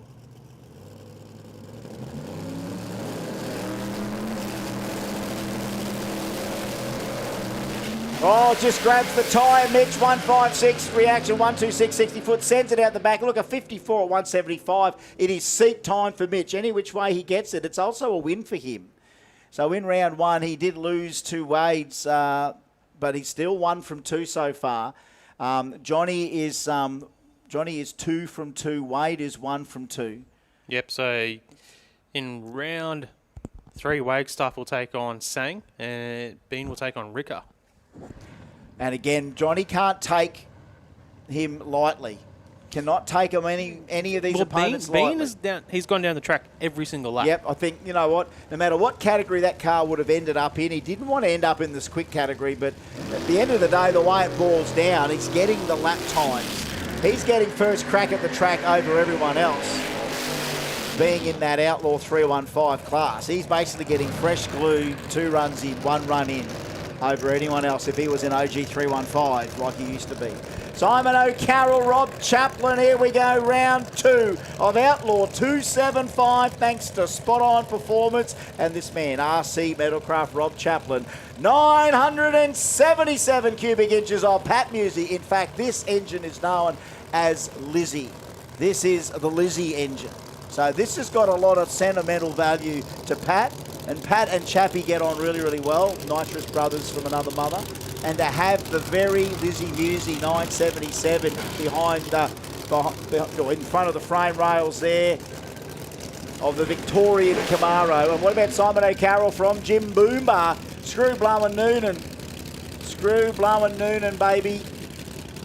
I can tell you both these drivers had a win in round 1.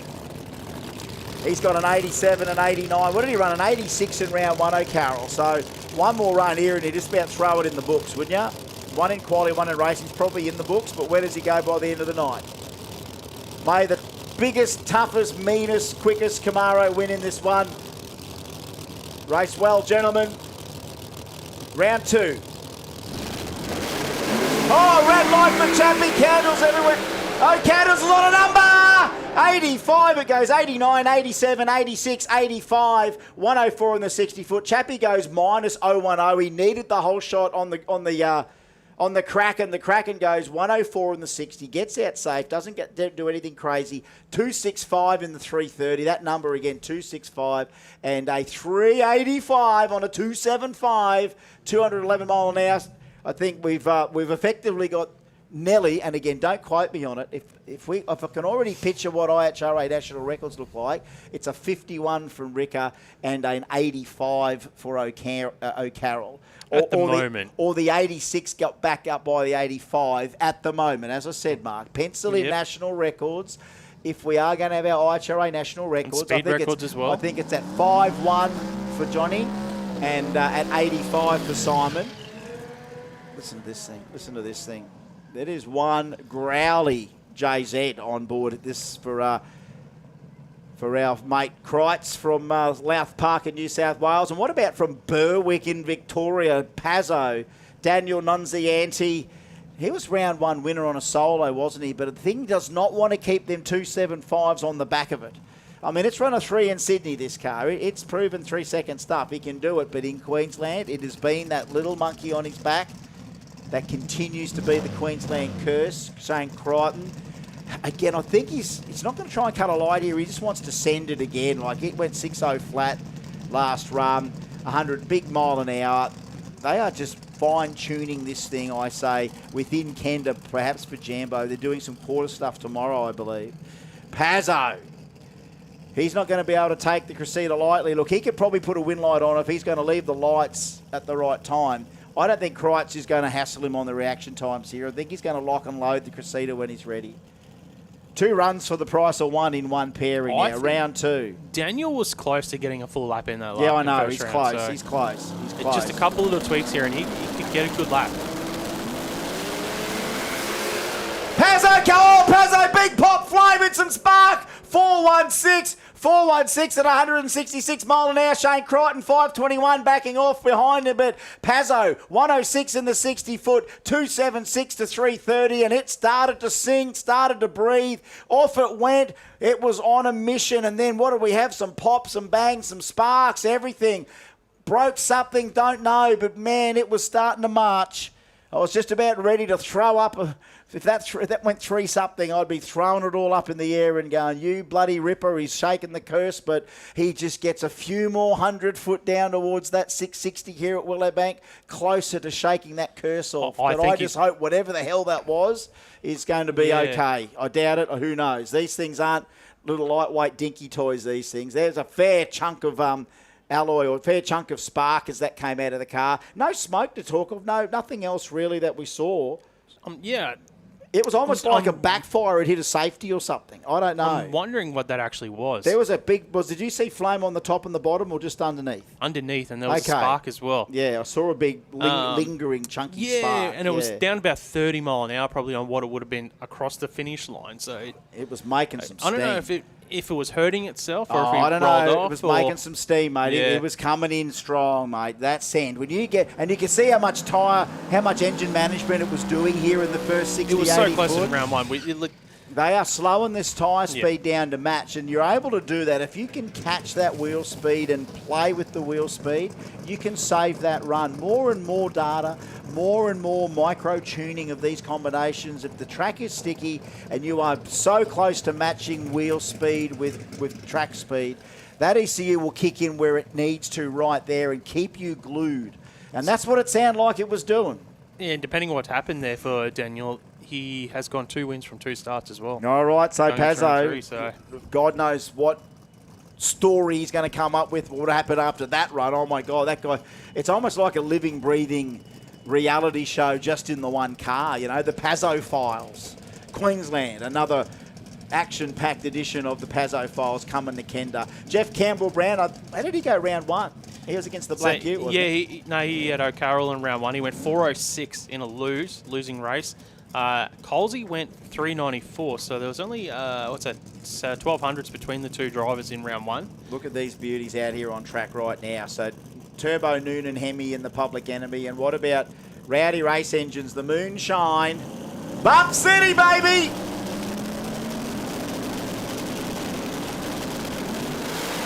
Whoa, better reaction time. Colsey's on a march. They're both on a march. Oh, 13 to a 21. Came around him. 109, 107, 036 off the button for Colsey, 090 off the button for Jeffrey. What a great race. 282 to a 274 for the Chevelle. 413 gets there. Look, both off the gas. 164 and 176. 421 for Colsey. What a race. A nice Bump City linger there as well, mate. 200s on the finish line there for Campbell-Brown to get the win. It's so dramatic. It's as dramatic as 2 alcohol funny cars with pedal clutch and 8,000 RPM. You know that dramatic? Yeah. You know when you set up for a run and it's just 2 lights away from absolute Armageddon? That's the turbo version of an Armageddon moment. When you are building to a crescendo before an event, nothing goes better than a good bump. Yeah, I wonder what happened with Colsey because he was down 20 mile an hour. But his ET was down at 330 foot as well, so he was 800s behind at 330.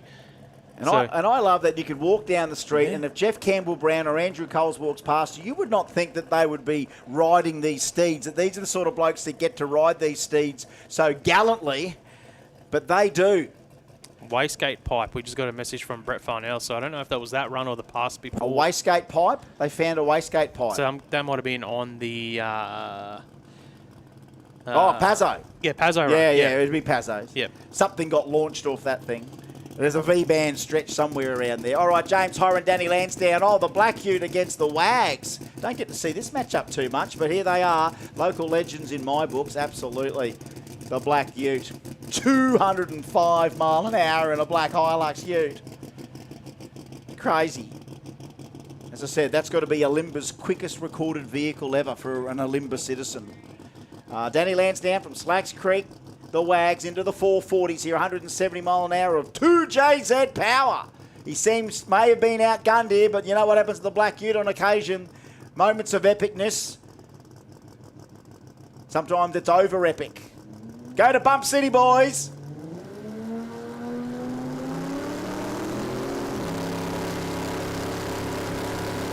Oh, red light for the Black Ute! Oh, the Black Ute gets the win as well! Wow! Black Ute, ladies and gentlemen. What a drive job from James Horan.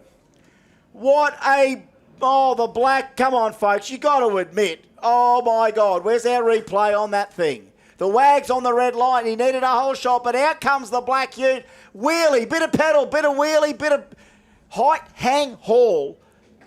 James Horan, the Black Ute. As I said, sometimes it's over awesome, Mark. That's what over awesome looks like.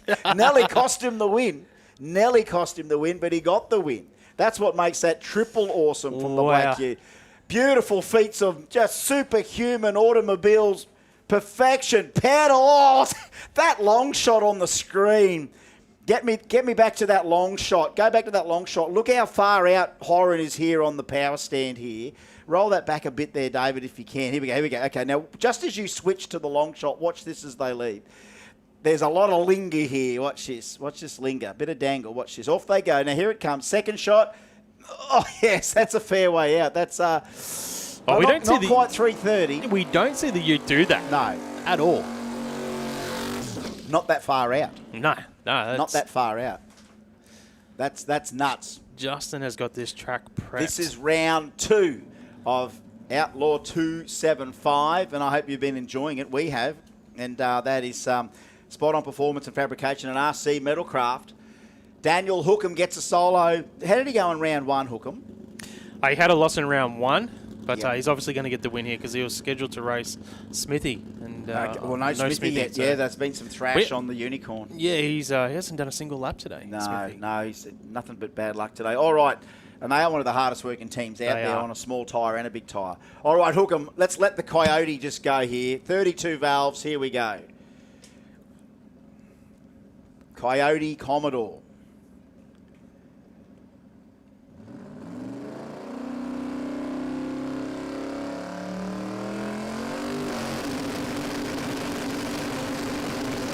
Oh, won't bump, won't bump. Yeah, you Just- can see his hand on the steering wheel. trying to Okay, get there we it go. in. Try it again.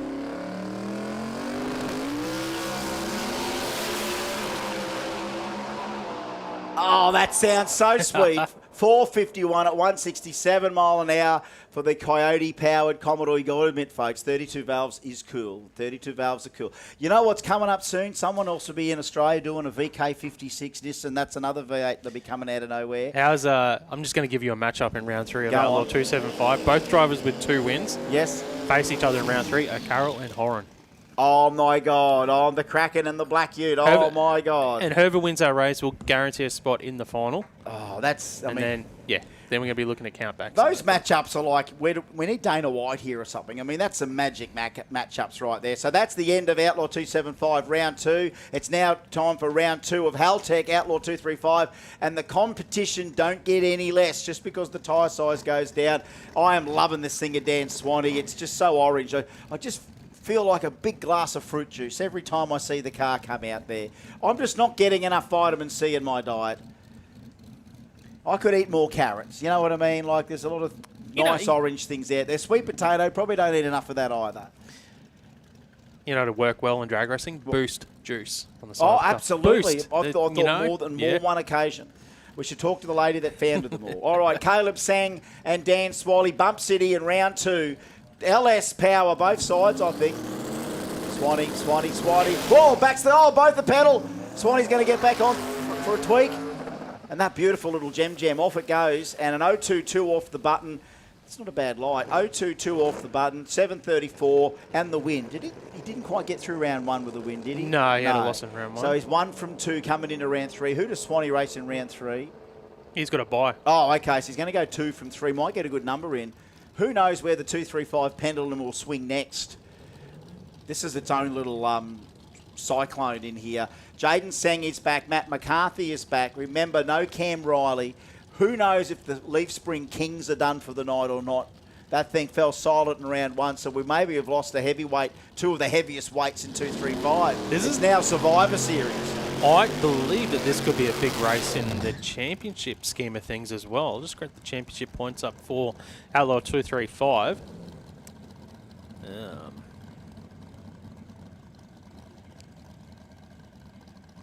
Matty McCandless So- out there now. Yep, Yeah, sorry, yeah, Mark. you got both it. of them they came into the event tied together in the 4th position in the championship, and Sang had a win in round 1. McCarthy had a win in round 1 as well.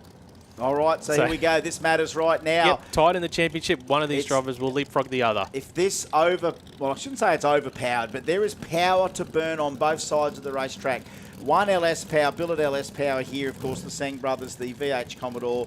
We got Dad Terry ready to, probably working on the, I thought Dad's normally out the front here, but he's not. Terry's probably working on the Stratus. Matty McCandless is out in front there, 864 cubes. Spray, if available. Might need some if he can keep the thing hooked up. This is a great match race. Someone's going to go 2 from 2 here. Sang's got the backdoor power if he can keep the tyre hooked up. 235's on the back. Haltech, our sponsor. Sangy 435 in round 1. Okay. Matty's in. Pole shot, sings the tyres. Oh, it goes for a walk towards the centre line and he has to give it a pedal. Oh, 449 with a pedal. The kid is hunting in the background here. If that thing didn't start walking around like it did, he would have probably stayed on that. And this early pedal deal, not that it's a big early pedal, 172 mile an hour, thank you very much. Got the job done, Jaden Seng. He's honing in on something here. He's got 2 Ws now. Yeah, to 2 his from name. 2. And Jesse Murphy, I'm going to wrap you every single time, mate. He's all the way from WA. I've never seen such a cute little short wheelbase Rodeo. Can't believe it's an angry RB30 with a stick shift in it, but he's going to come and have another crack here, son, all by himself. He was meant to have Riley. Oh, no, Riley. Yeah. Okay, so here's his first Kenda win. He's got to slip that thing. Yeah, it's a hell of a thing to get going, and I know a lot of the tricks with the stick shift cars is just get that little clutch bleed. It's a clutch bleed method that a lot of the quick stick shifts cars do, especially on a radial, whatever. But it's that little clutch bleed that lets you just sort of slide that thing off the line and get it ready for the next gear without bogging it or spinning. You know what I mean? There is a lot of art in that clutch bleed, and my brother just obviously got his Honda-powered Nissan Gazelle back into the 9s with Honda Power, and he's had to do a lot in the clutch department. You'd be certainly sure that car's probably got a twin plate in it as well, which does need that setting up and that attention. And if you want to go down the stick shift route, well, I mean, it is a lot of commitment to getting the right clutch combo set up for it. Twin plates is a preference for a lot of high horsepower stuff. You also got to be ready to, at any one time, probably pull that box out. Fix things around it. So the commitment of a stick shift racer, you can't. It's like people with nitrous. It's like Chappie with nitrous. You're not going to shove Chappie into anything other than nitrous. It's like guys like Jesse. If you're a stick shift guy, you're going to stick with that clutch pedal in that car no matter what. I mean, I've got one in my car, and I mean, as much as I'm committed to stick shift, I will never be as quick as everyone else. But I don't want to be. I identify as the stick shift sort of guy. I was there watching them put together this big torque converter the other night, and I go, wow, you know, that's why I love manual cars. Look at that wheel stand from behind. Steve Sant's got the photo of the Black Ute from behind. Wow, just wow. That. Yeah. Just wow. Absolutely just wow, Steve. Thanks for that. Absolutely. The Black Ute's been, look, all of our Kenda stars have been putting it on. Putting it on tonight. Putting it on tonight. And here's Mr. Nuts having another crack on this ridiculously small tyre. Well, the thing with Randall Laurie is he's going to go 2 from 2. Well, this is the attrition rate that seems to have snapped us in Heltec 235. I mean, we're halving the field here by the feel of it. No Cam, no Gazard. You know what I mean? Like, we've lost a couple of the big boys, the sharpest ones. The kid's still there. The only other guy that's gone a 30 is Jaden. And they have arrived. Isn't it funny when the whole category arrives by the end of the weekend? 30s and then mid-30s, and then another guy runs a 30, and it's like, here they all are, one after the other. Mr. Nuts, what were you? You must be nuts, Mr. Nuts. Big blower. Physics tells me it shouldn't work. You know, blowers, those big roots blowers, big jump on the throttle. That's a lot of power to the tyres. Especially on a 235 and the way the power band works for the supercharged He car. could get his head around it, I reckon. Let's have a look. Oh, Nelly wants it.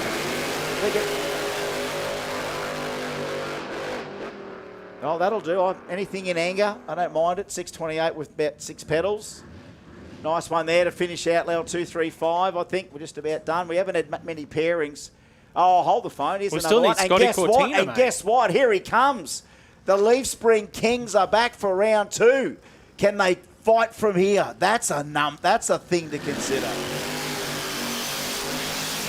Can you come down a round down and go 2 from 2, and the lowest ET in round 3? Who's perfect 3 from 3? No one. So Cortina obviously had a loss in round 1. Yes. So that's huge in the grand scheme of things. Championship leader Scott Cortina, he needs to get a win here, and then it's going to. That's what it boils down to. This right ain't now. no walkover here. This ain't no walkover. This is a 480 car beside him, Ben O'Neill. It was the second quickest car in round 1, Ben O'Neill. There you go. And right now, these boys have got to decide: do we go back to a settler that's going to get us through and then find our mark, or do we go for the straight, either all or nothing right now? I think in the grand scheme of things, when you're talking the championship, the belt, and all that, this is where you don't look for the record number. I think this is where you get a lap down. Right. You find a tune-up that you think will get to A to B. A 444 then. All right, you know, let's like have a mid look. 440 or a 450, something that just gets you from A to B and a win light. All right, let's see how it all works out. Outlaw 235 giving us some drama in round 2.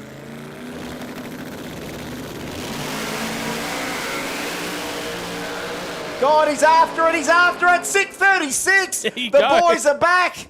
4:36. Ben O'Neill 4:76. Better reaction time. He won by 3/10 at the end. Drove away from him. 4:36 there for Cortina. 1 from 2, and he is back, baby. 4:36 in the moment. Backing yourselves. 115 in the 60-foot. 119 for the Capri on a 235. That put a spark into the end of 235. Okay, round 2, please to the lanes. Rumble 640, Rebel 700, Renegade 550, Ruckus 580. To the lanes, El Pronto for roundo 20. Yeah, well, Cortina, his 60-foot was down a little bit, so they did take a little bit of power there off the start line, but, man, he still went 4:36. Yeah, that's a nuts Stout. pass. That's Yeah. a nuts pass. Right nearly at 6 o'clock on a Saturday night. That stuff comes out. Prime time radial stuff right now. And have a look at the machinery. Yeah, we're going into OG 315, round 2 of racing, brought to us by RLC Engine Reconditioning and CADS Industries matchups. Oh, look, they are just delightful. Don't we do a four-door well, both sides? Timmy Cross in the Cortina, Turbo Small Block Ford. He's a Ford lover. Timmy's a Ford lover. Aaron Gregory, well, he loves his LSs. ASG built this car, as we said, in record time. Not that he was trying to set a record, but from the moment he laid chromoly to the moment he finished it was a matter of months in the workshop. Plus running a very busy workshop at the same time, just quietly. Maybe the boss time. Normally, a lot of times, blokes go and do this at night when they're finished the customer stuff, because, you know, the bread and butter first, then your own fruit later. Make plenty of bread and butter. That way you can have fruit yourself. In round 1, Cross went 4:42. Gregory went 4:77. We got some Buck City, baby. Oh, Timmy dangles again. Timmy, you're dangling beautifully tonight. 441 to go with his other 441, 164 mile an hour. Aaron got the jump a little bit on him. 092 off the tree to Timmy's 111. Timmy went 119 and held that tyre, held him in the air. Just held him in the air. Just the most epic sight you can see is just that thing locking in there and not coming down. Old Faithful. Yeah, Timmy goes 2 from 2 here to start off the event in racing. Next up, Reese Carkeet and Daniel Barrett. Yeah, now look, Carkeet's half a second in the hole here performance-wise, but what's his advantage is that he's got the start line sorted. He can put the beams on, light that thing up and come out of there with a nice power stand. It can run, you know, 490s, 480s if everything's, if you want to put some kit on it, give it a bit more love. Has it got, see if it's got it. Yeah, he's got some kit on it. More kit might just help him get there. Daniel Barrett been on a 440 streak all day in this Mustang. A 440 streak, 445, 443, 441 in OG 315. And then he went 4:41 in round 1 as well. And the hang on, we're just checking. Have we got anything, any leakage? We're just checking. Have we got Tone on the line? Who's on the line helping? Again, out of the spot on family, it was just a car that Dan was going to, I don't know if he was going to put something else in it, but I think at some stage there, look, the 481X was in it. This is a lot of car for Daniel to step up to. He really hasn't had a lot of transition from, you know, a whole lot of quick street cars to a purpose-built radial car, but here he is. Correct me if I'm wrong, but Gauchi ran pretty quick in this, didn't he? Yes, it was low fours, Yeah, steel yeah. roof and quarters, all the deal, yeah. It's Like he was like a 590 car out over the quarter mile, wasn't it? yeah, pretty Yeah. much. 5 second, you know, four O's in the 8th. Here it is. He's getting used to the Bump City, though. He loves it. Oh, hole shot. That's a big hole shot. That's a big hole shot. But here comes the Mustang in the air. 53 is enough to do it. This time, 115 for Reese Carkeet off the hole. 028 out of the tree. 028 tree. 492 couldn't hold him off. 453 for Daniel Barrett. 453 for Daniel Barrett. And a win for him. Is that 2 from 2 for Barrett? Yeah, Barrett goes 2 from 2 as well. All right, OG 315 sharpening up. Here's Mr. RLC Engine Reconditioning himself. Dougie Day, that thing is treating him well tonight, the Iron Line, the Holden V8. What about the Hemi in the Coronet? Sticking to your beliefs. If you love your Dodge Coronet, it's got to have a big Dodge in it. It's got that. If you love your VK Commodore, it's going to have a 308 in it. And Dougie's got that. So It's just an amazing race about to happen. I'm going for the red car. Big fan of it. I'm a big fan of it. Dougie and Greggy.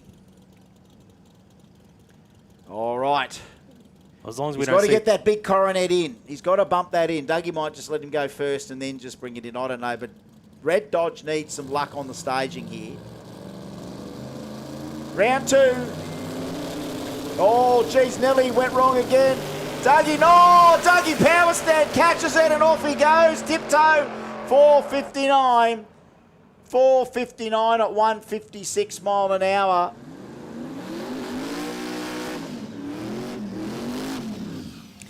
And the amount of power wheel stems that we've seen today has just been crazy. Oh, off the charts.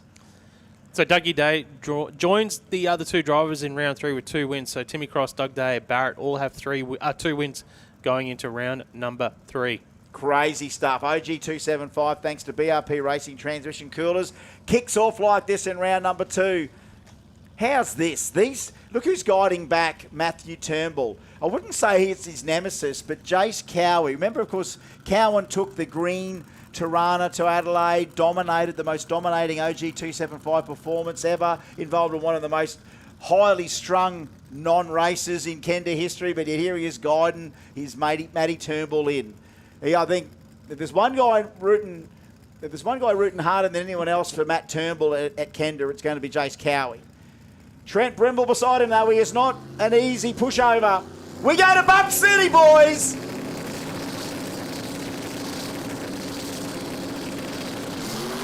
Oh, a little bit better there for Matty Turnbull on the ground. Oh, the villain's right there, but it's the Ute. 63 beats a 79. 63 to 79.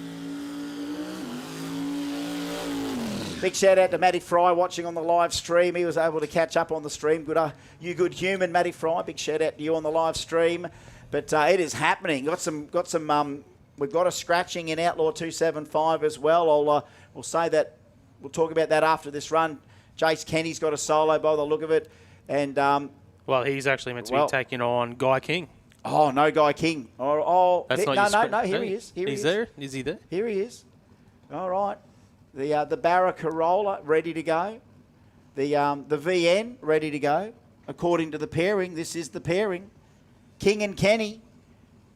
King, you can do your burnout. Kenny's done his. So we just see Pete Farnell's just in front of Kenny down there just waiting on something. So we might just be, the computers might be just getting a reset quickly. Oh, man, potentially. This is the one thing that radial racing does to us occasionally. Tips the earth on its little axis a little bit. Something rumbles the sheer establishment a little bit. All right, so ETs are off. Timing ready to go. Guy King, you can do your burnout. Kenny, you can do your burnout. All right, the little Barra Corolla. Kenny hasn't been held for too long, Kenny, but Guy King's got to get his skates on here. And remember, it was no fault of any of our competitors here as to this slight delay. It was just about sort of untangling our timing sometimes. Just untangle the timing. Little delays come in. Yeah, we just had to untangle it. I mean, in theory, we could have potentially nearly had Guy do his skid while we were waiting for clearance, but we didn't want to shut him down as they both came back to the line. So Jason's just going to have to wait here just for a moment, gather his thoughts. Can't believe he's going to drive this thing for 3 days through Queensland for All Stars Drag and Drive in July. The Turbo LS1 Power, of course, the licence plate, making VNs cool again, traditional BT1 colours. And again, no one else in the world really got this car. I think Opel had it as an Omega in Europe, but we made it the VN. We gave it a big wide body deal. LS and Barra, round number 2. Oh, sending the Corolla to the finish line. Our 65 was a big run for Guy King. We got there in the end. 119.60 for the VN and a 122 for the Corolla, but then sends that mighty Barra home in the little KE20. A great win by Guy King. It was a little bit protracted with the slight delay on the start line for poor Jace Kenny, but we got that run done and just drove away from the VN. Big number from the Barra in the KE20. Another great matchup here now. Gridley and Goonan Gurnin on a bit of a streak, starting to get a taste for the old Kenda 660. Dale Gridley, well, he's just not had a picture-perfect run in qualifying, bumping, problems with the bump on the car, whatever. I think we've probably got it ironed out. Coming to the line now. Gridley's another one from Olimba. Hang on, between him and Black Ute. Got two of the quickest sedan guys in Olimba. Big block Chev, twin turbo, Will Goonan, 434 cubes. Going to Bump City. So many opportunities for our citizens in here. OG 275.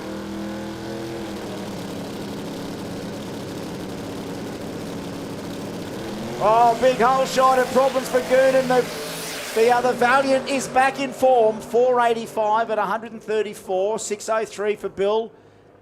Just not playing the game on the line this time. In fact, it sat there with a .830 line. It was 204 for Gridley.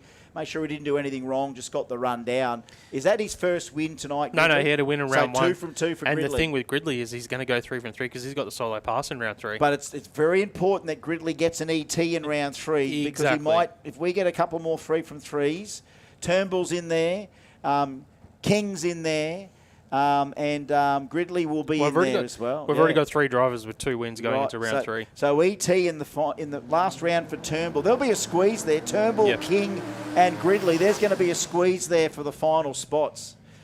And they're not racing any of each other. So that's a complete remote scenario going to come to a conclusion in that. What a great thing to look forward to next round. Don't you love when you look forward to the next round before the current round's finished? Jim Ambrose and William Yarwood. Diversity, we got it. 2JZ in the KE20 this time. Big block Chev in the HJ for Jimmy. They're both in the bottom 5s here. We're going to Bump City, completely different way. OG 275, BRP transmission racing coolers. They're just sitting there. Come on, boys. Engage.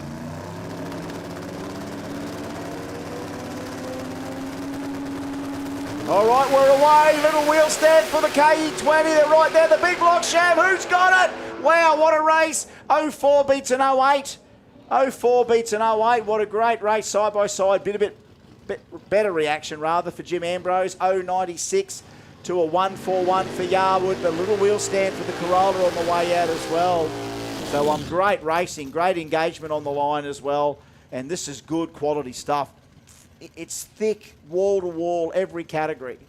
Barney gets the solo. So, right, the big man's got the opportunity to just get a number down that's not going to lead to a big zing of the tyres, you know.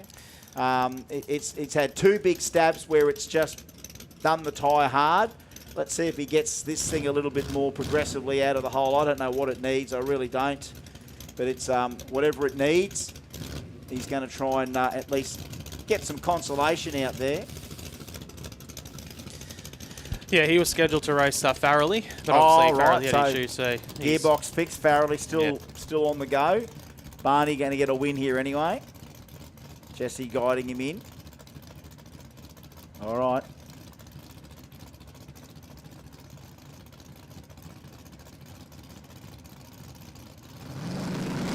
Oh, just there. It just does this little step out, doesn't it? It just comes up on the tyre. It starts to try and drive that diff into the ground and get that tyre dead hooked, and then somewhere between there, all hell breaks loose. And it just does that little sideway kick. Its backside sort of kicks up on it as it's trying to get out of there. Oh, Moose is saying cheers for the stream digs. Watching from home, he's a little bruised, but otherwise fine. I'm sure. I don't know where you're bruised, Moose, but I mean, it shouldn't be your ego because I know you haven't got one yet, and you know it's hard to have one because you know when the world's watching you, it's hard to get an ego because you can drag racing crushes egos quicker than any other form of the sport. Just Moose, I'm glad you're all right, mate. I know if your pride was a bit bruised, that's fine, mate. But hey. You know what happens. Stuff happens, mate, when you go after it, and you did, son. And, yeah, I know you'd probably be a lousy spectator having to watch it here live. You'd rather take it home. All right. Come on, Ben. Just one win. Oh, damn it. It was there. That one didn't work for him. It is a treat when it all goes well. It is an absolute treat when that car all goes well, but it's just going to be a win for him and not his dream day. Benjamin Robertson's had better days than this. I mean, we love everyone to have a good day's racing, but somewhere along the line, some rotten luck kicks in, just at the wrong time. I mean, it's Barney can't get a hit down that sticks. I mean, even that stuff like that, you know, let alone losing a race, red lighting, not going to plan, not staging the car, not getting a time slip. I mean, there's a lot of other ways to get mildly disappointed in your race day performance. Come on, Lumper. Matt Lampard, Stu Henry. He tell you what, he's got one of the local guns, and I mean, Stewie's only been back in the saddle in OG 275 recently. All engine in the Capri, 615 cubes. Matt Lumper, twin turbo LS. Can we get Ruckus, Renegade, Rebels, and Rumble round 2 to the lanes, please? That's right, the turnaround's pretty quick. Renegade 550, Ruckus 580, Rebels and Rumble. Little pedal, and that Aspo car's just so quick. 480 to a 500 for Lump. Lump nearly backs up the 498 from before. A 480, 032 off the lights for Stu Henry. 111 in the 60 foot for the NA Capri on a 275. 111 for Stu. Did Stu get the round? He had a pedal in round one. It was their first win. Both those and Ambrose got him with the HJ in round one, and now he's got a win. Yep. All right, so he can fight back from here. We've seen people come from adversity to brilliance in a round of 100%. racing. All right, Rod Williams and Darren Mallison. This potentially could come right back in the final and be the K525 final. We thank Your Plumbing Solutions, Benny, for your support of this great category. The K525 category is open to basically any combination on a radial with a 525 index. I mean, we've had Brett Farnell in there. Yeah, he sent me a message today. He's like, oh, the dragster's actually here at the track. Maybe I should enter. 25, he ran there before. I mean, no matter what sort of vehicle you want to bring, you can run on the 25. But Darren Mallison has found the love for the class. He's travelled all the way from Mount Barker in South Australia to bring this beautiful, and I said, I don't think it's even a replica. It could be DNA from the original Kim Petalwood AMP Cortina from the Surface Paradise days. Obviously didn't have 565 cubes of big block. They didn't make them that big back then. They would have had a nice, very gonzo strung small block in it back then, I think. Rod Williams and Rowan threw a 4-speed, mind you, KP, one of my 4-speed heroes of the day. Him and that VK in AMP. Rod Williams going to Bump City a little bit by himself. Mallison Real, 039, identical reaction times, 39 to a 39. And what about a 30 to a 21 at the stripe? Identical reaction times off the start line. Even that's crazy. Oh, Phil, he's up, Phil in the burnout. 039 and 039 off the tree in round 2 in 525. Mallison, that's one big step towards finals bound. And Hot Rod, that's one little slip and trip. He was squeezed to the stripe, but he didn't have to be identical reaction times. Have a look at that slip. That's a trophy in itself. Scott Ninau and Penny from Maryborough to Nambucca Heads. 2JZ Honda, 600 cubes of Ford in a Cortina. I can tell you that both these drivers are looking for their first win of the day. Well, I hope they get it. I don't know in what way we're going to get it, but I just want Phil to get some success bumping this thing on the line here. Just light it up, get the thing to run. He's in. That's better. Sends that little Honda. Look at that. Oh, a bit of flame. Oh, not flame, bit of smoke out of the dump pipe of the 2JZ. Not good. And it was just one little puff too as it got down further down track. It did work well in the short term. It was only 138 in the 60, but he's nursing the little, well, actually might just be a lift off the throttle there because it went 520 and he had to get off the thing because it is a 525 index. He had too much power. Look at this thing come. It's not often you see a little Honda with 183 cubes round up 600 cubes like that. I do love seeing a 3-litre round up 600 cubes. And just that sort of puff as he might have rolled off it or whatever, but whatever it was doing, it had a little breathe there near the end. But you know what, I suppose when you're trying to run on an index, it feels the temptation's there to just not lift off. We are going through an inspection there right at the finish line just to see whether or not it's anything more sinister than that little puff as he may have lifted off the throttle. Our speed, would we get our speed there on that one? I didn't quite see that.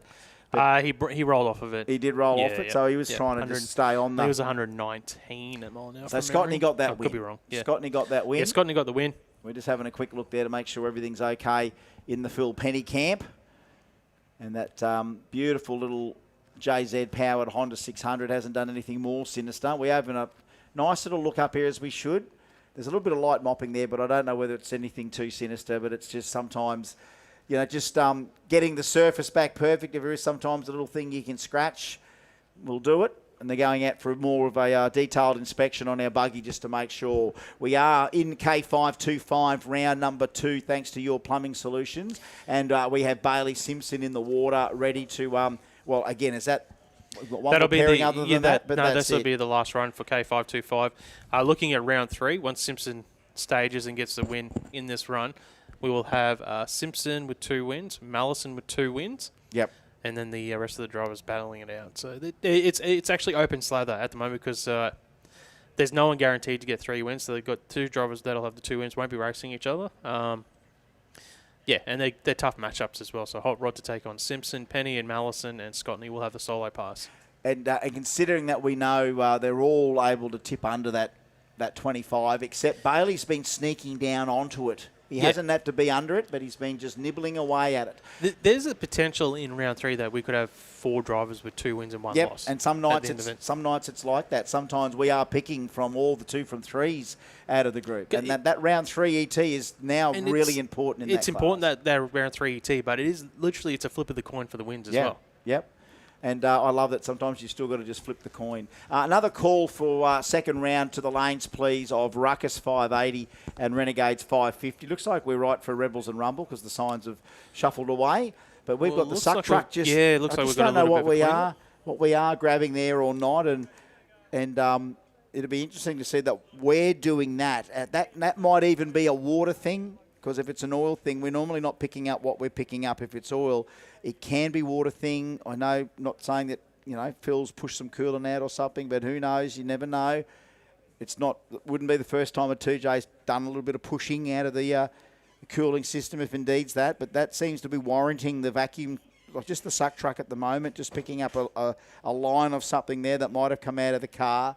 Lucky for Phil, it didn't really affect him too much other than probably... maybe a little surprising burst near the finish line if indeed that wasn't him lifting off. If that was just something that occurred on the car as that deep breathing 2J started to make its way to the stripe. Definitely gets your attention, I think, in a car that small, anything. But he's had that much experience driving that car. There's a full evolution of that car, as we've talked about before, from the first time it turned up at a Jamboree. And who knows about all the years before Phil Penny found drag racing, because that little thing was a little hill climb car.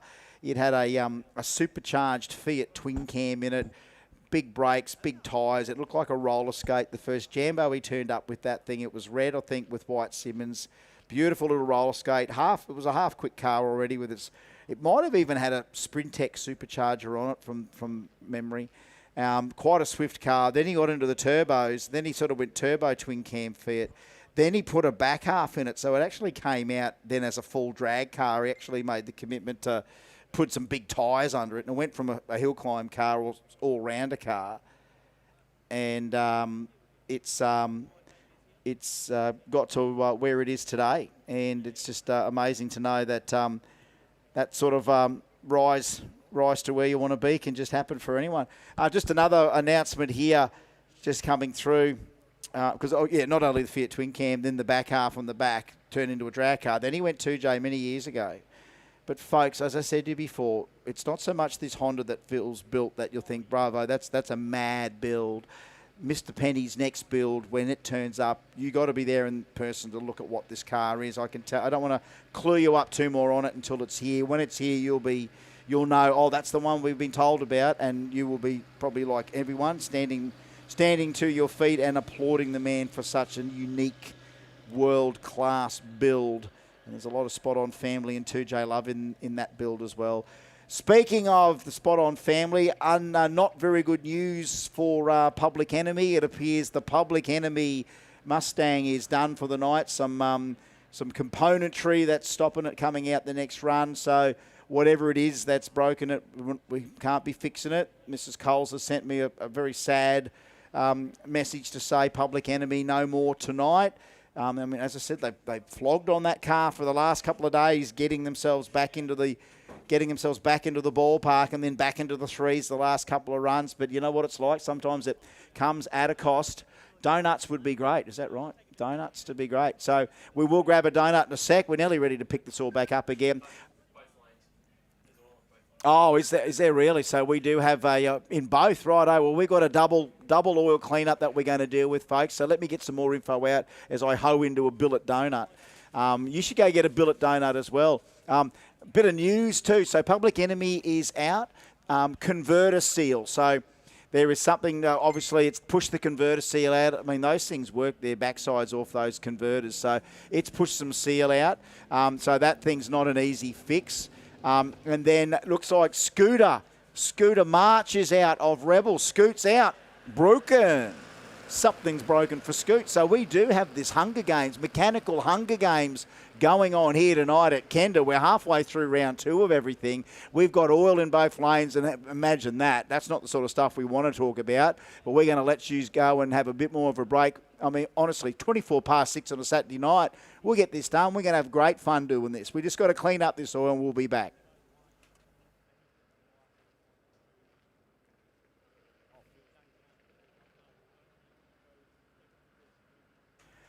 Just a quick update, because as our messages come through, just as I clicked off, Penny Christian, of course, Phil's son, sends me a photo of a split intercooler core on the Honda. So if you want the updates on where all the carnage is happening, folks, I've got Diggs's Carnage News. So Public Enemy out with a push converter seal. Phil Penny has split the weld on one of the intercoolers there. Actually, it's the radiator, so it's done that pushing. It's done some cooling system pressurization. If it's popped the radiator, that's what it is. So look, I think in one lane you think it's water, the other lane looks like it's oil. You wouldn't have thought it, eh? If it's not water in one lane, it's oil in the other. Again, I think there's another rhythm and blues song we can write about that. We'll call it the Oil Down Blues, and let's get AI onto it. But go down, check out all the great teams, grab that Kenda merchandise. Still early, the night is young, folks. We've got more partying to do on track and off track, and plenty of awards to give out as well. So yeah, I love you too, Penny Christian. Thank you very much for that. We'll talk to you guys soon. All right, let's have a break. Breath of fresh air. Billet Donuts going down nice, and we'll be back with more action soon. Thanks for the RCE Performance live stream. Keep your ears on, keep you tuning in, and we will be back with more action once we clean up. We almost can do, and again, if we can keep the volume down to a dull roar, if we've got this oil down, if you want to play the replay from from February's racing, if we can dig up some of that footage again, if you want to still watch some racing from February, we might put it on the screen. But again, we've got to keep that volume down because the bloke on the bloody PA keeps rabbiting on. So hard to listen to, but might be something to watch or take in while we're cleaning this all up, folks. We'll be back as soon as we can.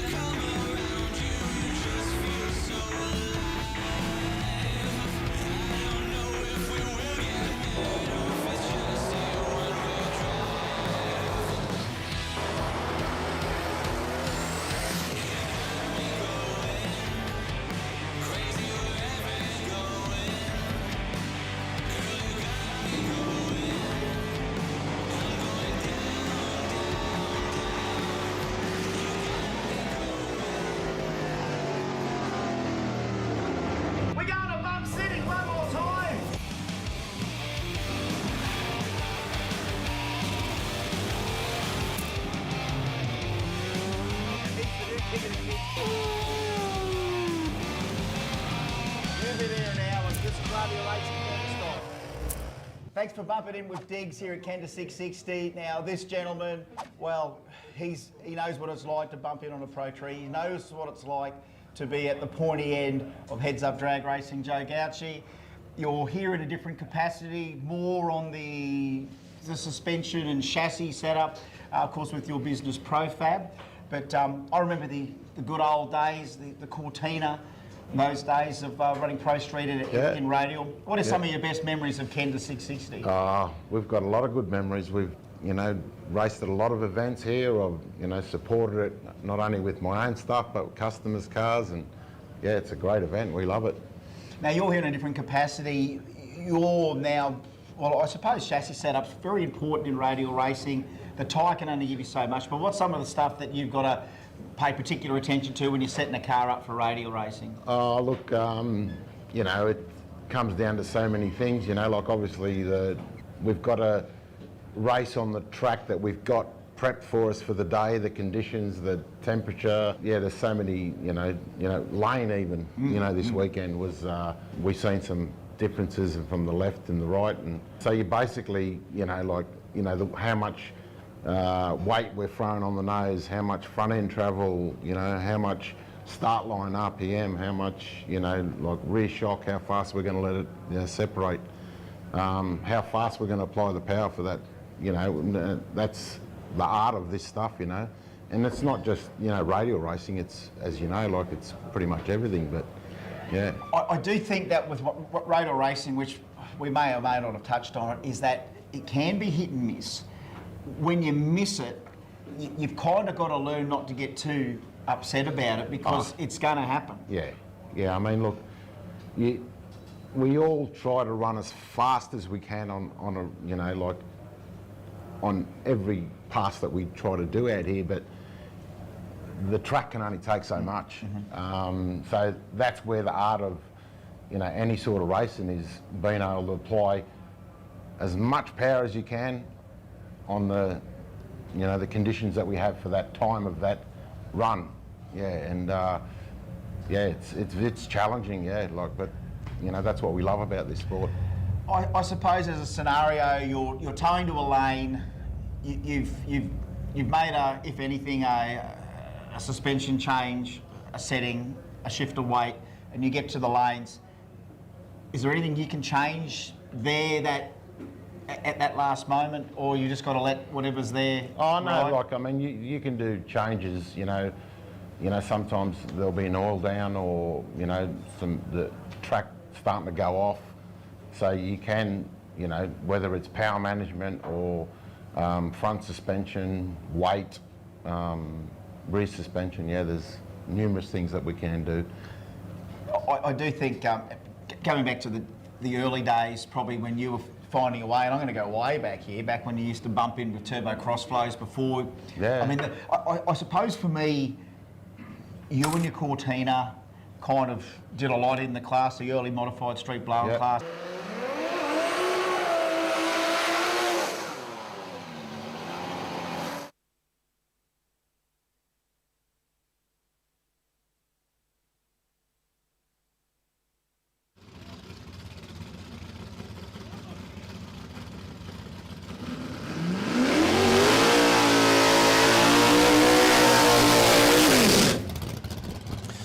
All right, back underway here, round 2 of K525.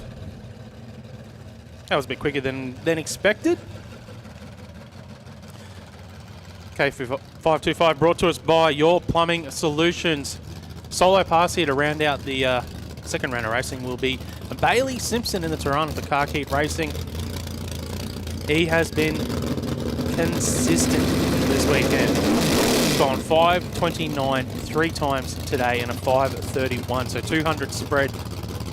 We do have the award for most consistent race car this weekend as well, but obviously the drivers need to bring their 3 time cards from racing to the Kenda 10 at the end of the night, and we'll see who's got the most consistent car. All right, Bales, let it rip. Oh, nice lead. 0.23 off the 3. And a 27 creeping up on that 5.25. You did that next round, that'd almost give you a lane choice option. That's close to the 25 there for Bailey. 0.23 off the tree. Tough. I That's thought that was great going to be a package. longer oil down than it was, to be honest. Well, they said that 20 minutes to us, so Wow. that's always good. It's a good surprise. It is, especially when you're 200 metres away from when he fires up and you have to run. Now we're going to move into round 2 of Simon O'Carroll Swimming Pool's Radial Renegade. You just can't get one. Oh, look Which, at I don't know if you should say that when he's supporting the bracket. Well, I know, but you, I mean, reverse psychology, it's working really well for him.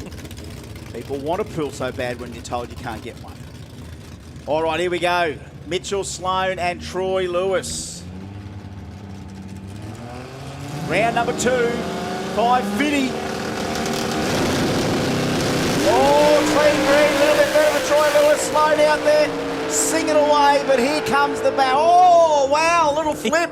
He gave it back, too much Little brakes. flip.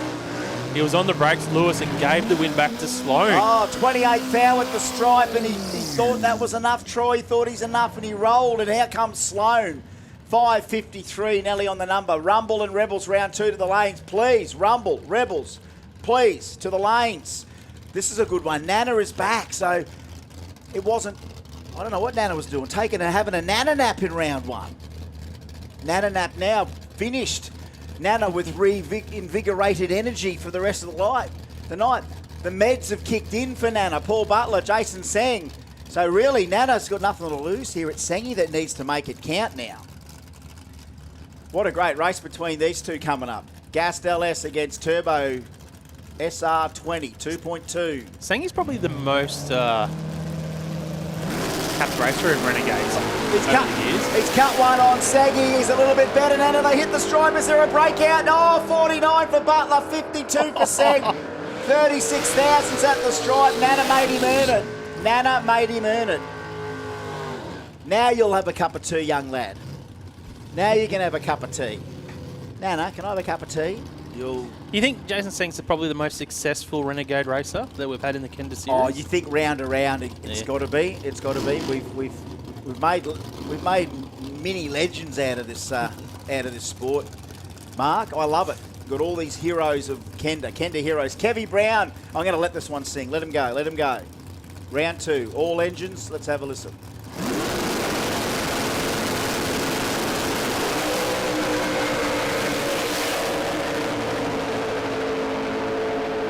God, that sounds strong. 56 beats a 69. How cool was Kevy? He flickered that bottom bowl, but he didn't freak. He didn't flip. You know what I mean? He just waited for the car to settle. Like in some cases, turbo guys can freak out in that moment. We've seen it. Bump it in and they jump through the beams. And We've seen the bump bug creep in there, but it didn't there with the Aspo hero there of Kevy Brown. But Papacosta out there with a cracking win there for him from the New South Welshman. All right, Aris Contolian and Parlo Boney. Someone's going to need a win to consolidate. Aris finding that 550 mark. Parlo, he can go under it. All right, Turbo Barra against that genuine supercharged Coppo Camaro. Oh, Aris! No, son! No, son!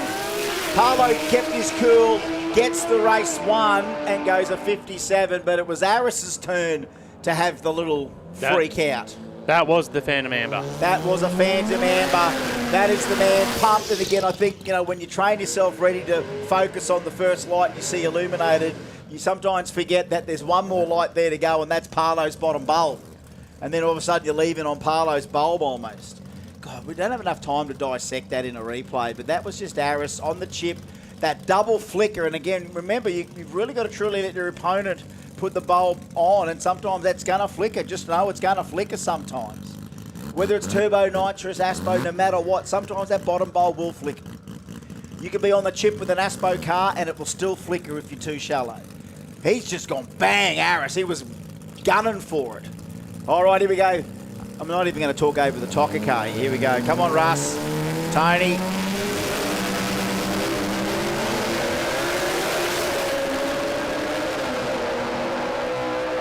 Oh, so much singing in the one run. We've got the rotors going down the track and a win for Russell this time. Tony O'Connor singing at 9,200 with that one. 575 gets beaten by 72. That was a great race and well run and well won, Russell.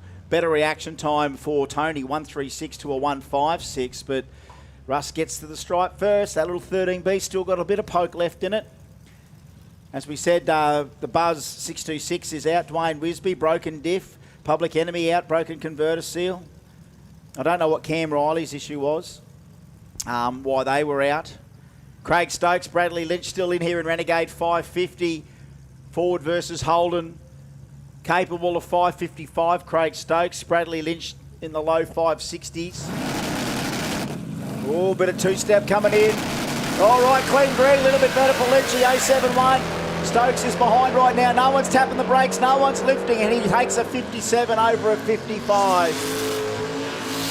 Nice little whole shot win there for Lynch.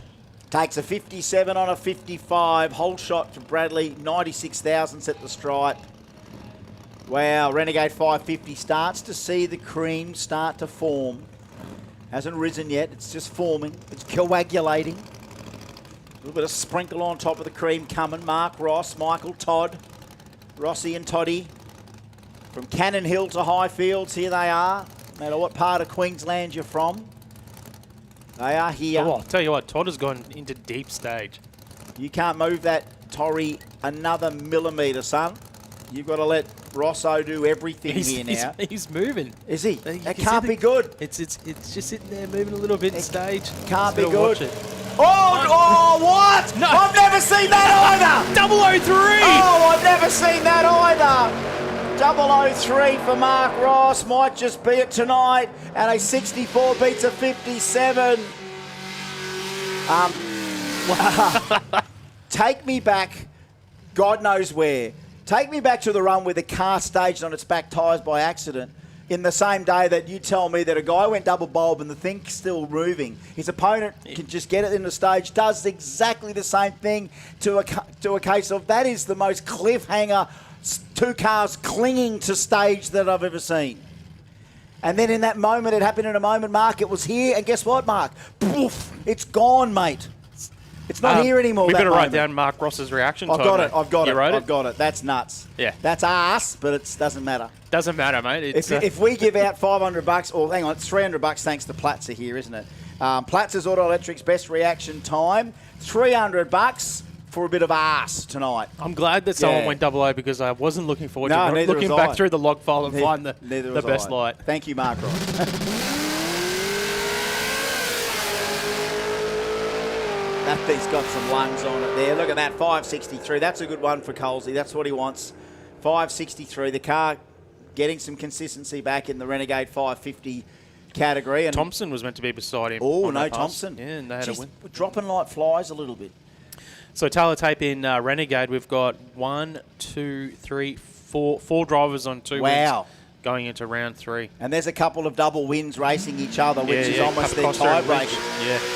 All right, let's just see All right. how the rest of the categories Let's go. Oh, nice skid, sir. Thank you. Moving into Ruckus. All right, well, we need another call. Round 2 to the lanes of Rumble and Rebels, please. Round 2 of Rumble and Rebels to the lanes, please.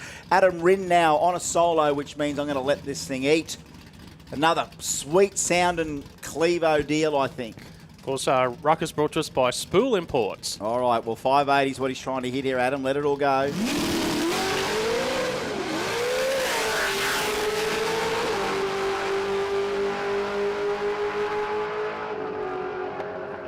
Sounds sweet. Little zing of a tyre off the hit.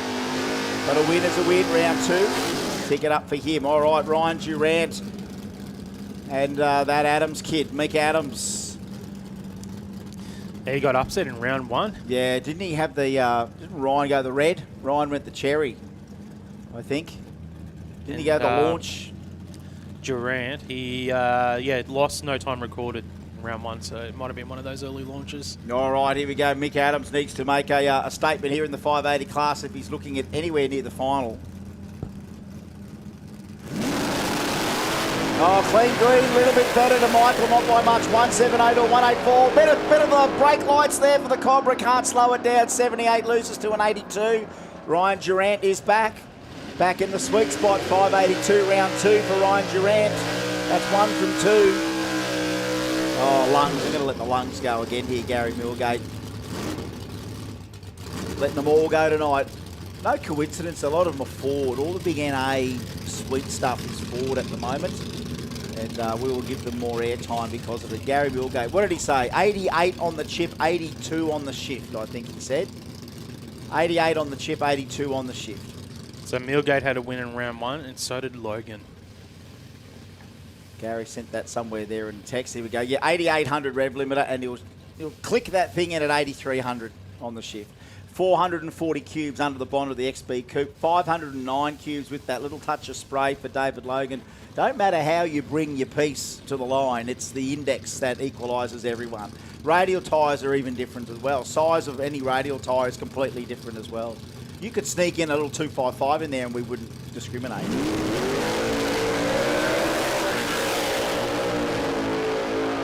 Whole shot to Logan, but it's going to be Millgate across the finish line first. 582, 112 mile an hour. Logan rolls through for a 649. Well, that's an 82 from Durant and an 82 from Millgate. So this is the time they're finding that mark. It's hard to sometimes grab it in round 1 or round Q1 and shake that all the way to the other end of the day.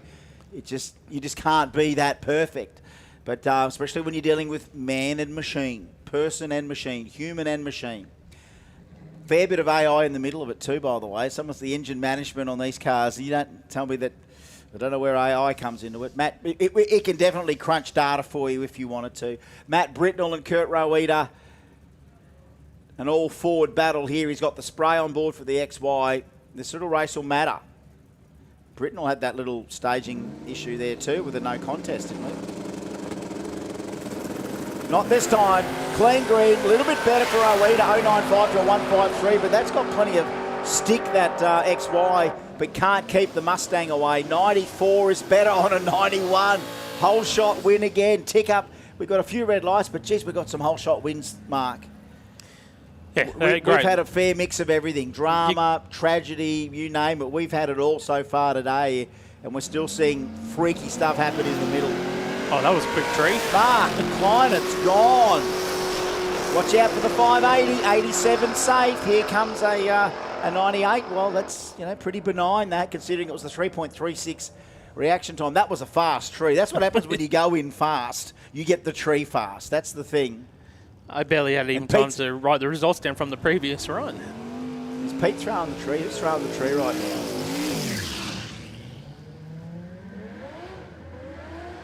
All right. Bit of Barrett by the sound of it. It's Harry Thwaite against Rob Armstrong. So what are we? I think we are boosted LS in the hatchback and we are boosted Barrett in the Cortina. And as you can see, round 2 of the 580 class. Thanks by, of course, Spool Imports. Doesn't get any less competitive. There's going to be a bit of bump city happening here too. Robert Armstrong. He's been guilty of going 5.66 today. Harry's been 5.79. He's been on the dark side, but he's also been a 5.80 today. He's a good little racer, Harry. Again, he's come out of the junior dragster ranks a few years ago. Him and Jesse Lindner actually came through the junior ranks. They didn't end up in a modified car. They ended up in a radial car. Oh, it's good, yeah. It is great. They can come over in the radial ranks. Yeah.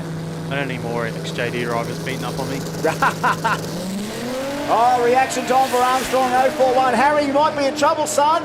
Armstrong might be too quick, though. Hey, an 8.02. What a win. That's a bit of a grubbing. That's Armstrong beating up on the young gun, Harry Thwaite, just a little bit. Hey, Harry will throw as many good little punches as he can as a racer, but tonight, mate, you've had a couple of 1-2s to yourself tonight, son, and he hasn't been the victim on himself. That's just good racing's come up tonight, Harry. You got to admit. Dave McLeish and Liss, it doesn't get any easier here, folks. Only 5 thou separated these two drivers in round 1. Liss went 5.83 with a 6. McLeish went 5.84 with a 1. Both had a win. There's no magic formula here. It just works. No matter what power adder you want to bring, whatever, what tyre you want to bring, whatever, what car you want to bring, run on the 580. Oh, he's got the whole shot on Listy, but he's right beside him. That big tyre car hitting hard. Here comes the boost from the 2J. 581 both sides. 581 both sides, folks. What a great drag race. 116 thousandths at the stripe. 81 with a 2, beats an 81 with a 7. We ain't finished the round yet either. Just put that in the memory banks and process it. And we'll give you another pairing here that might have some sort of effect on it as well. Dan Harms from Bracken Ridge, Steve Stacker from Black Mountain, the Black Chevelle against the Black Falcon. 460 cubes and 540 cubes. That is technically 1,000 cubes right now coming right at you. Oh, I tell you what, he let him back into the race. Couldn't get a gear either. The Chevelle now just a little bit hesitant. Still going to get it. 674 beats a 49. Listen to that. She's cranky in the skid. They're back. The boys are back from WA. Whatever it was, they fixed it. The boys are back.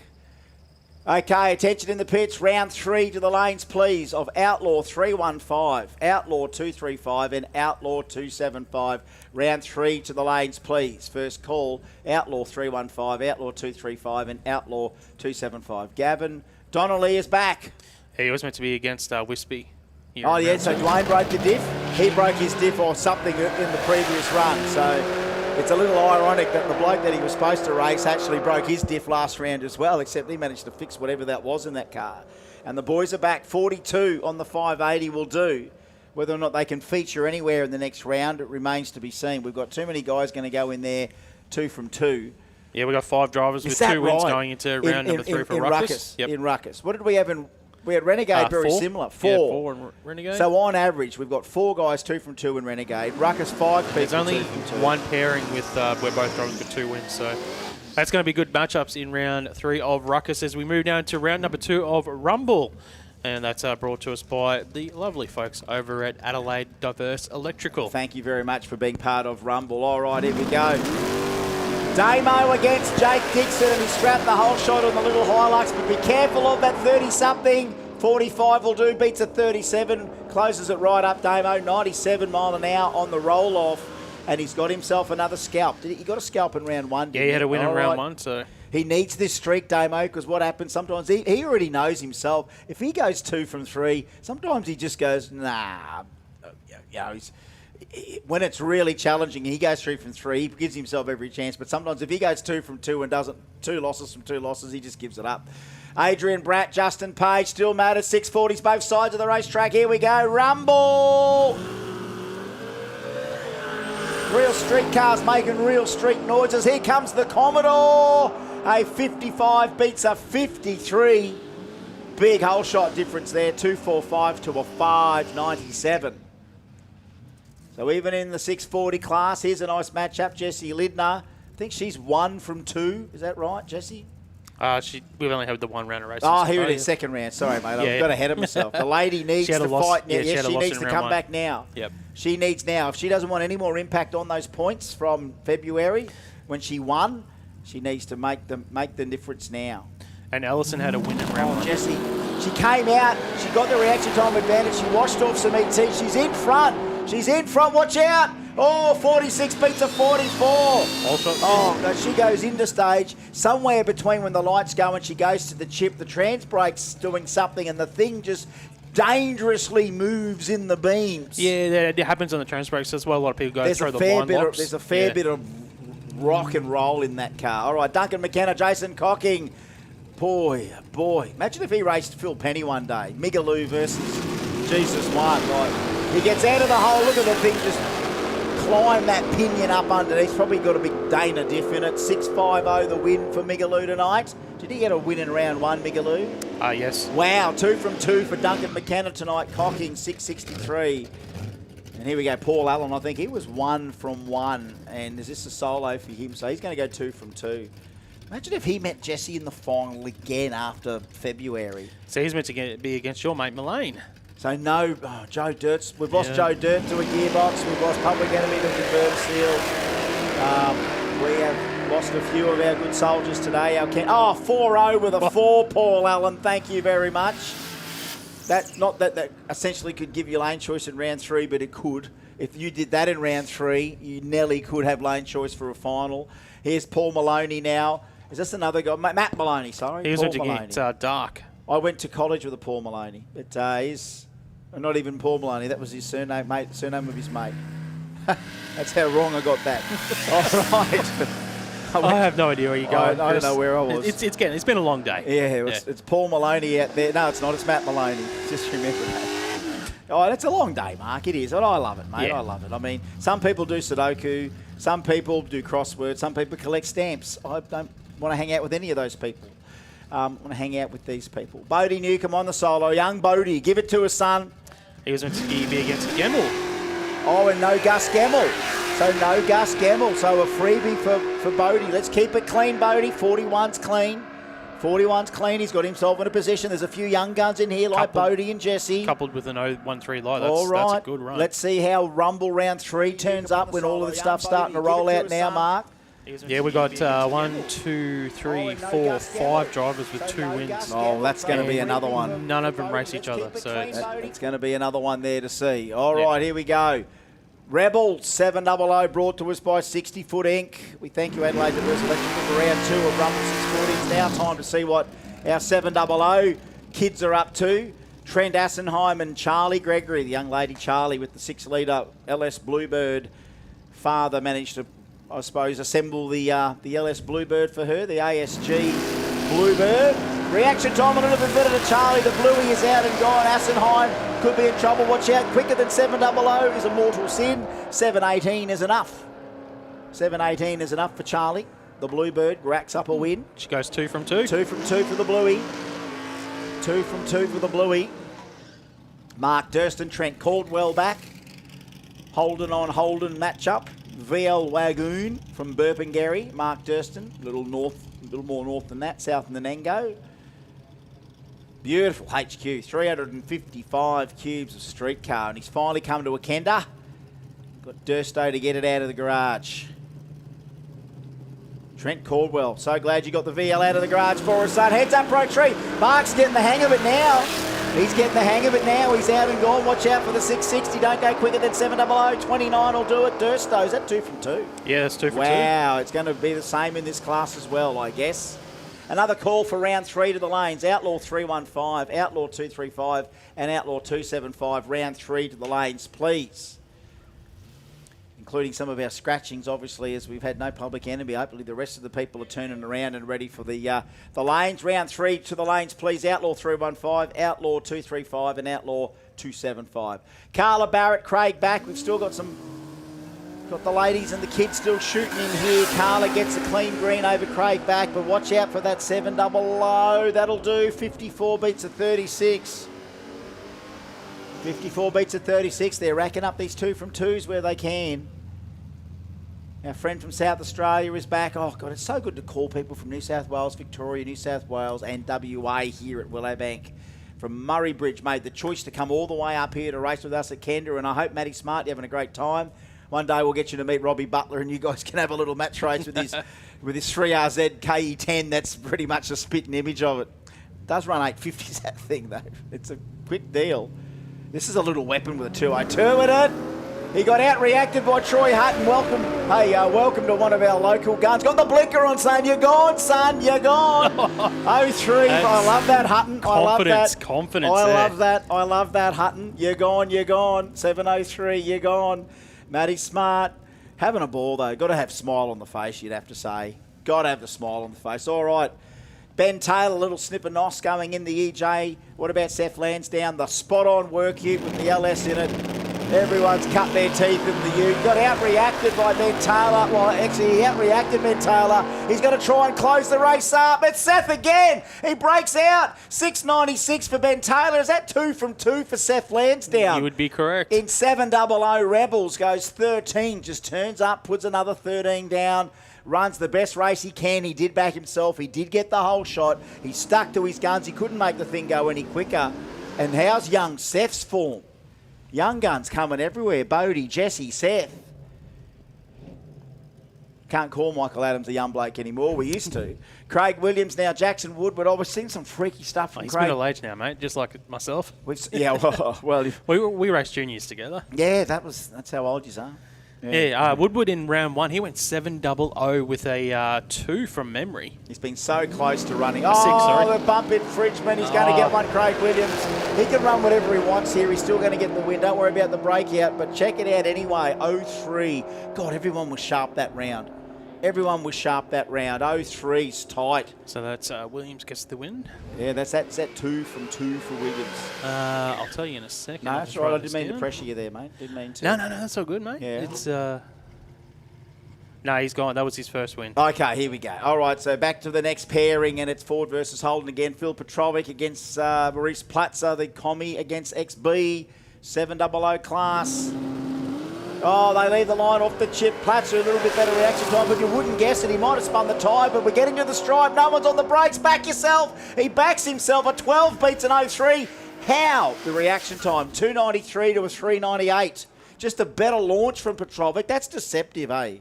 Heads up, outreacted, but yet the XB is in front nearly all the way. A little back off from Phil, and that's too much. He let Reese through for 180 thou at the stripe. And guess who gets the buy? I'm going to listen to this thing of Tim Morton. It's an anomaly, this thing. The Barra. Boosted. He was meant to race March. Blowing. Yeah, no Scooter. That's right. Scooter's out. He broke it. What did you break this time, Scooter? Give us a message, Scoot. Whatever you broke. Oh, 7003. With an 050 light as well. 059 for Thanks. Tim Morton. And you think that bloke's ready to be a potential finalist in that 700 Radial Rebels thanks to 60-foot ink?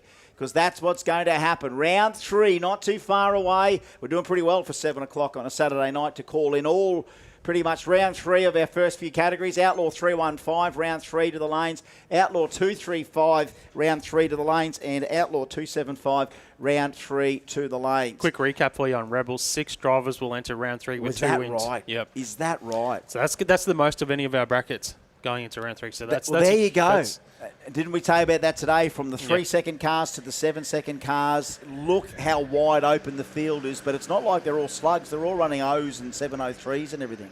So we're going to lose our stuff more than once tonight by final time. Wait to the end of this next round for everything, folks. You'll see who's worthy to be in the finals or not. Hey, look, someone's given us a shout out on the live stream here. Michael Little.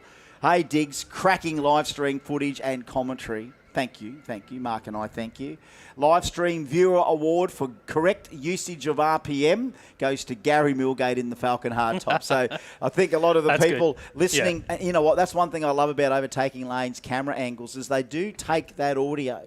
So it's only us bullfeds that continue to talk over the audio of the engines that ruins the experience predominantly for our live stream people watching. Thanks to RCE, of course, the RCE live stream. But you guys, I know, appreciate good RPM. People here get to hear it live. And you know, folks, don't you, the people that are here made the effort to be here. Sounds better live, does it not? Don't the lungs soundeth better? Yes, they sound all right through your big screen TV. And God bless all those people. And I hope people can put those photos up on the live stream or whatever on the chat. But where else in the world can you just casually, if you can't be here at Willowbank Raceway, drag racing's finest, home of Kendaland, to be able to sit there on your big screen TV on YouTube watching a live stream of the best radial racing we have in this country. What a place to arrive at. I thought that the same a couple of weeks ago when I can sit down on my lounge with my big screen TV, recline my Nick Scarley, my leather Nick Scarley in prime position, and as I said, watch the Winter Nationals on 7 Plus a couple of weeks ago in the comfort of my living room going, wow, if this is what 2026 in Australia is like, I don't want this to end. And I love it. I love to be able to see it there. So fiercely proud of how good the Australian drag racing stock is from top to toe. From our professional forms of the sport to this tonight. You would assume we're professionals. We're just a bunch of amateurs with tough cars in garages, but you'll turn up on a pro tree like you're pros. Am I wrong? Am I wrong, Mark You've Allen? nailed it on the head, mate. You nailed it on the head. But we don't want you sitting in the couch, mate. We want you here. Yeah. We don't want you... we do. We've always loved it. We've always loved it when you're here. And you know what? Look at this. This is a little bit of prep.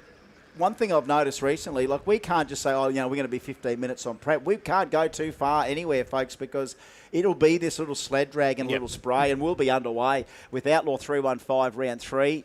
Please to the lanes, Outlaw 235 and Outlaw 275. And I should put at the end of that, whoever's left, because there's been attrition. No, you can have the snake, mate. I can't believe. So your shape to snake ratio shows that you actually eat more snakes than shapes if you finish the snakes first. Thanks, Duff. Nice work. Duffy's saying nice work. Good on you, Duff. Yeah, Duffy's to say nice work. He's, again, probably watching it on the big screen.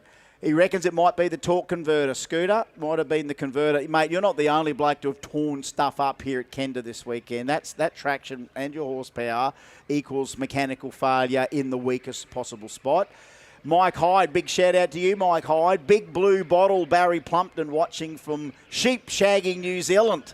Well, big hello to all of our brothers and sisters right around the world, right around the country, all those people that will watch the live stream later that are just, and remember, for the people that watch it later, during these prep breaks, they're not probably copying all of our commentary. If you've ever watched one back, you normally do a bit of flicking through, you'll fast forward and get to when you see the cars run. But big shout out to all those people that love to occupy the time. You might be in the shed somewhere, just got the stream in the background going. That's why we love to keep the continuous call going, because a lot of the times, as much as we want to treat this as a visual media, and look, the best seat in the house for the visual media is live, and you folks are seeing that for yourself. The people that are watching it on our RCE free live stream, by the way, are getting nearly the second best thing out of the experience, to be able to still keep up with everything that's going on and not miss a thing. And the best thing we can do in between that is give you all the information, try and keep it up 5 and interesting, get all the shout-outs that we can. Thank all of our great sponsors as we have today, onwards and upwards. And they can see them all rolling across our live stream screen there right now. But yeah, that'd be a good suggestion for the future. I think dangle cam. We need a nice shallow angle, looking down track. That dangle looks even better when you watch it from the middle of the tower. If you were ever able to come in here, folks, and the middle of the tower here, so one level below the top floor here, viewing the start line from there is actually quite a view to watch from, because you are nearly at ground level. You're nearly seeing them right beside them. You are, of course, a very safe distance away from them. You've got the glass between you and them, but you get the perfect view of them going downtown, don't you, Mark? You get the perfect view. That's when you get to see those little wheel stands that go on forever. Are you talking about the middle floor, eh? The middle floor, yeah. It's a beautiful view. We are very lucky to get to call from that middle floor for the big events. I think it's nearly one of the best positioned viewing spots for commentary that I've ever been in, lucky enough, being the home track. But yeah, I'm a fan of being able to commentate. I like being able to commentate from behind the race cars, but there is definitely an advantage when you side on to the cars as well. Absolutely. I feel you can miss things in Sydney if you're watching from behind, or Adelaide when you're watching from behind. Warwick's a really nice view at Warwick. Benarabi's a lovely view. I love Benarabi's view. Mackay, Palmyra, you're kind of right on top of it there, which is great. I don't mind that when you're right on top of it. You do kind of miss some left-hand dangle because you're on the opposite side of the track. There's not too many tracks out there that have got that on the right side of the track. Portland's another one that's on that right side of the track when you're calling. Mildura's the same. Mildura, you're about 10 stories up at Mildura when you're commenting there, because their commentary box is up a fair, narrow bit of sketchy stairs there, but not a bad view from that. Victoria Motorsport Park, how good does the new tower look as it's taking shape down there? God knows where the box will be when that's all geared up. I did offer to, I was happy to offer, advice if they wanted to know, is there anything you do in the box now that you're building something from scratch? I mean, happy to go down there and, give them an appraisal later on in the year just to say, yeah, it's a pretty good setup. I hope, and you know what? There we go, Farrelly, some news. The Barra VL has got its gearbox back in it, and they are ready for round 3. Farrelly, awesome. That is good news. Yep. That's the thrash we love to hear on our messenger when it comes through. But, just some of those views are just great from the various tracks. But, yeah, wait till the landscape for Victorian racing kicks back in again. For too long, honestly, when we get Calder, when we have Calder, we do, and when there's events at Calder, it's great. But then, of course, Heathcote, we've had honestly, there's a whole book on the history of Heathcote, just the ups and the downs, the golden years, the in-between years, the different ownership, the different contributions that every person that ever thought they could take Heathcote by the reins and run it for a long, prolonged period of time. Yep. This is this ongoing journey of a Victorian track that is in demand by the industry. We need a track that you can go to where you can test, you can race, you can do everything. This can't be called a park forever because, honestly, at the end of the day, the reality is as much as it's convenient for everyone that lives in Melbourne to get to Calder, it's not much of a trip. Heathcote's a bit more of a trip. I still don't think it's a big trip, an hour and a half or whatever from the airport to get there. I love going the back way because you get to see a lot of regional Victoria. It's beautiful. Well, you very think about- charming, very charming countryside. You think about Willowbank. It's not like we're Well, it's like going close. to Warwick, the same deal, mate. I know Yeah. how long it takes to go to Warwick. I'm willing to drive to Warwick. If I'm in Victoria and I've got an A-grade drag strip that's open and run by races for the future, I don't care if it's 2 hours, 3 hours to get there. When you're there, you're home. You know what I mean? And especially if the track starts to develop the habits that every other track starts to develop. If you want to have an event but you want to test a day or two before as you make that lifestyle choice, if testing becomes something a couple of days before an event, racers will now vote and say, with their feet, they'll go, I want to be at that event. I am now putting it in my holidays. I am making the commitment. I'm going to go to that track. I want to test on Friday. I want to test on Thursday. I want to race on Saturday. And you're lucky sometimes you get to race on Sunday as well. Taking your thing out, wearing it out over 4 days and taking it home, you don't think that people are not thinking about doing that already? Hell, I'm thinking about doing that already. I look at people that do it here for 4 days. Like there'll be cars here tomorrow testing tomorrow that we hear on Wednesday, I'm sure. That's a commitment, mate. That's it. Hey, it's a week-long commitment It's up an here. indulgent commitment. It takes people away from their work and their family to do it. So it's quite an indulgent, somewhat, you almost think selfish indulgence, but I don't see people backing away from it. I see more people leaning into it to do it. And to me, in 2026, when you rave on about all sorts of uncertainties in the world, but all I see out there in my little rose-coloured glasses is just nothing more than more drag strip, more racing in the future. And when Victoria Motorsport Park gets wrapped up and finished and they start running their calendar there, Warwick will get their calendar back up later in the year and do their track champs and all their second half of the year events. Well, they got the Drag Fest. Palmyra's been pumping As them well. out. We got Mick up there turning Springmount around up there, so Springmount's getting lots of runs in. Heaven forbid we had God knows how many tough cars down at Casino over the airstrip there. We've got our No Prep Association, War in the Sticks, and all that other stuff that Johnny Abib's still doing in the background, doing it in Sydney.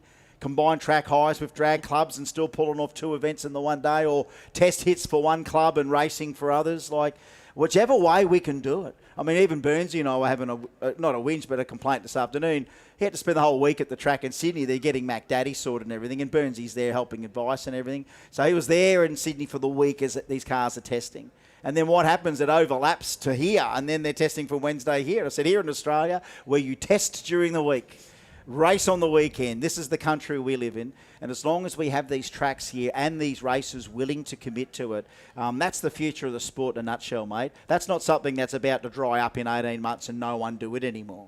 Not when you got the Seth Lansdowns, the Bodie Newcombs, the Jesse Lindners, the Harry Thwaites, the Daniel Hookums that have just come in. The Gridley's got a car, got in there. Swanee's back with a nice car. Chappie's bought a brand new Musi, got a brand new Camaro here ready to run. And the truck.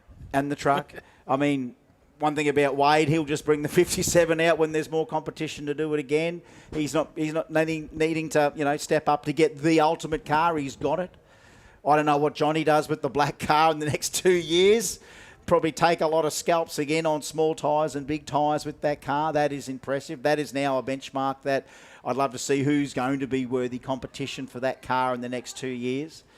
Is it the car that's going to continue to turn up and dominate, or is it going to be like Wade's, where sometimes when the competition can't get aroused, it's a funny word to use, but I'm going to use it, when you're not arousing the competition, in other words, I mean, one stage, mate, we were on our way to nearly 20 RVW-style cars in this country. We were on our way to that. When the big Kenda craze kicked in and they were all turning up and running threes, and that was it, and that race to the threes, and Woodsy and Perry and all that, and then a young bloke coming through, Johnny Rickett, with his first, red Mustang, ran into the threes, the next Woodsy car. Just that groundswell, and then Zada got the bug. There was talk there that, we were going to have George Szewski and Croydon in there with RVW-style cars, pro-charged Hemis. They were all wanting to come in there, and at one stage here they all were. I think, when are we going to turn up all in the one go and race? And then, well, some just tested, ran a number, happy to what they do, didn't race much themselves, decided to try and run their own thing. That didn't quite work out. Retire, get out of it, go to a big tyre, sit on your laurels, whatever you did the last couple of years with those cars, and they've diminished to nothing. Can't hardly raise a field out of them, but you know what? Wade just has the thing up on blocks, got the blanket over it. Whenever the competition's ready to come back, you can stir him a bit to try and get it to do. And then when Mr. Ricker says, well, let's go racing, I want to race, Wade's going to race. By then we've got Terry and Mitch. There's a little field. We're out there, better than just one or two doing match races. We've got a couple in there. That's that. And, of course, whilst the absence of that over the last couple of years of trying to muster massive fields of OG3, Outlaw 315 cars, I call them RVW-style cars, Outlaw 275 grew another limb. Everyone else on the other categories just grew up a bit more. You know, when Dad's not at home, someone else has got to be the big boy, and Outlaw 275 stepped up. And a lot of that trend happened in the States too. A lot of the big cars in RVW that couldn't cut the mustard anymore with big fields put the 275 on it and started playing in that category. Not that we've seen a lot of our 315 cars go back to 275, but we've seen more focus on bolstering the fields in Outlaw 275 instead. In its absence, it ebbs and flows. But you know what? As much as you'd love to say, God, I wish there were 12 Outlaw 315 cars here, that can be compensated by, man, I've just seen a tough group of OG 275 cars and 315 cars come, and then 235 just bangs us. That's another hot class that's come out of the last couple of events and given us more numbers as well. So it doesn't always have to grow. And I think the success of a formula of sport is not always growth at the top. Yes, we can say, we've got X amount of elite cars in this country, and that's great. And that's very unsustainable. You're at the whim of basically that person's indulgence to continue to want to spend money to chase competition. And that's the only thing that drives the humans at the end to make that commitment is the challenge. So when it's hard to muster that, someone else will step up and want to be there. Justin sets the calendar up. There's the dates. You know what we're going to do when we turn up. Will there be prize money? Yes, there were, but that's not what it's all about. The competition's going to be there from everywhere, and whoever wins it is a worthy winner. And just that challenge is enough to make these guys do what they're doing. And I can't see that stopping. Every time we come to a Kenda, I say the same thing. Where are we at? Are we better? Are we worse? What do you think, Mark? Are we better? We are better again. Every time we turn up somewhere, there'll be a high and a low, but there'll be growth. And we're seeing things, again, we still think we should have never seen again, and we're seeing more stuff. Well, we had 129 entries this weekend. I doubt we've got 129 now, to be honest. Yeah. Actually, a bit of attrition today. I would love to know exactly how many we've exactly got left. Where's our dead list? Where's our carnage list? It's off the page, Nelly.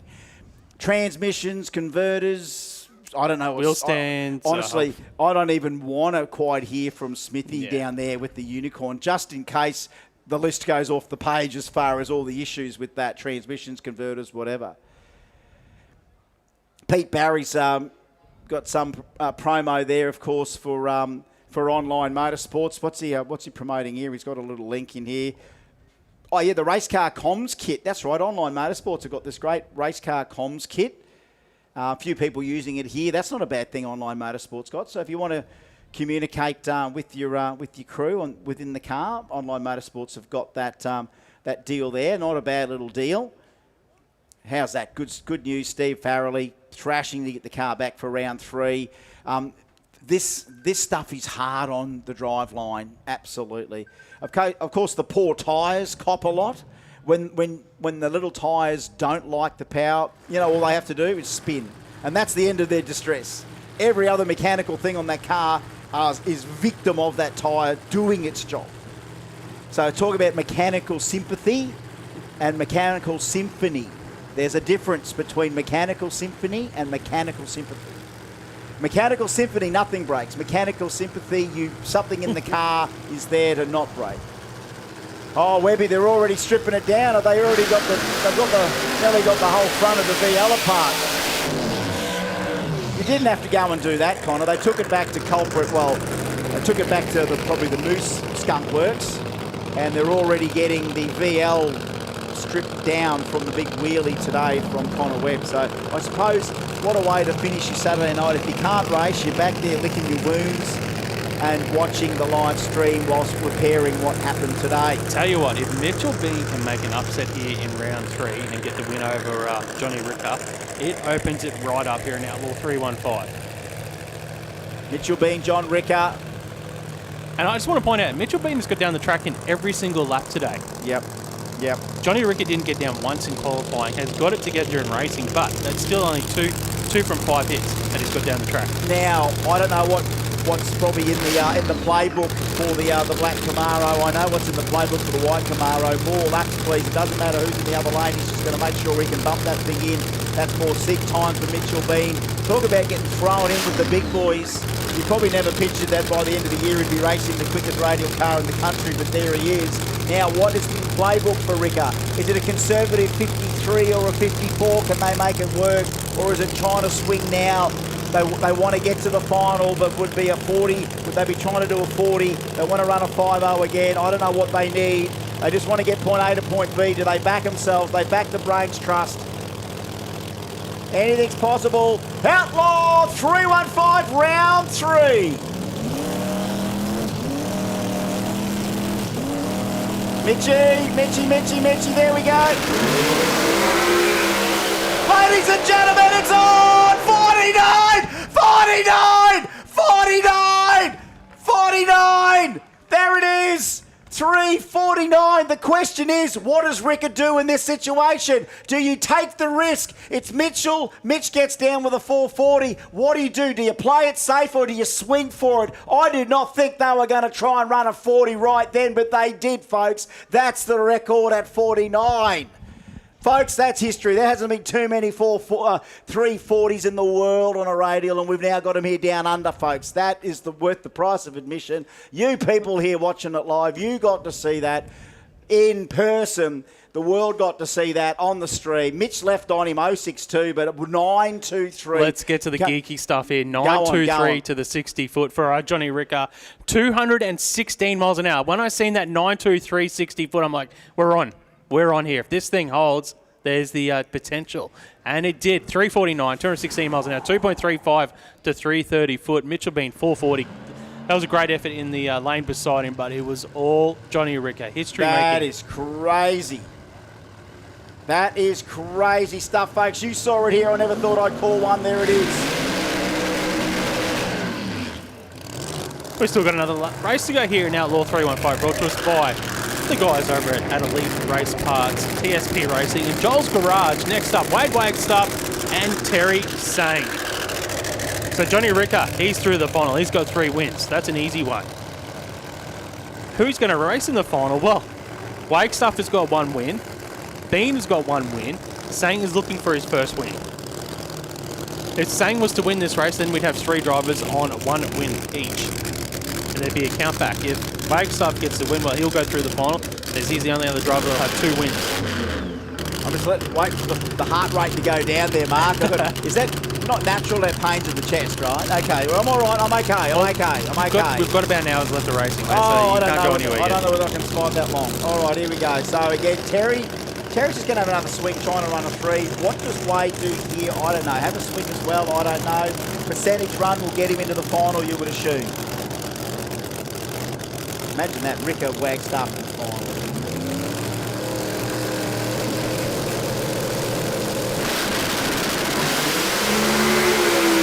.951 for Wagstaff, 65, 204 mile an hour there for the Grinch. 052 off the button, 951 on the 60. Terry goes 995 in the 60 as well. 0.0, like under 1 second in the 60s, not mucking about. 365, 204 mile an hour for Wade Wagstaff. What a great cracking run there for him. Was he 2 from 3 with the 365? Yeah, unofficially, I'd say it'd be Ricker and Wagstaff in the final. Ricker with 3 wins, Wagstaff with 2 wins. Oh, that's the marquee matchup we want to see. But, God, again, same deal. Playbook for Ricker, do we do a 49 to back it up again? Or now that the 5 he swings for it. I think he swings for it. You reckon he again. swings for it? You reckon they both swing for it? I think they both do. You reckon? Yeah, okay. The conditions are there. All right. Okay. I'll have a look at the weather for us at the moment, because it's... Okay, Outlaw 275, round 3, brought to us by Spot On Performance and RC Metalcraft. What a great Outlaw 315 third round. Elite Race Parts, TSP Racing and Joel's Garage Gear. The winner takes $5,000. The runner-up takes a K out of Outlaw 315 tonight. $3,000 the win, $1,500 the runner-up for this one, Outlaw 275 tonight. This is round 3, two JZs again. This is Aussie radio racing, completely different to everywhere else. Queensland versus New South Wales, 4 second cars, both sides of the racetrack. A double JZ bump in about to come. Round 3, the OG Wags. Quickest VL wagon in the world against the quickest Crusader in the world. Aussie cars. It's an unfortunate thing here because one of these drivers is going to go home tonight with no wins. All right, we're just making notes about something. We had Kyle from Six Boost just initially there. Pete just ushering him back for a sec, gets him in the stage. All right, and again, I don't know whether they're going to try and race each other or just get a number right now. Here we go. Well, they've got a green light anyway.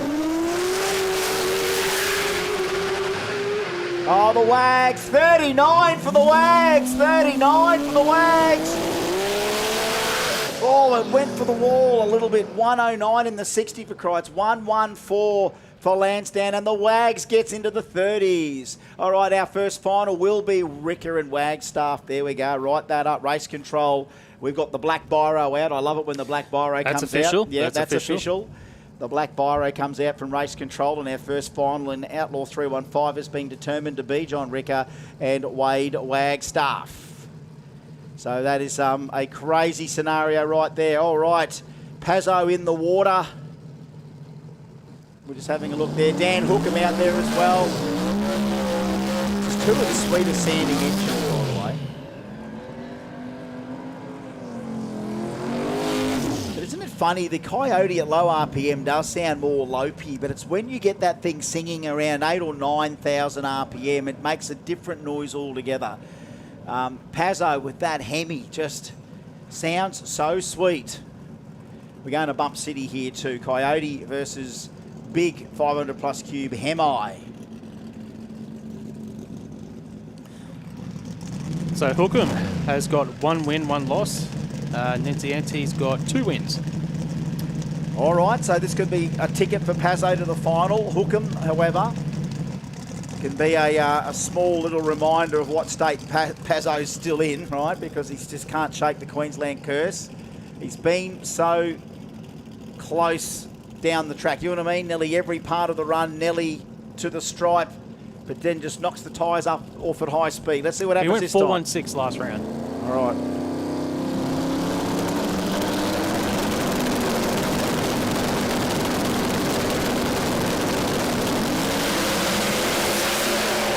Oh, again, just something's flaming under the car. 429, 181 mile an hour for Pazzo. Did that last one like flame or whatever and some sparks, but this time it gets out. 108 in the 60, 074 off the tree, 283 to 330 foot, and just some flaming and flickering again down track. 429, 181 mile an hour, 453 for Hookham. That thing is on rails, man. For a street car on steroids, that is on rails. 453, 167 mile an hour. Just that dramatic lead up with the bumping in, the anti-lag, the two-step. I think going by this unofficially, he gets a spot in the final. Pazzo does. Because the other 2 drivers with 2 wins here in Outlaw 275 by Karen Holland will race each other. Which means we should only finish up with 2 drivers on 3 wins unofficially at the moment. But okay, that's good numbers to crunch. That's good news too. What I see on the long shot here on the RCE live stream, that is a guy that hasn't given up. That's Smithy back with the Mustang. No way. That's awesome. What's that, mate? Oh, yes, attention in the pits, and on the start line, please. Just make sure that the amount of people we have on the start line is relevant to each car, and you can't have 900 people per car. So anyone that doesn't need to be there, you can move. It's a perfect place to watch from, but if you're not in the crew, you've got to keep those numbers down because we don't want 1,000 people on the line. Pazzo, all right. The Unicorn, Steve Smith and Jeff Campbell-Brown. So some big cubes coming forward, turbocharged both sides. Smithy, I mean, is it running? They're running forward. Is the thing running? Is the Unicorn running? Is it getting some gears? Is it? God, nothing but dramas sometimes with these cars. Just when you know every nut and bolt on it, well, guess what? You've got to undo that same nut and bolt again.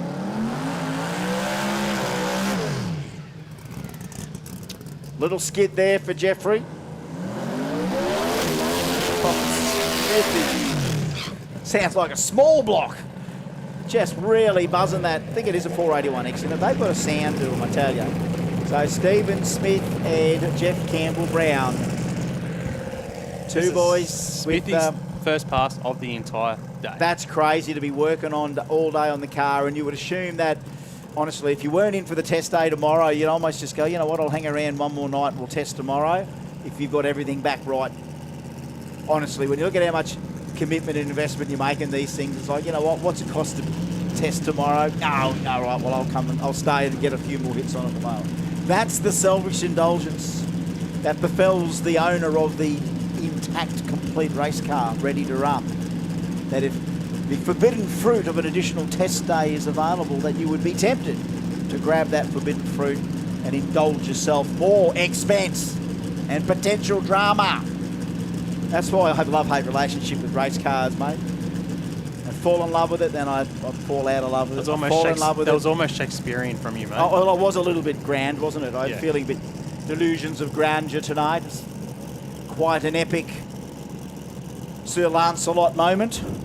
Gentlemen, engage in the bump. Sir, I challenge you to a bump. Me too.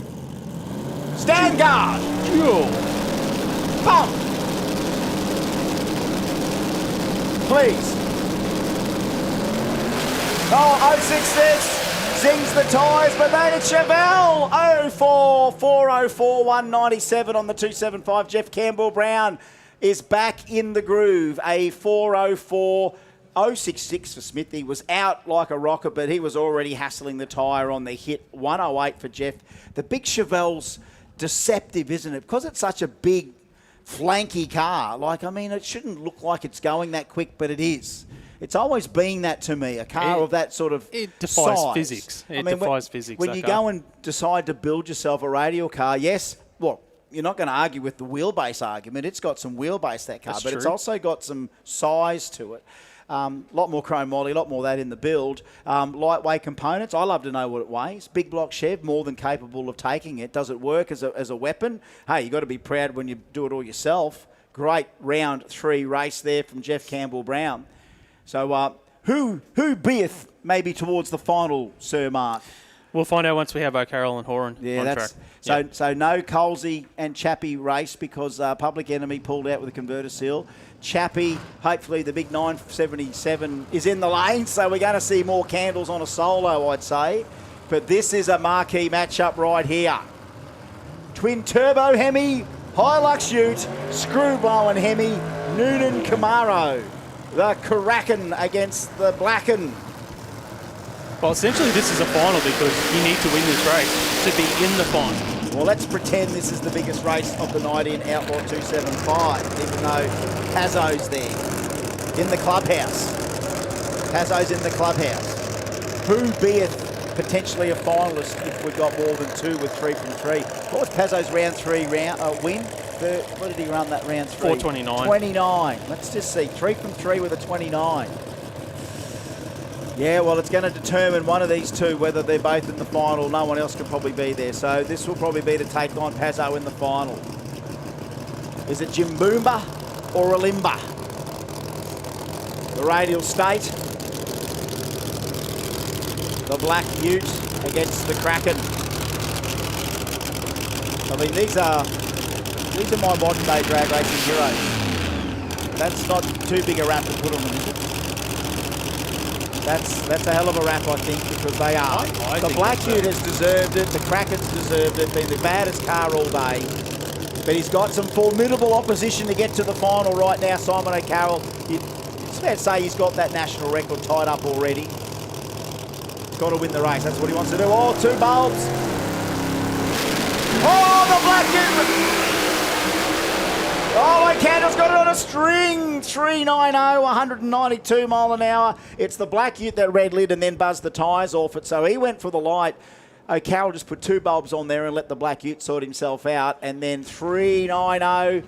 You see that flamage through that first 100 foot out of the zoomies of the Kraken, just getting that power management sorted. And off she goes. Bang, bang, bang through the gears. He'll be in the final, I think, against Pazzo. Round 3, OG 275 to the lanes, please. Round 3, OG 275 to the lanes, please. Round 3, OG 315 to the lanes, please. Round 3, OG 315 to the lanes, please. Yeah, this will wrap Chappie up for the night. I don't know whether the man will be in for tomorrow's testing. He is a 660 guy. He loves it. I don't think he'll be going quarter mile with this thing. And of course, remember, he's got the new Camaro coming, the Burnsy built one.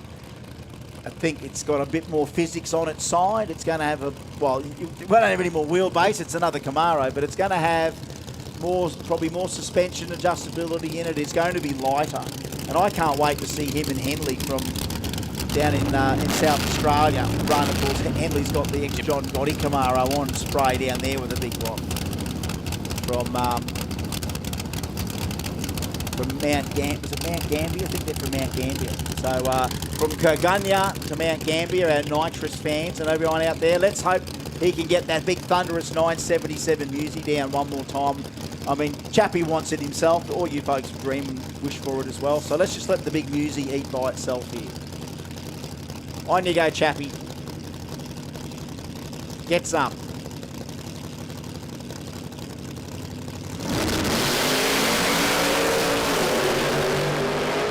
Oh, listen to that big boy. 437, thundering down the track. 437, 170 grunty miles an hour. Ah, you love how big a grunt was that? Thunderous. I don't know how to follow that. How do you? I mean, honestly. I can't go any deeper than that. No, thunder.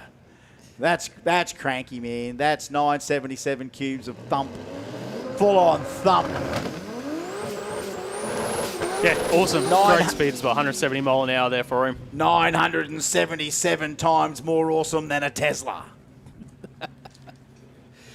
That's true. That's science right there. Tesla. Zzz. Chappie. What do you like? What do you want? Thunder. Come on, Jesse. You get to have a little crank here. He's up against Caleb Sang. Round 3 of Outlaw 235 brought to us by Haltech. Jesse, that's big raps, man. You guys coming from WA with a crazy combo that on radials. I hope you get some good runs out of the damn thing. There's every chance he could get a win here because Caleb's car has been up and spin a lot today. All right. I mean, right now, Jesse's going to have to really get the hang of this deal to be any fly in the ointment for Caleb's trajectory to a finals berth. Oh, Nelly, that's it, son. Going to get a win, come on, he's going to get a win. Oh, watch out, no! Sang he's coming back. We shouldn't have said anything. We shouldn't have let them sort it out themselves. Oh, it's a whole shot win as well. Dear. It's a whole shot win for Caleb. We were rooting for the little rodeo. We're rooting for, come on, son. And Caleb's like, what? Wait, what? Doof. There we go. There, that's crazy, that deal. That's crazy. Jesse, I hope you guys hang around for our trophies and everything like that because we'd love to acknowledge you guys if you're there. Big shout out to everyone that's come from all over the country to be here. And again, if you're watching the live stream and you're somewhere and at least you're getting comfortable, Heinzie, Murray River Cod, we're thinking of you. Another shout out for you, mate.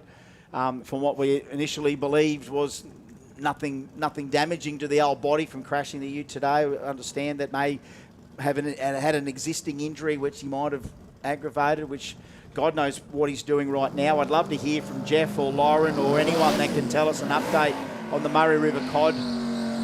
Someone can message us through from our WA family.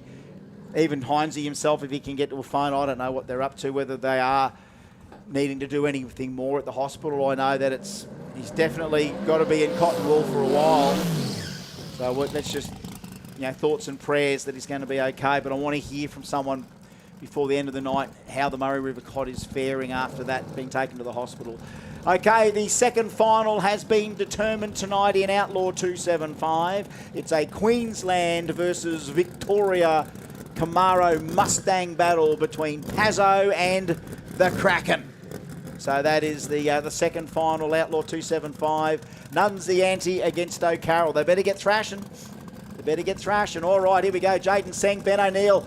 Ben O'Neill, he just won't go away. He may not be 440s, but he's going to be 480s, and he's going to be. Jaden Seng's got power to burn. If he can get this 235 stuck, we might see another 30-something in the 235 mark go somewhere else.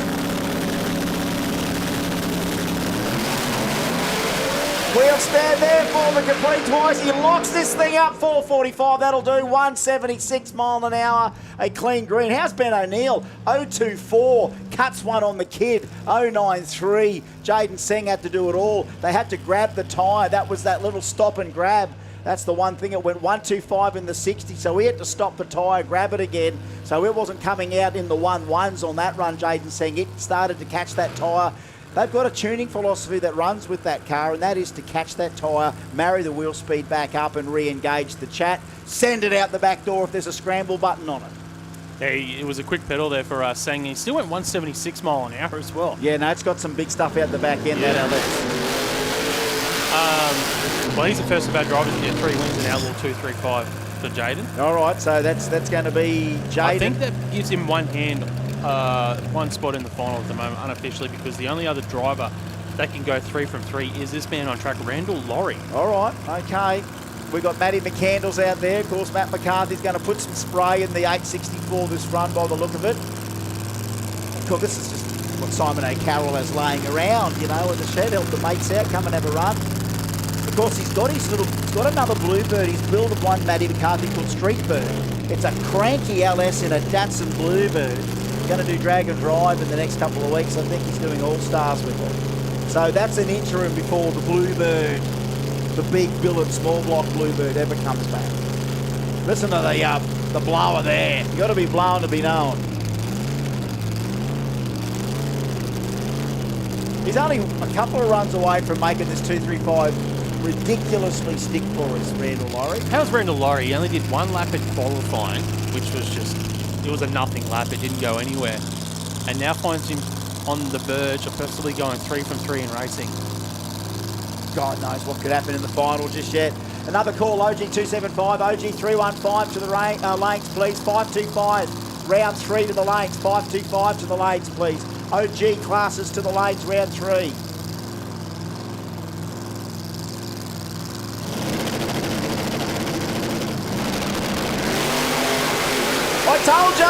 I told you, he got it on the little tyre, he's out in front. Mr. Nuts goes 73 on a 235. I don't think he's even been that quick on a 275. 116 for Mr. Nuts on a 235. He's arrived. When you arrive on a 235, you got to be blown to be known. And that is Mr. Nuts, one of our favourite black belt cars. 3 from 3 with a what? 473. Pretty sure that's a big PB for the team as well, that you just said. It was always a really consistent 490 car. I don't know if it dipped into the 480s, but a great run. All right, next up, Dan Swanee. All right, Swanee. He's scheduled for the solo pass here, so he'll go 2 from 3. That reminds me, I think tomorrow when I'm on my way home, I'm going to stop at Chemist Warehouse, get some vitamin C. Just used to love my little vitamin C tablets. You know, it sort of keeps the loogies away, the cold, the cough. The depression? No, Prozac for that. No. You beat me to the joke. Bundy. No, I'm on no medication. It's all herbal. No, it's all natural. It's all organic. Oh, Diggs. All right. Just keep digging. Keep digging. Dig a little deeper, Diggs. It should be dig a little deeper. Dig yourself a bigger hole. Dan Swanee on a solo. Hey, look, hats off. It's the last time we see the car this weekend. What a debut. He got some laps on this thing already, this thing. What a masterpiece of a car.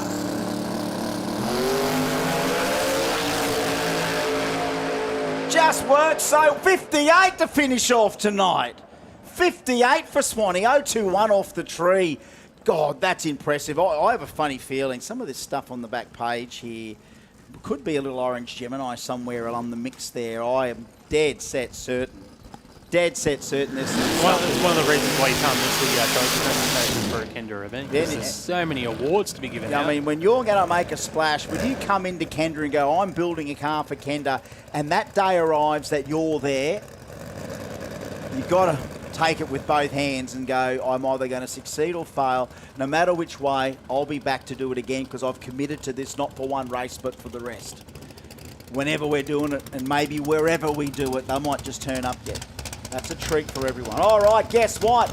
We had Swanee on a solo. Who was he supposed to run, or was this going to be always a solo? He had Riley. All right, so no count. Oh, wouldn't that have been a race, Riley and Cortina, to settle it all in the one race?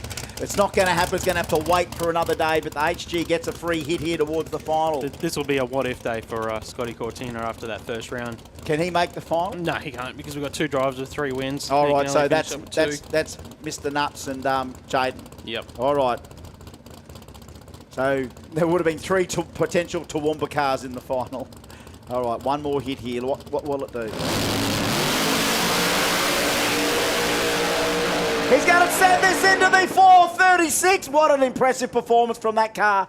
I thought it was going to be a 32 or a 30, whatever. His 60 foot was down a little bit because he went 114 earlier today, so that was only a 115.9. Wow, 235 has Yeah. arrived. 2026, our second Kenda of the year here in June.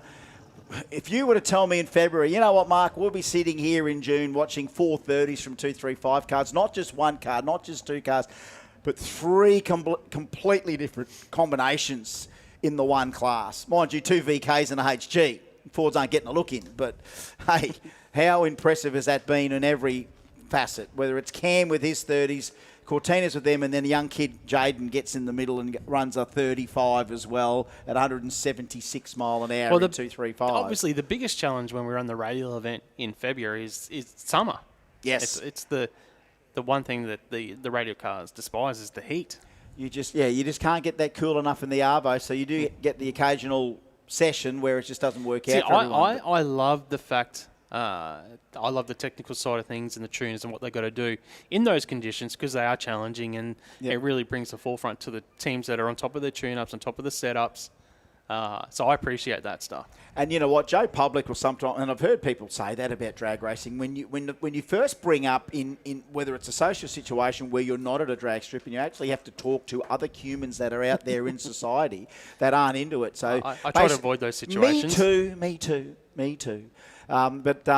You know, when you talk to people and they go, oh, what's all that about? Oh, I don't understand why they spend so much money to spend less time on the track. And it's go, well, you don't get it, do you? Hello, kids. Are you off? You can't be off, kids. It's the track babies walking around. Hello to you, kids, walking around. Boundless energy from these little kids. The horsepower is keeping these kids energised. It's good to see. There's a lot worse upbringing you can have than running around a drag strip, Marky. I can tell you that. I also, not that I like to chip the spot on kids on. It's like, how many days a year can you get off school when spot on's racing? And then even Andy, even responsible adults like Andrew and Renee say, well, it's a racetrack education. It is still part of life learning. You don't have to be in a classroom to learn it. I'm so glad my kids aren't listening to this because I know. I made them go to school over the Winter Nationals week. I know. You're different, Mark. You're sort of building a shield away from it a little bit. They are the penny kids. They were the little kids giving us a little wave from there. Was it Christian's kids, eh? The penny kids were giving us a wave. Hello, track babies. A new generation of track babies coming through. And isn't it funny that you're, I wouldn't say insulating your kids away from it, but I mean, if they'll gravitate to it if they wanted to. But again, sometimes I think, like I did with my kids, they were at the track a lot more younger than I ever was as a kid. I would have gone to Surfers Paradise once a year. My drag strip fix when I was about 8 or 9 years was Surfers Paradise once a year. It's not like Dad went to every street meet or track every time there was an event at Surfers Paradise. We wouldn't. Even Willowbank, I wouldn't be here all the time. Once I got my licence, I could come up here myself.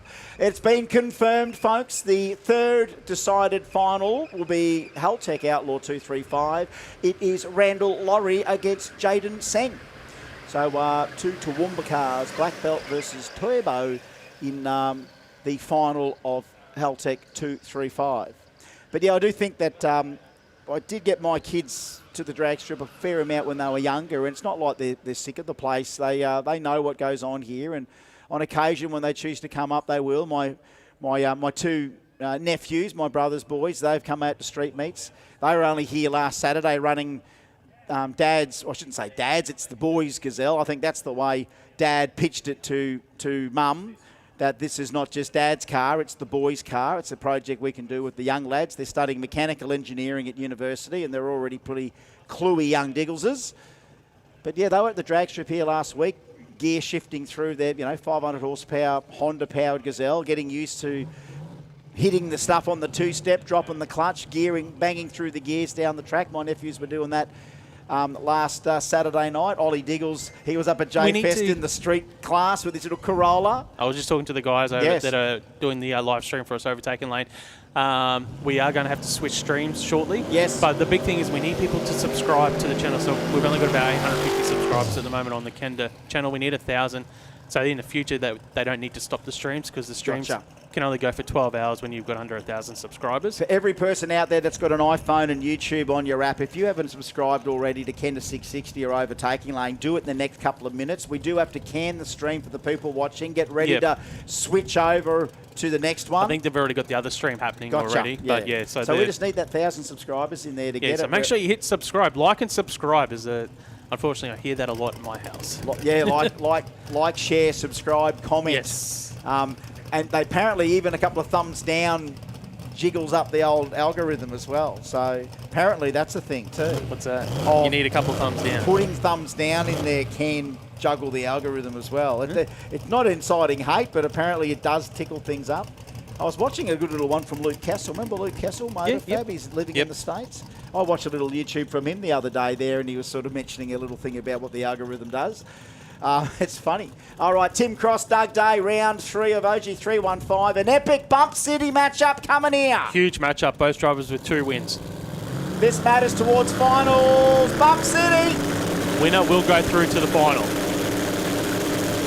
Oh, red light for Dougie. Timmy dangles the front runner to the stripe. A 45 gets him in the final. Dougie did not underestimate Timmy at all. He knew Tim Cross was going to be a formidable opponent. A 111 60 foot for the VK. Out like a rocket, but the Iron Line powered car comes up short with a cherry. Goes to show Doug Day is human. And Timmy Cross, well, he knows his way around a bump box. The epic Cortina phenomenon continues. We can't have any more red lights. I've run out of room now. Yeah, you're off the page with red lights in racing. I'm not sure why they want me to. Too. I'm not too sure why they want me to keep track of that in racing, but I am for them. But I'll listen to that. All right. Okay, another call. Round 3 of Ruckus and Renegades to the lanes, please. Round 3. Ruckus 580. Renegade 550. To the lanes immediately, please. For round 3. Here's Aaron Gregory and Daniel Barrett. Barrett, I tell you what, I mean, it's Gregory with more experience steering cars like Vader and the other Hellraiser panel van. Like, it's been quick, Aaron Gregory. This is a new car for him.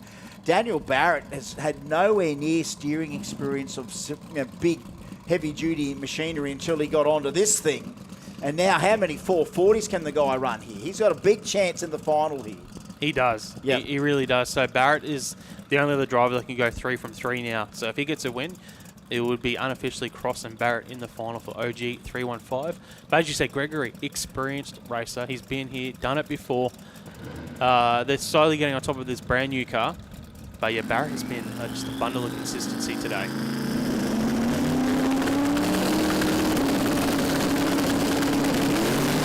Clean green, a little bit better to Dan Barrett. They're leaving on the tree. He's going to let this one go. 436, eh?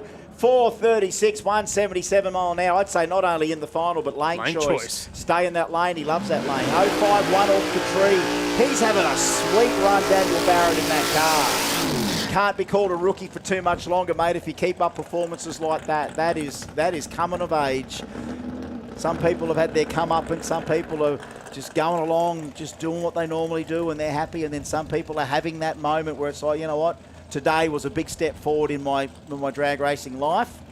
And again, it's a recreation for most of us. So no life-changing stuff going to be happening after this event, I don't think.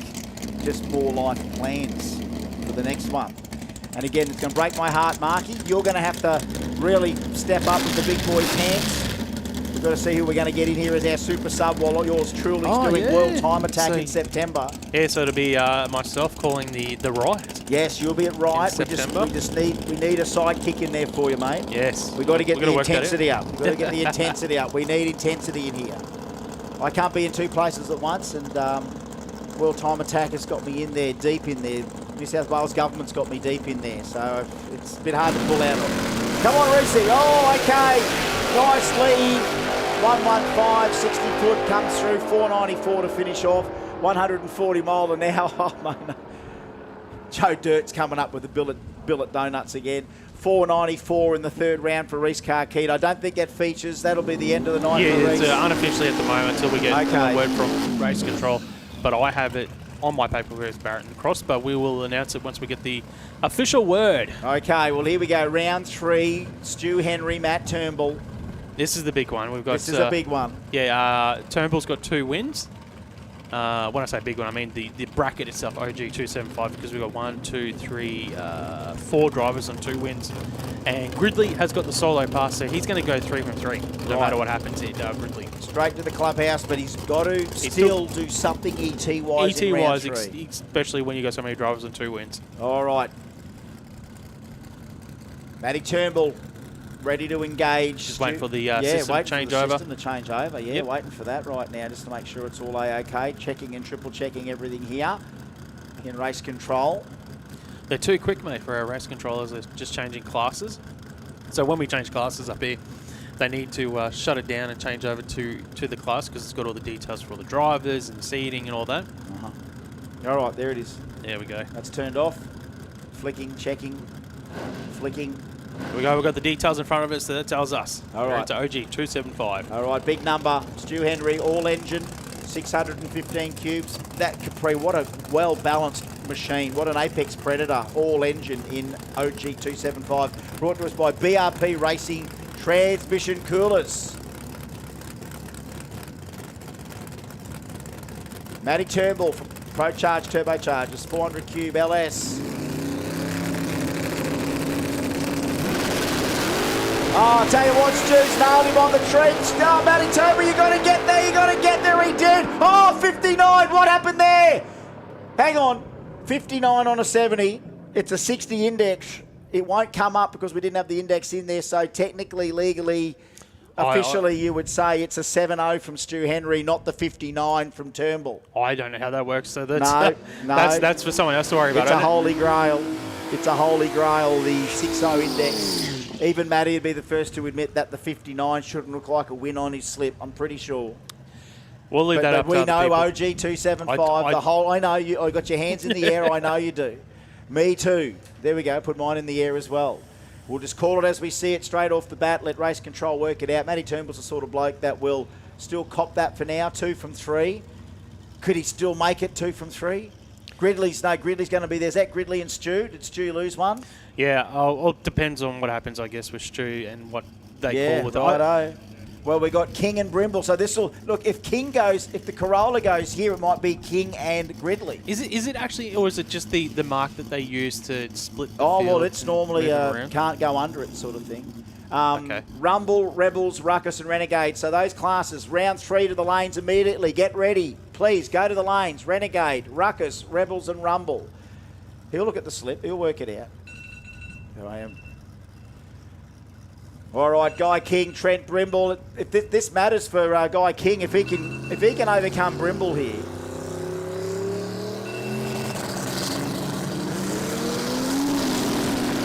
Guy King's got 2 wins. Oh, he's been left behind on the start line there. Barra Power, he's behind the villain. Oh, what's happened? 67 beats a 79. 3 from 3 with a 467. Guy King. Is that right? 3 from 3 with a 467. He got left on by Trent Brimble. He had to bring that big Barra horsepower down through the final.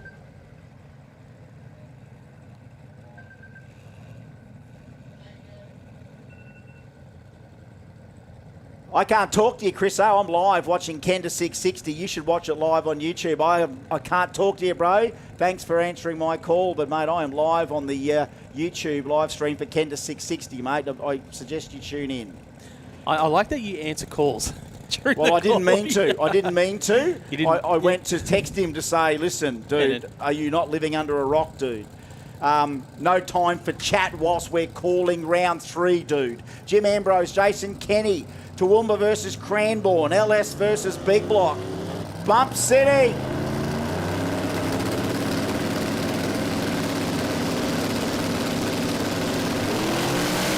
Oh, battery action going to Ambrose. The Big Block chef is out there, but it's Kenny. It's Kenny. 89 in round 3 beats a 91. 89 beats a 91. Issues for Jim Ambrose through the deep end, but it's back in the Victorians' corner for the win. What a great couple of rounds for OG 275 for Jason Kenny, but right now it's looking like a King Gridley, but depends on what Gridley does, I guess. Well, and depends on the call with Turnbull as well. Yes. So. No, well, I'm pretty sure when we saw that 59 come up for Matty, he knows that's like a taboo ET. All right, here we go. Will Yarwood, Matty Lampard from Cornubia to Warrnambool. LS Kingswood. Can you get another 4 up for us? Bump it in, Matt Lampard. Will Yarwood, that 2JZ. He's been on a fairly wild ride with the Corolla. Dishes out 3 wheel stands.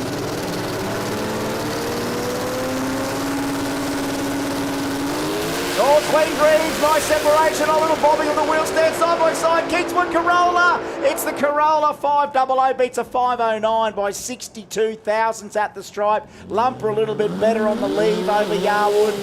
Jesus, that was a great race side by side, 337 to 331 over the 330 mark, and right at the stripe, you know you're in a drag race. You knew you were in a drag race there, Lumper, didn't you? So did you, Yarwood. I mean, both guys from the drag and drive sort of, side of things, and now here they are sampling the Kenda together. They'll be back on the road in Victoria later on in the year and in All-Stars Drag and Drive in a couple of weeks' time here. Steve Farrelly, well, this is, again, like it's not going to feature. He had to spend 2 rounds fixing it. Here he is back there, hopefully all together. The Barra powered VL, last run for him tonight. Whether he tests tomorrow, who knows? Things all back together. Converter bearing fixed, thanks James Horan.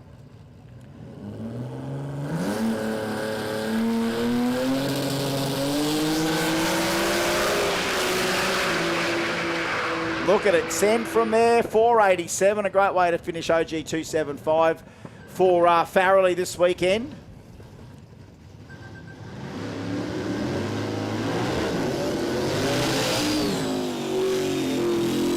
Oh, I know Chris Barry. I know Chris Barry's been talking to the Race Parts Melbourne guys, and apparently they're turning it up for Wade. They reckon that's the plan from the pits. Thanks for leaking that to us, mate. No one else knew that. Thanks for leaking it. The secret squirrel continues. We have another OG 315 final announcement to come. These two will be in the final. Barrett and Timmy Cross, a Mustang Cortina final in OG 315. The Ford lovers. 2 Ford lovers in there. Mustang and Cortina. Well, this race will have no bearing on our finalists, but we just both want them to get something out of this. Barney and Ben, it hasn't been the best day for both of them. Hasn't been the best day for both of them. Yeah, both of them have got 1 win, 1 loss. All right, boys. Get your last run in here, round 3 of OG 275. Been a cracking day. Interruptions, disappointments.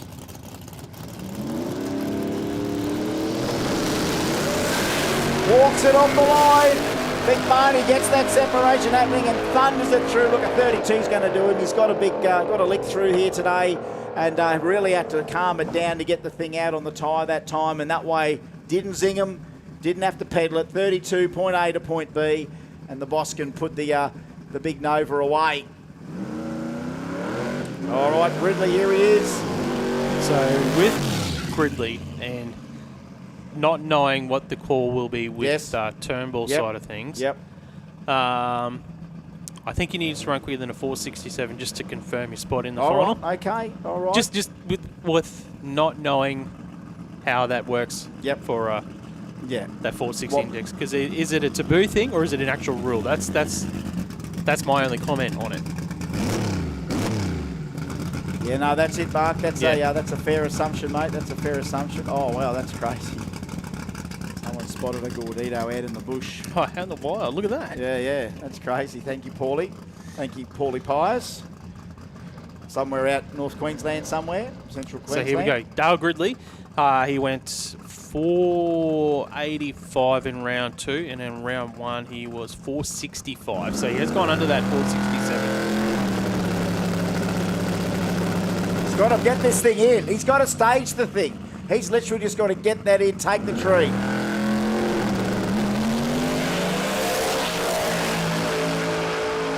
All right, here we go. 73. I will see how it ends up for him. Let's see how it ends up for him. 3 from 3 with a 473. 3 from 3 with a 473. Gridley, yeah, that little thing, that reluctance to bump just puts that little element in my mind for the final. Just that reluctance for it to want to cooperate. Is just that little thing on the back of my mind. So let's just see what Race Control comes up with in regards to the final of OG275. That's out of our hands. Now, K525, how's it all going to go down? This race is definitely going to matter, I think.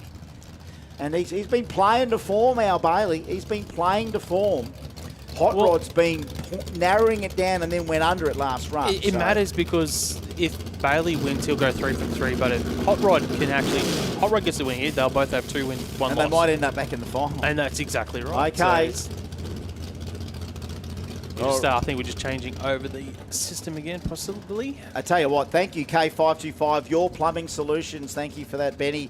Winner 1500, runner-up 750 here, but this is round 3. Who gets to go to the final? Can Hot Rod make it 2 finals in a row? Bailey Simpson stands in his way here, but as you said, if he beats him, they might end up both back there yet. 434 cubes of healthy small block with a bit of spray. Him and Reese just hitting the Capri. Reese hitting the Capri, Bailey hitting the hatchback. Like just hitting that on the small tyre. When I see that shed of car heats and all the cars he's got in that shed, that's envy. That's the shed envy that we talk about. Oh, like even the red ute, the HT ute he's got. It's all immaculate. Yeah, car heat red, you nearly call that colour. All right, Turbo versus Nitrous. Holden versus Ford. 525 the index. Oh, he nails one on Hot Rod. 036 to an 056. They're right there. Hot Rod's playing with him, but he's not going to get there. He can't get him. 36 for Bailey. Squeezes out Hot Rod. He had to lift off Hot Rod. I think Hot Rod gave it back to him, hoping he broke down. He was whole shot. He was ahead, but he knew he couldn't be. He knew he probably didn't have the right to be, and had to play that little pedal game at the end there to even slow the thing down. He didn't want to break out, obviously. Keeping the foot down is almost a recipe for defeat, but he's still lost anyway, having a lift. Craig Scottney on a solo finishes off his account here today in the 525 class. Well, this is important because there's potential that if Mallison doesn't get a win against Penny, they could go back to account back on the drivers with 2 wins and 1 loss. All right, so we aren't out of the woods yet. Not at all, not at all. So Scottney needs to run a number here. I don't think this is the last time we'll be having this conversation before the end of round 3, Mark. But that's what we want to let everyone know, though. love This race matters right here. And why does it matter? Because he needs to run a number, because there's a potential final spot up for grabs. It's close to 525 as you dare. Oh, 47 may be too far. 47 may be a bit too far. You don't know. I know, but I'm just saying I'm a perfectionist. That would have been a 25 with a no. The thing with Mallison and Penny is that they both can run under the 525. So you could have a race where they get pushed. Phil won't be here, I'm sure, mate. If you split the radiator, they pressurise something there. So I'd say the little Honda won't be there. Mallison 3 from 3. ET matters maybe.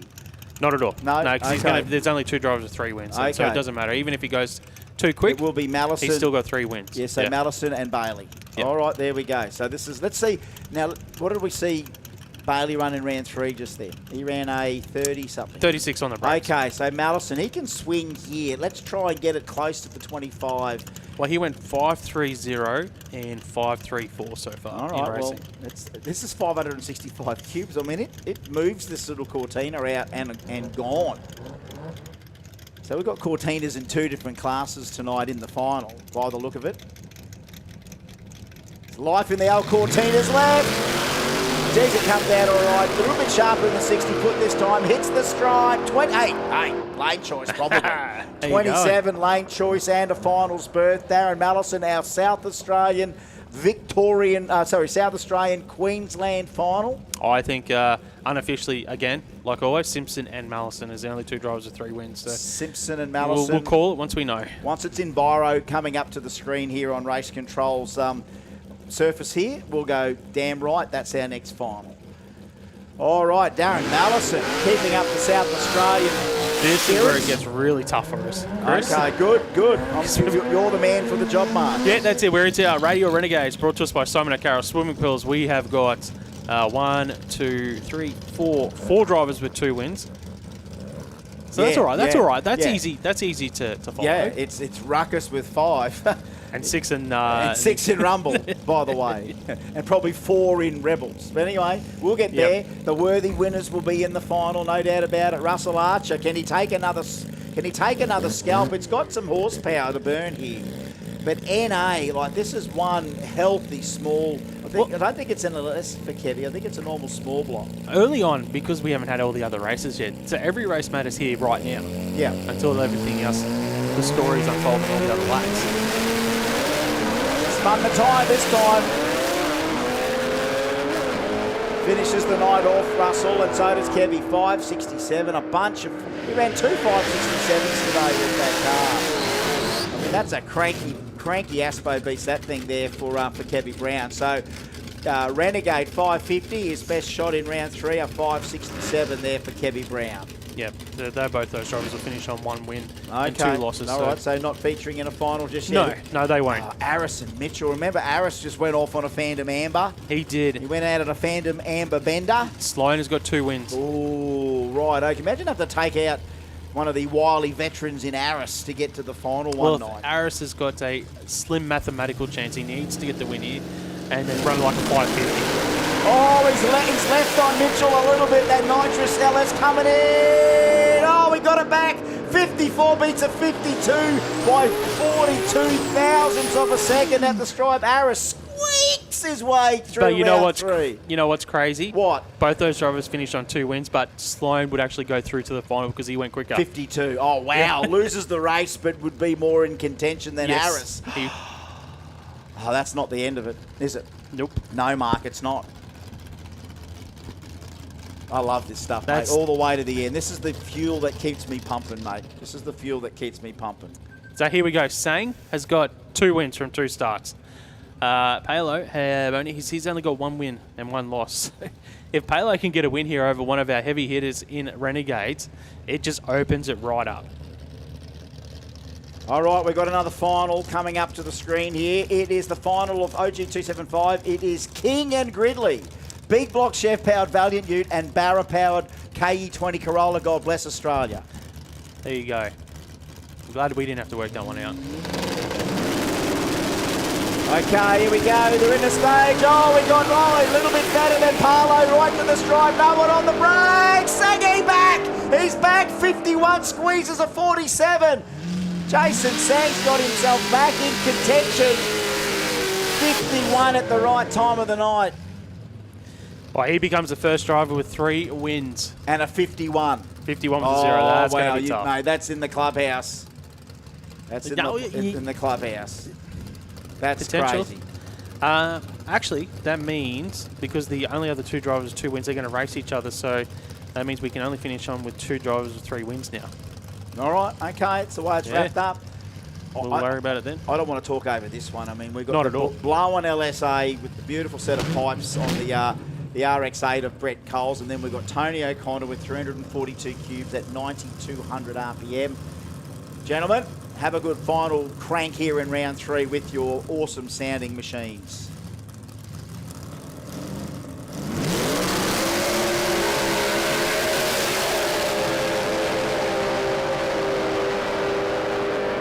And what a race, 62 to a 69. What a great race. 94 thousandths at the stripe. That's how close it was.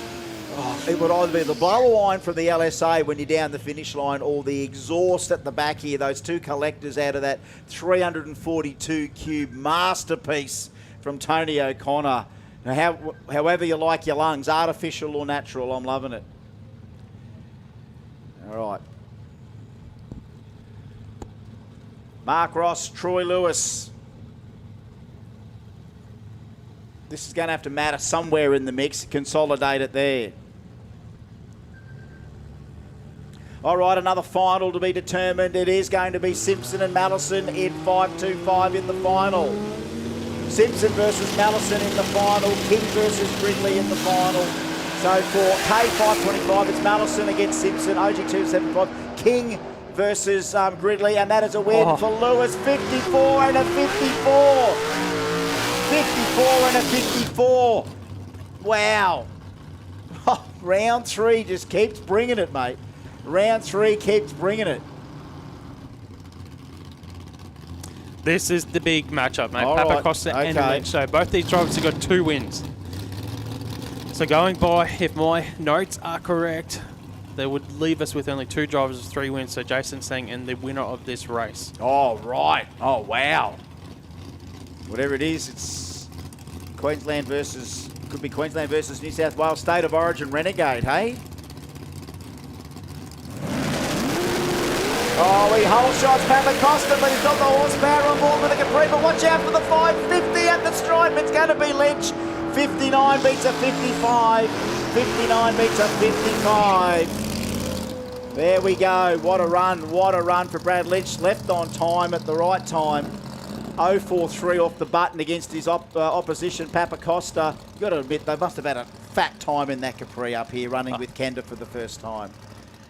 We never had Paul Papa Costa running Kenda before. I'm sure when we talked to him later, he went impressed. 56, 56, 55. Yeah, that's a good day's racing here. So yeah, definitely. If I was Papa Costa, I'd be bringing up my time cards at the end of the night to the Kenda tent. All right, for the most consistent award. Remember, we're looking for the most consistent package over 3 rounds of racing. So racers, if you're out, have a look at them time slips and see if you can show us a really close spread between 3 ETs in racing. And we don't go back through it, so you've got to bring You've got to bring it in.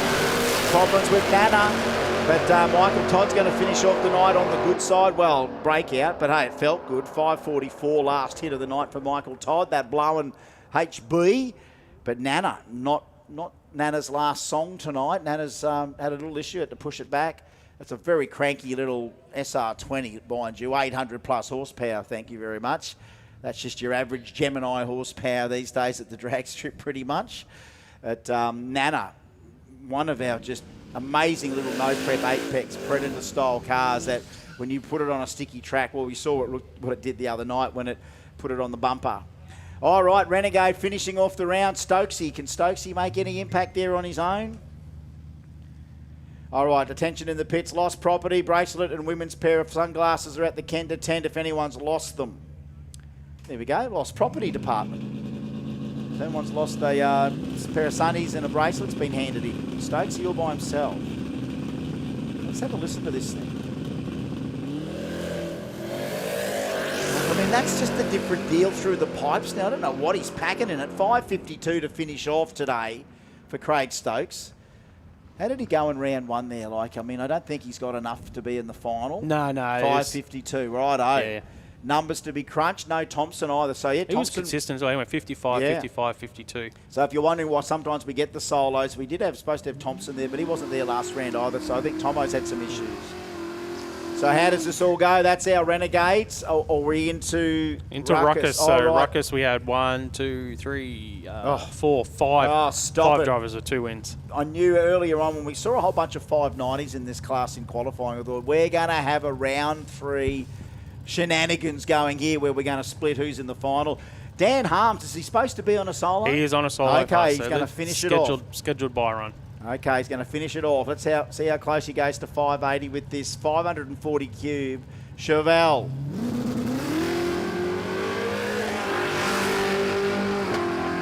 Sounds good. Here we go. 604, not bad. Bunch of 6.0, 6.1s today. And great run for him in round 3. Dan Harms is the next pairing. Daniel List and Gary Millgate. Gavin List, sorry. What did I say? Daniel's the son. Yeah, I get it all mixed up there.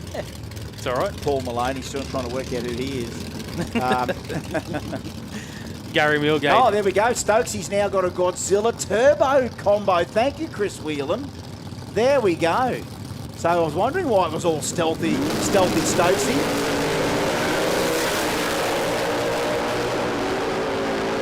Lungs on Gary, can't do it. 580 for Gary, can't do it. 580 for Gary. Whole shot win for Gavin List. There we go, another announcement there. Chris Whelan there was because I was wondering why Stokesy's thing's so stealthy. It has got that Godzilla Turbo Ford in it. Well, that's another one of those races where you got 2 drivers with 2 wins and 1 loss, but Millgate would actually go to the final on a countback because of that 580. Right. Yeah, right. Okay. Let's see how it all ends up in the next couple of pairings. How good's that, Stokesy, with the Godzilla in it? Once a Ford lover, always a Ford lover, mate. If you're going to use the new fruit that Ford's got, I'd be recommending it. young fella at work, Dino, wants to hot up an old-fashioned Clevo deal. I said, mate, Godzilla's right there, mate. Just get on to one of those. That's relatively modern stuff. It's going to be a lot of aftermarket stuff. Good out of the box. Ryan Durant and Armstrong. Clean green. Oh, whole shot for Armstrong. Ryan Durant might be in trouble here. Armstrong, they've both been guilty of going under 580, 89 and 83. That's like the 600. It's a 660 distance. That's the 600 foot then lift deal right then, I think. Both guys went 600 foot then lifted. And Armstrong, wow, gets enough by 100th of a second at the end on Ryan Durant. Are we scratching a few out just by doing this, Mark? We haven't had a driver with 3 wins yet. Okay, So oh my God, it's it's going to get down to a countback. 2 wins and 1 loss. Could be countbacks essential in here. Well, Michael Adams is still looking for his first win of the day, and Logan has got 1 win, 1 loss. All right. Well, good thing is with all those drivers had 2 wins, only 1 pairing face each other. So, All right, let's see how the Ruckus 580 ends up. Of course, Ruckus 580, thanks to Spool Imports. 1,000 the win, 500 runner-up, whoever gets to the final.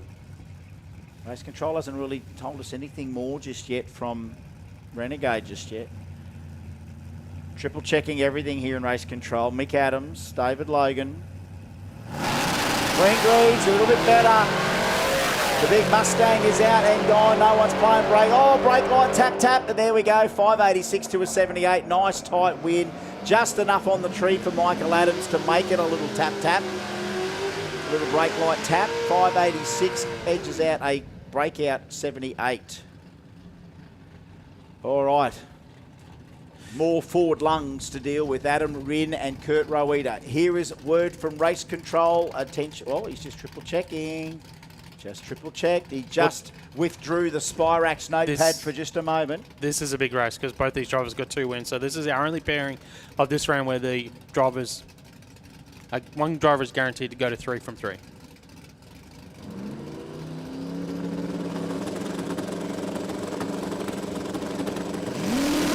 Clean green, whole shot to Rowita is out there.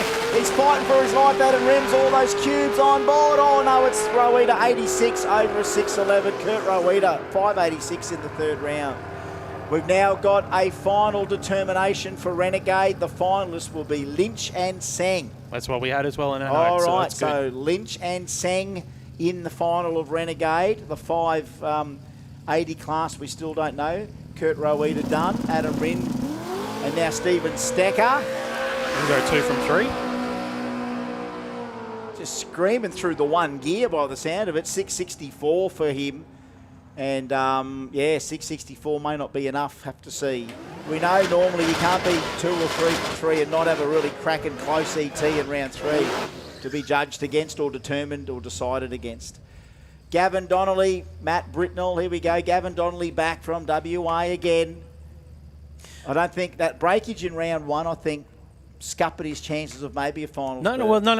They're both these drivers have got a chance because we've still only got 1 driver with 3 wins. All right. So at the moment, the finals would be 1 driver with 3 wins and then the Everyone best on else the is countback on tie-break. 2 and All 1. right. Yeah. Well, how close can you go to a 580? You get a fighting chance here. 2 from 3s, you get a fighting chance. Sudden death. Mathematical chance, and you need to. At the moment, the quickest of our 2 and 1 would be Milgate 580 with a 6. Right. So you need to go 5. You need to get a win and go 580 with a 5. Okay, no pressure. So it's that tight, is it? Yeah. Gary's got half a chance.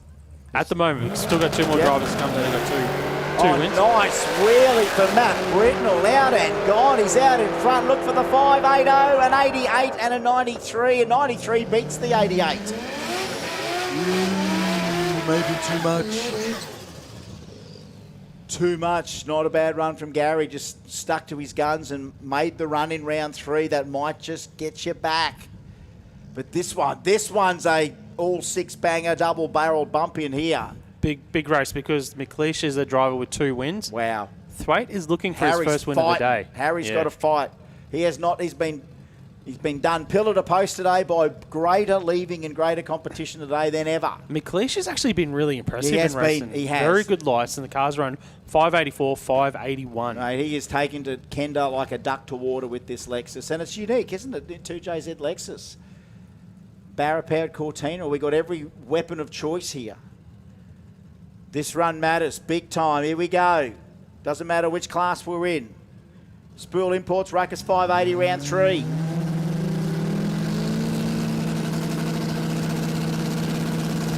Harry, wrong time. Harry, wrong time. Just can be such a cool customer. McLeish rolls on. That's not a good thing either. That's not a good thing. He does go 3 from 3, but With a 36. Wow, careful. 3 from 3 just might be enough to get him through. If there's three from threes. If there's only 2, yeah. Yes, if there's the third 3 from 3, well, you're going to look Which like is- a sitting duck at 6:36. And that's a Kleinet who's still got to come through. Yeah. Wow. He's got a chance to go 3 from 3. Wow, Kleinet might have a chance here. He's on a solo. Is he on a solo? Kleinet got it all to do. Does he know the ramifications? He would not have a clue. Oh, I think he would as a You racer. reckon? Yeah. You reckon? I think so. Well, I don't know how much we've had Mark Kleinet in Kenda before, Oh, true, whether or true. not he's That's done the true. sums. I love the guys that are surprised as hell that they're in the final. They just turned up. So he needs a what? Quicker than a... 6:36 that we just saw. is that right? Yep. All right, 3 from 3, quicker than a 6:36. McLeish will wish he never lifted off in the Lexus. He's going to wish he never lifted off in the Lexus. 99's going to probably do it. Talk about the surprise finalist coming up. Potentially, yeah. Potentially surprise finalist coming. So going by my notes here, we had 3 drivers end on 3 wins. So that's Roeda with a 586, Kleinet with a 599, and McLeish with a 636. Yeah, wow. Okay. Well, yeah, McLeish, he'll be regretting he never lifted. Anyway, that brings it close to Radio Ruckus. Once we know the official word from Race Control, we'll let you know who the finalists are. Matty Turnbull just sent me a text of his OG275 stick. It's got a cross through it. Say goodbye to OG275 for Matty Turnbull. He's got to put some 315s on it or something now. Well, obviously it is a rule then, 460, because that's Oh, nice wheelie, Brady Newcomb. 056 off the tree. Jake Dixon off in high speed pursuit as we hit the stripe in Rumble round 3. 44 squeezes out of 38. Here we go again. Adelaide Diverse Electrical Radial Rumble round 3. How's it all going to finish after this? We don't know. Well, Bodie goes 3 from 3. Wow, He's on there we go. 644. So that's 3 that's from 3, 644. Yep, that's a good start. All right. Damo got left behind. Damo second guess. Damo is in trouble. Lee Ellison's out in front. No one's on the brakes. Can't get it back. Oh, what a bad time for Damo to have that little blink. 6:53 for Lee Ellison. All right. All finalists to the lanes for Outlaw 315, Outlaw 235 and Outlaw 275. The first race controller brought the boards across to start calling our finalists to those classes. So Outlaw 315, Wade and Johnny when you're ready. Outlaw 235, was it Jaden and Randall? And Outlaw 275, Simon and... I can't remember. It's out there on the sheet. Yeah, it's on the sheet somewhere. It's all right. Pazzo. Yeah, Pazzo, that's it. Yeah, okay. This is the ramifications of this race. McKenna, he's got 2 wins so far. So if he gets a win, he can go 3 from 3. All right, Bigaloo, that big Bigaloo is out there. No one's tapping the brakes. 640, 48 squeezes it out. 3 from 3 with a 648. Wow, 648. Yeah, Mark's crunching. There's a pause there in the commentary because Mark, sometimes I know, mate, you get into that can't talk whilst I'm riding deal, and he had to quickly write some stuff down before talking. Hey, big shout out right now to someone watching, Matty Harrison. Big shout out to Matty Harrison. It's his cousin of Chris Nitro. Big shout out watching. Paul Allen now, Jesse. This is a replay of the final in February right now. This is Paul Allen's chance for revenge. So Paul Allen, 2 wins from 2 starts. What's Jesse? 2? 1 and 1. 1 from 2, all right. Yep, so she can't make the finals. We've already got 2 drivers. Oh, Jesse, red lights. I mean, she's been fixing to do that all day. All right. Six needs to go better than a 648. 643, Paul Allen in another final. Oh, no, we still got a few. Potentially. But he's just gone quicker than Newcomb. So now Newcomb's on the bump spot for our potential finalist. Ah, With right. 644 with an 8. Oh, God, it's just tightened up in 2 runs. It's tightened up. Jesse's put herself out. And remember, she's been leading in the points, but now Paul Allen gets somewhere near it to maybe see where the points end up after this round today. Matt Maloney on his Pat Maloney. When will that ever happen? Matt Maloney on his Pat Maloney. Let's just see what he gets out of this thing here, Matty Maloney. Just looking for the 40-something. Oh, can't count that. Can't count that. All right, this just continues to sharpen and sharpen and sharpen as to who our finalists are going to be. So we already know our first finalists in Outlaw 315, Outlaw 275 and Outlaw 235. We want Justin those finalists. Page has got 2 wins. He's going to go 3 from 3. He needs to go better than a 644 with an 8. He needs better than a 644 in this round right now. Barry at San. Oh, 662, a little bit off. He's gone off the boil. Oh, listen to that, listen to that. Yeah, thank you, Jason Cocking. Your card certainly impresses me audibly. I mean, it visually impresses me, but it sounds the sexiest thing here today, just quietly. He's down from Burham Heads, True Blue Queenslander. Can he feature? No. Okay, last run for Jason Cocking for the night with no relevance towards a final for him. This 51's a nice number, thank you very much, to give himself a glove box full of fancy time slips like 663, 666, 660, 651. Actually, no other racer will have any relevance on our bearings or finals now. Okay, mate, we've got through that peak activity. Yeah, we did. We got through the peak activity. We got through the Red Bull momentum tracker. Yeah. We got through the other side. Remember that momentum tracker they use? I like how they do the try predictor. One of these two teams will score a try in this half. Yeah, why? Look, big shout out to you, Carolyn Hayes, Carolyn and Mark Hayes, watching all day, and thanks for the shout out there as well. Geometry's been entertaining as usual. It's the easiest job in the world when all this stuff rolls out in front of us. It really is. Trent Caldwell and Ben Taylor, round 3 now in Rebel 700. Thanks to 64 days. What the hell? Remember he did the back tyre stage today? He's a deer in the headlights. You are fried. You are toast. You cannot do anything else there, Trent Gamble, other than smile and wave, boys. Smile and wave. Ben Taylor goes 59. Watch out for that. Can't have that stuff carrying on. You can't be rolling off thinking you know, we got into we are in there. Into Rebels. I was still looking at the Rumble. We still had cars to go, but obviously they're not coming out this round. So let's. So that was Taylor got a win. Missed his time. 7:59. There we go. All right. Next up here in Rebels, Troy Hutton and Filip Petrovic. Tail of the tape here for these guys. Hutton's got 2 wins from 2 starts, and Petrovic still hasn't got a win yet today. All right. Okay, we've got our Ruckus and Renegades finals. There we go. This 700, 700, Hutton, Petrovic, the heavy hitters. 00 to an 02. 700 to an 02. All right, the final of Ruckus will be Kleinert and Roweda, an all-Ford final there as well. Roweda and Kleinert are the finalists in Ruckus 580. Thank you. Stu Henry gives us a little shout-out. Who's in the OG final? Looks like it was Guy King and Gridley.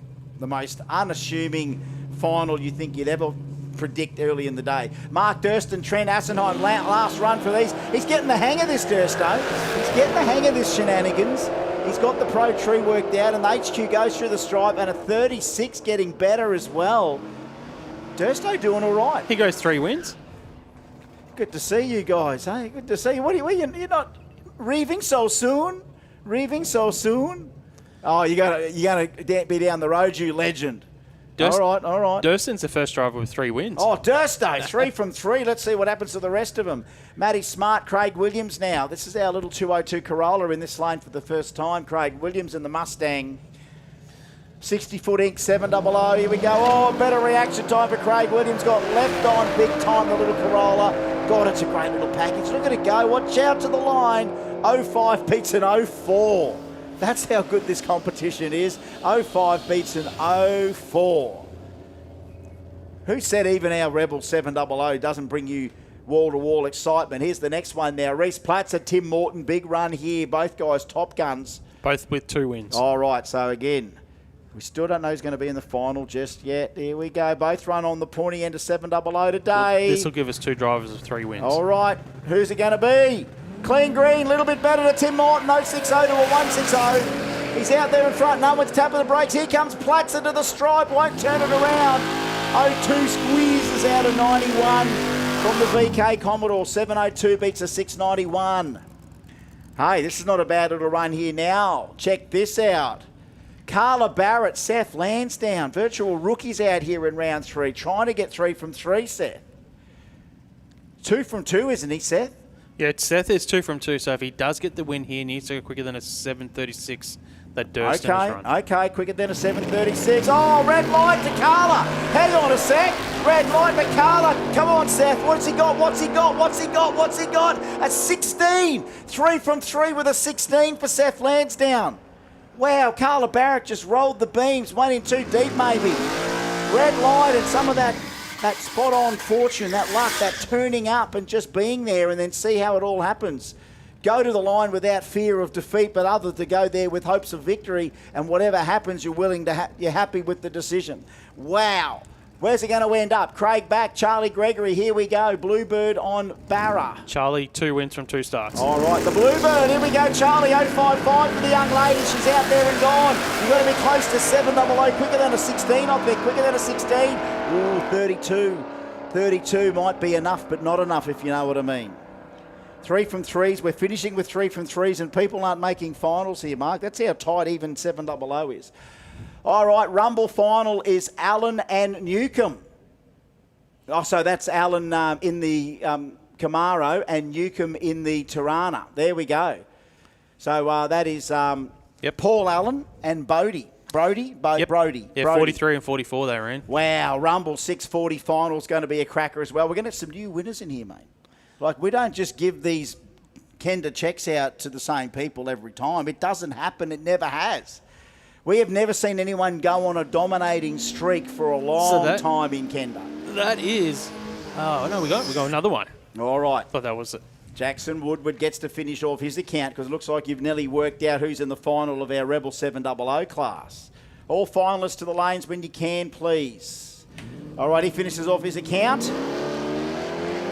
Yeah, Jackson Woodward here, Yarra Belper resident. He will take the ute through for a 676. It's gone a fair bit quicker, 101 mile an hour. Oops. Okay. Oopsies. Yeah, That's an he oopsies. He was just having a bit of fun there in the All right. Well, that is it. That is round 3 of everything in racing, folks. All that's left to do is bring you, folks, the finals of every category from Outlaw 315 to the Rebel 700 that we just saw.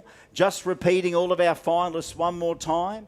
The finals are as follows in all the variety of classes. Outlaw 315 will be all Screwblow and Hemi in the final. Johnny Ricker against Wade Wagstaff. Outlaw 275 final is Blower versus Turbo. Pazzo, Twin Turbo Hemi Fox Body. Simon O'Carroll, the Kraken, Screwblow and Noonan Hemi Camaro. Outlaw 235 is Blown and Injected Small Tyre Mr. Nuts against Jaden Seng's Mighty Boosted Billet LS VH Commodore.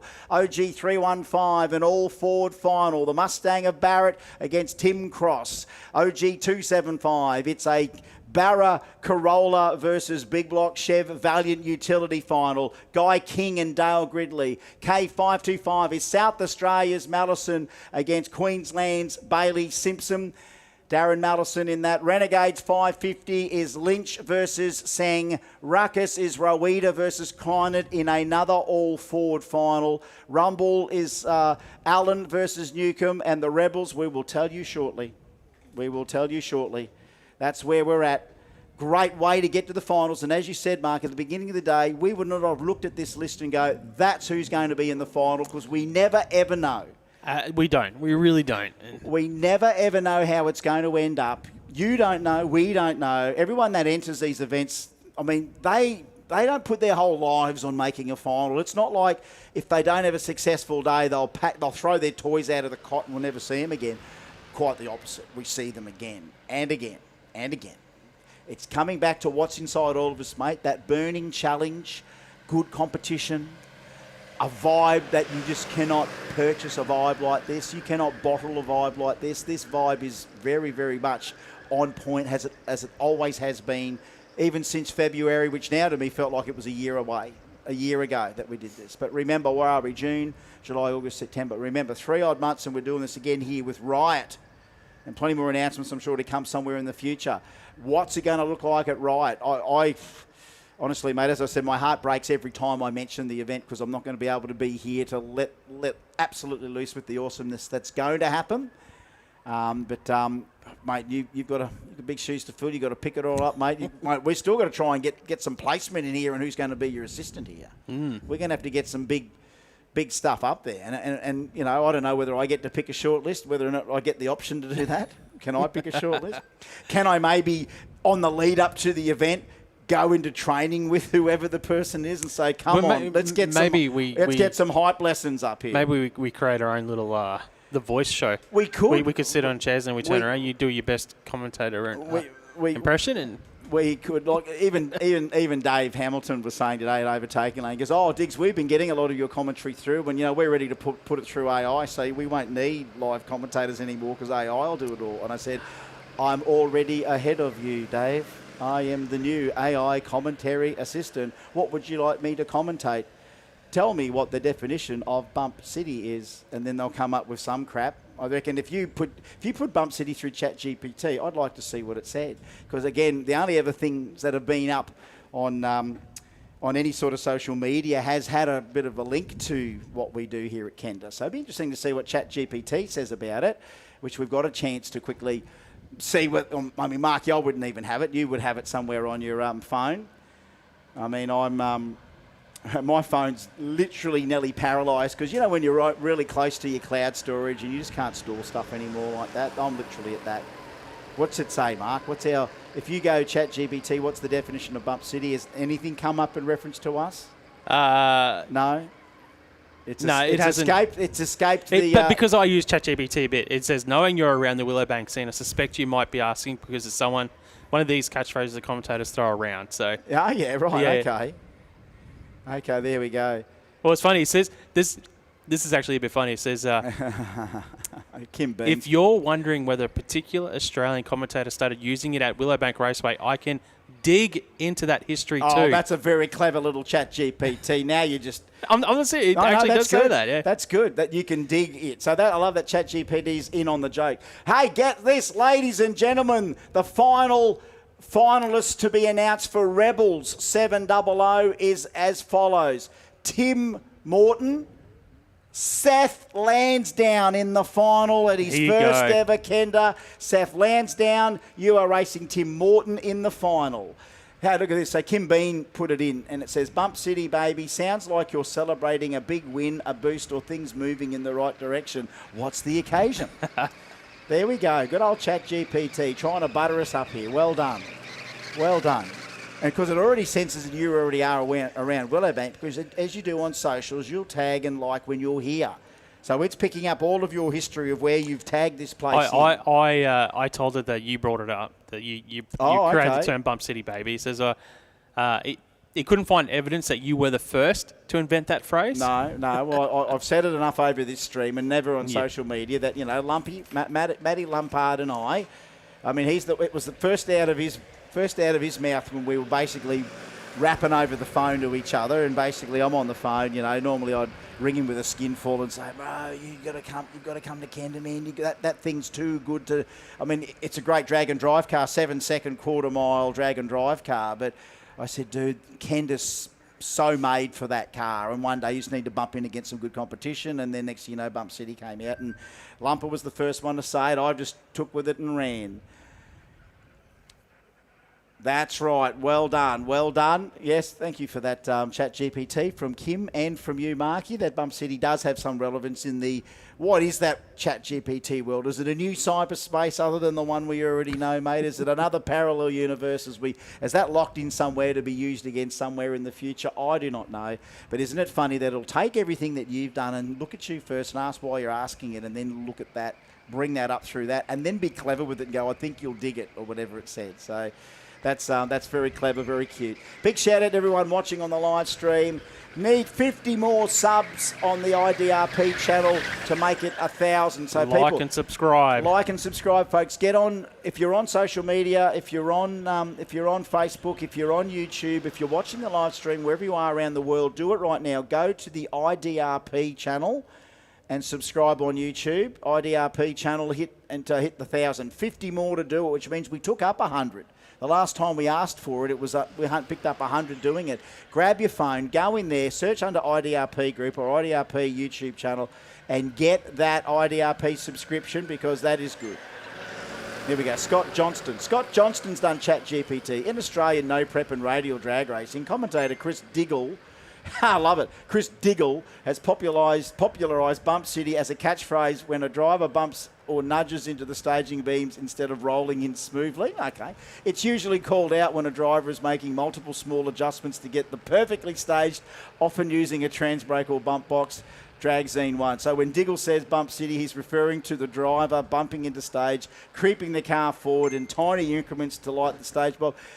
It's become one of his signature commentary phrases, especially at Australian drag racing events and live streams. And fans now use it whenever they see a car lynching into the beams. While bump has an established meaning in drag racing, the last qualifying spot, Diggle's Bump City as a commentator's catchphrase rather than an official motorsport term. Thank you. Thank you, Scott Johnson, and your chat.